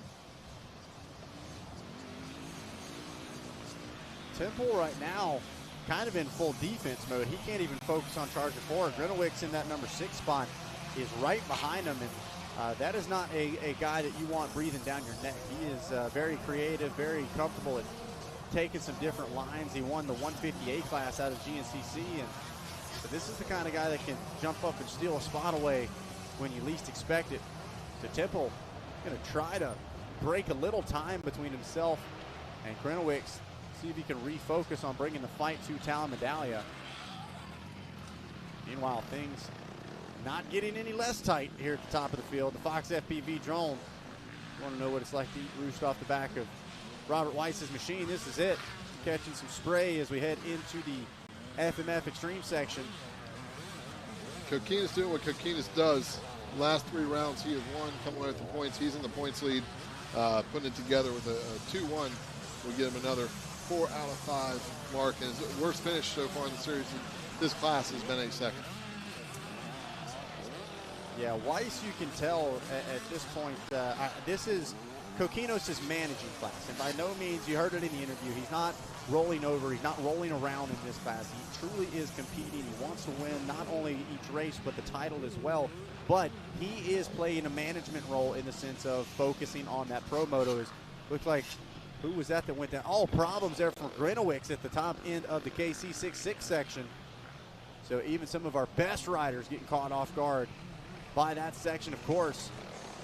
Meanwhile, Robert Weiss seems like he is throwing it all at the wall and is all laying it down to try to catch up to Coquinos.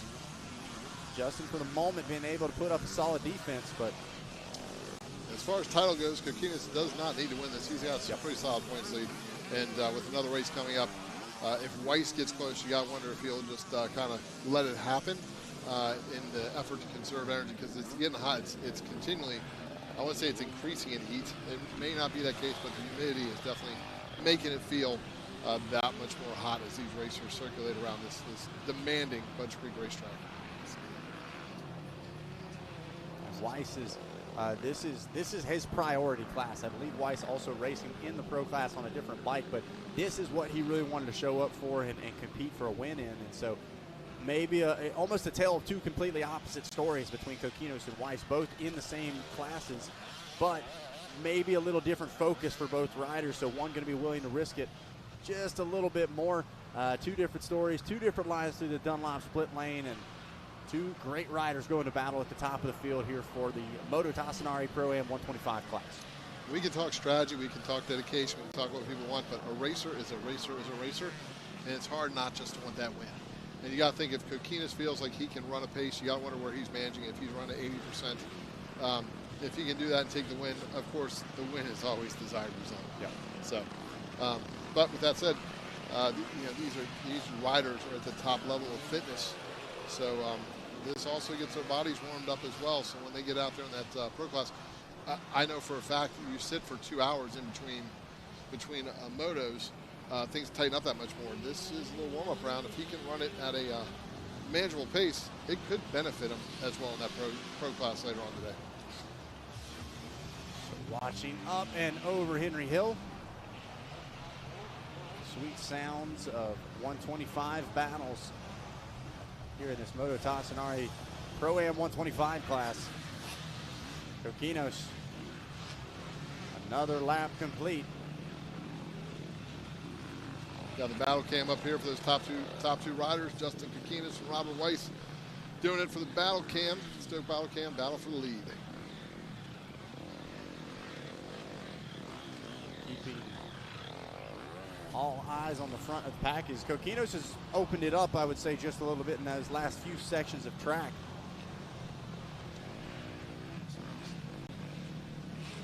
Seems like Weiss maybe a little more solid in the woods. We were able to catch up with Robert Weiss a bit earlier this weekend and talk to him about strong sections of the track and racing right here at Budds Creek.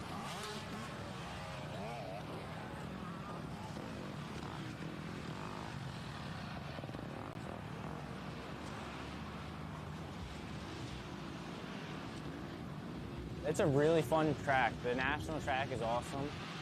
I really love coming here for the national weekend and riding amateur day.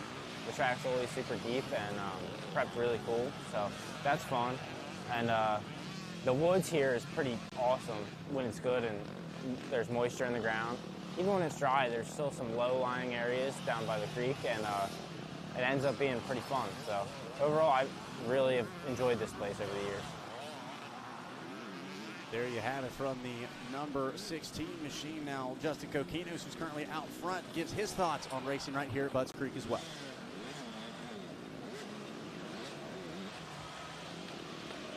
This place is obviously sick. It's, there's always the national that comes around.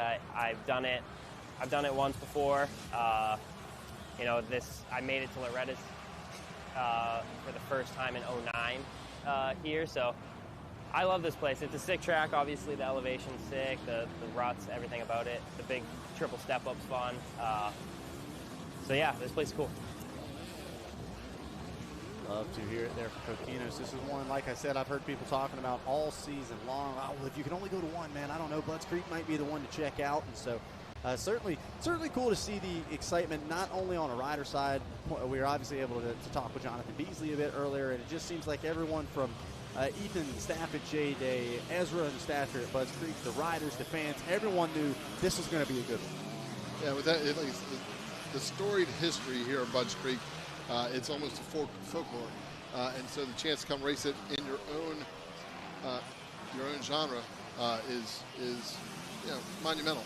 It looks like Weiss has taken over the lead over Kokinos. Yeah, if I'm not mistaken, and I was watching this battle as Talon Medallia now has his hands full as well, so the battle for third is on. Switch for the lead up at the top of the field as now Weiss has taken the spot away. Kokinos going to chase, and this is when we get into priorities versus, kind of thinking about that next moto. How hard is Kokinos going to push? He's in the points lead. Weiss has not run a race with us so far this season, so he is essentially out of contention for the title in this class. And Kokinos not going to be a sucker for pride. He's not going to let that take away from the big picture. The grand scheme of things, you want to win the title, you're out front, you have another moto to run. But man, look at making the charge, putting it back up, and makes the pass. Woo! Drops, blocks it down a little bit. They almost come together. Weiss has to check up, and as soon as we say Sutherland for pride, he makes the charge to go back out front. Yeah, let me crumple those words up and eat them myself. As Kokinos says, I think not. I'm not done quite yet. I think we saw there when Weiss spun up a little bit in the blocks, and Kokinos made a run at it, and he just took advantage of the situation. Saw the opportunity, struck, and made it happen. We take a look at this replay. Watch Justin Kokinos. You see Weiss just a little bit further up ahead in that KC66 section. Momentum gets stalled a little bit, just gets hung up on a rock. You could almost see just from the way the feet were dangling, he just didn't quite have the same intensity. Coquinos power on, around the outside, snatches that spot back. You saw where Coquinos had to be a little further out, and that's what we're talking about. Traction broke loose, the back came around. That was disastrous for both of them. Yep. Yeah, if you want to be out front, but you definitely want to be on the ground. So we'll see how it shapes up. It looks like, is that Temple's got? Yeah, Temple and Medallia. So Temple on the climb forward as well. Don't forget, Medallia still on the recovery from an injury, so got to wonder late into this moto. Let's see, heading into the Dunlop split lane. 2 different line choices for the riders that last lap. I'm starting to think the left-hand lane for the split lane may be better because it sets you up more for that next turn. So we'll see if that plays out. We see that Medallia goes to the outside, see if that sets him make a turn to cut underneath.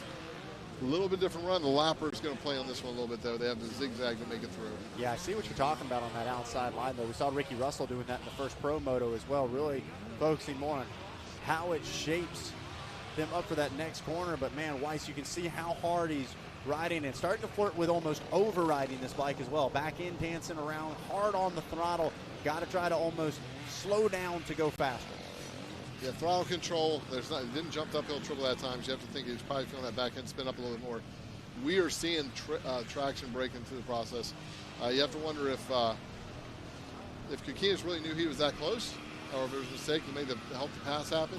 Because right now he has put the hammer back down, and I'd say opened up about 2-second lead over Weiss, who's sitting in second. Yeah, pretty solid response there for Coquinos after a brief taking of the lead.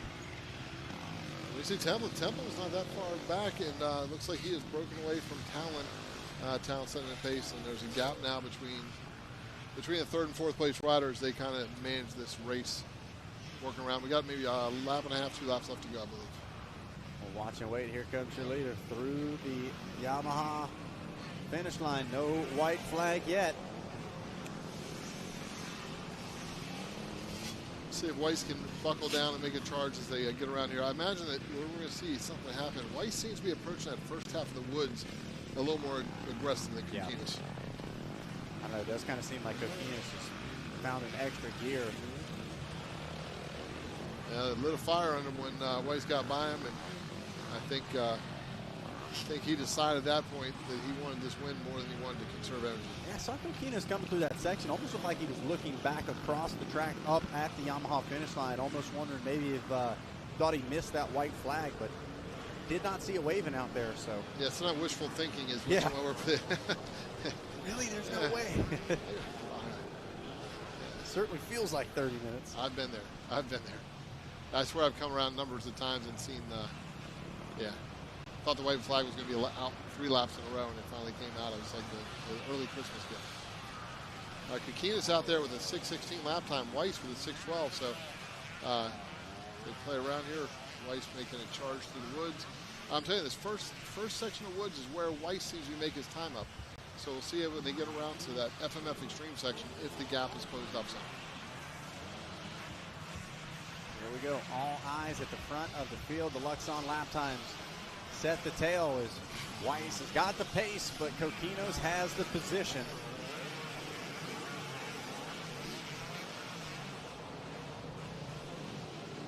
Hard on the throttle. So weave the way around here, and lappers actually may become more and more an issue as we see the speed difference between the leaders and what they're coming up on in the tightest section of the track. So that is going to play to Weiss's advantage, because if Coquinos has to check up even the slightest bit, Weiss will be there. Well, and there's no question about it. I mean, you could see the 2 different, the paces essentially night and day difference. So Coquinos, unfortunately, going to have to be the first one to break that barrier down and get away through them. Meanwhile, Weiss can kind of just slip in behind. We're seeing just how far back. Did we miss Temple? Or? No, I don't believe we did. So maybe something happening to Temple is now it is Talon Medallia in that number 3 spot. So a huge shakeup inside the top 3 is now it seems like Temple has had problems. Weiss taking an alternate line around there, trying to find maybe a little bit smoother momentum since in the second. Yeah, he's doing a great job of not following. He's been like that all day long. It's going to be, as they come around, see if he repays the favor when they get to that next time to the Kurt Caselli Pro section. You got to think that was a fumble on his part, getting a little momentum off and letting that happen. There's still time left in this race, so we'll see how it plays out here as we continue on with this Pro-Am 125 class.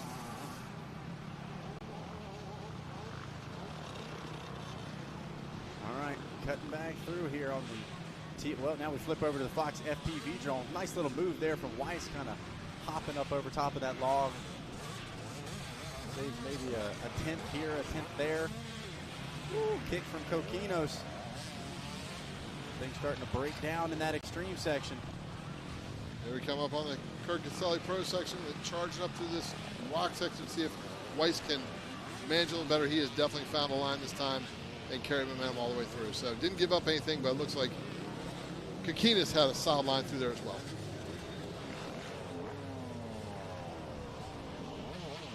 Take a look at the watch. Yeah, Talon Medallia all by his lonesome in that number 3 spot. Temple's also run later today as well, so he may have decided just to back it down and conserve. So this kid is ready to fight. I got to battle his dad here in a little bit. Oh, big hit from that rider. That could have been unfortunate for Medallia, but made it through clean. Looking back at the front here, Coquinos, 444 weaving in and out as Weiss chased him down to try to steal back this win and the overall for the day. Yeah, Justin's done well.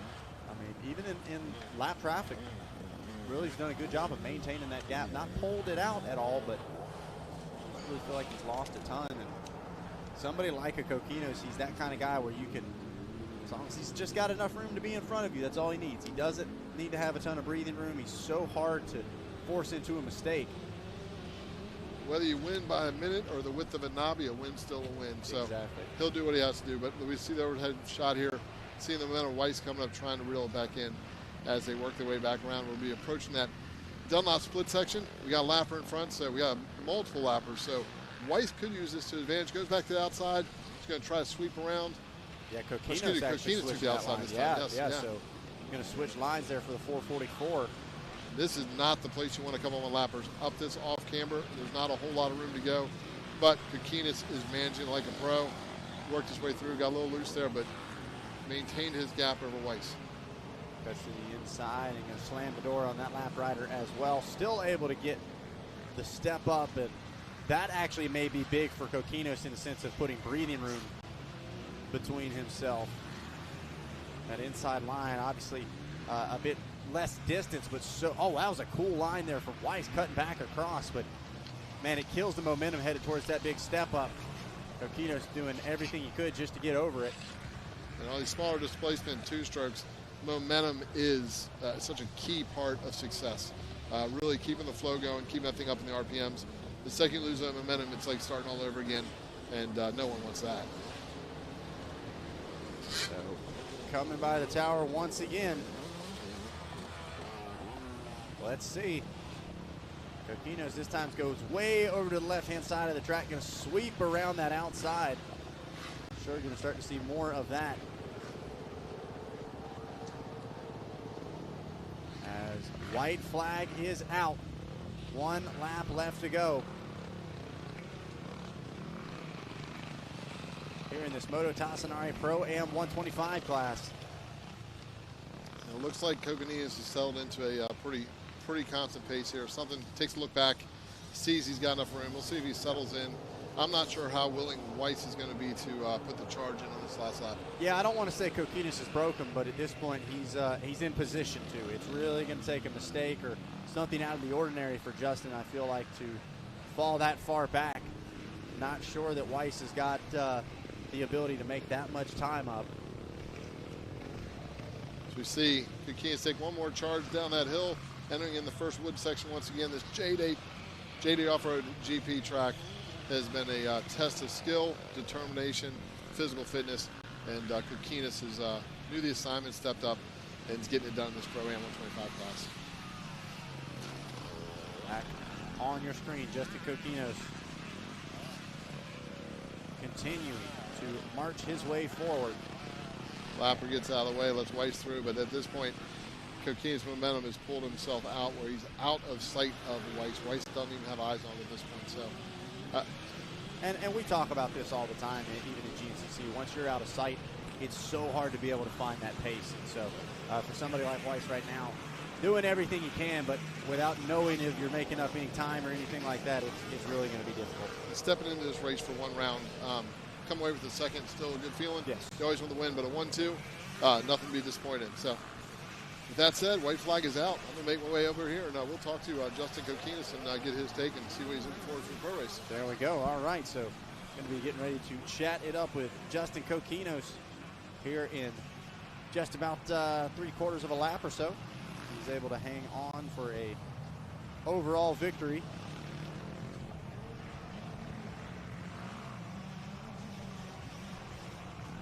So going to continue to weave their way through the woods of Mechanicsville, Maryland. There's many of them. The racing action continues here at Budds Creek on the moto track in the woods. Here, Potomac Speedway fired up as well. Sounds like they got some action going on. Maybe it's the dragway. I don't know. There's all kinds of racing going on here on property. This is the spot to be. If you have not already, make sure you guys follow us on JDay Offroad social media. All things JDay up to date. That's where you need to go. Points, pro riding breakdown, event breakdown, how to sign up, where to watch, all the information you can need right there on social media. Get down to just about half a lap or so in this one. Race number 11.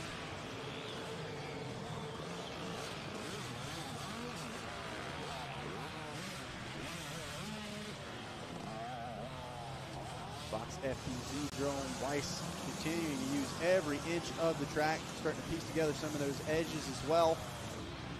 Kokinas not out of the woods yet. Weiss has still got him in sight. I take that back. He can see Kokinas at the top of that Kirk Caselli zone, and if Kokinas lays off too much, he may be in for a surprise there in the final few sections of racetrack.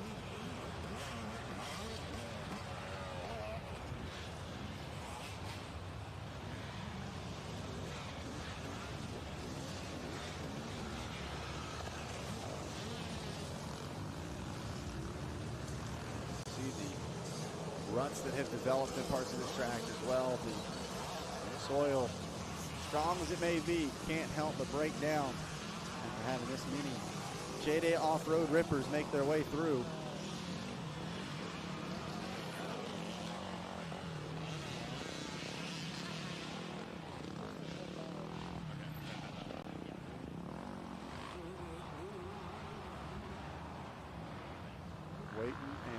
Waiting, and there is Kokinas on the Fox FPV drone, opening that 125 up.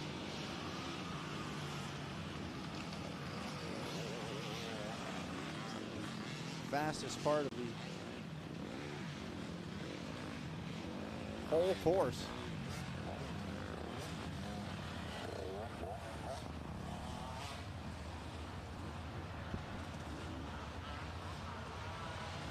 Through the Dunlop split lane for the final time now, as well as he's on approach to jumping right back onto the national course. Tucks back to the inside.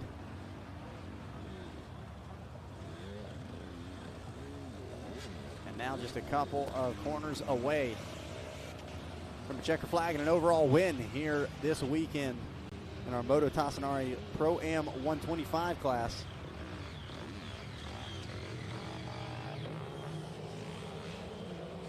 Meanwhile, Weiss not giving up anything possible, even in the final few sections of racetrack.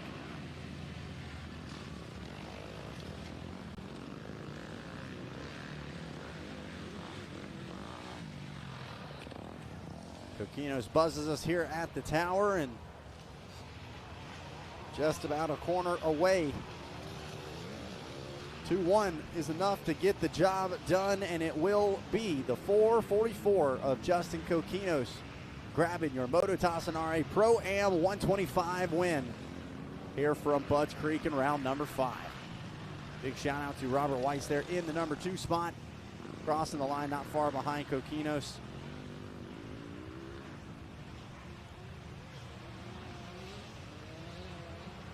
And as you can see, both Weiss and Kokinos absolutely exhausted after that one. Gave it all they had.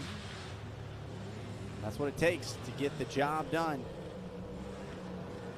here at JDay, as we get ready to send things down to the podium to do some celebrating with our winner, Justin Kokinos.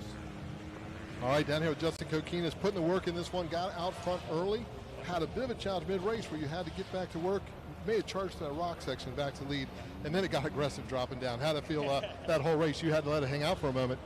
Yeah, for sure. He was on it. Definitely was hoping for easier race leading into this Pro Moto, but man, he was on it. It was a sick battle the whole way to the finish. I couldn't let up one bit. So, like you said, he messed up in the rock. He got by me, and then he messed up in the rocks. And like you said, it was a little bit aggressive, but I was on the outside, so it was good. It was good racing. You had momentum on your side. You saw the opportunity, took it, and then when you got back to the moto section, it looked like you opened it back out again. Looks like you're feeling this moto section today. How are you loving this Budds Creek circuit? Yeah, it's definitely fun. I mean, these hills on the 125, this thing's screaming, and Gardner built me a sick motor, so this thing's ripping up those hills. So, yeah, moto track was sick. I had a blast. Cool. Looking in for the Pro Moto. Anything you find out there to put to work? A little bit. I mean, the section that he passed me was definitely my worst section all day. And he passed me in it, which is awesome because I found out where he was going. So cleaned that up, and that was really about it for line search. So, yeah, I felt pretty good. So let's see if we can do one more. Yeah, 4 in a row in this 125 class, leading the points. Great day, Budds Creek. Congratulations. We'll see you out there shortly. So how about it? Another incredible ride there for Justin Kokinos, getting the job done in your Moto Tassinari Pro-Am 125 class. So we get ready to take a look at your race recap.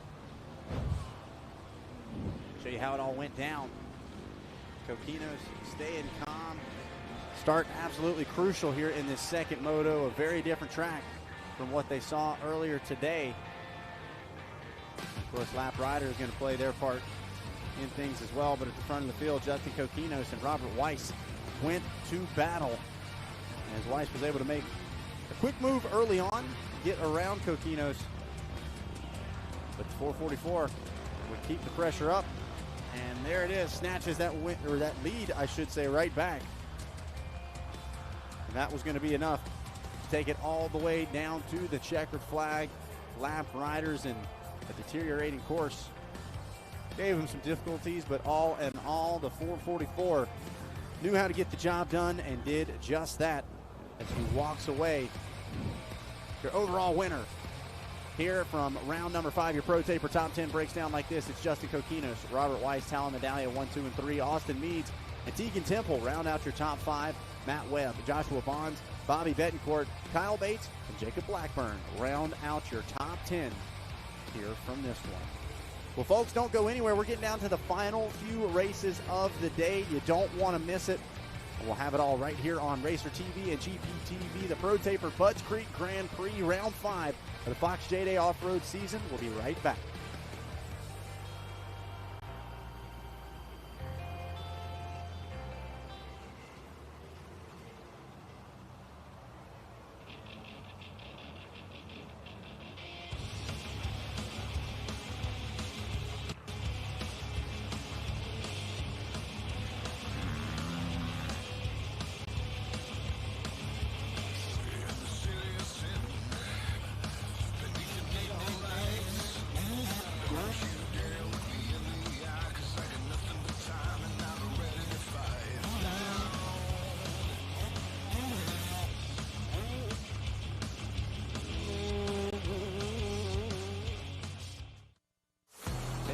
I'm Billy White with Luxon MX, the ultimate destination for high-performance motocross parts.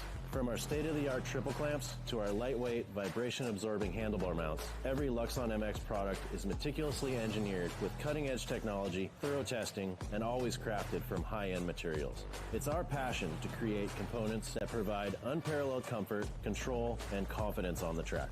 Luxon MX, Engineered for performance, proven by professionals, and available to you.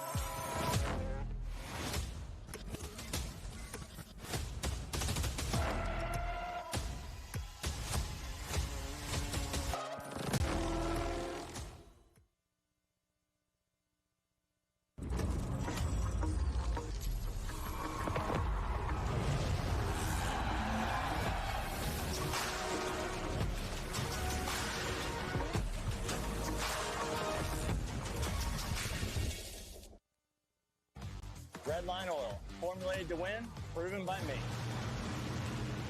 Formulated to win, proven by me. Proven by me. Formulated to win, proven by me. Proven by me. Proven by me. Proven by me. Proven by me. Formulated to win, proven by me.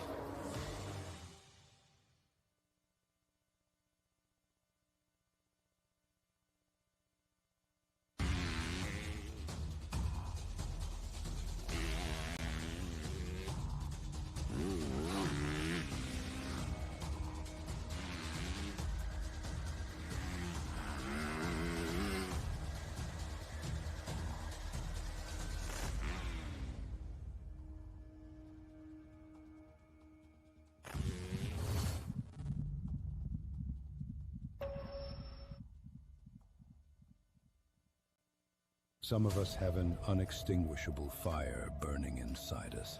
It ignites us to compete. It inspires us. It drives us. We are a performance-driven manufacturer, built for racers, by racers. We are focused on racing fuel, plain and simple. We want to go fast. We want to win. And we want the same for you. We are Fuel Factory. JDay Offroad is proud to have the following advocacy partners: the Kurt Caselli Foundation. The focus is the safety of riders and racers in off-road motorcycling. And GNCC, the Progressive Grand National Cross Country Series and AMA National Championship. JDay Offroad is proud to have the following media partners: Trans World Motocross, Cycle News, Dirt Bike Magazine, Stoke Media, and Racer TV.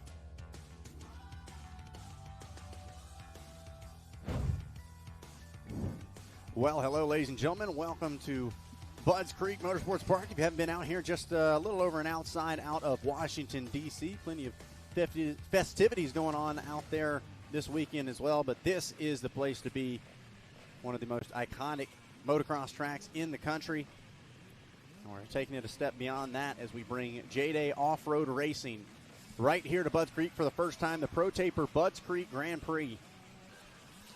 Got the line, down the line, we got those vet riders giving a little love for people at home. It's always good to see them enjoying themselves on this hot summer day here. We're knocking on the door of summer. It's not officially summer yet. We're still early in June, but it is a preview as far as the temperatures, the humidity here in this Southern Maryland Raceway. We see the card getting ready to come out here momentarily as the B vet riders will be the first ones to take off, and then we'll have a couple other waves of the other vet classes. Giving a signal for these guys to get ready, and we're going to go racing. We've got this vet class, vet wave riders to head out, and then we'll be wrapping it up with the pro class and the heavy hitters going at it once again for the glory, prestige, and big payday here at the JDay Budds Creek round. as we've been talking to the riders, seeing the riders come off the track, the temperature, the environment is definitely taking its toll. They're going to sleep well tonight as we wrap this program up. Only 2 rounds to go. We'd like to thank everybody for joining us at home on Racer TV here at Budds Creek. Comes here again, make sure you get out here. And like Jonathan Beasley said earlier, this is one of the largest nationals. So come August, make your way down here also for the national event. But today we are at JDay Offroad GP here at Budds Creek. And green flag's getting ready to fly as we do our first wave of B-Bet riders.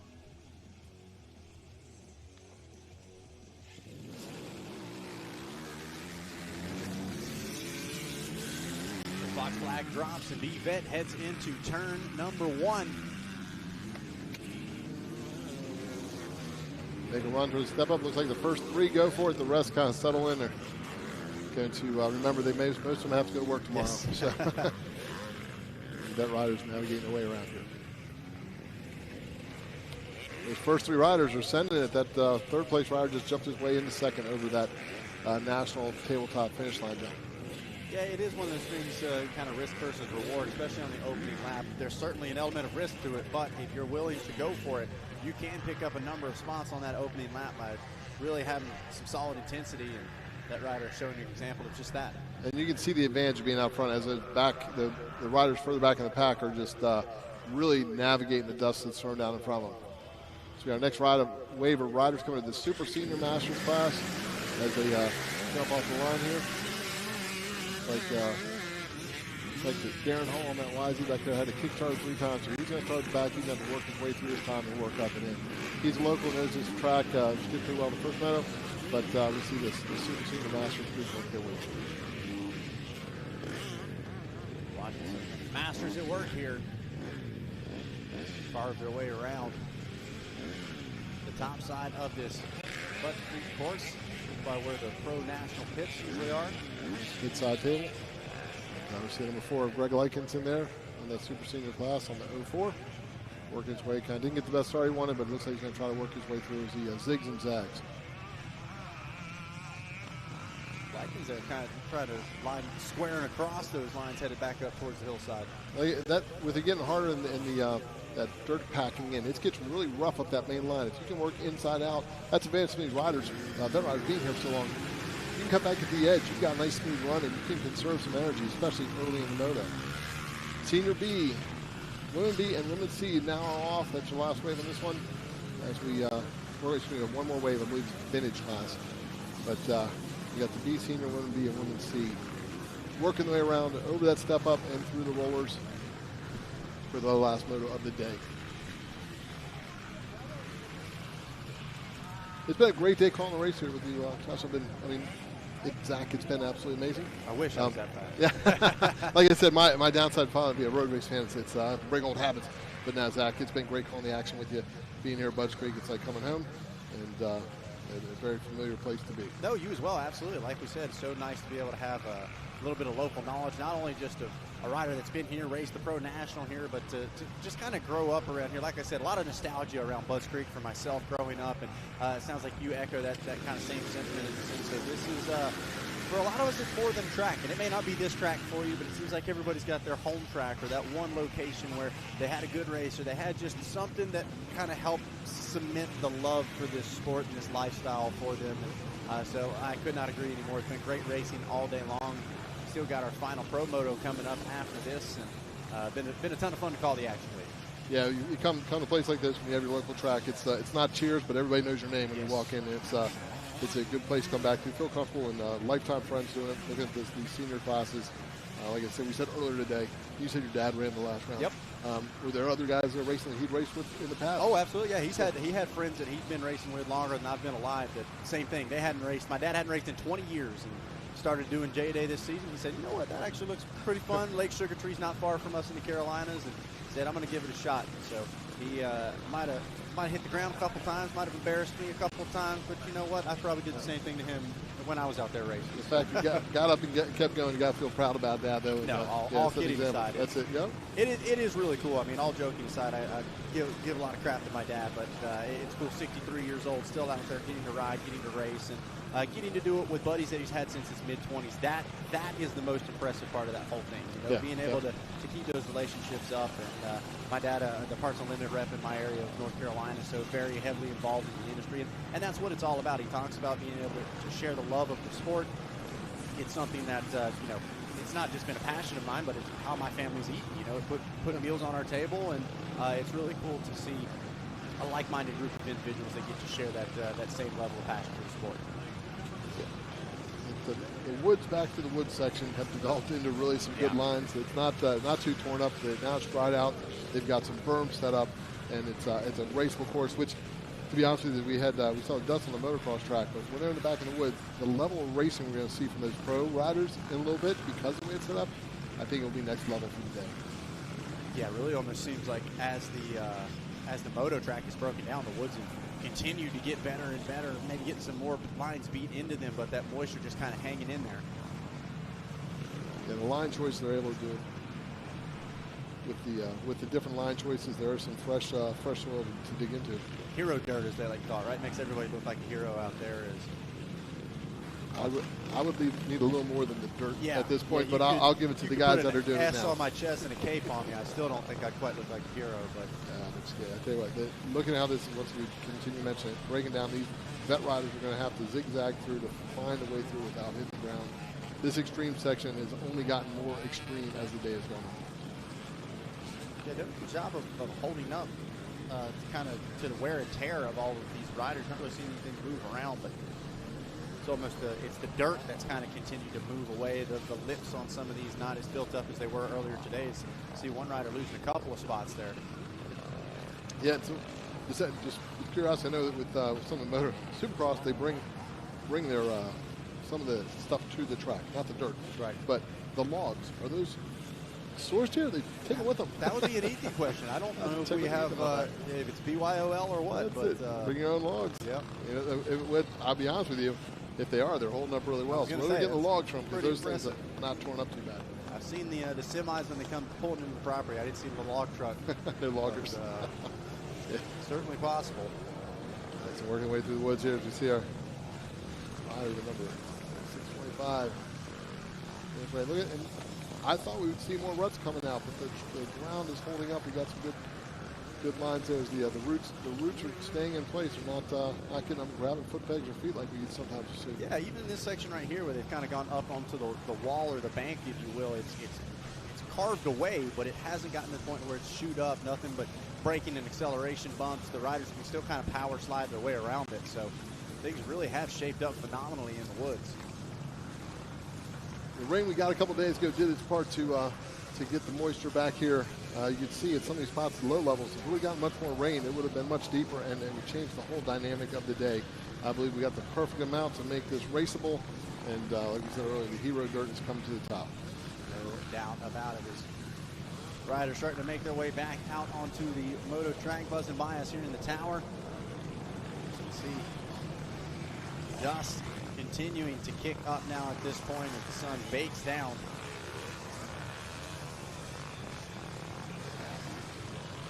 These are the master super senior guys coming through here. They're staying pretty close together. We're seeing, I'm recognizing the group that came together off the line, wheel to wheel to wheel. So we'll see some good racing throughout this moto as they work their way around. Yeah, these classes kind of been like that all season long, where you get some new faces, some new names, but the skill level really consistent, and it's really fun to see. This is where you see something like one willingness to do a jump or one willingness to try a certain line, and it can pay off in a big way because so often those groups are still bunched together even 3 or 4 laps into the race. A nice shot there of the woods we go through. See, wait for another rider coming down. We got the Yamaha finish line now as they're circulating their way around. And that's a pretty deep. I was walking over to do the last podium interview. That rut is much deeper than it looks from this angle. We saw one rider get tangled up and kind of fall down in it. So lap times, Darren Toggenbaugh out front with a 7:28 with Mike Jones at 7:38. How about it? Toggenbaugh stepping up in a big way here in this one. Jones in that number 2 spot on the 08.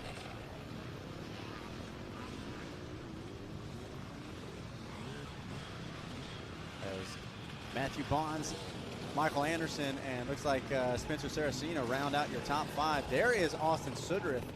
Trying to remember, I was like, wait, who ended up grabbing this win? I was just thinking the same thing. Who are we looking at? It was Sudrith that had gotten out there, and he's got some work cut out for him. He wants to get back up towards the front because talking about setting lap times that are definitely in a position to pull away from the rest of the group. Yeah, we'll see whether or not Austin can pick things up, kind of usually working his way towards the front. And he's got a couple of riders just in front of him to be able to do just that. And we saw in the first moto, we're thinking back to it, Sudrith made a charge towards the end. He was sitting behind Jones to go on the last lap and ended up coming away with the win, making that charge. So this race is far from over, 1 lap in, and we can see if he can lay it down and close the gap and put himself back up for the overall position. Taking a look, looks like Gabriella Venisi leads the way in your women's B class. Jamie Fury leads your women's C class. Todd Gales out front of your C senior. And Danny Secretore out there on the vintage Cali. Doing it for the people. And it's good to see after taking what was a pretty decent fall yesterday. Nice little spill yesterday. Yep. A little spill, and then he caught himself in the wheel and fell back on the bike. That could be almost as painful as the fall itself. But he's back out here doing it. Did earlier, and now he's on the vintage bike and looking solid out here in this Budds Creek circuit. Yep, looked like nothing was hurt but the pride. It's all right. And pride heals faster than most other things. Absolutely. So continuing to watch as Sudrith now starting to try to cut his way through traffic just in front of him. Looks like that move was on Saraceno, so he may have moved himself up into the 5th spot as we watch our way through. I want to grab some numbers. I do believe that was Saraceno that made the move on. The 43, I'm almost positive. We'll have to double check it, but if that's the case, he's 1 step closer to the top. With a lot of time left. Oh yeah, still plenty of time. 1 lap in the books here for race number 12. If you're watching on Racer TV or GPTV, our pro finale going to be coming up after this. Don't go anywhere. Talking about is making that leap over those first double tires. That has probably helping him extend a little bit. Takes a look over his shoulder. I'd have to think no one is too close to him to put on the pressure at this point. Well, and that's another one of those risk versus reward things where it's not technically that difficult to do, but there's an element of risk to it. And so being able to do something just simple like that, if you can execute it, can add a lot of time to your lead and can certainly help get some cushion as far as how hard you have to push that pace. And the commitment just to do it the first time is really the biggest challenge, because as with most things we've done, there's all those things where you don't do it, and then you do it, and you're like, why didn't I do that? Why have I waited this long? Yep. And so he took the advantage and jumped out. I think he must have done the first lap. You see the gaps are pretty good. With that said, it put him in position to break out and command this race from this point forward. So watching on board the Fox FPV drone. As the day goes on and it gets a little hotter and the riders get more tired, we're seeing more people make that left turn at the bottom of this to avoid getting stuck in the rock section. This rider, though, powered through it and took advantage of the time gap. They were side by side coming in. Now we look back and see what difference it made by taking the rock section compared to the bypass. So the FPV drone trying to hang on. One rider looks like he launched and the bike stalled in the air or something. That's Spagna, who's been running pretty solid, but yeah, just got caught a little momentum and stalled it. Now he's got to start from scratch and chug his way up the hill. And yeah, who knows? Could be something arm pump, general fatigue from a long day of riding and racing. So one big Gabriella Menisi out front still in the women's B class, and the women's C, Haley Wood on the 401 Husqvarna holding down the lead in that class. Work our way through these results so far in the mid-race. John Stadler in the C Senior, the Gas Scouts out front leading the class. Evan Kelly on the 221, the vintage Kawasaki, with a commanding lead over the rest of the field. And then we see the B Veteran, which is the premier class in this one, which is Darren Tagaba out front on 117, Mike Jones second, and it looks like Matthew Bones on sitting in third spot at 238. Come around to getting back towards the moto section of this. They go through the Dunlop split lane. We'll be working back the motocross section and to the Yamaha finish line. We'll get an updated lineup here to see if Austin Sudworth has made any further moves towards the front of this class. So we'll see how things have changed at the front of the overall here in just a moment.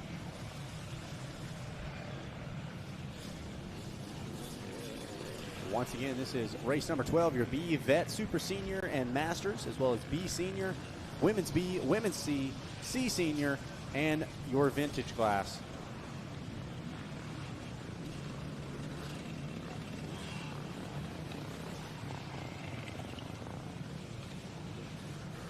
Shot here in the woods, the shade and the shade and the sun not being down there has got to feel a little bit of a reprieve for some of these riders as they are baking when they're out on the motocross section of this track. Yeah, you think there's got to be a little bit of relief.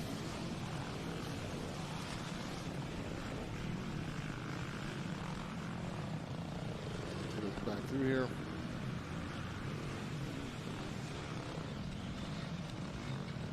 Yeah, come up on camera here so you get it. Out.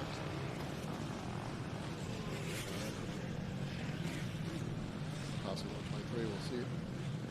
Identify that here momentarily. Peering into the woods. That's it. This class, you can see where it, the fatigue may have set in. The charge from the majority of the field is kind of balanced out. At this point, there's a handful of laps left to go. And they're just going to try to fight it through, make the most of this JDay event here at Budds Creek. First time here. I have to think, all in all, no matter how tired, how hot, a lot of these riders have to go feeling good about what they were able to experience today. Yeah, certainly a good time going to be had for a lot of these riders here this weekend. Is like we said, so excited to be able to bring the action of JDay here to Budds Creek. And Sudworth has moved to that fifth position, so 4 spots out. I have to think, though, it's a tall order if he's going to want to try to reel in that 117 that Darren talking about.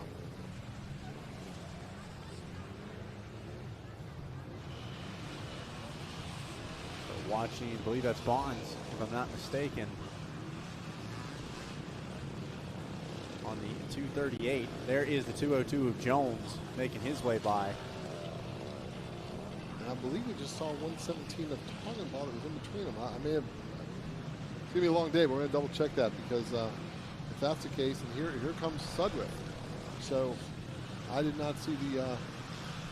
well, don't forget a lot of this depending on the start row as well for somebody like Sudworth. That could be how we saw him jump so far up in the overall a little later in that race. May have just taken him a moment to be able to catch up to those riders that physically started in front of him. From what I can tell, and I'm going off a bit of memory here, I believe talking about Bonds, Jones, and Sudworth are on the same class. Not pretty sure about Anderson, but as we roll down here, we see the class list. I believe those are all your Vet B riders. So that's they're grouped up pretty tight as we saw them come through. We get another view when they come on the motocross track. They'll be a little easier to see them. There's your 117, 202, and 117. If that holds true, I'm not sure if that's the same 117.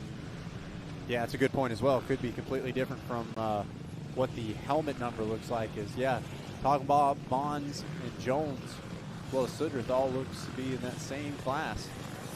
And all within one section of another we're seeing right now. So Toggenball having a pretty solid lead jump through that section. We'll have to see when they get if we get a good overhead, maybe the drone will help us out, and we can put eyes on how this is actually shaping up. And we may see a replay of Moto 1 where Sudworth just buckled down the last lap and put a charge in.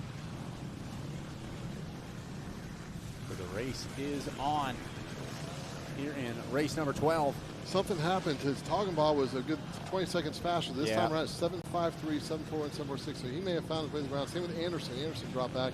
And Sudworth with a 7.47 is still up in the mix. So I believe something may have happened to our leader, Darren Toggenball, because he is now definitely not charging like he was earlier and sitting in second spot between, I think, after Bonas in that spot. And Sudworth's not that far off. Well, and it's one thing to lose, even 5 to 10 seconds, maybe a small bobble or something, but yeah, 20 seconds. You're looking at definitely some kind of relatively major mistake. And here comes Sudrith putting on the charge to try to get past Toggenbaugh. He is carrying way more momentum, and that 94 is on a charge trying to make its way to the front. So here we go.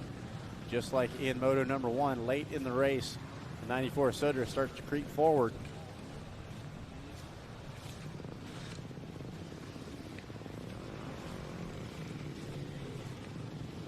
The riders taking their time through. Here we go through.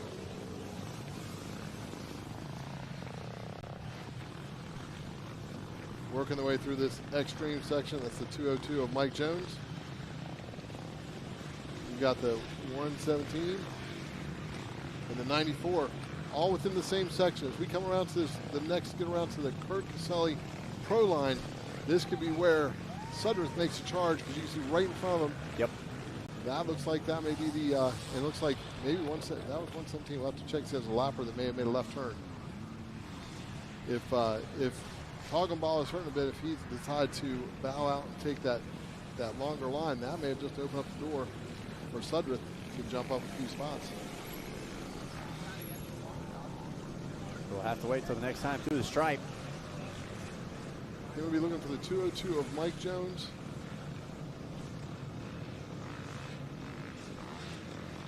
Anticipation here as we wait for the riders to approach.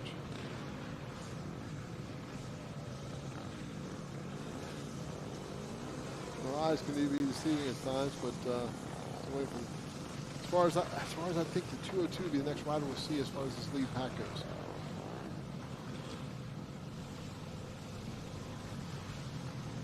So just watching and waiting at this point. There is the 94 Sudrith. And I had not seen the 202, so let's see if the 202 drops back in here in a moment. There's 143. 202 Jones. 117 of Toggenbaugh. So Sudrith has done it once again. Sudrith has found his way through the pack and to the lead. Just like that, the 94 waits till the time is right and then gets to work. You'll pay attention. They'll be coming out of this wood section momentarily, getting back into the open area as they head towards the Dunlop split lane shortly. And I'm thinking the pace has slowed down a bit with this group. I'm not sure how many laps they'll be able to get, but it'll be interesting to see when they come around if this is actually a white flag lap. Entirely possible. You can definitely see that the intensity not quite what they had in Moto 1, and be pretty shocking if it was the same. You know, so many things have changed the way this, and I almost feel like that level of intensity maybe not the smartest way to race a course like this late in the day. Yeah, exactly. The way the course is breaking down, breaking traction, and we may have seen that, may have what happened to Toggenbaugh. If he was pushing a little hard, we saw him double through the section. It may have taken its toll and caught up with him eventually. Take another look back here. As the FPV drone swings around, we take a look back over that dual split lane section, Dunlop split lane. And we'll get a shot here of the Yamaha finish line. Back markers working their way through. Looks like possibly, so their vet classes. A few corners away, we should see the leader, which I believe at this point is going to be Austin Sudrith. It does look like that white flag is tucked and ready to be thrown the next time through. It's all going to be a matter of timing. As we look through here, we'll see the number 94 working its way through, I imagine, within the next probably 30 seconds.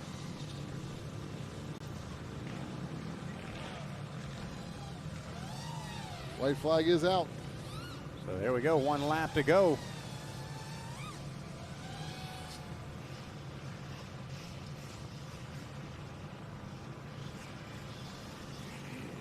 Get some of women's class coming through. There's your 94 right there, taking the white flag. He's well on his way to a 1-1 day here at the JDay Offroad GP event, Pro Taper, Budds Creek round of the series. Round number 5. One more moto after this, our second pro finale.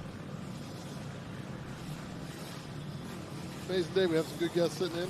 good to hear Ruby come in. Man, give her absolutely. a bump. Yeah, so great to be able to have a firsthand kind of talk there, and good to hear from Ruby as well. I know, like she talked about, been down with that injury for quite a while. Tried to let it heal on its own. Ultimately, didn't get where she needed.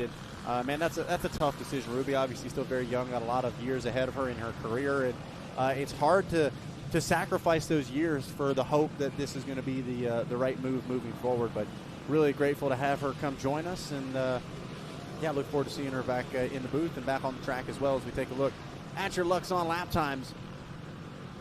Bonus a 7:45 on that last lap, so continues to have a just bit more pace. We'll have to look. Maybe Bonus may still be ahead of Southern. I was going to say, it might have been that Yamaha that we saw right as the white flag came out, almost right after. Like, I think he caught him off guard a little bit. Yeah, he looked back for a second. So he's been a sleeper in this one. Just kind of did what he did when Jones and Toggenball started dropping back. Bonus was right there to jump in on that 238 and get the lead. But Sudrith is moving along. Although he's a little bit slower that last lap, we got to wonder what's going to see when we work our way around. With one lap left to go, as I start heading up here for the podium, I'm going to have to listen in and see how you call the rest of this race. Yeah, I'm going to keep my eyes peeled. I believe this is Bonus right here on the 238. I see a 366 sticker on there. I wonder if he's winning two classes. It's definitely possible. You got to wonder, but I am almost positive that was him. So we will see. Keep watching and waiting, and yeah, maybe start heading that way in case he catches us off guard, because it is certainly possible. Matthew Bond is still showing out front, leading the way. Austin Sudrith trying to steal things away here on the final lap with Spencer Saracena now in that number 3 ride. Mike Jones and Michael Anderson rounding out your top 5.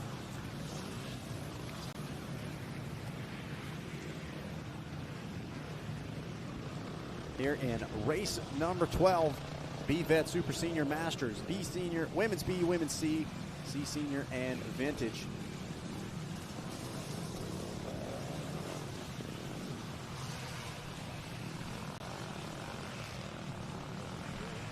Won't be long. We will see our riders head back out onto the motocross track.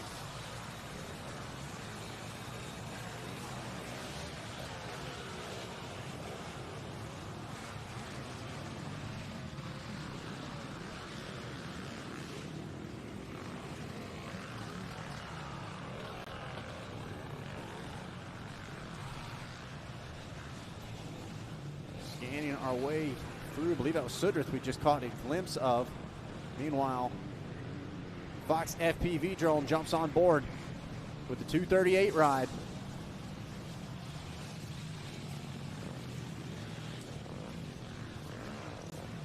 Going way over to the left-hand side to set up for that extreme section. Probably the widest approach for that section that we've seen so far today. Hey, no judgment here, though. Got through it better than I could, that's for sure. Now going to set up for that Kurt Caselli Foundation rock garden here in this one.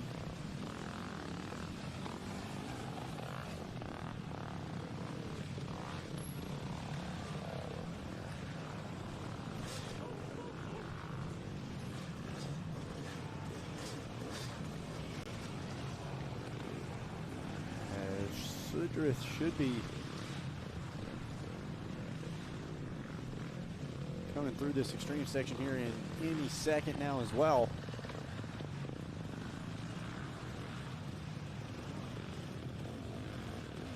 And after that, quick trip back to link up with the moto track and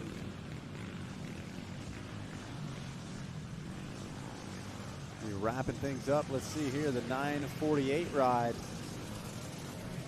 coming through.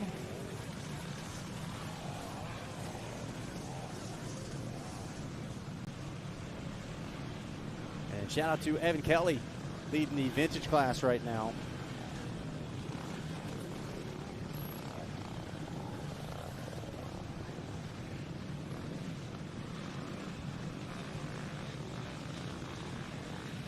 There is Sudrith on the 94, pops into screen.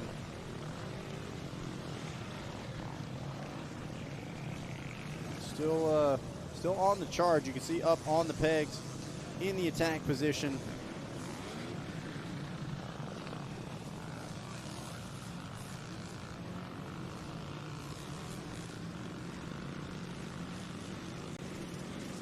Question is, will it be enough?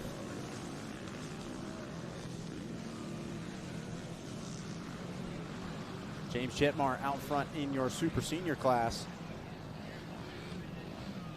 Rob Kavanaugh leads B senior.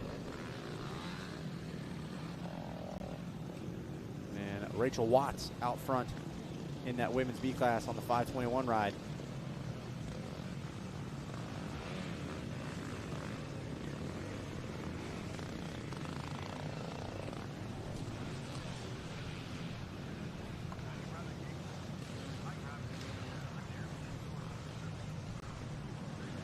To see who that was jumping back across. There is the 117, and that is the 202 right behind.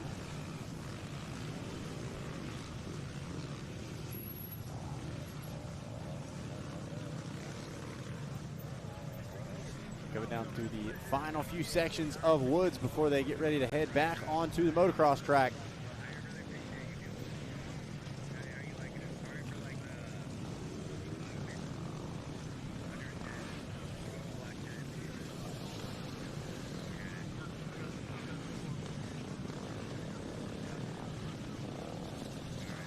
Having to dab the feet there just a little bit, no big deal.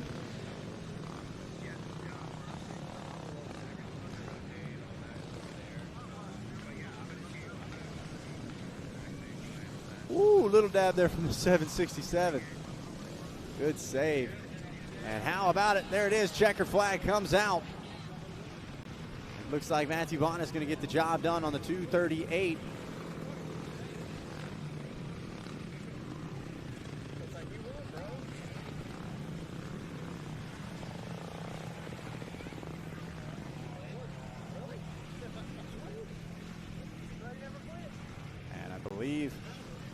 There we go. So Bond is making his way down towards the podium, and looks like he is standing by to tell us about his moto. We'll send things down to the podium. All right, we're down here at the podium. We've got someone that is becoming quickly addicted to the JDay events. Came across, didn't realize he had pulled the win, but you just stuck with it, dug down as other riders dropped out of the way. You kept pushing forward. Yes, sir. Started out real rough. Moto 1 first lap. I decided to ping pong off the 4 different trees and twisted my bike up, smashed my radiator. Charged back into 9th, and then got a decent start this moto. Just kept pushing, and got up to first. That's what it's about, and I tell you what, determination, learning from the first time out, and these JDay events are just a blast to run, are they not? I highly, highly, highly recommend to anybody that does anything on 2 wheels to come check one of these out. It is literally the funnest thing I've ever done on my motorcycle. Challenges, good people, great times, just, it makes you feel like a superstar, it honestly does. Awesome. It takes a lot of people to get you here. Anybody like to thank for making this happen? Man, I couldn't do it without my brother. Mom, dad, brother, my daughter. We're a small family team, but we get it done. Teamwork makes the dream work. Man, congratulations, and we'll see you at the next round. Thank you. How about it? Even there with the handshake just to make it official. A huge congratulations and a certainly well-deserved win on that one. As we take a look how it all went down with your race recap here for race number 12. That is race 12 of 13. There it is, MX Trophies race recap. The ever so important start. And some quick shuffling around. Some of our heavy hitters didn't quite get the start they were hoping for here in this second moto, but didn't stop them from marching their way forward. Had more than a few riders pop up top of the charts throughout the day. The 94 was hard on the charge. But at the end of the day, the 238, keeping the power down, keeping the pace up, and even catching himself a little off guard. Going to grab the win. Bonds gets the job done on the 238 ride here in race number 12. Take a look at your Pro Taper Top 10, how it all shook out. Matthew Bonds, Austin Sudrith, and Spencer Saracena Your top three: Michael Anderson, Nick Shepard, Darren Talkenbaugh, Mike Jones, Felton Goodwin, Steven Spagina, and Brian Erickson. Going to round out your top 10 here in this one. Well, ladies and gentlemen, you've made it this far. No sense in turning off now. One race left to go. Your final moto, the second pro race coming up right after a quick word from our sponsors. We'll be back with more Pro Taper Budds Creek Grand Prix racing here from round 5 of the Fox JDay Offroad Racing Series. We'll be right back.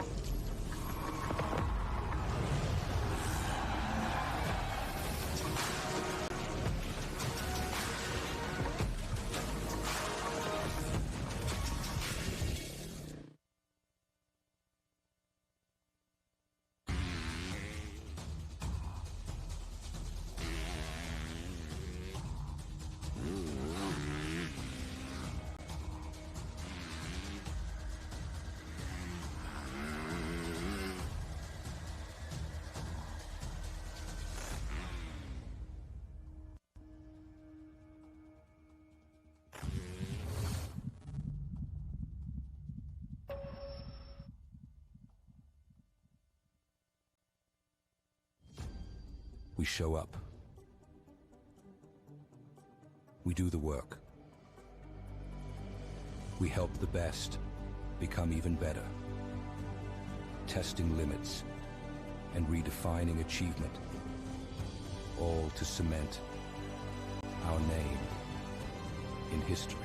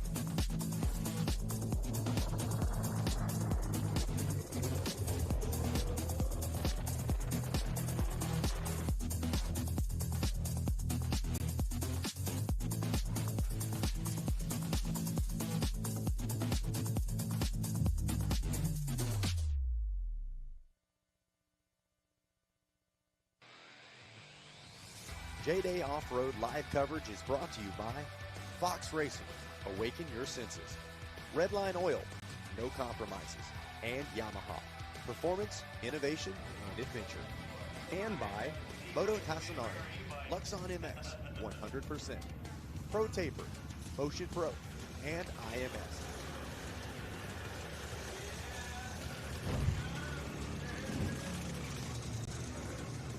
Well, hello, ladies and gentlemen, and welcome back to just about an hour outside of Washington, D.C., here in Mechanicsville, Maryland, for the Pro Taper Budds Creek Grand Prix Round 5 of the Fox JDay Offroad Racing Series. Excited to have you all here with us and excited to get set for our final moto of the day, our second pro race. Quite an action-packed first moto we had. And let's show you, if you missed out, first of all, what were you doing? Come on, I told you to set the alarms. But fear not, my friends, we've got our MX Trophies race recap from moto number 1. Now, it was Joey Crown looking to make some big moves early, headed up towards that step up with Ricky Russell. But look at this, all right as Crown tries to move over to the inside, ends up sliding out on some of that dry soil. And then it was the battle between Collier Martinez and Ricky Russell, 3-1-3 versus 2-1-2. And it would be Russell that ultimately makes the pass. Shout out to Martinez for staying in the fight for the entire duration of the race. Meanwhile, it was the number 5 of Tyler Medallia who had his problems getting caught up behind Joey Crown and had to work his way from the back, making some passes up inside the top 5, into the top 3, and then ultimately into that number 2 spot.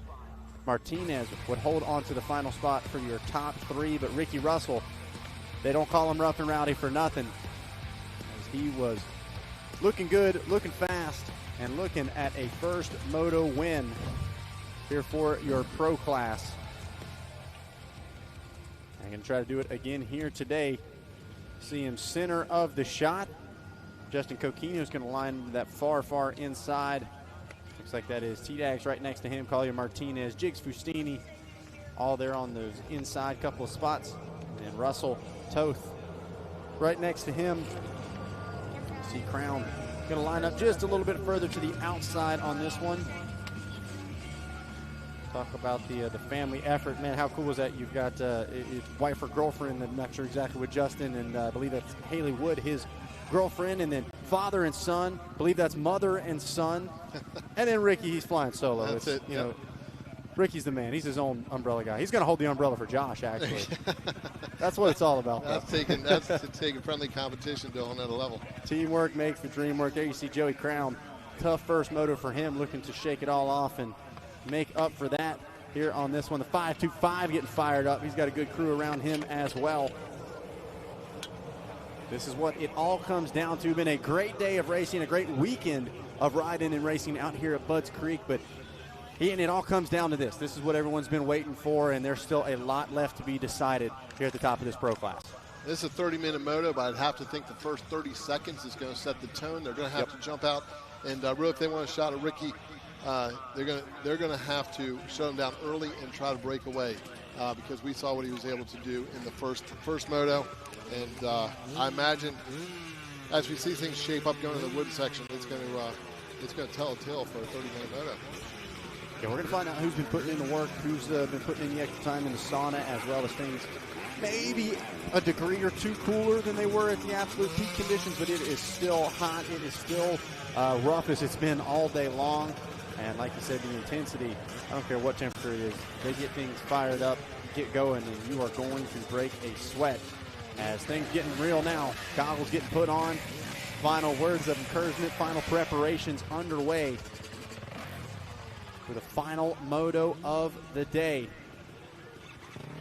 Now we've had 4 races prior to this, 4 different winners. This is round 5, and as things mix it up here, Jigs being one of the younger riders out here, but Jigs Fustini has his shot position-wise. If he can put it in place and shuffle things back, he could come away with a win, make a 5th winner.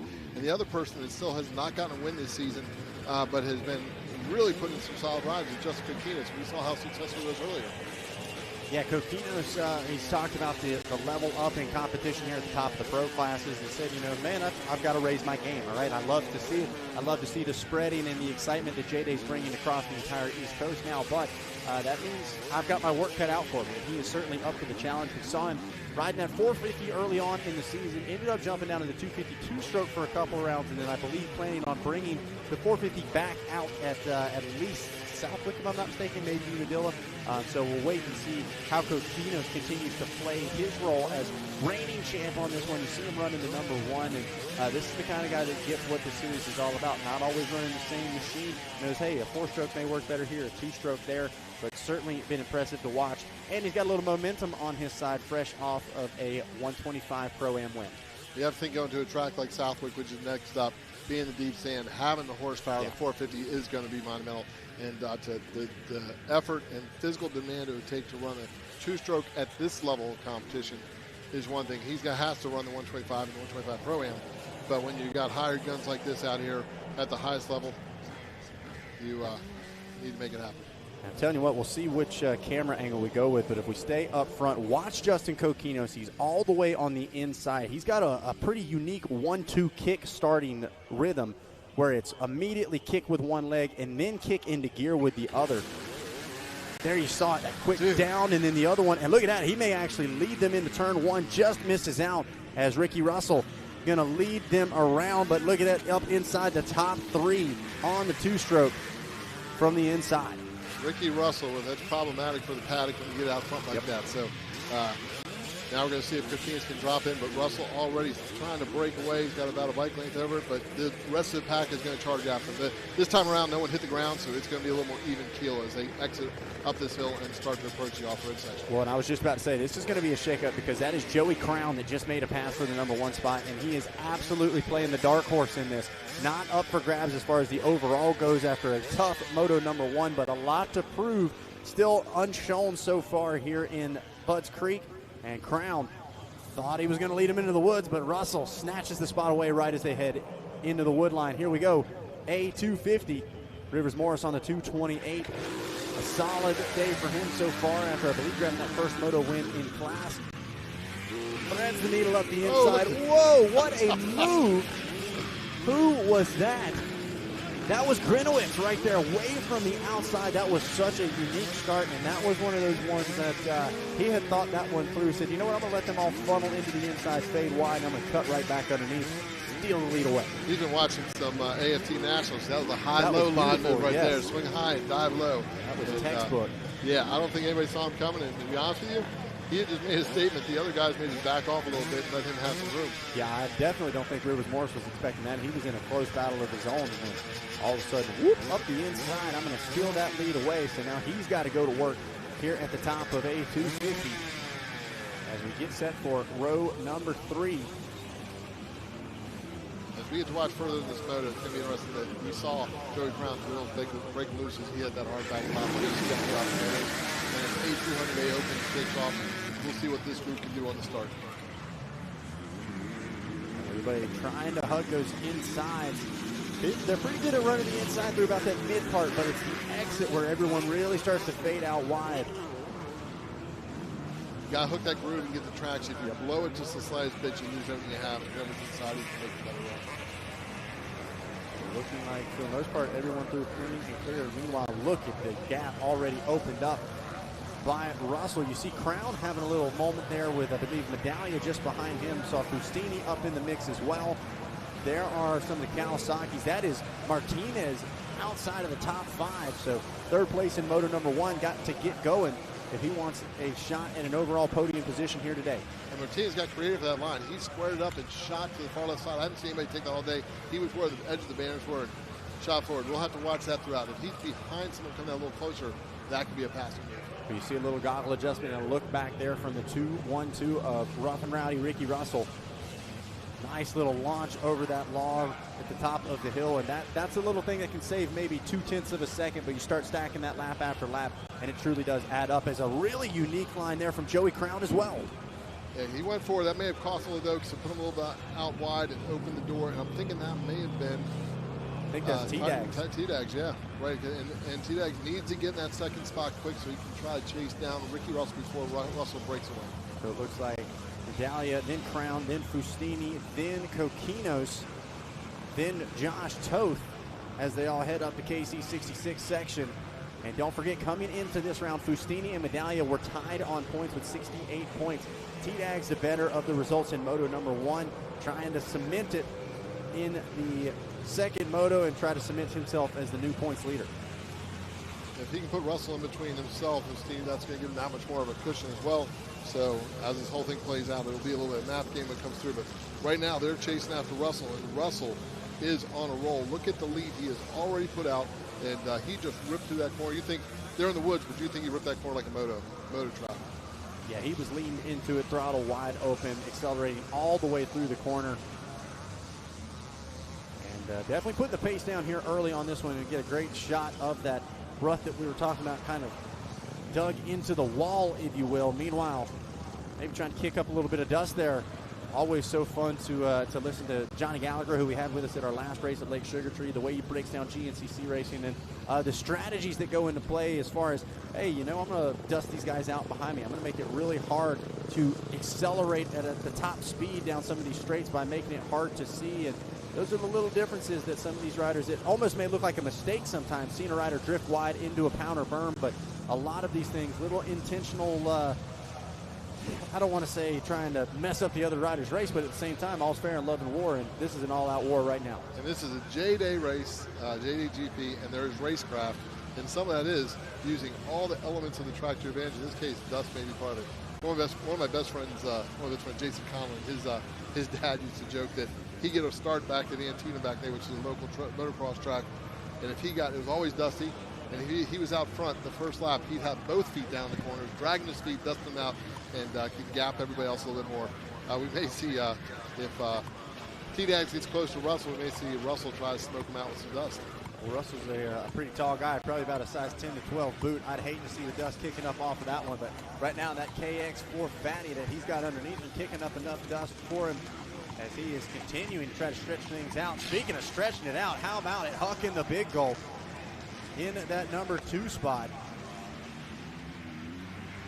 What a move that was. And I can't quite tell who that was on the Kawasaki. I think that may be Martinez or Toth, because I think that's looking at 3rd or 4th right now. Whoever it was, they've made some passes, because it was Martinez and Toth that were both right in that 5th place spot. Now they've gotten around Fustini and Kokinos, it looks like. Trying to see, I believe that was Toth.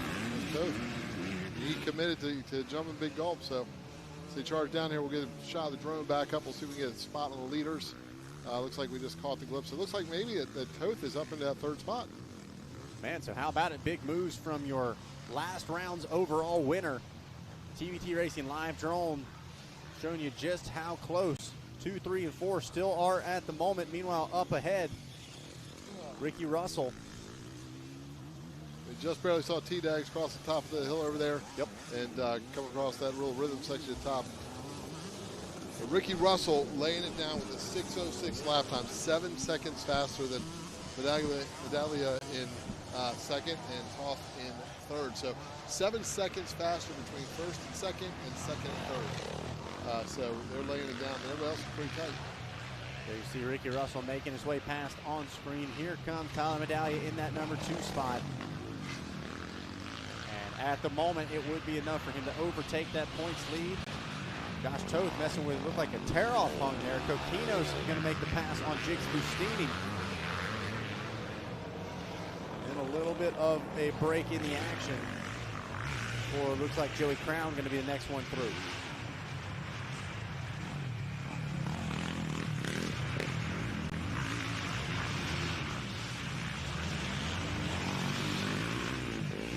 Little surprised, thought I would see a bit more from Crown after getting a start like that, but it really seems like some of the off-road guys have been able to make quick moves.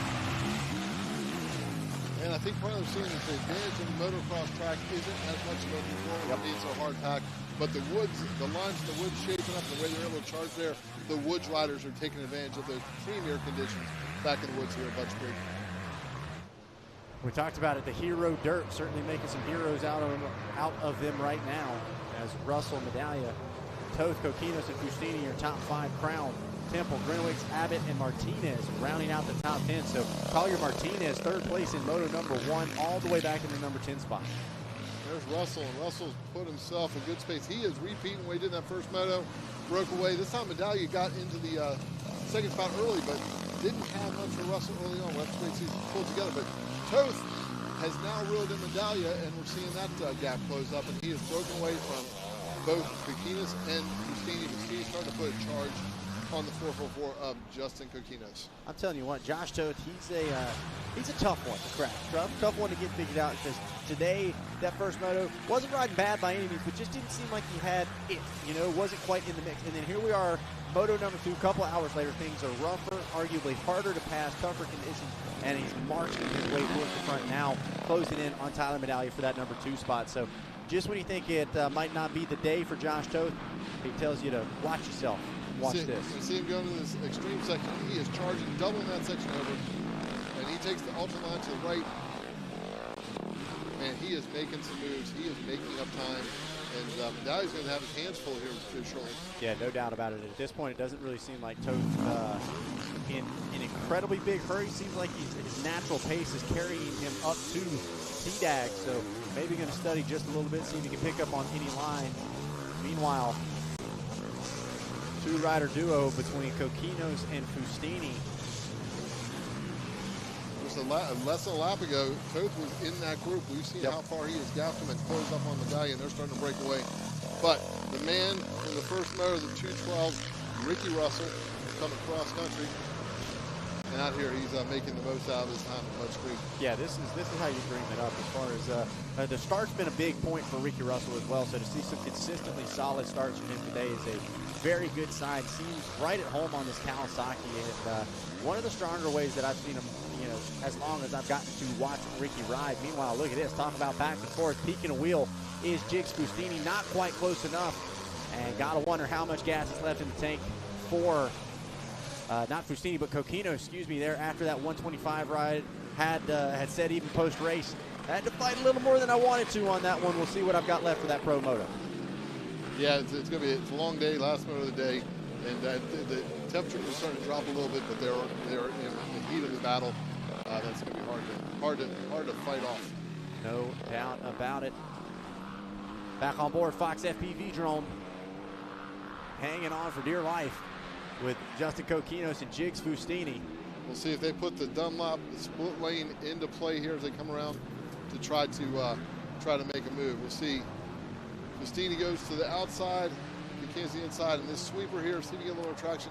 Man, Coquinos had that dialed. Yeah. And worked to his advantage. Yeah, and it looks like even on that outside line in the Dunlop split lane, there's two lanes developing where you take the outside and try to immediately cut back to the right, and then one really goes way to the outside.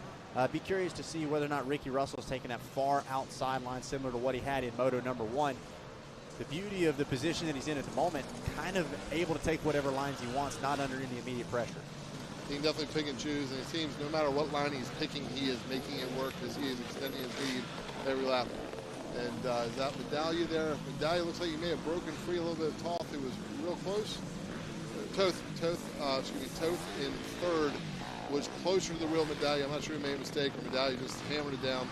Medallia being a motocrosser, that may have been part of it as well. Yeah, a little call and response there for both Toe and T-Dags. We'll see whether or not Josh able to regroup. Like we said, this guy's used to going at it for 3 hours at a time while also doing some battle in the sprint duros as well. And meanwhile, look at this. That was Ricky Russell all the way up there. That is second place. Just now entering the front stretch, which would be the mechanics area for the Pro National. And fourth and fifth just now coming across that Yamaha finish line. So really solid opening 2 laps for Ricky Russell. And at this point, very similar to what we said in Moto number 1, management starts to come into play. How much do you need to push? How much do you want to push? And how much is everyone else going to push to try to close that gap in? You can kind of get to a point to where you see it on the pit board, you see them up ahead. After a certain distance, we talk about breaking the riders behind you. If you're Ricky Russell, all you want is to get to that point where T-Dags and Josh Toth both say, you know what, Russell's gone. We're going to fight over second place. Yeah, you got to think right now, Josh Toth is sitting at third spot. It looks like he's backed off his charge. He is in a position where he can ride, I think, at a pace where he does not have to push hard to stay in front of these 2 riders. I say push hard. Doesn't have to ride that aggressive level and maintain that third position. He may settle on this lap and then make another run at Medallia. But as we look right here, coming to the woods, Medallia's being aggressive. Here comes Toth, kind of floating through, still carrying a heck of a pace, and has closed it back up again. Yeah, Toth is definitely not out of it. Got to think as far as strength on one side of the track versus the other. Woods maybe going to fit a little more Toth style versus Medallia, a bit more of the moto expert. Stoke Battle Cam showing you Justin Coquinos and Jigs Fustini going at it. Meanwhile, Toth maintaining the gap at least, if not closing it up. It looks like the first part of this wood section is to Toth's advantage.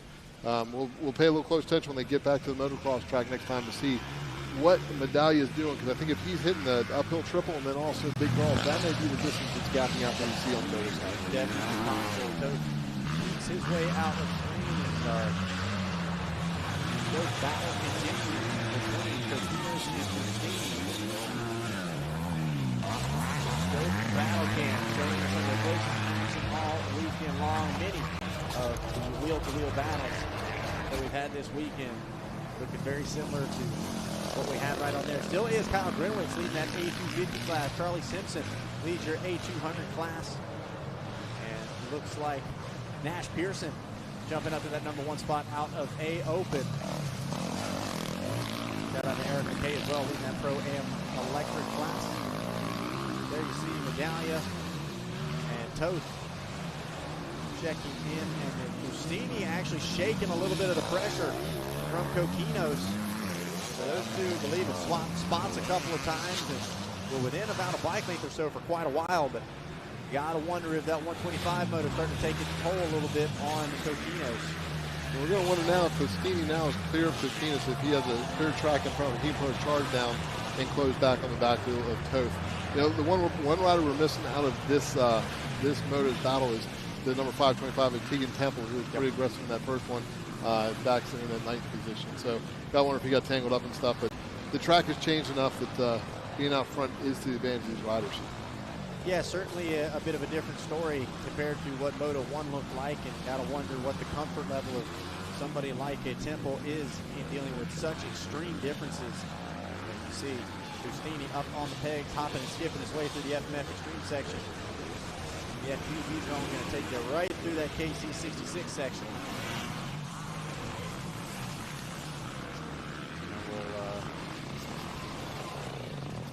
We'll try to see exactly how things are looking on that gap between Medallia and Toth.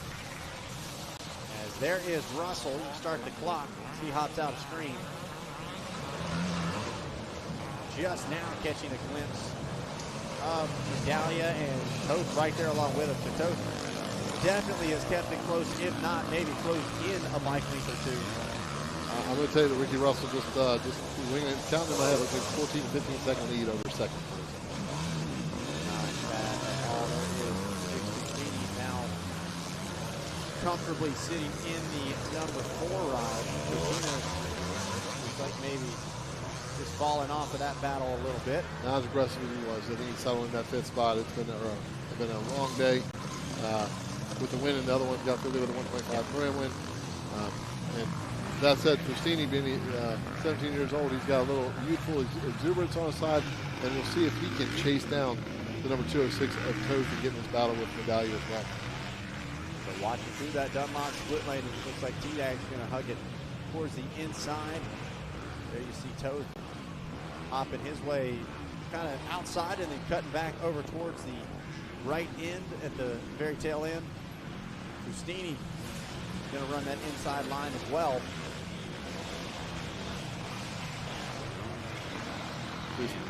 Fustini coming out on this motocross track, his creativity last round at Lake Sugar Tree has brought some attention his way.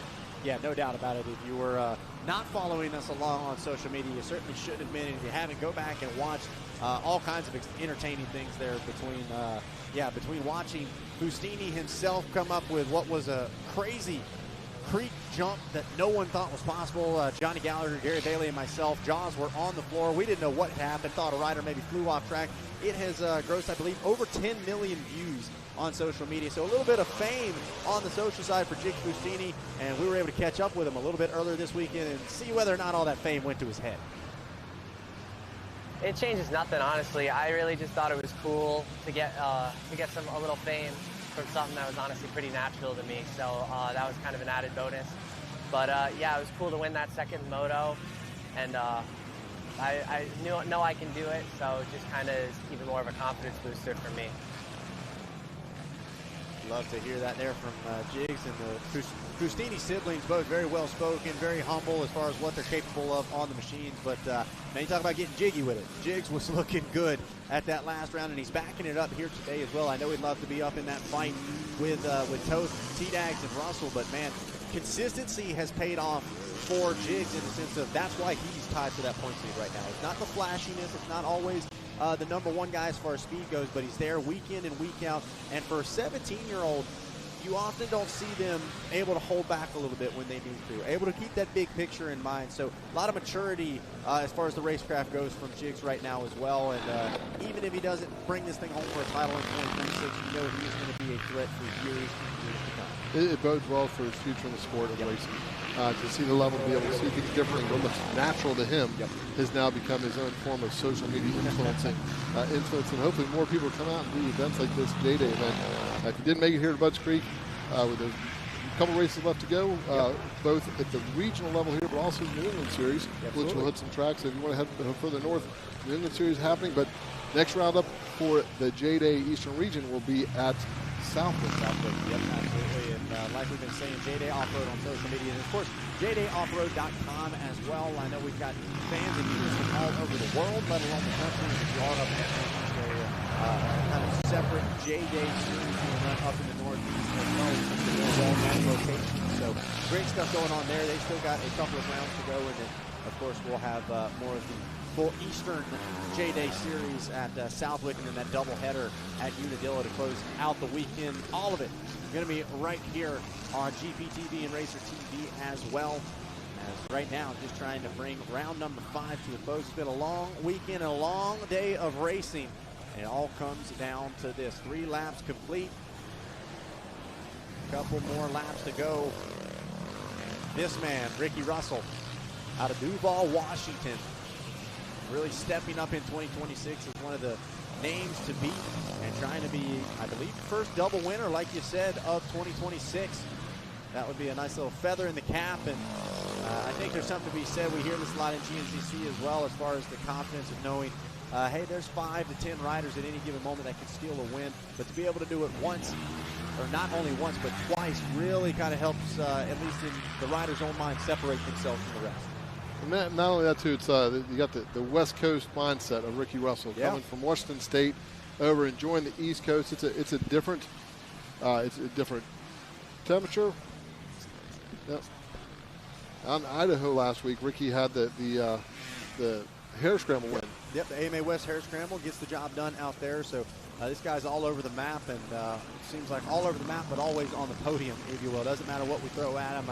Go follow Ricky on social media. You see this guy's more than happy doing some rock climbs, doing some real technical, hard enduro stuff as well. And I think that shows as far as his comfort level goes here in the KC66 section. But meanwhile, T-Dags never one to give up, as we know, and certainly still in the fight. And Toth actually on the 250 for this round, so sacrificing a little bit on power and then a bit softer of a setup as well. Toth's another rider that I always love to see his approach and the way he's not scared to try some things. Does it work always? No. But does it work sometimes? Yes. And does it help in a big way when it does? Absolutely. So Toth never scared to try to kind of take a chance. As continuing to watch. You know, we talk about Justin Coquinos on that 250 two-stroke, but for somebody like a Josh Toth, clearly not being held back by the 250 machine, potentially advantageous.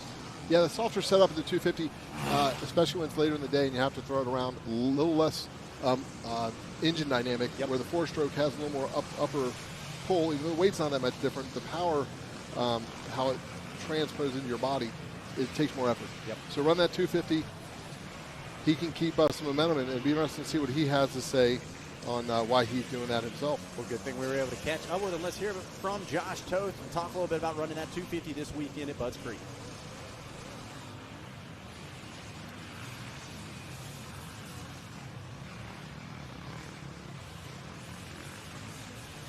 Fly, motocross skills, wood skills, a little extreme. The Kurt Caselli section looks pretty gnarly. It could be pretty tricky with all the little concrete in there, and yeah, I'll see how we stack up on the moto. I brought a softer setup this weekend, more of an enduro, a 250. So yeah, we'll see on the moto track how it does. And with that said, 250 softer setup. We saw him go full send on Big Gulp. Oh, yeah. Which is a leap on a 250. And just run that setup. That shows his commitment to make it happen. Yeah, big shout out to the Rocky Mountain Red Bear Kawasaki team that Toth is a part of. Takes a lot, and I mean, yeah, this is a massive leap for a pro motocross national caliber bike. Toth skying it out on the Enduro 250 setup. No problems for the 206. This guy is an absolute ripper no matter what you throw in front of him. An animal to say the least. Had to pull that front end up. That explains a bit more that 250 setup. And yeah, he has to hit that perfect because with a softer setup, he comes in the slides a bit short. That's sending it through the whole body. Yeah, he's going to feel every inch he came up short. That's for sure. If it came down to it, but right now skying it out, no problem. Another lap in the books through the Yamaha finish line as Toth continues to chase after Tyler Medaglia in that number 2 spot. Ricky Russell a bit further up track, leading the way as 4 laps now complete here in this one. And that 250, that also explains something. When we get to the section of the track where the climbs are, he is maybe underpowered a little bit, which allows Medaglia to gap it a little bit. So the effort he's putting in is what's going to have to overcome that gap that the 905 of Medaglia is putting in front of him. So back up to the top side of the track. Budds Creek, obviously a nationally and kind of world-renowned motocross track, but the woods section out here very individual to JDay, and we were able to catch up with your current leader, Ricky Russell. Talk a little bit about what the woods look like here at Budds Creek.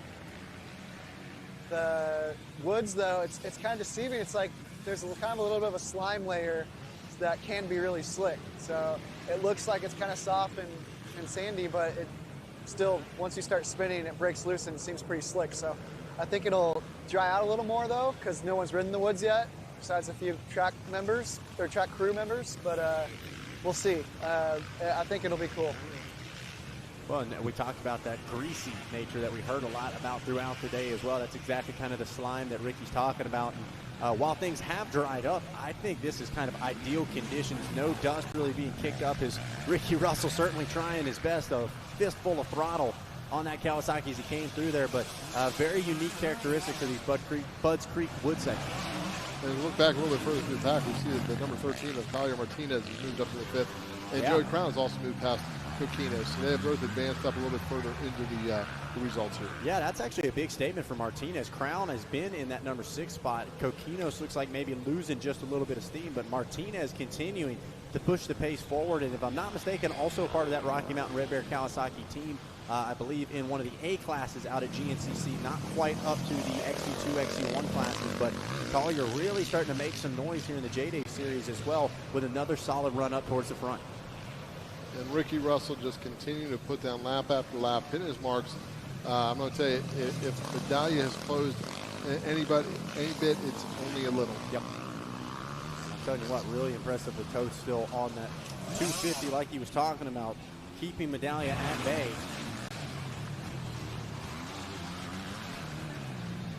And the battle continues as Medaglia, for the moment, looking like he's going to take over that number 1 spot in points. Fustini, though, certainly not out of this. Like I said, all of the top 5 within 8 points of each other. So a lot of positions up for grabs here in this one. Seeing this extreme section come around, Medaglia is going through.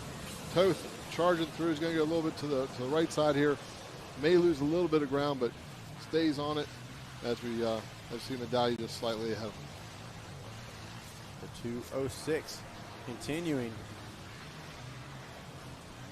You're watching Toth go in there, gets that front wheel up, wheelies into the rock section, kind of bounce through, taps the front wheel twice, and then just powers through and close the gap on Medaglia in that with that move.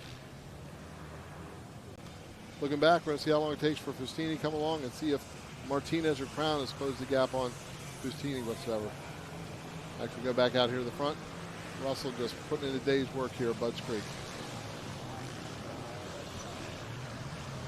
Fans watching from home getting texts here about the racing action, and certainly impressive to watch as there's no question about it. Toth is not catching up. He has caught up and is at the rear wheel of Tyler Medaglia for that number 2 spot.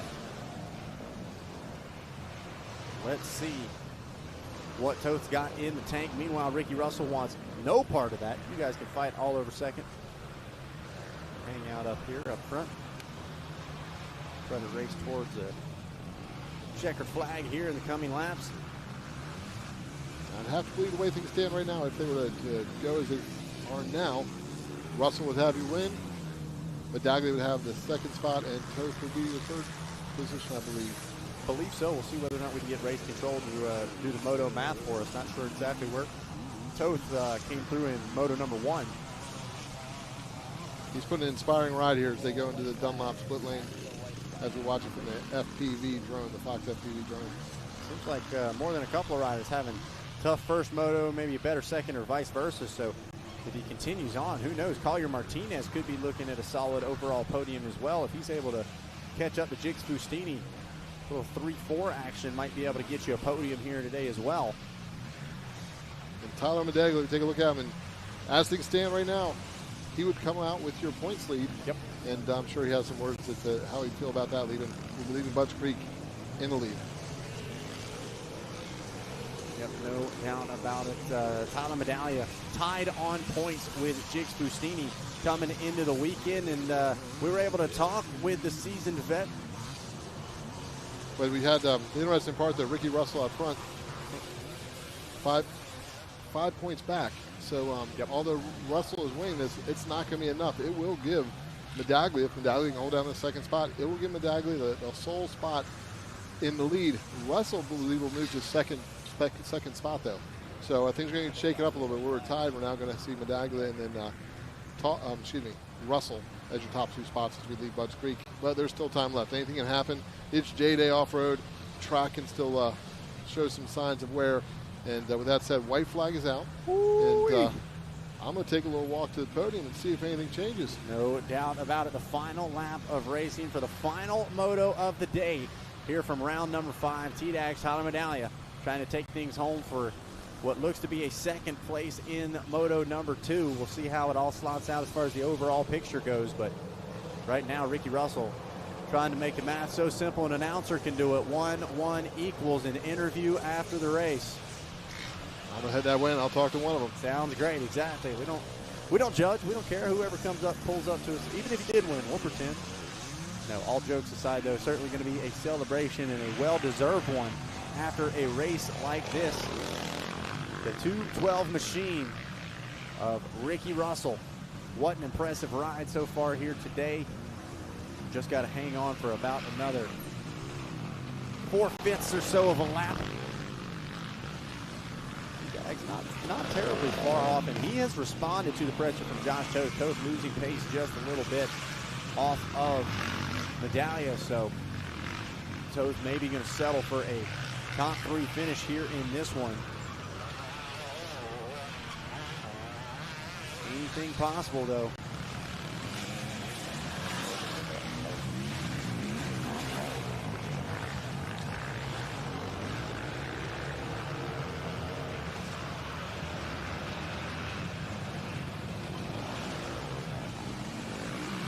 Sounds like it will be taking over the number 3 spot in points. Russell to 2, and T-Dags sole possession of the points lead. And that's as they run as the moment as well. Still plenty of opportunity for things to change.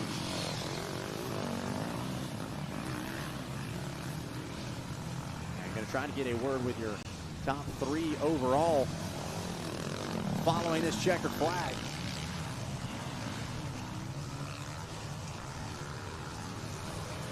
Russell, a quick in, a quick count. T-Dags not too far behind. Canadian native.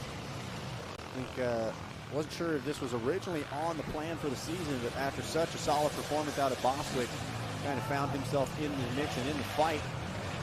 So, well, wait a second. I like to compete, I like to win. They just have to make a season out of this JDay racing. So, Ricky Russell, similar situation. Believe he was kind of aware of wanting to do the whole season, excited about it, had a prior commitment that ended up keeping him from, I believe, round number 2. And has since then decided to I believe, committed for the rest of the season and racing his way back into this points chase. Doing a good job of that, like I said, as they run. I believe will put himself back into the top 3 for your points. So, talk about being in it. He is not just in it, but in the mix. Through the Kurt Caselli 66 lane one more time. The pro line been one of the most fun spots to watch all day long.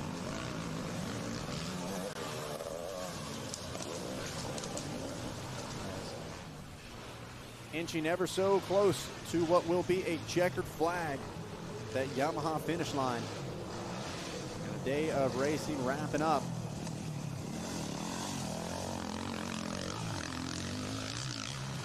Ricky Russell riding the ride that dreams are made of, as we like to say, here at Budds Creek.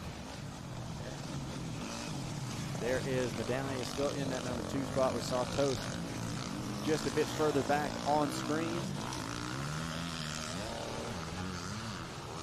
And Fustini maintaining in that number 4 ride with Martinez just on the bubble of the top 5.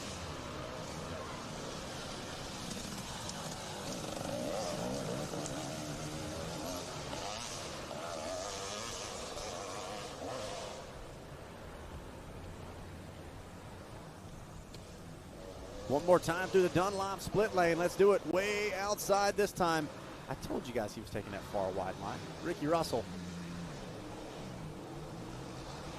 making the split lane work for him, and now gonna hop back onto the moto track one more time.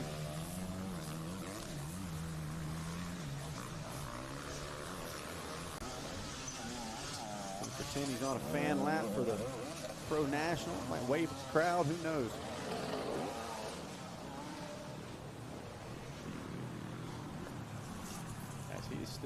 He's not mailing anything, still hitting all of his marks, probably going to launch this big gulp.